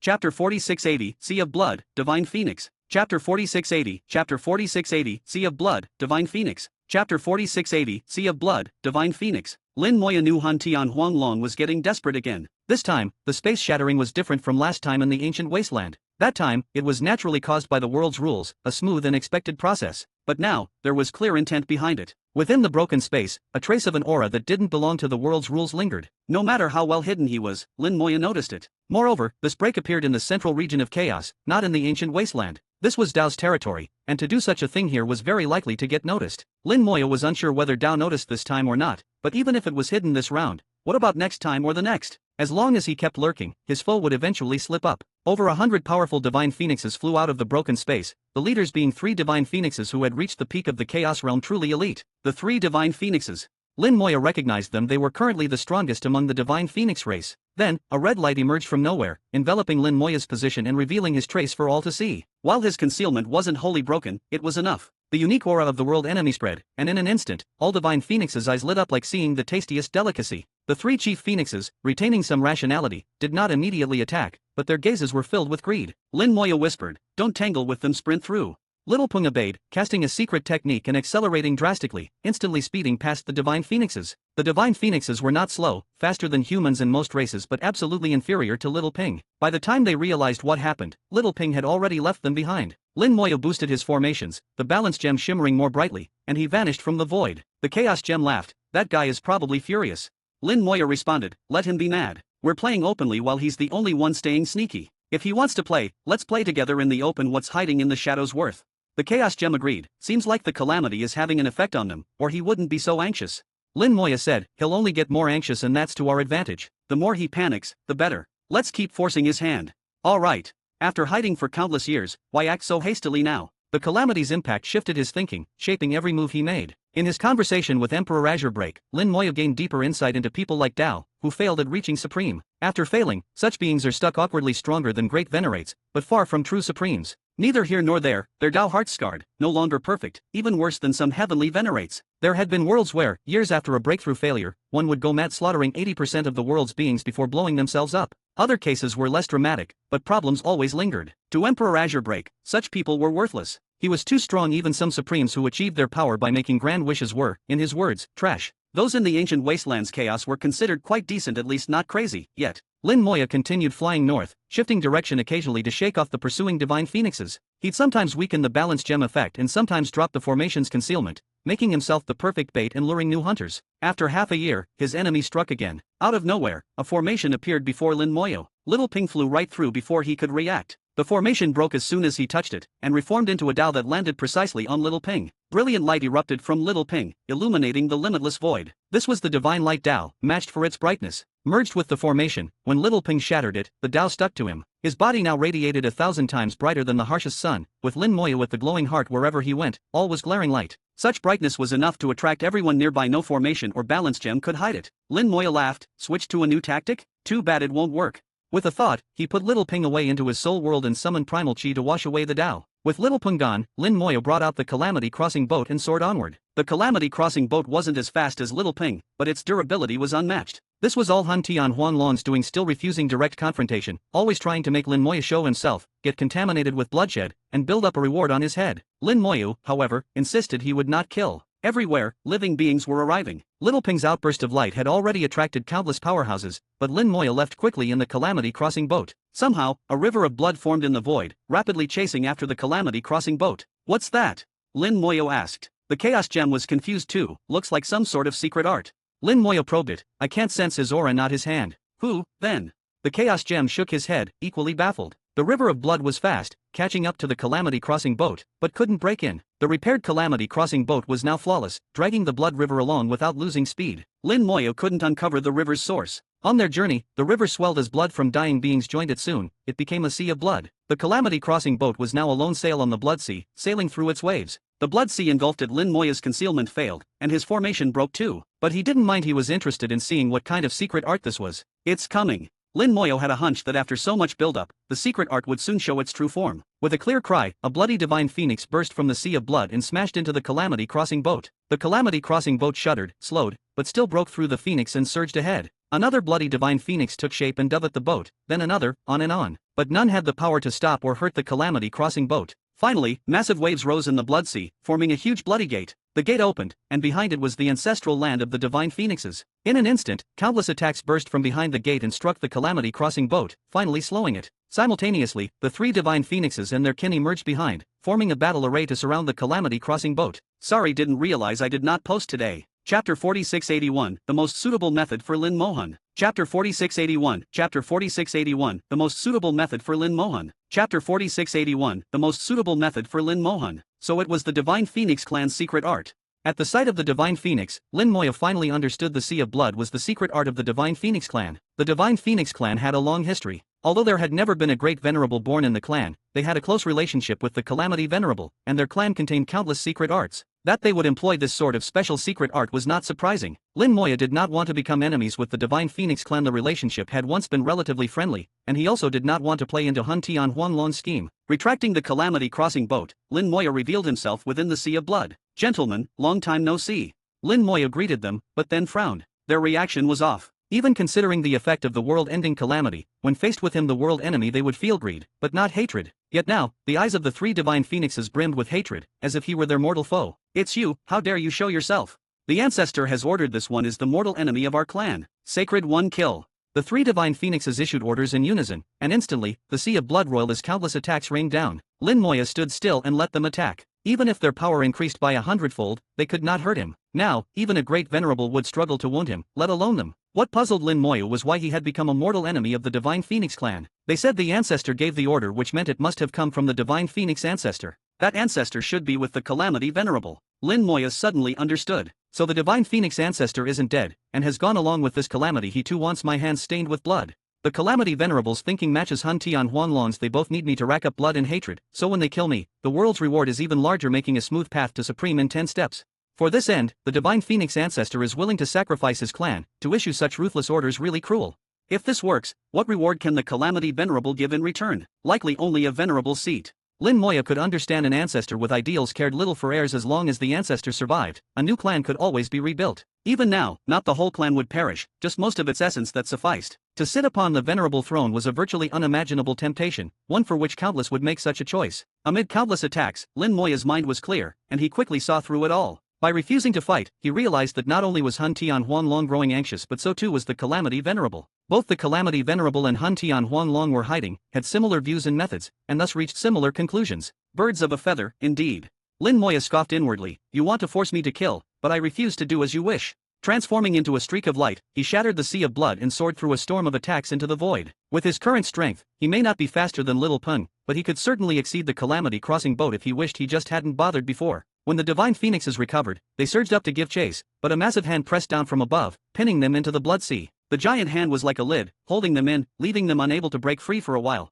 Lin Moyo had not killed them, only delayed them, and by the time they escaped, he was long gone. Soon after escaping, he summoned Little Peng again, now fully cleansed of the Tao's imprint, and his speed increased once more. Riding on Little Peng, Lin Moyo closed his eyes in contemplation, turning over the actions of the Calamity Venerable and Hun Tian Huanglong to further refine his plan. Relying on the primal technique, his grasp of the world's rules was second to none. He had his own strategy, wanting to push Lin Mohan to the level of supreme, and had several options. One was to have Lin Mohan kill the Calamity Venerable and others, unifying the fortune of the three, making her breakthrough. Apart from that, another method was to do as they had, kill Lin Moyo himself and use the world's reward to become supreme. But Lin Moya knew his elder sister, she would never do such a thing. Achieving supreme by killing him for the world's reward was not her path. The most suitable method for Lin Mohan was to blaze her way with the sword, slay those three, and carve her way to the highest peak. But this would be difficult for her. Lin Moyo had to give her a push. At the very least, force Hun Tian Huanglong to reveal himself, and even better, get all three to fight each other so Lin Mohan could take advantage. That was exactly what he was working toward now, watching as Hun Tian Huanglong grew ever more anxious. Sure, he would eventually expose himself, then the show would begin. Still, that method was dependent on chance and others' actions, not fully reliable. Or maybe there's another way. Lin Moyo mused, rather than be a bystander, be the eagle. If Lin Mohan was strong enough, she could ignore the three and cut them down directly, proving her Tao by force. This might actually be the best path for her. At once he began working out the details for making Lin Mohan stronger. The simplest method was bloodline resonance, the unique connection between him and Lin Mohan. As long as he remained strong, Lin Mohan would benefit. But due to world rules and differences in their levels, bloodline resonance had stopped working. No matter, with the primal technique, he could temporarily restore bloodline resonance, even if it would break some world rules he didn't mind, being the public enemy anyway. That's how it'll be. Lin Moya finalized his plan by becoming stronger himself. He could make Lin Mohan stronger too, helping her rise to supreme. After that assault by the Divine Phoenix clan, Lin Moya vanished once again, and Hun Tian Huanglong seemed to quiet down as well, not making a move for 2 years. After 2 years, Little Peng reached the border between the Central Region and the North Pole. All around was shattered void, the aftermath of a fierce battle. Scars stretched far into the distance. The barrier between chaos and the ancient wasteland was damaged. Two different forces had clashed, causing devastating results. Even the world's rules found it hard to repair the area. Lin Moya felt the immense lingering power, muttering, that was a battle between two quasi-venerables, one from the North Pole, one from the upper region. The Chaos Gem replied, it was a real brawl, but neither died, just a few injuries. Lin Moya said, quasi-venerables can still keep their rationality for now, but they won't go all out. They wouldn't fight to the death, because the calamity had only just broken out. Give it a little longer, and the quasi-venerables might well start fighting to the death. In that case, venerable deaths would be entirely normal. The calamity was a great purge. The road to supreme meant risking the lives of all beings. Lin Moyo paused briefly, and Little Peng dove into scarred lands, heading for the North Pole. At the exact moment Lin Moyo entered the scars, in a hidden corner of the world, a pair of eyes slowly opened. Chapter 4682, God's Battle. Chapter 4682, Chapter 4682, God's Battle. Chapter 4682, God's Battle. Within the scarred land, the forces of chaos and the ancient wasteland intertwined. When these two distinct primal forces clashed, they produced destructive might on a terrifying scale. One reason these scars were created is exactly this: the void is shattered, and even the world's rules have become chaotic. Little Peng charged through the scar zone. The zone was so vast, that even for a mid-stage chaos realm cultivator it would take 1,000 years to cross if nothing happened. But things rarely went smoothly, and it was easy to get lost, so wandering for 10,000 years in the scar zone was not uncommon. It's not that they didn't want to go faster, it's simply a struggle. Only consummate powerhouses, relying on their mastery of domain power, could cross the scar zone in a short time. But with Little Peng's speed, a single year sufficed, thousands of times faster than a chaos realm cultivator. Lin Moyo gazed at the shattered void, feeling the violent clash of chaotic and ancient wasteland energies, and said calmly, that fellow's been quiet for 2 years, he's going to make a move again soon. He spoke with confidence, even if he hadn't seen Hun Tian Huanglong from Little Tree and Chaos Child, he already understood what kind of being Hun Tian Huanglong was. Strong, arrogant, but also very cautious. The last times he acted in the chaotic region, he risked exposure each time, which is why he eventually went quiet. Now, Lin Moya was in the Scar Zone, where the world's rules are disordered. If Hun Tian Huanglong acted here, he wouldn't be discovered so easily. That was why Lin Moya knew he'd seized the opportunity. The Chaos Gem, now a tiny person on Lin Moya's shoulder, said, if he acts again, he might be exposed. Lin Moya chuckled, before, I didn't bother, but now that the plan is set, let's push things forward. Over the past 2 years, Lin Moya had delved deeper into the primal technique, using it to grasp the world's rules. Although the rules of chaos and the ancient wasteland now screened him out, that didn't hinder analogy. His understanding only deepened. He also fused the primal technique with formations, forging a unique formation disc. This disc was made for Hun Tian Huanglong. If he struck again, his presence would be completely exposed. A month later, Lin Moya sensed a strange energy and, right before him, the space dissolved into powder. A phantom slowly appeared, one Lin Moya had never seen, but its whole existence radiated danger. What new trick is this? Lin Moya chuckled, as a point of sacred light appeared at his brow. He used the primal technique, glimpsed the world's rules, and through them clearly sensed Hun Tian Huanglong make his move. At that moment, the formation disc flew out and activated. The array instantly expanded, fusing with the rules and immediately tracking its target. It soared through the void and, in an instant, reached where Hun Tian Huanglong was hiding. The formation erupted, magnifying Hun Tian Huanglong's hidden presence until it blazed through all the world. Lin Moya quietly said, you all had your chance. If you can't spot him now, you're just too dim. Since they all missed several of Hun Tian Huanglong's attacks, Lin Moya would help them out, revealing his position through the world's rules. As the formation activated, Hun Tian Huanglong was enraged, realizing exactly what Lin Moya was doing. The phantom in front of Lin Moya solidified into a myriad-legged serpent. Unlike the myriad-leg beetle of the ancient wasteland, this one had thousands of sharp claws as well as a serpent's body, its scales shining purple-black and reeking with an indescribable stench. Its power far surpassed that of the myriad-leg beetles. Chaos Child shouted, that's the Violet Venom Divine Serpent, everyone watch out. Previously, the Violet Venom Divine Serpent was ranked among the top 10 fiercest creatures, a terrifying existence. But why was it here now? Lin Moya observed closely. This serpent wasn't alive, but more like a puppet. How did it die?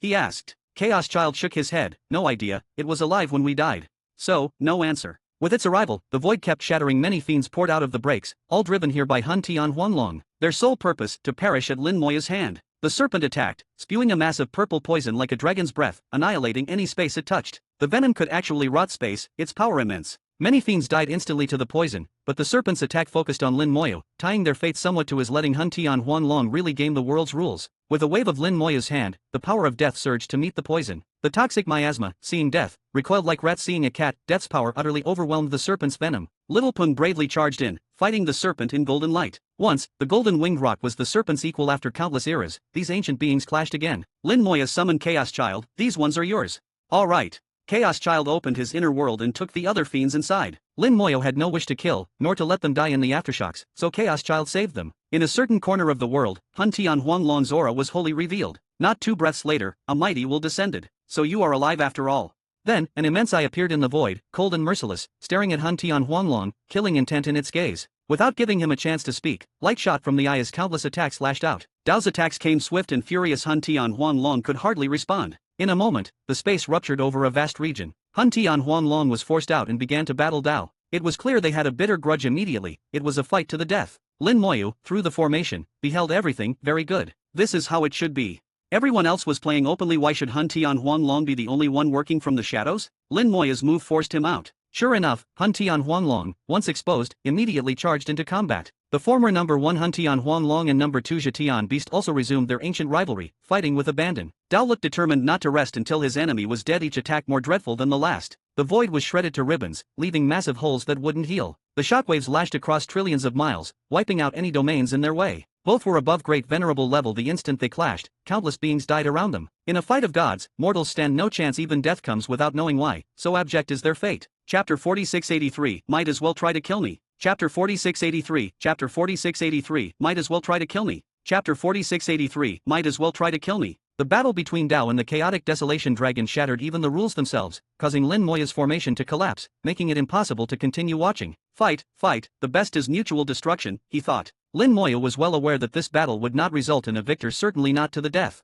They were all too clever for that. This fight was more of a catharsis. When they had enough, they would naturally calm down. His objectives were met, the chaotic desolation dragon could no longer hide, and the three-way stalemate had formed. The three would be on guard against each other, unwilling to give in, so none would have the spare energy to target Lin Mohan. As long as they did not act against her personally, there wouldn't be danger. The world-shaking calamity continued to rage, growing even stronger and affecting all beings more deeply every day. It now even touched the likes of them. This influence would only intensify. Eventually, among the 3, 6, and 7 stars faction, a life and death struggle would erupt. The winner would become a supreme, and the losers would perish, body and Dao alike. No one could predict when that time would come, so Lin Moya needed to win more time for Lin Mohan. Little Ping and the Violet Venom Divine Serpent fought to a draw, evenly matched. Chaos Child finished cleanly, taking everyone away, didn't even leave a scrap. The Violet Venom Divine Serpent wasn't a true living being, but a puppet without a soul. After a short battle, the serpent turned into a phantom and quickly vanished the same way it appeared. Lin Moya knew this meant the chaotic Desolation Dragon had withdrawn it, signaling his own battle had ended. The Desolation Dragon's plot failed again. He exposed himself completely, suffering a thorough setback. Little Ping returned to carry Lin Moya on his journey, while Chaos Child released everyone half a day later.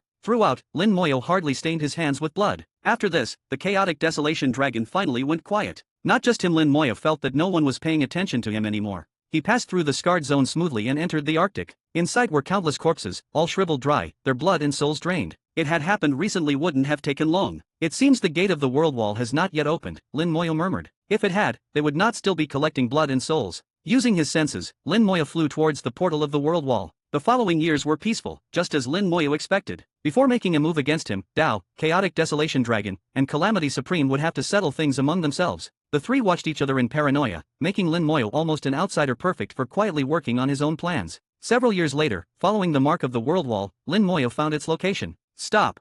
A low shout rang out, and a massive formation rose, forming a prison simultaneously. A figure appeared in front. Little Pung halted, gazing across 1,000 miles at the opponent. The newcomer was dressed in an off-white robe, exuding a biting chill, a quasi-supreme of the Arctic. Lin Moyo remembered being ambushed by someone like this when he first arrived in the Arctic. This seemed like that person's clone. So you dare return? He recognized Lin Moyo, his eyes blazing with greed. Now, in his eyes, Lin Moyo was like the most priceless treasure. Kill Lin Moyo, and unimaginable benefits were his. But he hadn't lost his reason and didn't strike immediately as a quasi-supreme. He wasn't yet deeply affected by the world's calamity. Most importantly, this was the portal area of the world wall, which emanated a mysterious power that weakened the effects of the calamity. Lin Moyo replied, "Why shouldn't I return? If Senior has no business, please let me pass." Calm and neither servile nor overbearing, Lin Moyo showed no deference even though the other was a quasi-supreme. Before, Lin Moyo would evade him, but now, if he wanted to kill him, it wouldn't be that difficult. "Insolence!" yelled the man. For a little Chaos Realm consummate to talk to him like this, pure audacity. Lin Moyo said, "There are two quasi-supremes in the Arctic, one named Hangzhen, the other Bingfeng. If I'm not mistaken, you must be Lord Hangzhen. I have business at the world wall, so please don't block my way, or don't blame me if I get impolite." Hangzhen's face turned dark, killing intent rising. "You are now the enemy of the world, and yet you dare speak to me like this. You court death. Killing you today is just to align with the world's will." Before he could finish, Lin Moyo turned away and said loudly, "Senior Jiu, are you here to join the fun as well?" "Ha ha." A hearty laugh echoed, laced with wine fragrance that seemed to seep into one's soul. Jiuzhan, Wine Venerable, appeared holding a wine jug, taking a deep swig. "Fellow Lin, long time no see." Lin Moyo smiled, "Long time indeed, Senior Jiu. What brings you here?" Jiuzhan glanced at Hangzhen. "Two things. First, to settle some old scores with the Arctic Supreme. Second, I heard there's a secret area in the Arctic I wanted to check out." Lin Moyo said, "It seems you have been promoted to quasi-supreme. Congratulations." At first, Lin Moyo didn't realize Jiuzhan had advanced thanks to the world's rules blocking his perception. But now, since he dared challenge the Arctic Supreme, he must have the strength, showing that he had definitely advanced. Jiuzhan looked at Lin Moyo, without any greed in his eyes, his Dao heart firm and largely unaffected by the calamity. Jiuzhan asked, "How did you become the enemy of the world?" Lin Moyo laughed, "If I said I brought it on myself, would you believe me?" Jiuzhan stared, startled, then laughed loudly after a big gulp. "Truly, only you would do such a thing." Lin Moyo said, "You must know, Senior, if you kill me, you might just advance further." "Tempted?" Jiuzhan shook his head. "Not interested. You are my friend. I'll never trade a friend for profit." He had his own Dao heart and wouldn't betray it for gain. Lin Moyo said, "I'm headed to that secret area as well. Let's go together." He flew towards the world wall while a flurry of runes spilled out, hundreds merging into the void, setting formations humming. Countless invisible chains appeared, instantly binding Hangzhen. Even with the strength of a quasi-supreme, it would take Hangzhen a while to break free. His face turned ugly. "What did you do?" Lin Moyo ignored him and flew by toward the world wall. Jiuzhan followed, still drinking, laughing heartily. "Your formation skills grow ever more formidable, Lin. You're a peerless prodigy." "No, more than peerless, you're a freak, someone beyond the very world itself."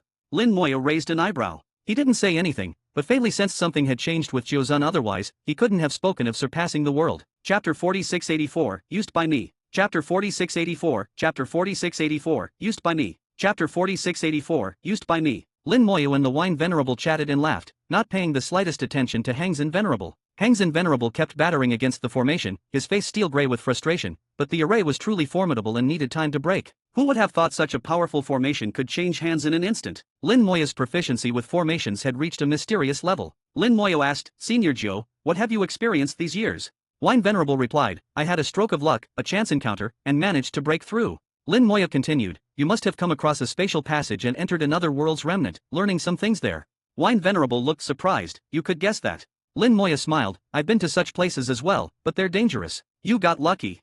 Wine Venerable said, luck indeed. The opportunity helped me break through on my return, and I also learned things the realm above Venerable is called supreme. Those supremes transcend the world and become the utmost existence is truly enviable. Lin Moya laughed, then why do you not wish to kill me? Killing me could be your chance to become supreme. Wine Venerable shook his head, thinking and doing are different. Though I've thought of it, there are things I would never do. If I really did, my Dao heart would be damaged in the end. I still act for myself. He spoke bluntly, every word honest. Lin Moya smiled, Senior's heart is broad. I imagine you gained a lot of primal chi inside that remnant. Wine Venerable said, that's right, using primal chi is the only way I could break through. Lin Moya said, there must be some leftover primal chi. If you use it to shield your soul, it can reduce the influence of the world calamity. Wine Venerable sighed, this world calamity, bringing devastation to all truly sad. From the world remnant, he had learned a great deal, including the knowledge that chaos and the ancient wasteland were now undergoing the great rupture. Primal chi let him vastly diminish the calamity's impact, and with a steady Dao heart, he could maintain his true self. Lin Moyo asked, do you know what this Arctic secret place is? Wine Venerable replied, all I know is from a fragment of the ancient era there is such a place in the Arctic. I also wanted to find the Arctic Supreme and settle an old debt, so I came here. Didn't think I'd run into you, Lin. Would you call that fate? Lin Moya smiled, it really is fate. Familiar with the place, Lin Moya led them straight to the special space, the array protecting it as nothing to him. Who's there? A booming shout greeted their entry. A man covered in frost appeared instantly before them, his presence so cold space itself froze, and the chill seemed to freeze even time. He was the other Arctic quasi-supreme, Bingfoam Venerable, enemy of the world. He recognized Lin Moya at once, his eyes greedy. His fist clenched so tight cracks formed in the air around it, ready to strike at any time. Lin Moya's presence, like a beacon in the night, drew Bingfeng's attention so much he almost ignored the Wine Venerable. Wine Venerable took a drink, calm as ever, Bingfoam, long time no see. Bingfoam Venerable finally realized there was another, looking at Wine Venerable with surprise. You broke through. Wine Venerable chuckled, that's right, it just happened. Bingfoam Venerable scoffed, you just broke through and dare to come here seeking death. Wine Venerable retorted lightly, live or die, none of your business. I'm looking for Bilan. The Arctic Supreme was named Bilan, though generally called the Arctic Venerable. Bingfoam said, if you want to see Bilan, you'll get past me first. Lin Moya glanced into the distance, saw the portal to the world wall, and said to Wine Venerable, the so-called secret is right there. Let's go. Wine Venerable replied, fine, let me chase off this fly first. Lin Moya shook his head, no need, senior.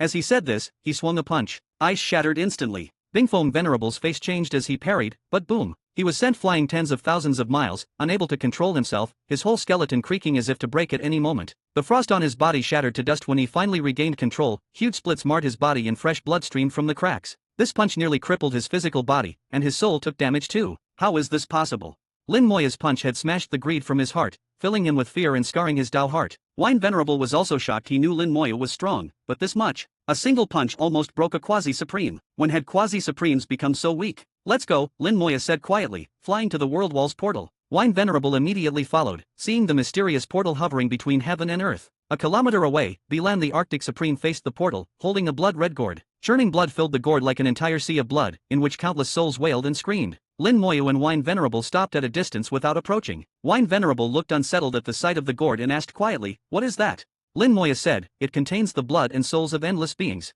For years now, the Arctic's champions have been harvesting blood and souls from the battlefield. Wine Venerable realized, they're using the blood and souls to smash open the portal. Lin Moya nodded, they don't have the key, so this is their only option. Wine Venerable asked, will it work? Lin Moya shook his head, hard to say. Everything has a limit. If they push past it, maybe the portal will open, but I doubt it's enough. The correct ways are to find the key, or have a supreme break it. All other methods likely won't work. Wine Venerable asked, where is the key?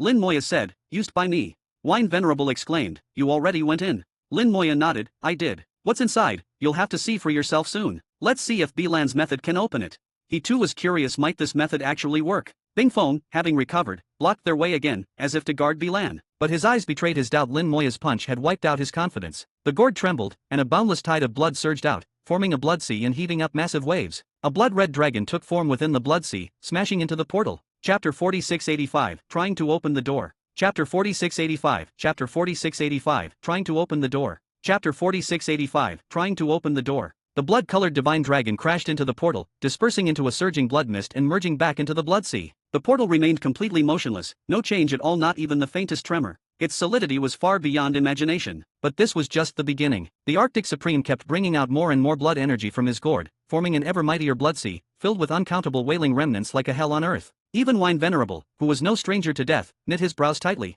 He took a large swig of wine. This method is against the harmony of heaven. Lin Moya shook his head. What is the harmony of heaven? Wine Venerable was momentarily stumped, unable to really explain. Against heaven's harmony was simply a saying, after all. Lin Moya chuckled. Under the rules of heaven and earth, all creatures have their fates. When it's time to die, no one can rescue them. It's like those who wanted to kill me but just got themselves killed. These people were already dead. Arctic Supreme is just making use of their remains, but he didn't personally slaughter them. Strictly speaking, it's not really against heaven's will. Wine Venerable replied, but the dead ought to disperse back into heaven and earth. Their strength came from the world, and after death should return to it. Lin Moya said, they will return eventually. It's just a question of sooner or later. The world has its limits so long as that's not exceeded. At most there's a minor warning and not much more. Unless you're like me, breaking the fundamentals and taunting the world. Lin Moya spoke of becoming the world's enemy as if it were nothing, and in truth, not just anyone could gain that title. Wine Venerable, looking at the growing blood sea, drank even more quickly and said with a touch of drunkenness, will he make it? Lin Moya shook his head. 19 out of 20 it won't work. This portal isn't for him to open. This door leads to the world wall, a place once reserved for supremes. Even they could only linger near the boundary, never entering the interior. Not even breaking heaven's sovereign succeeded there. For supremes, entering the interior of the world wall is as hard as surviving a life-forbidden zone. Between supremes and venerables is an insurmountable gulf. Aside from the rightful key, only a supreme can open this portal. Arctic Supreme is neither and doesn't have the key. It's almost impossible for him to succeed. Within the blood sea, again appeared divine blood dragons, not just one, but hundreds and thousands. Arctic Supreme pointed at the door, and blood dragons, roaring with harsh dragon cries, crashed at the door. Dragons struck the portal again and again, making deafening booms, but the portal did not budge an inch. Arctic Supreme continued to pour strength into the blood sea. The blood dragons grew fiercer, and his gourd was nearly empty of blood and souls. Frost spread from him, sheathing the blood dragons in icy armor. Even so, the dragons could not move the portal. Wine Venerable murmured, how many countless souls and lives have they collected? Not even Arctic Supreme himself could answer that. Too many to count, gathered from every battlefield. Yet no matter how many, the essence had not changed. Without a breakthrough in the quality of strength, the portal could never break. After watching a while, Wine Venerable saw Arctic Supreme would never succeed. He decided he wouldn't wait any longer and was about to move and settle old scores. Lin Moya said suddenly, wait, senior, someone's coming. Wine Venerable was a bit surprised. He sensed nothing, but Lin Moya's brow glimmered with sacred light. Using the primal technique to watch the doorway, no sign of opening, the Arctic Supreme's efforts totally failed. As Lin Moya watched Arctic Supreme, something interesting appeared. Lin Moya projected his voice toward the distant left. Senior Jean, since you are here, why not show yourself? A few moments later, laughter rang from the far-off void. Lin, you even noticed me? You're full of surprises. His voice drew everyone's attention. There really is someone. Wine Venerable was startled, now realizing he could not see through Lin Moya at all. Lin Moya only smiled quietly. The void twisted, and a colossal insect 10,000 meters long emerged. Jean Supreme stood atop its back, a faint smile on his old face and sharp eyes surveying the scene. This portal truly isn't easy to open.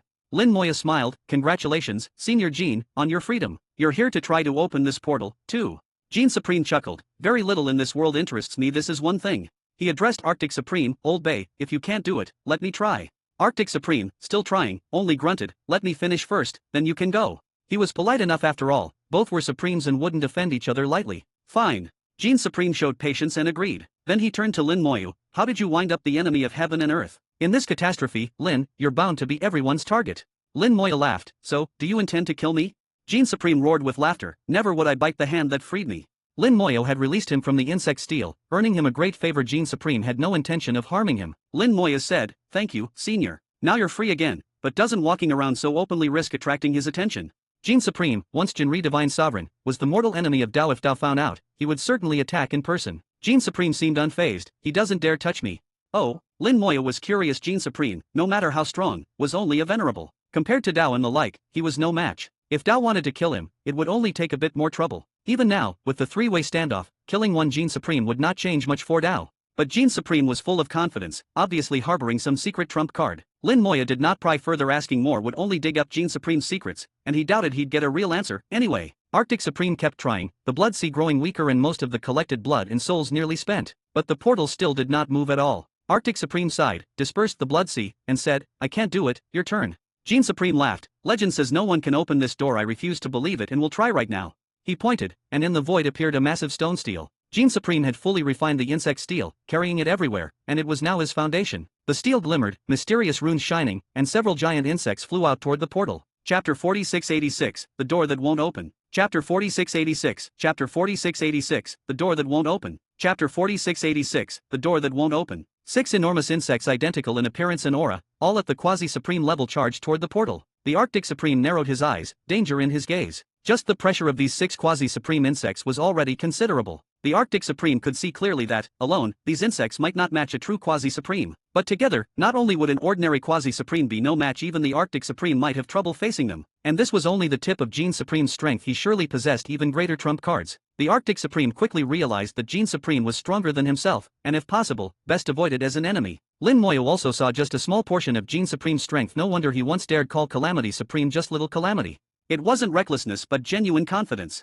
Back then, Gene Supreme was still trapped in the insect steel, not yet free. His power now could only be even greater. And by his own words, Dao wouldn't dare kill him. This clearly wasn't bravado, but fact. The 6 quasi-supreme insects attacked the portal, their limbs turning sharp as blades, raining down strikes like a thunderstorm. The noise was like a hammer on iron. Yet, the great door didn't budge, not even a scratch appeared. They could chop for thousands of years and still never open it. Gene Supreme understood that as well. He tapped a finger, and the insect steel flashed, shining on the 6 giant bugs. Their bodies simultaneously shattered, then reformed, instantly becoming a single, more than 100,000-meter colossal insect. Merged, the bug's aura was even mightier, reaching almost the absolute limit of a supreme. This giant insect struck the portal again with even greater power, the roar deafening, but the door still did not move. Interesting, truly fascinating. Gene Supreme's eyes sparkled with excitement. He'd heard of this door back when he was still the Golden Sun Sovereign. He never had the chance to see it for himself, but now that he was here, he was determined to go in. He controlled the steel again, sending it barreling toward the portal. The giant insect flowed back into the steel within. Countless insect cries rose in a cacophony.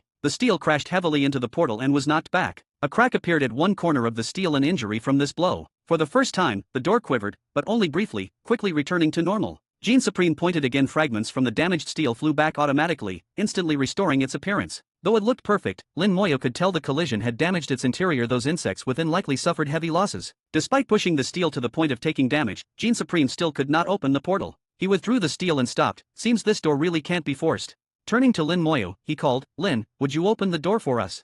At once, the Arctic Supreme and others all stared at Lin Moyo. "You really opened it before?" The Arctic Supreme was shocked, remembering Lin Moyo possibly being here before, but never guessed he could open the door. At that moment, another arrived, the previously trapped Hangzhen, eyes angry toward Lin Moyo but not acting, only siding with the Arctic Supreme. Here, another three-way standoff formed, and the air grew tense. Lin Moyo laughed lightly. "Nothing escapes your eyes, senior." Gene Supreme bellowed a laugh. "Last time, I saw you go in with my own eyes. Pity you were so quick I couldn't follow." Lin Moyo said, "Your insects are extraordinary, senior. I can indeed open this door, but the contents inside may disappoint you." Gene Supreme replied, "Better disappointment inside than never getting in." Lin Moyo nodded. Before that, the Wine Venerable and the Arctic Supreme should settle their old scores. Perhaps wait until that's done to open the door. Gene Supreme readily agreed, "Fine by me." Lin Moyo glanced at Bingfeng and Hangzhen. "This is private business between Wine Venerable and Arctic Supreme. You two needn't interfere." Hangzhen's face changed, angry. "Who are you two?" He was cut off by Bingfeng grabbing his arm. "Don't speak, let the Supremes decide." He had already felt Lin Moyo's punch once and knew how strong he was. Lin Moyo's meaning was clear: try to interfere, and he'd act as well. Bingfeng knew he was no match. The Arctic Supreme said quietly, "Indeed, this is between myself and Wine Friend, don't meddle." Once he spoke, Bingfeng and Hangzhen had no more to say. Wine Venerable took a sip, thanked Lin Moyo, and moved to talk privately with the Arctic Supreme. The two flew billions of miles away. What they said is unknown, but soon, a fierce battle erupted. Frost and drunken haze filled the void. Wine Venerable's techniques were elegant, the Arctic Supreme's cold arts a stark contrast. They did not fight to the death. There was restraint on both sides. After half an hour the fight ended, and both returned. Wine Venerable had changed clothes. His had been ruined in the brawl. Despite being a treasure worth a fortune, it couldn't withstand such powerful combat. The Arctic Supreme was also changed, sporting a few faint fist marks on his face. Wine Venerable's strength lingered on him, not easily dispelled. Wine Venerable too bore some injuries, but nothing serious. It was clear to Lin Moyo that while the result seemed even, the Arctic Supreme had held back in terms of strength. Wine Venerable fell short. Wine Venerable declared, "Our debts are settled from now on. Friend or enemy depends on the future, not the past." The Arctic Supreme said nothing, but that counted as agreement. Everyone knew there was history between the two. Gene Supreme asked, "Now, Lin, can you open the door?" Lin Moyo floated over to the portal and, with everyone watching, pressed his hand to the surface. He had the mark of the world wall and the right to enter. With only the lightest push, the door vibrated faintly and swung open. So easy. Everyone gaped. They thought Lin Moyo would need some secret method, only to see him open it with the gentlest touch. Even their sharpest vision saw no trick. They all knew something was up. If it could really open that easily, it would have been done again and again across the ages. Lin Moyo pushed open the door and smiled, "Please, after you." His eyes twinkled, eager to see everyone's reactions once they saw what was inside. Chapter 4687, Swearing an Oath. Chapter 4687, Chapter 4687, Swearing an Oath. Chapter 4687, Swearing an Oath. Everyone entered, and the great door slowly closed behind them. For a moment, all showed odd expressions. What is this place? Why is my power suppressed? It looks like there are many treasures ahead. Among them, only Lin Moyo and Wine Venerable seemed truly calm. Wine Venerable, having seen another realm before, noticed the same suppression of power as here, making him instinctively think this might be another world. But then again, it clearly wasn't the same, not exactly. Jean Supreme, always cheerful, turned to Lin Moyo. "This is interesting, Lin, would you introduce this place?" Jean Supreme, who had lived countless years, had few things left that could pique his interest. Now in this legendary place, even Jean Supreme's mood brightened. Lin Moyo answered, "This is the world wall, or to be precise, the outer fringe of the world wall." He pointed into the distance. "See those treasures? That's the inner world wall, but you can't reach it." Jean Supreme asked, "Can't reach?" Lin Moyo smiled, "Feel free to try, no danger." Jean Supreme nodded and sent a swarm of insects out. Soon, they collided with an invisible barrier and could advance no farther. Lin Moyo explained, "There's an invisible wall here. I can't open it, can only gaze and sigh at the treasures." He, of course, wasn't telling the whole truth, half real, half false, unclear to anyone else. The Arctic Supreme spoke deeply. "Lin, you don't know how to open it either." Lin Moyo shook his head, "No idea. I was lucky to get a key once, enough to open only the outer gate. Feel free to try yourselves, maybe you'll find a method."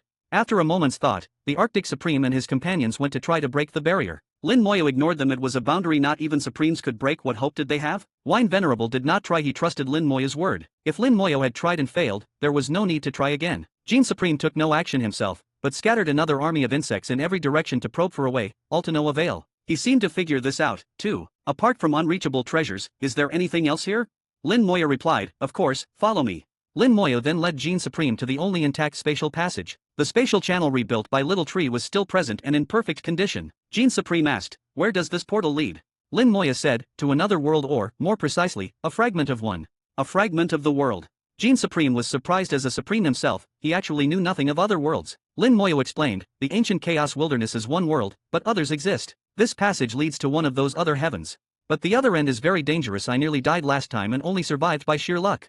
Lin Moyo mixed truth and falsehood. The portal did connect to a hazardous world, though his last trip was to another realm, not quite as deadly. So, blending fact and fiction, he fooled them all. Jean Supreme eyed the portal, tempted, but didn't go in right away. "Aside from this, are there any other portals?"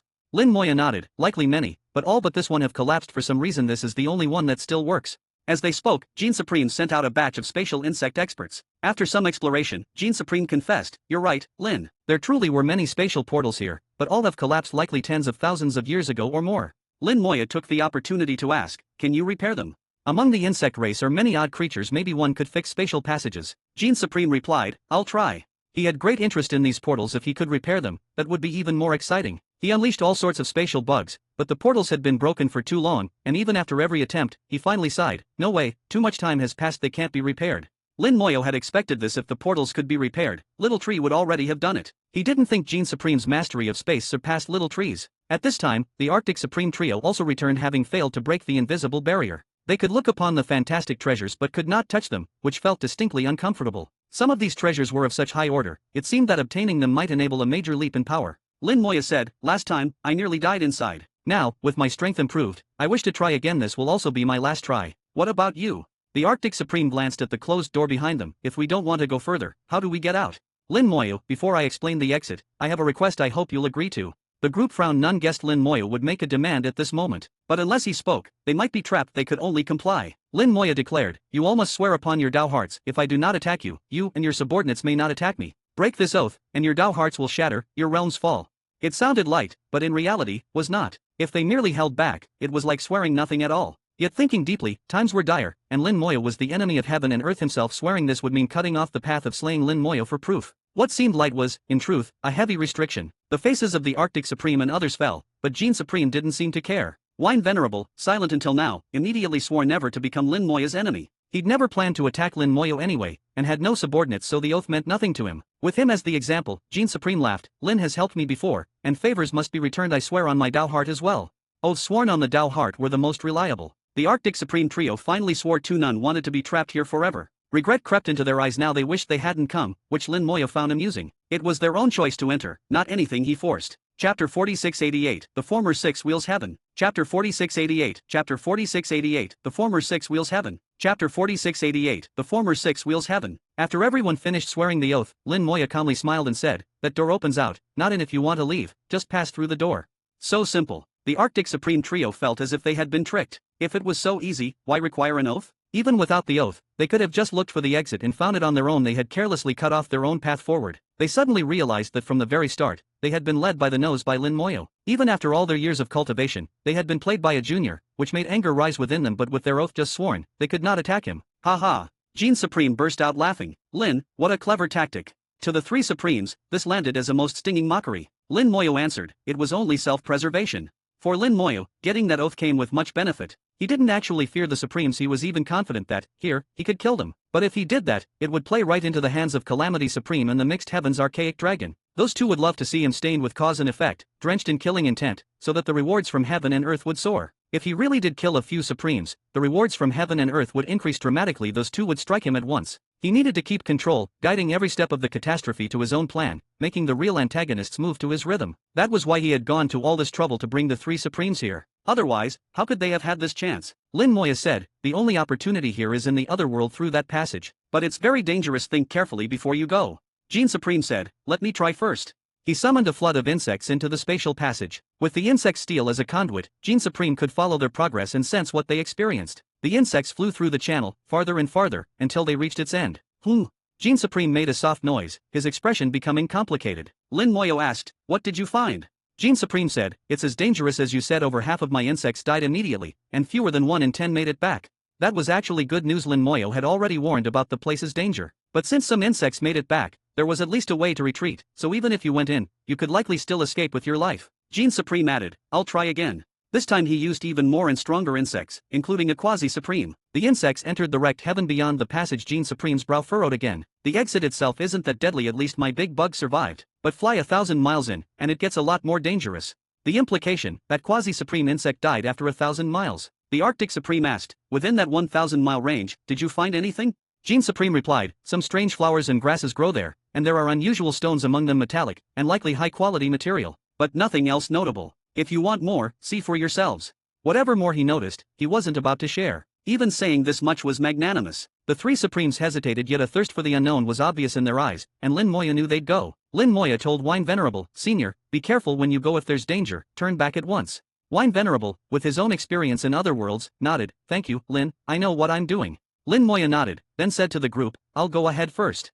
And with that, he entered the spatial passage and vanished. I'm going too. Jean Supreme smiled and followed him. Wine Venerable went third, and for a moment, only the Arctic Supreme trio remained in the world wall. They exchanged glances. The Arctic Supreme said quietly, let's stick together. If there's trouble, we retreat, and stay ready with every life-saving method. Their auras intertwined, and they entered the passage together. The channel wasn't long. Lin Moya crossed quickly and, as soon as he emerged, was struck by an attack. The attack came from nowhere, with overwhelming force strong enough to kill a high chaos realm expert. Lin Moya ignored it, and without pausing, picked a random direction and flew off. A light mist hung outside the passage, and after a few moments, the exit was out of sight. Along the way, more and more attacks rained down, nothing but an itch to Lin Moyo. Soon after Lin Moyo, Jean Supreme exited the channel. He emitted a faint glow, the light taking the form of a bug and forming an armor for him. Jean Supreme ignored the surrounding attacks and flew toward his own goal, which was not the same direction as Lin Moyo. Then Wine Venerable appeared, immediately using a great gourd as a shield, and also pressed on a third path from the others. Finally, the Arctic Supreme trio arrived, their bodies wrapped in ice, and took yet another direction. Lin Moya flew forward, the attacks growing stronger.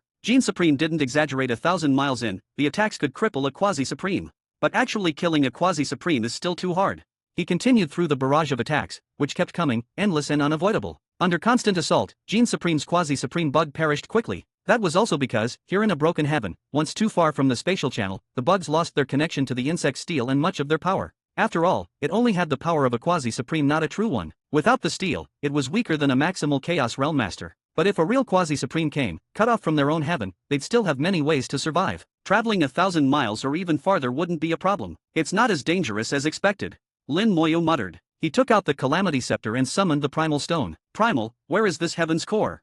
He'd come here for the Heaven's Core. He wanted to use it to observe this world. Even as a corpse, this heaven was worth examining. Afterward, he'd refine it, part for the world burning fire, part for himself, and use the primal technique to merge its essence into his divine speech heaven, making it even stronger. Once this heaven was refined and collapsed totally, anyone remaining inside would tumble into the life-forbidden zone. But if so, their deaths wouldn't count as his doing, so Lin Moya felt no need to save them. Perhaps, at most, he'd pull Wine Venerable out. He owed nothing to the others. The primal stone looked around, then indicated, "There, master. Be cautious, this was once the Six Wheels heaven, and may hold hidden dangers." Chapter 4689, A World That Has Advanced. Chapter 4689, Chapter 4689, A World That Has Advanced. Chapter 4689, A World That Has Advanced. Six-wheel heaven, a heaven capable of withstanding six great calamities. Any supreme expert who achieved the Tao in such a world would be at the very apex among all the strongest. In ancient times, the one and only breaker of the Sky Emperor was someone who achieved the Tao in a six-wheel heaven, though he succeeded very early, when that world had passed only the first calamity. He thus had even deeper foundations and became the most powerful among supremes. When Lin Moya heard this was a six-wheel heaven, he became much more cautious. To be confident is not to be arrogant. I remember there aren't many six-wheel heavens. Do you know which one this is?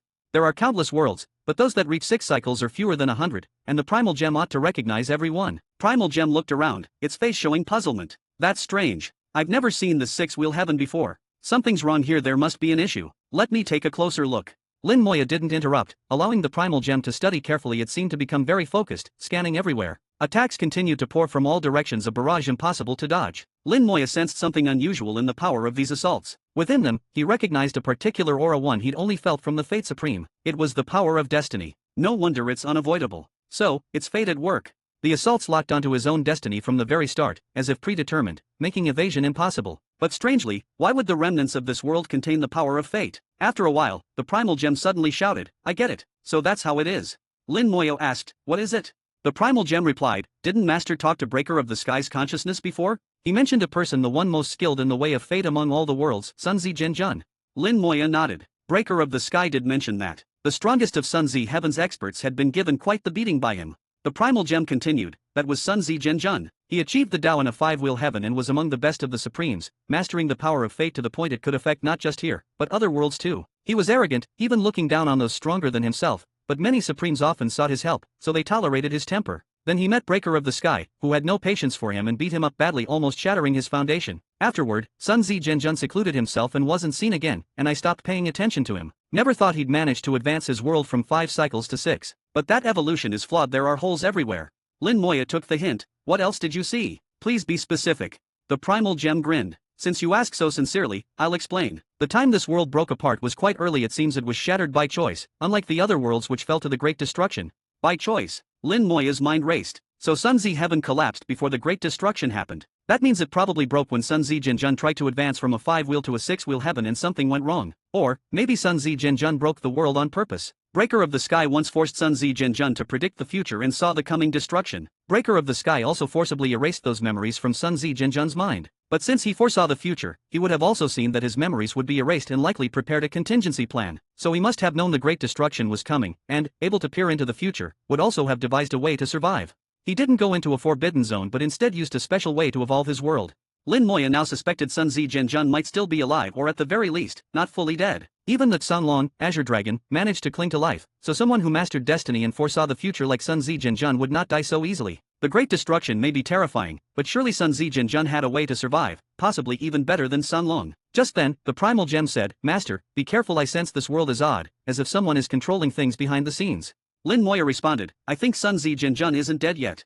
"I feel the same," said the Primal Gem. For someone who disdained even Supremes, the Primal Gem seldom felt so serious. But against a Supreme, Lin Moya, even armed with the Calamity Scepter, could never be completely secure. But there's no need to worry too much. Even if Sunzi Genjun is alive, after what happened in the destruction, things can't be easy for him. The powers from the Forbidden Zone were too much even for Breaker of the Sky. Sunzi Genjun, even if he's alive, can't have retained much of his strength. Besides, I'm very interested in his method of world advancement. I might gain a lot from this. Lin Moya also wanted to elevate his own divine speech heaven, and through research on the firstborn technique, he developed a few ideas, though he knew there would be problems in practice. Now discovering Sunzi Genjun had advanced his world from 5 cycles to 6, perhaps he could learn from this and perfect his own methods. The Primal Gem said, "The core should be in that direction, and I sense there's something very unusual there as well."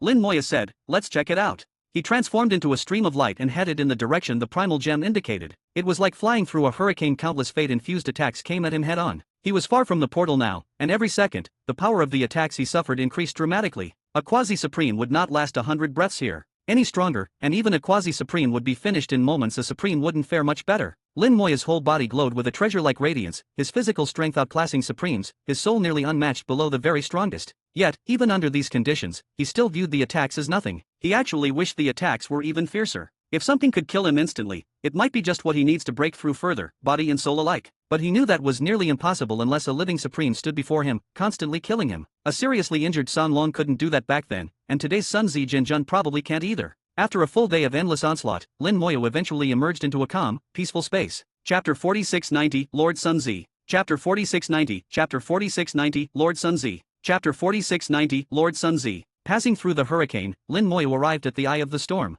This was where the heavens core lay, a region of perfect calm, the most peaceful area in the ruins of this world. Lin Moya felt regret. The overwhelming, fate-infused attacks he'd hoped for, one strong enough to instantly kill him, never came. The attacks, soaring in force until they could kill a Supreme, stopped increasing, reaching their peak. Such attacks were far too weak for him, not enough even to harm, let alone instantly kill him. Yet this wasn't all bad. It meant Lord Sun Zi and this world were heavily damaged, unable to wield any greater power. At the center of the tranquil space, 100-meter wide, rhombus-shaped crystal floated in the air. Countless images flickered across its surface, reflecting every corner of the world. Within the crystal, Lin Moya saw a figure in meditation, looking at him. The man's eyes were ancient and lonely, as if waiting for countless years. Even seeing this visitor, his face showed no excitement. It seemed hope for the future was gone. Lin Moya gripped the Calamity Scepter, approached carefully, and made a respectful greeting. "Greetings, Lord Sun Zi." At his name, Lord Sun Zi's gaze subtly changed, recalling memories. A moment later, a voice rang out, ancient and frail. "It has been so long since anyone called me that, child. How did you know my name?" Lin Moya heard deep loneliness, a Supreme so broken in spirit, nearly heartless. To make a Supreme so hollow, surely only unimaginable events could do so. Just a few words were enough for Lin Moya to feel Sun Zi's despair and deathly stillness, not struggling to survive, but unable even to die. He seemed to control this world, yet at the same time, not seized it at all. A bizarre, indefinable state. Lin Moya answered, "By chance, I obtained the Breaker of the Skies crystal, and learned a few things." At those words, Lord Sun Zi's eyes glinted. The Breaker of the Skies crystal, a relic left by the Breaker of the Sky Emperor. Lin Moya nodded. Exactly so. Lord Sun Zi gave a dry, raspy laugh. So he's really dead? The future was correct, then. That fellow's death was a long time coming. Despite his words, the tone grew even more resigned, tinged with disappointment. It was like Lord Sun Zi truly wished the Breaker of the Sky Emperor would succeed, despite any old conflict. Lin Moya sensed none of this was wrong. He suggested, "There is an imprint of the Breaker of the Sky Emperor's mind in this crystal. Would you like to see?" Lord Sun Zi replied, "Yes, let me see him." Lin Moya activated the crystal and explained the situation. A moment later, a phantom appeared. The Breaker of the Sky Emperor's mind manifested in the void. Lord Sun Zi let out a gravelly chuckle. "Breaker of the Sky, you really failed." The Breaker of the Sky Emperor snorted, "Even in failure, I am better than this, not man, not ghost." Lord Sun Zi was unruffled. "True, better than me, I can't even die." The Breaker of the Sky Emperor didn't mock him further. "How did you end up like this?" Lord Sun Zi sighed, "Thanks to you." The Breaker of the Sky Emperor understood. "You meddled, regained your memories, and brought trouble on yourself. Some things shouldn't be known." Lord Sun Zi replied, "I learned later that you erased my memories for my own good." The Breaker of the Sky Emperor said, "Even if you Supremes know about the Great Collapse, what good does it do? It only destroys the Tao heart. You'd have no way to adapt." Lord Sun Zi gave another sigh. "Yes, knowing helps nothing. It only brings sorrow." Now Lin Moya understood. The Breaker of the Sky Emperor wasn't acting in self-interest in erasing Lord Sun Zi's memories. He knew awareness of the Great Collapse brought only suffering. No Supreme could prepare for, much less prevent, it. In the end, only despair and waiting remained. This was agony for any Supreme. So the Breaker of the Sky erased memories, keeping the truth to himself. He never expected Lord Sun Zi to find his own way to restore them. Yet Lord Sun Zi never spread word of the Great Collapse, instead using his own method to search for escape. The two former Supremes spoke as old friends, reminiscing for a long, long time. Lin Moya quietly listened, the perfect silent observer. They talked of bygone days, of the Breaker of the Sky Emperor's path, and Lord Sun Zi's alternative. The Breaker of the Sky's route was simple: strengthen himself and break into the life forbidden zone. It was similar to placing a Supreme in heaven to block disaster. In his view, if he could reach the life forbidden zone, surpassing everything, perhaps the Great Collapse could be stopped. But he failed, only lasting 10 breaths in the forbidden zone before death. Lord Sun Zi chose instead to elevate his world, tirelessly researching the future and seeking ways to advance his world. He at last discovered a method, absorbing the energy of other ruined worlds. He successfully advanced his home from a 5-wheel to a 6-wheel heaven. It had flaws, but was a real achievement, never before accomplished. Lord Sun Zi sought to promote his world from 6 to 7 cycles, aiming to be the foremost 7-wheel Supreme. He found a 7-wheel heaven, created a spatial passage, and used his own technique to draw its power. But he never imagined the force of a 7-wheel heaven would far surpass his own 6-wheel. The hidden flaws left from advancing to 6 cycles exploded under the impact, causing his world to shatter. Lord Sun Zi tried to halt disaster, but failed. Unable to do anything, he himself shattered as well. He finally fused with the heaven's core, pouring all his power into preserving the world's remnants, holding it together as ruins and preventing total collapse. The price, he was trapped eternally inside the core, unable to leave or wield power, unable even to die. His strength was dispersed throughout the world, fueling eternal storms. And as time stretched on, Lord Sunzi's Tao heart withered and faded. When the great collapse arrived, and he sensed other worlds falling, his Tao heart shattered forever. But still, he couldn't die existing like this, forever. Listening to this tale, Lin Moyo could only sigh.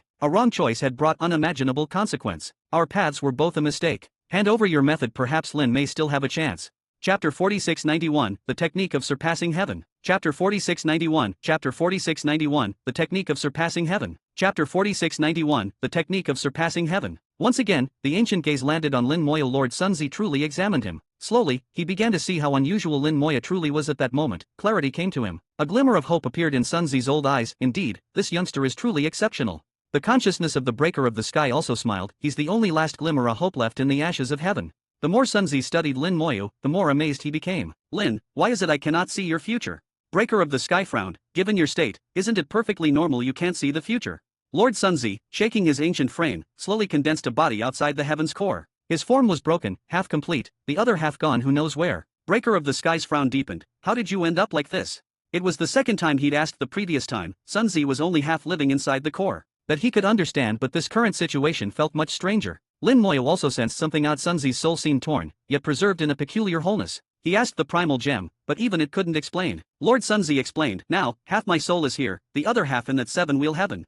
Breaker of the sky was stunned. You became a bridge. The primal gem sent a message to Lin Moyo. He's become a soul bridge. Soul bridge. Lin Moyo was clearly confused. So the primal gem quickly explained, a soul bridge is an extremely rare state, barely seen a handful of times. Simply put, a soul split between two locations yet not fully severed. There's a special channel connecting them, a kind of bridge between two realms. That's a soul bridge. Lord Sunzi answered bitterly, yes, a soul bridge, so my soul is simultaneously intact and broken. I cannot die, though I wish to. But in this state, I can absorb some power from the seven-wheel heaven and see every being's future. But Lin, I cannot see your future. Breaker of the sky understood deeply. Sunzi's mastery of destiny exceeded even the world itself. If he couldn't see the future, no one could. But Lin Moyo was puzzled. The Fate Supreme could see his future. Was Fate Supreme stronger than Lord Sunzi in destiny? Clearly not. Confused, Lin Moyo chose to ask directly. Lin Moyo said, Senior Sunzi, in my world, there's another who's skilled in destiny. He seems able to see my future. Before Sunzi could reply, Breaker of the sky cut in, that one hasn't broken through yet. What he sees isn't the true future, just speculative possibilities. They're not always accurate. Breakthrough? Lin Moyo realized he was witnessing ideas far beyond what he'd known before. Breaker of the sky explained, to become a supreme, there's a necessary condition: breakthrough, breaking the world's barriers, fusing real and illusory, seeing a true heaven. Heaven is divided into reality and illusion, yin and yang. To be a supreme, you must break those barriers so your sight can unite yin, yang, real and illusory, then you see heaven's true form. That's breaking through. For destiny, breakthrough is equally vital. Without breakthrough, all futures seen are just shifting probabilities, not the true future. For beings like Lord Sunzi, the future glimpsed is fixed, nearly unchangeable. That's why he despaired at seeing the great collapse. Lin Moyo understood this was why the Fate Supreme could see his future, but it was only a guess, liable to change. Lord Sunzi's vision, on the other hand, was deterministic, unchanging. Yet he could not see Lin Moyo's. Lord Sunzi wasn't discouraged. To be unseen in the future is a good sign. Lin, you may truly break the impasse. Breaker of the sky said, indeed, you're all that's left. If it works, it works. If not, it won't get any worse.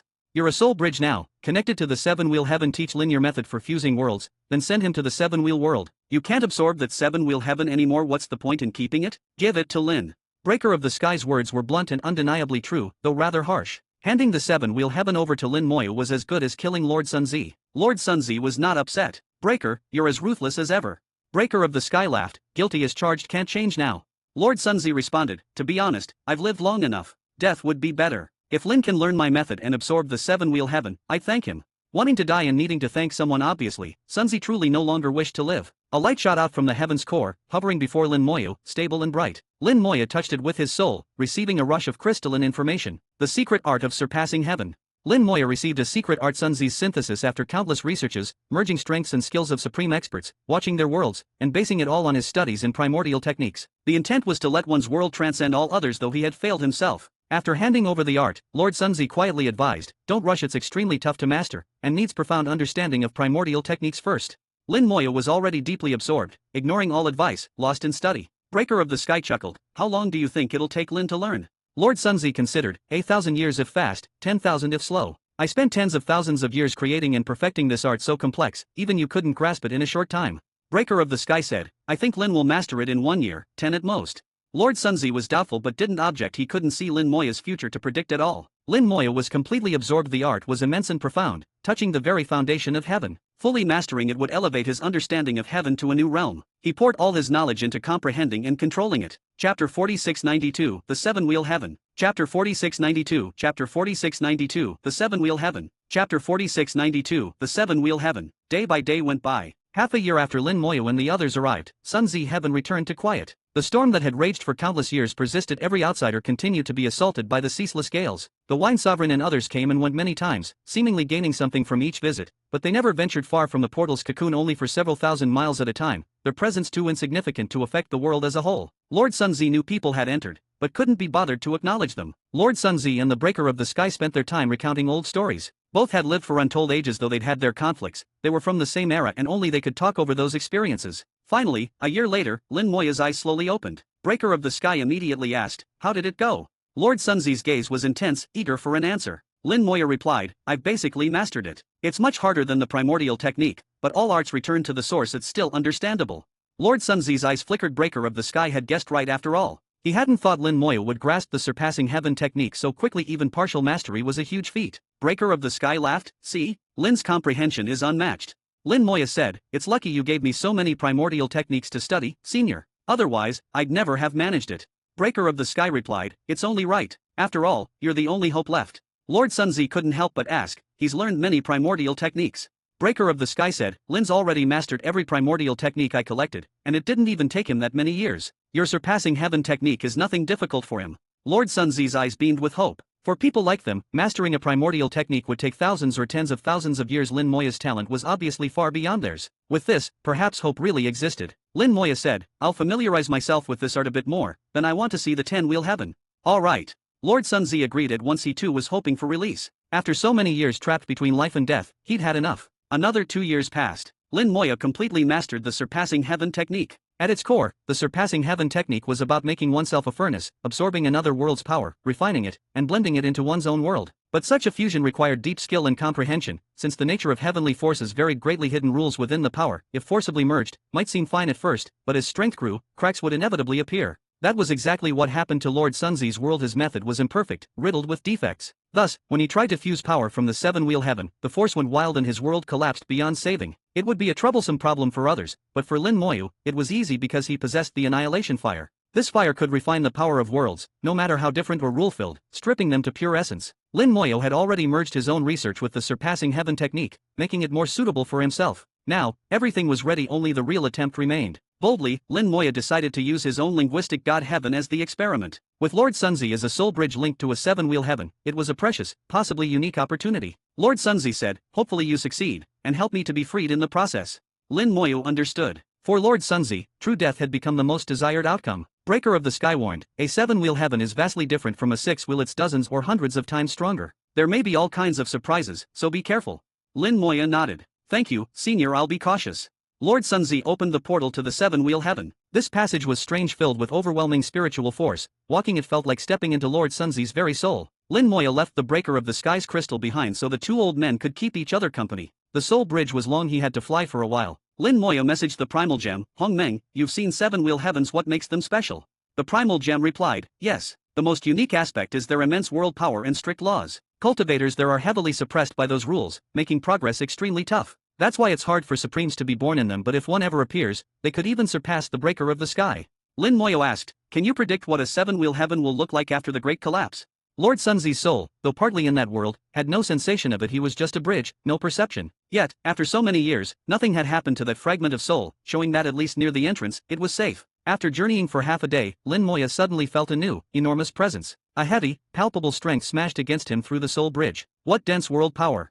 Lin Moya inhaled the radiant world power surged into him, carrying peculiar hidden rules that, after circulating inside him, dissipated. The rules are shattered, the system broken. This fragment of seven-wheel heaven was destroyed too. Finally out the exit, his view was filled with an endless blue world. Hanging in the air, wind blew against him, the rush of water sounding in his ears. The ocean. Lin Moya looked far and wide, no edges in sight, only endless sea as far as he could see. This could only mean two things, either the sea was vast beyond measure, or this whole world was curved. He checked behind portals, still there, unchanged. Beneath the portal, countless lines of soul power descended, sinking into the ocean. Lin Moya followed the threads, diving underwater. Intense pressure closed in from all sides. The water itself brimmed with world power and broken rules, and ordinary near supreme could be crushed by the sea. This felt a bit like the boundary sea. Hundreds of meters down, Lin Moya finally reached the seafloor. Along with the end of the soul threads there was the remnant of Lord Sunzi's soul. Chapter 4693, There are still living beings. Chapter 4693, Chapter 4693, There are still living beings. Chapter 4693, There are still living beings. The sea did not seem deep, just a few hundred meters. The sea floor wasn't dim, but instead glowed with a faint eerie green light. A kind of green, seaweed-like plant covered the seabed, gently waving with the current.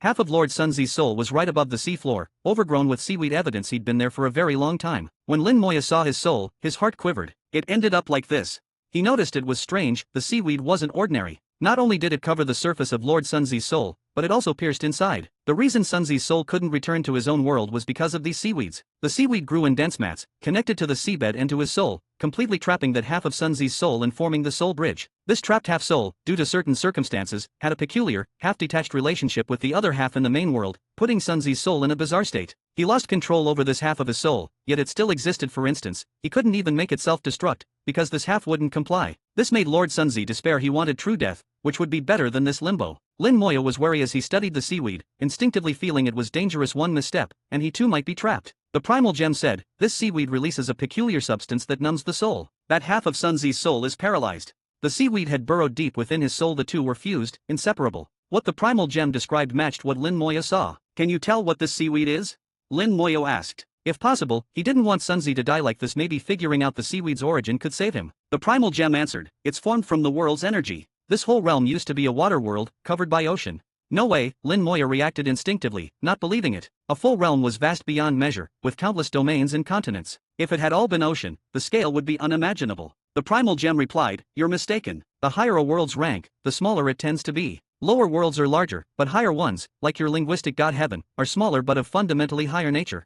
This is a seven-wheel world. It was smaller even before collapse, and now even more so. Lin Moya was astonished. The primal gem clarified, it's not always true, but generally so. The rare exceptions are just that rare. Those top-tier 9-wheel worlds are sometimes smaller than a domain in the primordial chaos wilderness, which is why it's so hard for true supremes to emerge. There just aren't enough beings. So this seaweed is made from world energy, and I can't eradicate it. The primal gem nodded. Exactly. The seaweed is just the visible part inside. It's actually leftover world energy, and as it's merged with Sunzi's soul, the two are essentially one. If you refined this seaweed, you'd refine his very soul as well. In summary, according to the primal gem, this half-soul was doomed. Trapped or destroyed was the only fate. Sunzi had already begged Lin Moya to help him be released, so Lin Moya started thinking about what to do. But now was not the time. His own work wasn't done yet. With a thought, Lin Moya sent out a special rune, marking the sea floor as a landmark. With this mark, he would never get lost and could always find his way back. Time to search for the world's core. That was his objective. The only way to absorb or refine a world was to find its core. Every realm, no matter the level, had a core that was universal. The primal gem had already been searching, and as soon as Lin Moya asked, it pointed the direction. It's over there, but something is odd. Be careful. After all, this was a seven-wheel world, and recent events made caution necessary. No telling what hidden dangers remained. Lin Moya set off toward the core, asking, what's strange about it? The primal gem replied, even shattered, a seven-wheel world's remnants are more intact than those of lower worlds. Such complete fragments can actually nurture new life. Seaweed like this is a sort of special life form. If a truly strong life was born, it could be a threat. So you mean there's life near the world core? The primal gem said, I'm not certain, but that place is full of primordial energy and life force. I'm guessing there do exist living beings. I understand, Lin Moya said. Now extremely alert, he activated his undying eye and sent out a swarm of undead soldiers to scout in every direction. Since the completion of the spell world, his techniques no longer depended on the local rules. He could use any spell anywhere. Still, the undying Tao was heavily suppressed here, its power cut in half, and all his undead were less than half as strong as they'd be in primordial chaos wilderness. But that didn't matter. He wasn't sending them to fight, they were just scouts. The seven-wheel world wasn't immense. Half a day's flight brought him close to the world's core. Along the way, he saw no creatures, but the seawater changed. It grew thicker and darker as he got closer to the core. It was now deep blue, almost black. A million miles from the core, Lin Moya stopped short. The water ahead was thick as a marsh. Through his undying eye, he saw a soul flame drifting there, flickering amid the marsh-like sea. There really is a living being. He was deciding whether to detour around it when, suddenly, immense force struck from all sides. The water crushed into a cage, then struck him like a cannonball, sending him flying. Chapter 4694, Rule Lifeform. Chapter 4694, Chapter 4694, Rule Lifeform. Chapter 4694, Rule Lifeform. The attack came so suddenly. At the very instant Lin Moya saw the soul flame, he was attacked, without warning or control, sent hurtling backward and crashed onto the seabed. The sea floor was softer than expected, and as soon as he touched it, Lin Moya's soul warned him of danger. He felt as if countless hands grabbed him tightly, stretching into his body. It's the seaweed. In that instant, the seaweed invaded not just his body, but even his spiritual world. His spiritual world was protected by primordial energy, which held off the seaweed, but not for long. He tried to break free, but his physical body was out of control, his strength dramatically reduced. The seaweed possessed a bizarre power, suppressing both body and soul. That's how Lord Sunzi's half-soul had been trapped. A spark of flame suddenly ignited, illuminating the seabed. Countless seaweeds were instantly reduced to ash. The world-destroying fire could refine any world, and the seaweed simply could not resist. Lin Moya regained himself, flew from the seabed, and once again looked forward. In the distance, he saw that soul flame once more. Bang! With a loud crash, Lin Moya was blasted away again, repeating the earlier situation, smashing into the seabed. This time, protected by world-destroying fire, the seaweed could not affect him. What's going on? Lin Moya was confused. He couldn't make sense of the repeated attacks. They came so fast, he had no time to react. The primal gem explained, it's likely a rule lifeform. Once a world reaches the 7-wheel level and above, the world rules become extremely powerful, and a whole new class of life appears called rule lifeforms. Born from rules themselves, these beings are a kind of world rule. They're very peculiar, not very intelligent, but they strictly follow some particular rule. From the moment of their birth, their rule is set, almost never changing. The primal gem gave Lin Moya a thorough explanation of everything it knew about rule lifeforms. Such beings only appear in 7-wheel and higher worlds. Not even Lord Sunzi or the Breaker of the Sky had heard of them. Only the primal gem, who had seen them inside the forbidden zone of life, had any experience. Rule lifeforms act both logically and illogically, impossible to fully understand by normal means. Lin Moya understood the soul flame he saw was one such creature. Its rule was to attack any living being that looked at it, and once spotted, it would always attack. Because this is a rule, the attack simply cannot be dodged or avoided. Knowing this, Lin Moya approached again, this time carefully avoiding looking at it. Sure enough, no more attacks came. How interesting, he murmured, his first encounter with a rule lifeform, and a sign there was much about the universe he'd yet to grasp. The primal gem said, this one isn't strong. Some rule lifeforms have very odd rules, so be cautious. Lin Moya ignored the rule lifeform, and casually flicked the world-destroying fire at it. With a soul-piercing scream, it was burned to ash. It hadn't been powerful, just peculiar, and easy to defeat once its rule was known. When the world was shattered, all beings perished and the rules retracted to the world's core.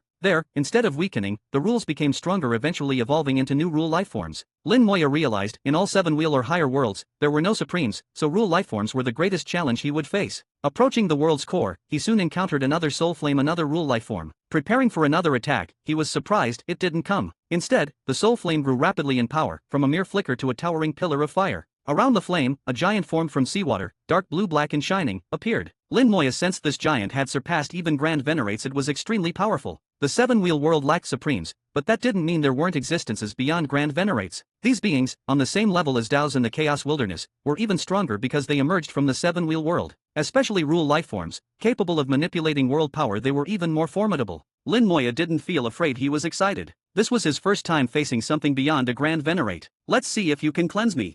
With a low shout, Lin Moya transformed, also becoming a giant. The enemy charged, massive palm slashing through the sea. Lin Moya met it head-on, fist against palm. Two giants clashed on the seabed, sending waves skyward. Stronger than Grand Venerates, they used no magic, only raw physical force, battling in the most brutal way. Lin Moya was slightly weaker in strength, but only by a bit, so the fight was deadlocked for a while. The sheer physicality delighted him. Every punch could shatter a near Venerate, far stronger than any technique. He merged all his mastered spells into his fists, channeling the Death Dao's power. Every strike contained immense Dao force and horrifying corrosion. Death power spread its terrifying aura through the sea, and within 5.73 million miles, all seaweed shriveled. Even world rules could be eroded by death power. With each exchange, the rule lifeform grew weaker, death force clearly taking its toll. Lin Moya gained the upper hand, but disappointment showed in his eyes. The other could not kill him, not instantly, nor even if he just stood still. This enemy, despite the spectacle, was less troublesome than the previous one. Punch after punch, he shattered its body, never letting it reform. The soul flame whipped violently. The rule lifeform let out a terrible roar, stabbing right through Lin Moya's soul. His body froze. He triggered its rule. He realized, just then, he'd violated the other's rule. Unable to move, he was not attacked. Instead, the foe kept screaming, and its body instantly healed, returning to full strength. As it healed, Lin Moya regained movement and the battle resumed. After shattering its body a second time, the scream struck again. He was frozen while the foe recovered. The cycle repeated for a third round. Chapter 4695, Comprehending the Rule. Chapter 4695, Chapter 4695, Comprehending the Rule. Chapter 4695, Comprehending the Rule. Again and again, it was like an endless cycle, never stopping. Every time Lin Moya shattered him, he would recover with a scream. Whenever he screamed, Lin Moya was immobilized, as if the whole world had become a prison trapping him. Lin Moya understood the opponent's rule. Whenever the rule lifeform was shattered, it would restore itself, and during the restoration process, Lin Moya would be unable to move and unable to stop it. He couldn't escape either, not even by choosing not to fight. Attempts to retreat quickly struck an invisible wall at some unknown point. The space had become isolated and he was trapped inside. He could only break free by killing the opponent, otherwise, the battle would continue endlessly. Lin Moya was a bit frustrated. He tried all sorts of methods, even attempted to burn the rule lifeform to death with the world-destroying fire. But the result never changed. The world-destroying fire could indeed burn the enemy to death, but as soon as it was half dead, the scream would erupt, the fire would be repelled in the scream, and Lin Moya would once again be immobilized, forced to watch as the opponent recovered to full strength. The primal gem laughed, "Master," feeling helpless. Lin Moya grunted, "This rule is troublesome. Got any ideas?" The primal gem said, "There's a solution of course, but I think it's better if you work it out yourself. That way, you'll understand the rules more deeply." Lin Moya didn't press further. The primal gem had a point. If he solved this himself, he'd have a better grasp of rules. By understanding the rule more deeply, he could also perfect his own primordial technique, a win all around. He calmed down and began to observe and search for a solution during the battle. The rule lifeform appeared irrational, but actually operated under strict logic. It would never go beyond its rule, and rules are never perfect. Finding a loophole was the key to defeating it. Endless battle, said Lin Moya, thinking more deeply about rules. The struggle became mechanical and numbing, the battle's result less important. Again and again, he shattered the opponent, who recovered anew. He'd lost track of the number of rounds. Gradually, he noticed problems.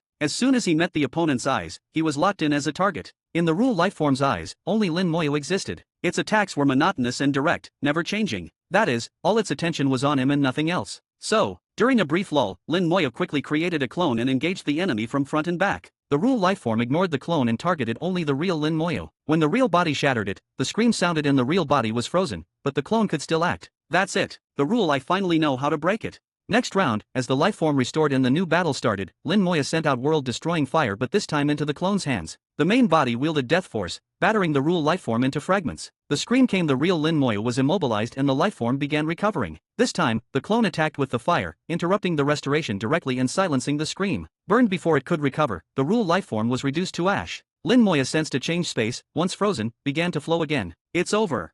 He let out a long breath, his eyes bright with insight. This endless, repeating battle had deepened his understanding of rules. Rules were really simple, just countless basic rules woven into a complex net, what cultivators see as a web, not the individual threads. To truly understand rules, one should not look at the web, but unravel and comprehend each thread. Primordial technique's true intent is just that, to finely control individual rules, and the finer that control, the stronger the technique. By fine-tuning the world's rules, he couldn't change reality, but could make his world the strongest within its rank. Even among six-wheel worlds, strength varies, and the rules largely determine that difference. Tweaking the rules made worlds stronger, and the essence of world rules is balance. Suddenly, Lin Moya realized the true meaning of the balance gem. Its real purpose was balancing world rules, not just balancing forces or ores in general. He'd only ever used a fraction of its true power, missing the essence for superficial effects. The primal gem asked, "Master, how does it feel?"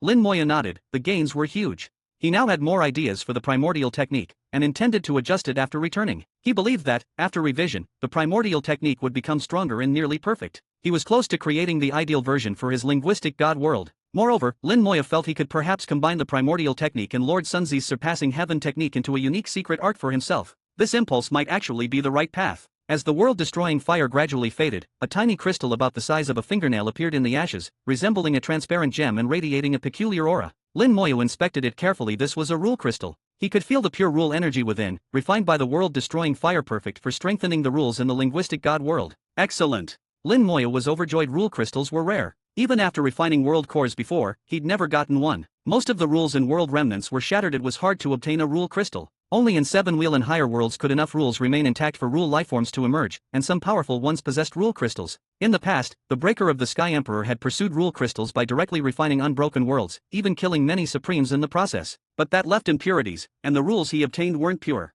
In the end, his world hit the 6-wheel limit, but still fell short. His was the first world to collapse in the forbidden zone of life. The world's rule power had no effect. Things were different now. If Lin Moya wanted more rule crystals, he'd have to search 7-wheel, or higher, world remnants. He would not repeat the Breaker of the Sky's mistakes. Let's move on. Stowing the rule crystal, Lin Moya headed toward the world's core. Chapter 4696, The 7-Level Pagoda. Chapter 4696, Chapter 4696, The 7-Level Pagoda. Chapter 4696, The 7-Level Pagoda. Finally, Lin Moya saw the world's core, the core of a 7-wheel world, completely different from any other he had encountered before. This world core took the form of a pagoda, with 7 levels, clearly indicating its status as a 7-wheel world. The primal gem said, worlds of 7 wheels or above are fundamentally different from those below. They have undergone a qualitative transformation, and all their world cores take the form of pagodas. 7 levels for 7-wheel, 8 levels for 8-wheel worlds.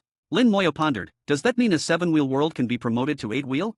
The primal gem replied, you guessed it. Previously, Lord Sunzi mentioned upgrading a 5-wheel world to 6-wheel, which means there's no qualitative leap between the 5th and 6th, just a matter of strength. 7 wheel, however, is a threshold. The transformation here prevented his promotion. For worlds above 7 wheel, the cores are similar, the difference is only in strength, not nature. So, realms above 7 wheels can ascend. The primal gem confirmed, yes, it's happened before. One world rose from 7 to 8 wheels, though why that worked, I don't know. Another fell from 8 to 7. I didn't see the details, just the result. The gem was a mere observer, many secrets inside were beyond its knowledge. Lin Moya said, I think I've found a way to upgrade my own world, and right now is the perfect time. 7 wheel is a real threshold. Above and below are almost two different planes, nearly impossible to leap. The world's rank is decided at its first tribulation, the heaven and earth life tribulation. When a world is newly born, it has no rank. Now, before his linguistic god world faces its first tribulation, it is still malleable. This is the best chance for promotion. He only needed to strengthen his world so that it could reach 7 wheel at tribulation. Then, maybe, it could rise to 9 wheel in time. Of course, jumping straight to 9 wheel would be better, but that is very difficult. Another goal, Lin Moya wanted to become a supreme before the first tribulation. The sooner he reached the way, the greater his benefits and ultimate potential. Both must be pushed to the limit to break through the forbidden zone of life and reach the place no one had reached before. Difficult, but Lin Moya was confident. The 7-level pagoda glowed with a mesmerizing light, each beam twisting like a thread, filled with all sorts of rules. Inside, Lin Moya could see a soul flame, a rule lifeform integrated with the pagoda. Its exact rule was unknown, but it didn't matter. He now understood the deepest logic of rules and didn't need to probe further. He casually threw a ball of world-destroying fire at it. The world-destroying fire could directly refine a world core, purifying rules into the world's power for absorption. Yet, as the fire floated within 100 meters of the pagoda, it vanished, then reappeared thousands of meters away. Lin Moya frowned and tried again. Same result. Get within 100 meters, the fire disappeared and popped up elsewhere, sometimes far, sometimes near, always unpredictably. It's not teleportation but related to space, he muttered. He snapped his fingers. A horde of undead soldiers surged toward the pagoda. Everyone vanished at the 100-meter mark and reappeared somewhere random, each in a different location, their bodies quickly disintegrating, obviously subjected to intense attacks. Lin Moya, always linked to their vision, saw only a moment of blur, then found himself somewhere else, with no clue how or when the attack struck. It was all incomprehensibly weird. What rule is this? Lin Moya frowned. The primal gem replied, it must be some kind of space rule, but I can't tell for sure. It's as if there's an invisible gate 100 meters from the pagoda. Step through, and you emerge somewhere nearby, but during that brief instant you're hit by a destructive force that could kill a peak Chaos Realm expert. All this was created by a rule much more profound than mere teleportation. Lin Moya tried several more times. Even the world-destroying fire took damage, but it was strong enough to ignore it. Undead soldiers couldn't endure. Yet Lin Moya kept a close watch, missing not a single detail. Eventually, he noticed a tiny change. Every time something approached within 100 meters, the soul flame in the pagoda flickered subtly, almost invisible without close observation. That soul reaction meant the rule lifeform was activating its rule. Clearly, burning it up would not be simple. Without breaking this rule, he could never refine the world core. Lin Moya kept experimenting, believing constant attempts might reveal a solution. After all, undead soldiers couldn't truly die, they could always respawn in the spell world. So, wave after wave, Lin Moya sent in his forces, even personally attacking, but there was no breakthrough, always repelled. It seemed a hopeless, endless cycle. The primal gem finally said, want me to try? Lin Moya shook his head, let me keep trying, I sense this rule is different. The gem agreed, I think so too. This isn't a single rule, but a fusion of multiple ones: space, destruction, concealment, and others. Rules fused within the rule lifeform truly made this puzzle fiendishly hard. Even Lin Moya felt it was almost unsolvable. After much study, Lin Moya fixed his attention on the pagoda itself. If he couldn't break the rule, he'd strike at the source. He took out the corpse of a peak Chaos Realm expert. He still had a few left, thought he'd never need them, but they came in handy. He targeted the 7-level pagoda. Spell, heaven shattering, earth exploding. The corpse vanished, exploding into dust. At the same time, a huge rumble erupted inside the pagoda. The whole world trembled. Chapter 4697, seemingly tempted. Chapter 4697, Chapter 4697, seemingly tempted. Chapter 4697, seems a bit tempted. Heaven shattering, earth exploding shattered the rule barrier, directly attacking the body of the world core. The world core endured a violent explosion, and cracks began to appear on the 7-layer pagoda. Not bad. It was the first time using the upgraded spell Heaven Shattering, Earth Exploding, evolved from Corpse Explosion, and its effect exceeded expectations. The world core was damaged, the rules began to fluctuate, and as the explosion hit, dozens of undying soldiers broke through the rule barrier. They weren't teleported away and made it right to the pagoda. Lin Moya's eyes lit up. He had discovered a loophole in the rules. Inside the world core, the rule lifeform had arranged multiple rules together, forming a sophisticated defense system that could avoid almost any danger. These rules were delicately balanced. As long as the world core itself was struck, the balance was broken and flaws appeared. Once a flaw appeared, recovering it became extremely difficult. Lin Moya remembered which point the undying soldiers had breached and sent more through this gap. Those already inside began attacking the world core directly. The undying soldiers, carrying death force, simultaneously corroded the core and invaded its interior, assaulting the hidden Rule lifeform within. The Rule lifeform realized what was happening and started counterattacking, all offense and defense accomplished through Rule manipulation. The undying soldiers were then silently transported far away and fatally struck in the blink of an eye during transit. The Rule lifeform was swift. The army around the pagoda was rapidly diminished. Lin Moya summoned another corpse. Heaven shattering, earth exploding. The corpse turned to nothingness, and the core detonated again, the cracks multiplying. A few more times and the entire core might shatter. Despite its strength and rule-bearing capacity, the core's body itself was fragile and easily damaged. In his hand, fire flickered. World-burning fire surged through the opening, finally landing on the world core, and began refining it. The Rule lifeform was terrified, shrieking incessantly. Its piercing cries rattled the soul. World-burning fire didn't care, burning mercilessly. The Rule lifeform tried to move the fire away by Rule powers, but failed. The fire firmly rooted in the core, not easily removed. The world core hummed, world-burning fire invaded every crevice, finally touching the hidden Rule lifeform. Enveloped by fire, it had nowhere to flee, nowhere to hide. Refinement was its only fate. Lin Moyo exhaled lightly, truly not easy to deal with. Defeating a Rule lifeform isn't just brute force unless that brute force could ignore rules entirely, which he had not reached. The fate of the world core was sealed. All that remained was time. Lin Moya stopped watching, pondering what he had just seen and learned. It was his first time using heaven shattering, earth exploding. Superficially, both it and corpse explosion seemed similar in form and effect. But Lin Moya saw more than surface. He discerned the inner principle.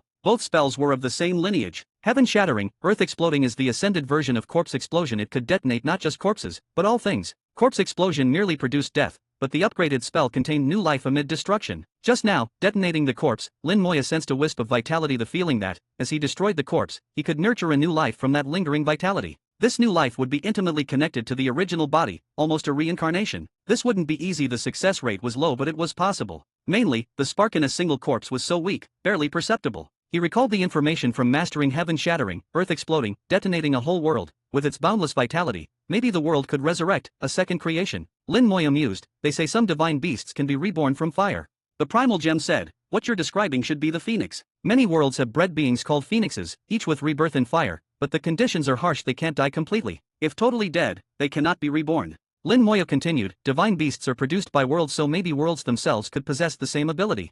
The primal gem was shocked, Master, you're imagining something wild again. Lin Moya kept pondering, the evolution of worlds begins with a great explosion. If I detonate a ruined world, forcing it to re-evolve, the birth of a world produces huge quantities of primordial energy. If I could evolve a new world in my linguistic god world and devour it at birth, I'd gain massive primordial energy for myself.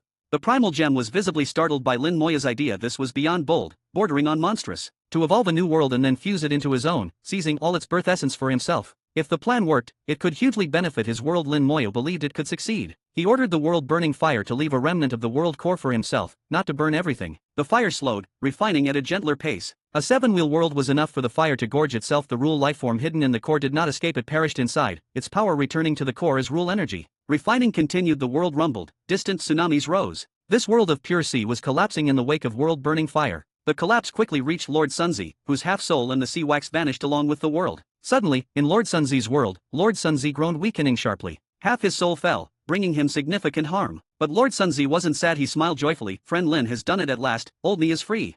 The nearby breaker of the Sky Emperor asked, so will you leave now? Lord Sunzi nodded, better to die than linger like this, but before I go, I'll hand my world to Lin, as a token of gratitude. The Emperor probed, aren't you curious about what's beyond the forbidden zone of life? Lord Sunzi shook his head, curious or not, it's not my concern. The Emperor coughed, I mean, don't die yet, come stay in my crystal for now. Who knows, if Lin crosses the zone someday, we can see what's on the other side together. Lord Sunzi hesitated, a little interested. Chapter 4698, Don't Want to Die Now. Chapter 4698, Chapter 4698, Don't Want to Die Now. Chapter 4698, Don't Want to Die Now. The 7-wheel world continued to collapse outside the world's core. Countless points of light appeared, each one a sliver of Rule crystal. While the world-burning fire devoured and refined the world's power, it also purified and manufactured Rule crystals. It had no need for Rule power. Every bit of energy it refined turned into source power. But Lin Moya needed Rule crystals, so the fire transformed and purified the excess Rule power into crystals. Lin Moya collected all of these Rule crystals. They would become food for the linguistic god world, strengthening the rules within. The world kept collapsing. In just over 10 days, the collapse reached near the world's core. A spatial tunnel appeared, with remnants of Sunzi True Lord's soul bridge inside. This became Lin Moya's path back. The tunnel wouldn't last long. It would soon vanish. If Lin Moya failed to return in time, he'd be stranded forever. Go! Lin Moya called out softly and rushed forward. As he entered the tunnel, the world-burning fire completed its final refinement, flying over with a much shrunken world core in tow. Lin Moyo had it leave behind the world core. The fire complied, though all that remained was its shell, with its inner energy almost completely refined away. At least the core still existed. He carried the world core and dashed into the tunnel, moving rapidly as the tunnel collapsed alarmingly fast behind him, releasing astonishing destructive force. Lin Moyo caught a glimpse of the pitch-black void outside the tunnel, filled with annihilation power, the life forbidden zone, capable of erasing any living thing that entered. Lagging even a moment would mean falling into the forbidden zone and death. The life forbidden zone would be his destination someday, but not today. Lin Moyo sped up, not daring to pause for even a moment. Once he neared Sun Zi True Lord's world, and felt the support of its world power, the rate of collapse behind him finally slowed. With relief, Lin Moyo glanced at the 7-layer pagoda in his hands. The 7-wheel world was shattered. The 7-layer pagoda, once the core, was now only the corpse of the world. That corpse had a major use tied to one of his most audacious ideas. He put it away, and a blaze appeared in his palm. World burning fire's color deeper and its aura more profound than before. The fire had grown stronger through this absorption and refinement. If not for Lin Moyo limiting its intake, it would be stronger still. The primal gem remarked suddenly, "Why does the world burning fire's power feel like the annihilation force in the life forbidden zone?" Lin Moyo shook his head. "The force in the life forbidden zone, I call it annihilation power. It destroys and erases all life, but its effect on non-living things isn't as strong. And my world burning fire can refine even devoured worlds, not just destroy. It's fundamentally different, and I think its rank is at least as high as the forbidden zone itself. The reason it's the life forbidden zone is mainly its effect on living things. Ordinary supremes die there in a few breaths, but a grand sovereign level material can last half a day, showing a clear difference. So the forbidden zone targets life. World burning fire can target living beings or refine worlds. Its function is broader. It hasn't reached its ultimate peak yet. Maybe one day it will truly surpass the forbidden zone." The primal gem couldn't fathom the fire's origins, only feeling its overwhelming power. Now, the world burning fire could refine the soul of a grand sovereign in no time. This alone made Lin Moyo unbeatable in that realm. Finally he left the tunnel, returning to Sun Zi's world. Breaker of the Sky Emperor and Sun Zi True Lord greeted Lin Moyo with warm smiles. Sun Zi True Lord said, "Lin, thanks for giving me back my freedom." Lin Moyo looked at him, guessing what had changed. "You've changed your mind, haven't you, Sun Zi True Lord?" He nodded. "I have. I used to want to die, but now I want to stay with this old fellow and see the scenery I've never seen." Breaker of the Sky Emperor commented quietly, "You're a supreme, don't keep talking about dying. It's understandable if you weren't happy before, but now don't even think about it." Lin Moyo added, "As long as you're alive, there's hope. Maybe one day you'll stand atop the peak again." It would have been a pity if Sun Zi True Lord had really died. Now, thanks to the Emperor's encouragement, he wanted to keep living. That was the best outcome. Lin Moyo could always ask him about the path of fate if he had questions. There was no downside. As for returning to the peak, it was just wishful thinking, unlikely to happen. Sun Zi True Lord's world had collapsed as a supreme. The world is his foundation. With the foundation broken, he would almost certainly never return to the summit. Sun Zi True Lord said, "I'll wait for Lin's good news." And the Breaker of the Sky Crystal, "By the way, I have a little something for you." "I have nothing left but one small gift, please take it." For Sun Zi True Lord, no possession else now had meaning. Lin Moyo understood this and accepted. "Thank you, senior." He continued, "First, this soul crystal, it contains my insights into the path of fate. If you get time, look it over, it may help. Second, my world, though shattered, still has some use, you may refine it." He split a fragment of his soul and formed a soul crystal for Lin Moyo, filled with his comprehension of the path of fate, insights that reached beyond his own world, even to fate outside the worlds. For anyone cultivating the path of fate, these insights were an incomparable treasure. Even if not, it was invaluable for understanding rules and broadening expertise. As for the world itself, it meant nothing to Sun Zi True Lord, but giving away his former world was truly generous. He forcibly cut his link to the world and, dragging his remnant soul, entered the Breaker of the Sky Crystal, mocking the Breaker as he did. "You're just a wisp of thought now, hope you do better." The Emperor didn't hesitate to retort, "You may be good, but you're still mooching off my place." Sun Zi True Lord laughed, "You invited me, and you can't send me away now." Supremes have thick skins. Now Sun Zi True Lord had forcibly taken up residence, and it was impossible to get rid of him. The two old friends bantered as they entered the crystal. Lin Moyo smiled, pleased. It was always better to have company than to be alone. The world-burning fire flew out again, starting to refine Sun Zi's world as usual. Lin Moyo had it leave behind the shell of the world core. Chapter 4699, 9 Heaven's Fate Technique. Chapter 4699, Chapter 4699, 9 Heaven's Fate Technique. Chapter 4699, 9 Heaven's Fate Technique. Sun Zi world had once been a 5-wheel world, then forcibly elevated to 6-wheel by Sun Zi True Lord's Ling Tian technique. But after that, many problems arose, making it considerably weaker than worlds born as 6-wheel. As world-burning fire refined the world, Lin Moyo carefully studied the changes. Sun Zi world became an important reference. When a world collapses, all its flaws and weaknesses are exposed. By observing these, Lin Moyo could ensure that similar problems would never happen to his own world. Furthermore, the marks of the Ling Tian technique remained inside Sun Zi world. Lin Moyo could use them to dissect and further perfect the technique, fixing its hidden issues. It was a valuable enlightenment, an opportunity not to be missed. He told world-burning fire to proceed slowly, giving himself as much time as possible. As the world crumbled bit by bit, Lin Moyo's insights grew ever deeper. He gradually blended the Ling Tian technique with the primal world technique, molding a new spell truly suited for his linguistic god world. Everything progressed in strict order, with extraordinary smoothness. Unwittingly, Lin Moya found himself standing at a new peak. He no longer felt like just a cultivator inside the world, but rather its manipulator. Unlike ordinary supremes who, even after refining a world, could not escape its limits, their fate entirely tied to their worlds, Lin Moya began to glimpse what it meant to transcend the world. When worlds died, most supremes died too, and vice versa. Breaker of the Sky Emperor was one who had pursued true transcendence untouched by the rise or fall of worlds. Unconsciously, Lin Moya had stepped halfway into this realm. He was master of the linguistic god world even if not yet a supreme. Even before fully refining his world, his authority was unmatched. Previously, he could only roughly alter some rules, draw on the world's primal chi as he wished. Once the new technique was perfected, he would wield precise control over every rule. Even experienced supremes might not reach this level of mastery in their own worlds. Most important of all, if the linguistic god world was destroyed, Lin Moya would remain unharmed, standing uniquely above it. Realizing all this, Lin Moya began to take in his world eventually, all the multiverse and even the dreaded life forbidden zone, from a place of highest vantage. A month later, the merging of the primal world and Ling Tian techniques was a complete success. Lin Moya had invented a new secret art. He said, I thought I'd have to study another 100 worlds to do this, but Sun Zi True Lord's technique and the trip to the seven-wheel world let me grasp the rules and create this spell with rare speed. This art will let me control my world even more perfectly, raising it to the 9th wheel. So let it be called the 9 Heavens Fate technique. May the linguistic god world reach 9 wheels. Thus, Lin Moya named the technique 9 Heavens Fate. 9 Heavens Fate merged the best of the primal world and Ling Tian techniques. Not only could it grant total control and upgradation for the linguistic god world, but it would also allow partial manipulation of other worlds' rules. Its power was fierce, tyrannical, and nearly flawless. When Sun Zi world was at last fully refined, Lin Moya began his return journey. This time there was no spatial chaos. He went to the wall between worlds. That wall was still, empty, an unseen barricade that had stood since time immemorial, unbroken by any. Lin, you're back. The wine elder's voice rang out nearby. He was drinking, apparently waiting for Lin. But Lin Moya sensed that he also watched with guarded caution, perhaps even acting as a protector. Gold Sovereign and North Pole Sovereign were nearby. Lin Moya smiled, back at last. Did any of you gain anything? Wine Elder laughed, some. That world was dangerous, but with danger comes opportunity. One gained a bit of enlightenment about world power. Congratulations, then. The elder waved a hand. Honestly, just making it out alive is the biggest gain. The wine elder was truly indifferent by nature. Ever since making peace with North Pole Sovereign, he had shed even his last obsessions and found his heart's clarity. Gold Sovereign, with his deep, hoarse voice, asked, You were gone a long while, surely you learned plenty. Lin Moya replied, There were some gains, but as Wine Elder said, being alive is the biggest blessing, the rest is less important.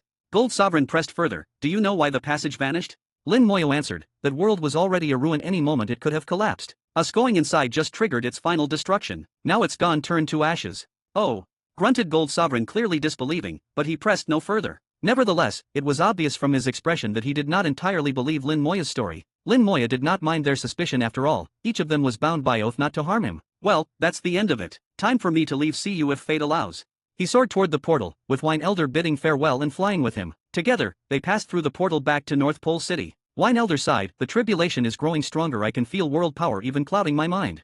He radiated a peculiar aura, breaking the effect of the tribulation. Lin Moya's gaze swirled with sun, moon, and stars as he looked into the sky. The whole world seemed to fall within his eyes. Wine Elder was startled. He felt Lin Moya had departed from the world, become an aloof and terrible entity. He even felt like surrendering. He could not understand what had changed in Lin Moya. He even suspected for a moment that some ancient being had possessed him. Lin Moya used the 9 Heavens Fate technique, forcibly observing the chaos wilds and the world's tribulation. Even when the world's rules tried to cut him off, he simply dragged the rules into his grasp by force. The tribulation had truly worsened. It now affected even the not-quite sovereigns. The world's laws fell into chaos, making everything unpredictable. Weaker practitioners would go mad. During a great tribulation, the most unlikely things became possible. The untalented might suddenly turn into geniuses, while geniuses might fall forever. Any world without a supreme, such was their fate under tribulation. What's this? Suddenly Lin Moya saw something, then the vision was abruptly blocked. The world responded at once. Black clouds gathered, thunder roared, and the rules cut off Lin Moya's sight. He put away the 9 Heavens Fate technique not because he feared heavenly punishment, but because he'd seen enough, and there was no need to go on. Chapter 4700, The World is so small.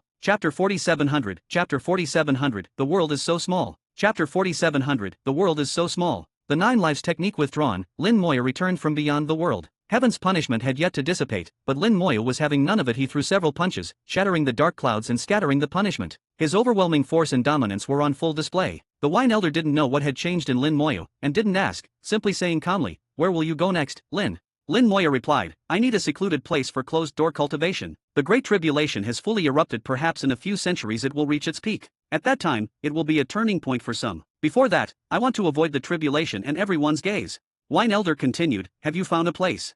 Lin Moya shook his head, Not yet. For him, any location would do as long as he remained in the Calamity Crossing vessel. Few could disturb him. Wine Elder said, I too must return and guard my sect during this tribulation. If you don't mind, Lin, come with me. My sect may be modest but can offer a quiet chamber for your cultivation. Lin Moya smiled, but I'm the enemy of the world. Bringing me back is like inviting the wolf in. Wine Elder shook his head. You're joking. We both understand the truth. None of the juniors in my sect would ever cross you, rest assured. Lin Moya laughed. Thank you, then. He didn't stand on ceremony. Wine Elder's sect was in the central domain, and that's exactly where Lin Moya needed to go. He still had one more formation left to refine for the Calamity Sovereign, located in the upper domain. To reach it, he'd have to pass through the central domain. He had no desire to visit the Central Alliance, since his current status would stir up chaos wherever he appeared. After all, not everyone possessed the strong heart to lessen the influence of the tribulation as Wine Elder did. Wine Elder produced a green gourd, which emitted a cloud of green mist. The space fractured, opening a unique spatial tunnel. He said, this is a space gourd. Using it saves a great deal of time. He then brought out a flying vessel, invited Lin Moya aboard, and the two sped into the spatial passage. Not long after they departed, Gold Sovereign also emerged from the portal. Once out, there was no return. Apart from Lin Moya, no one could open the gate again. Gold Sovereign surveyed the surroundings, murmuring, tribulation. If I fail, I'll drag you all to the grave with me.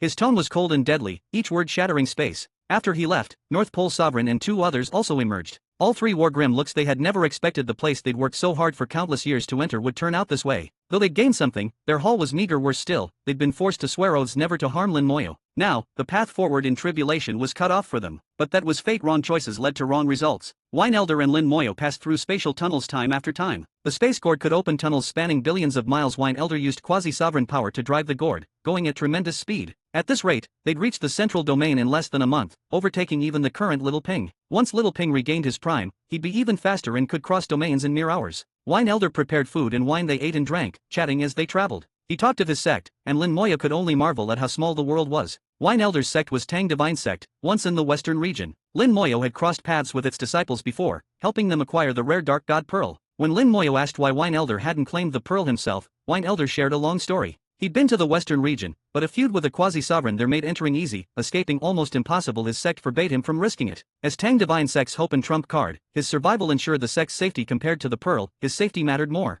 For countless years, Wine Elder searched for an opportunity to break through. If he could become quasi-sovereign, he'd fetch the pearl himself. He said, but before I broke through, the pearl was already retrieved. That astonished me. The sect said someone helped us, but I don't know who. I really must thank them. Lin Moya laughed. It was nothing, don't mention it. Wine Elder was startled, then laughed heartily. This world is truly small. Lin Moya replied, for some, the world seems limitless. For others, it's a toy in the palm. Wine Elder sipped wine and sighed. Where you stand determines what you see. Lin Moya said, I want to see the higher places, but the road isn't easy. Wine Elder chuckled. Some paths aren't forever blocked. You'll make it. You're the most unusual person I've ever met. No contest. Even the Sword Sovereign isn't as remarkable as you. He held Lin Moya in high esteem, previously seeing Sword Sovereign as unmatched, now believing Lin Moya was even greater. Lin Moya laughed. Don't say that. If she hears, she'll beat me. Wine Elder blurted, you know Sword Sovereign. Lin Moya said, she's Lin Mohan, now reborn after disarmament. Lin Moya and Lin Mohan. Wine Elder couldn't help but laugh. This world is truly small.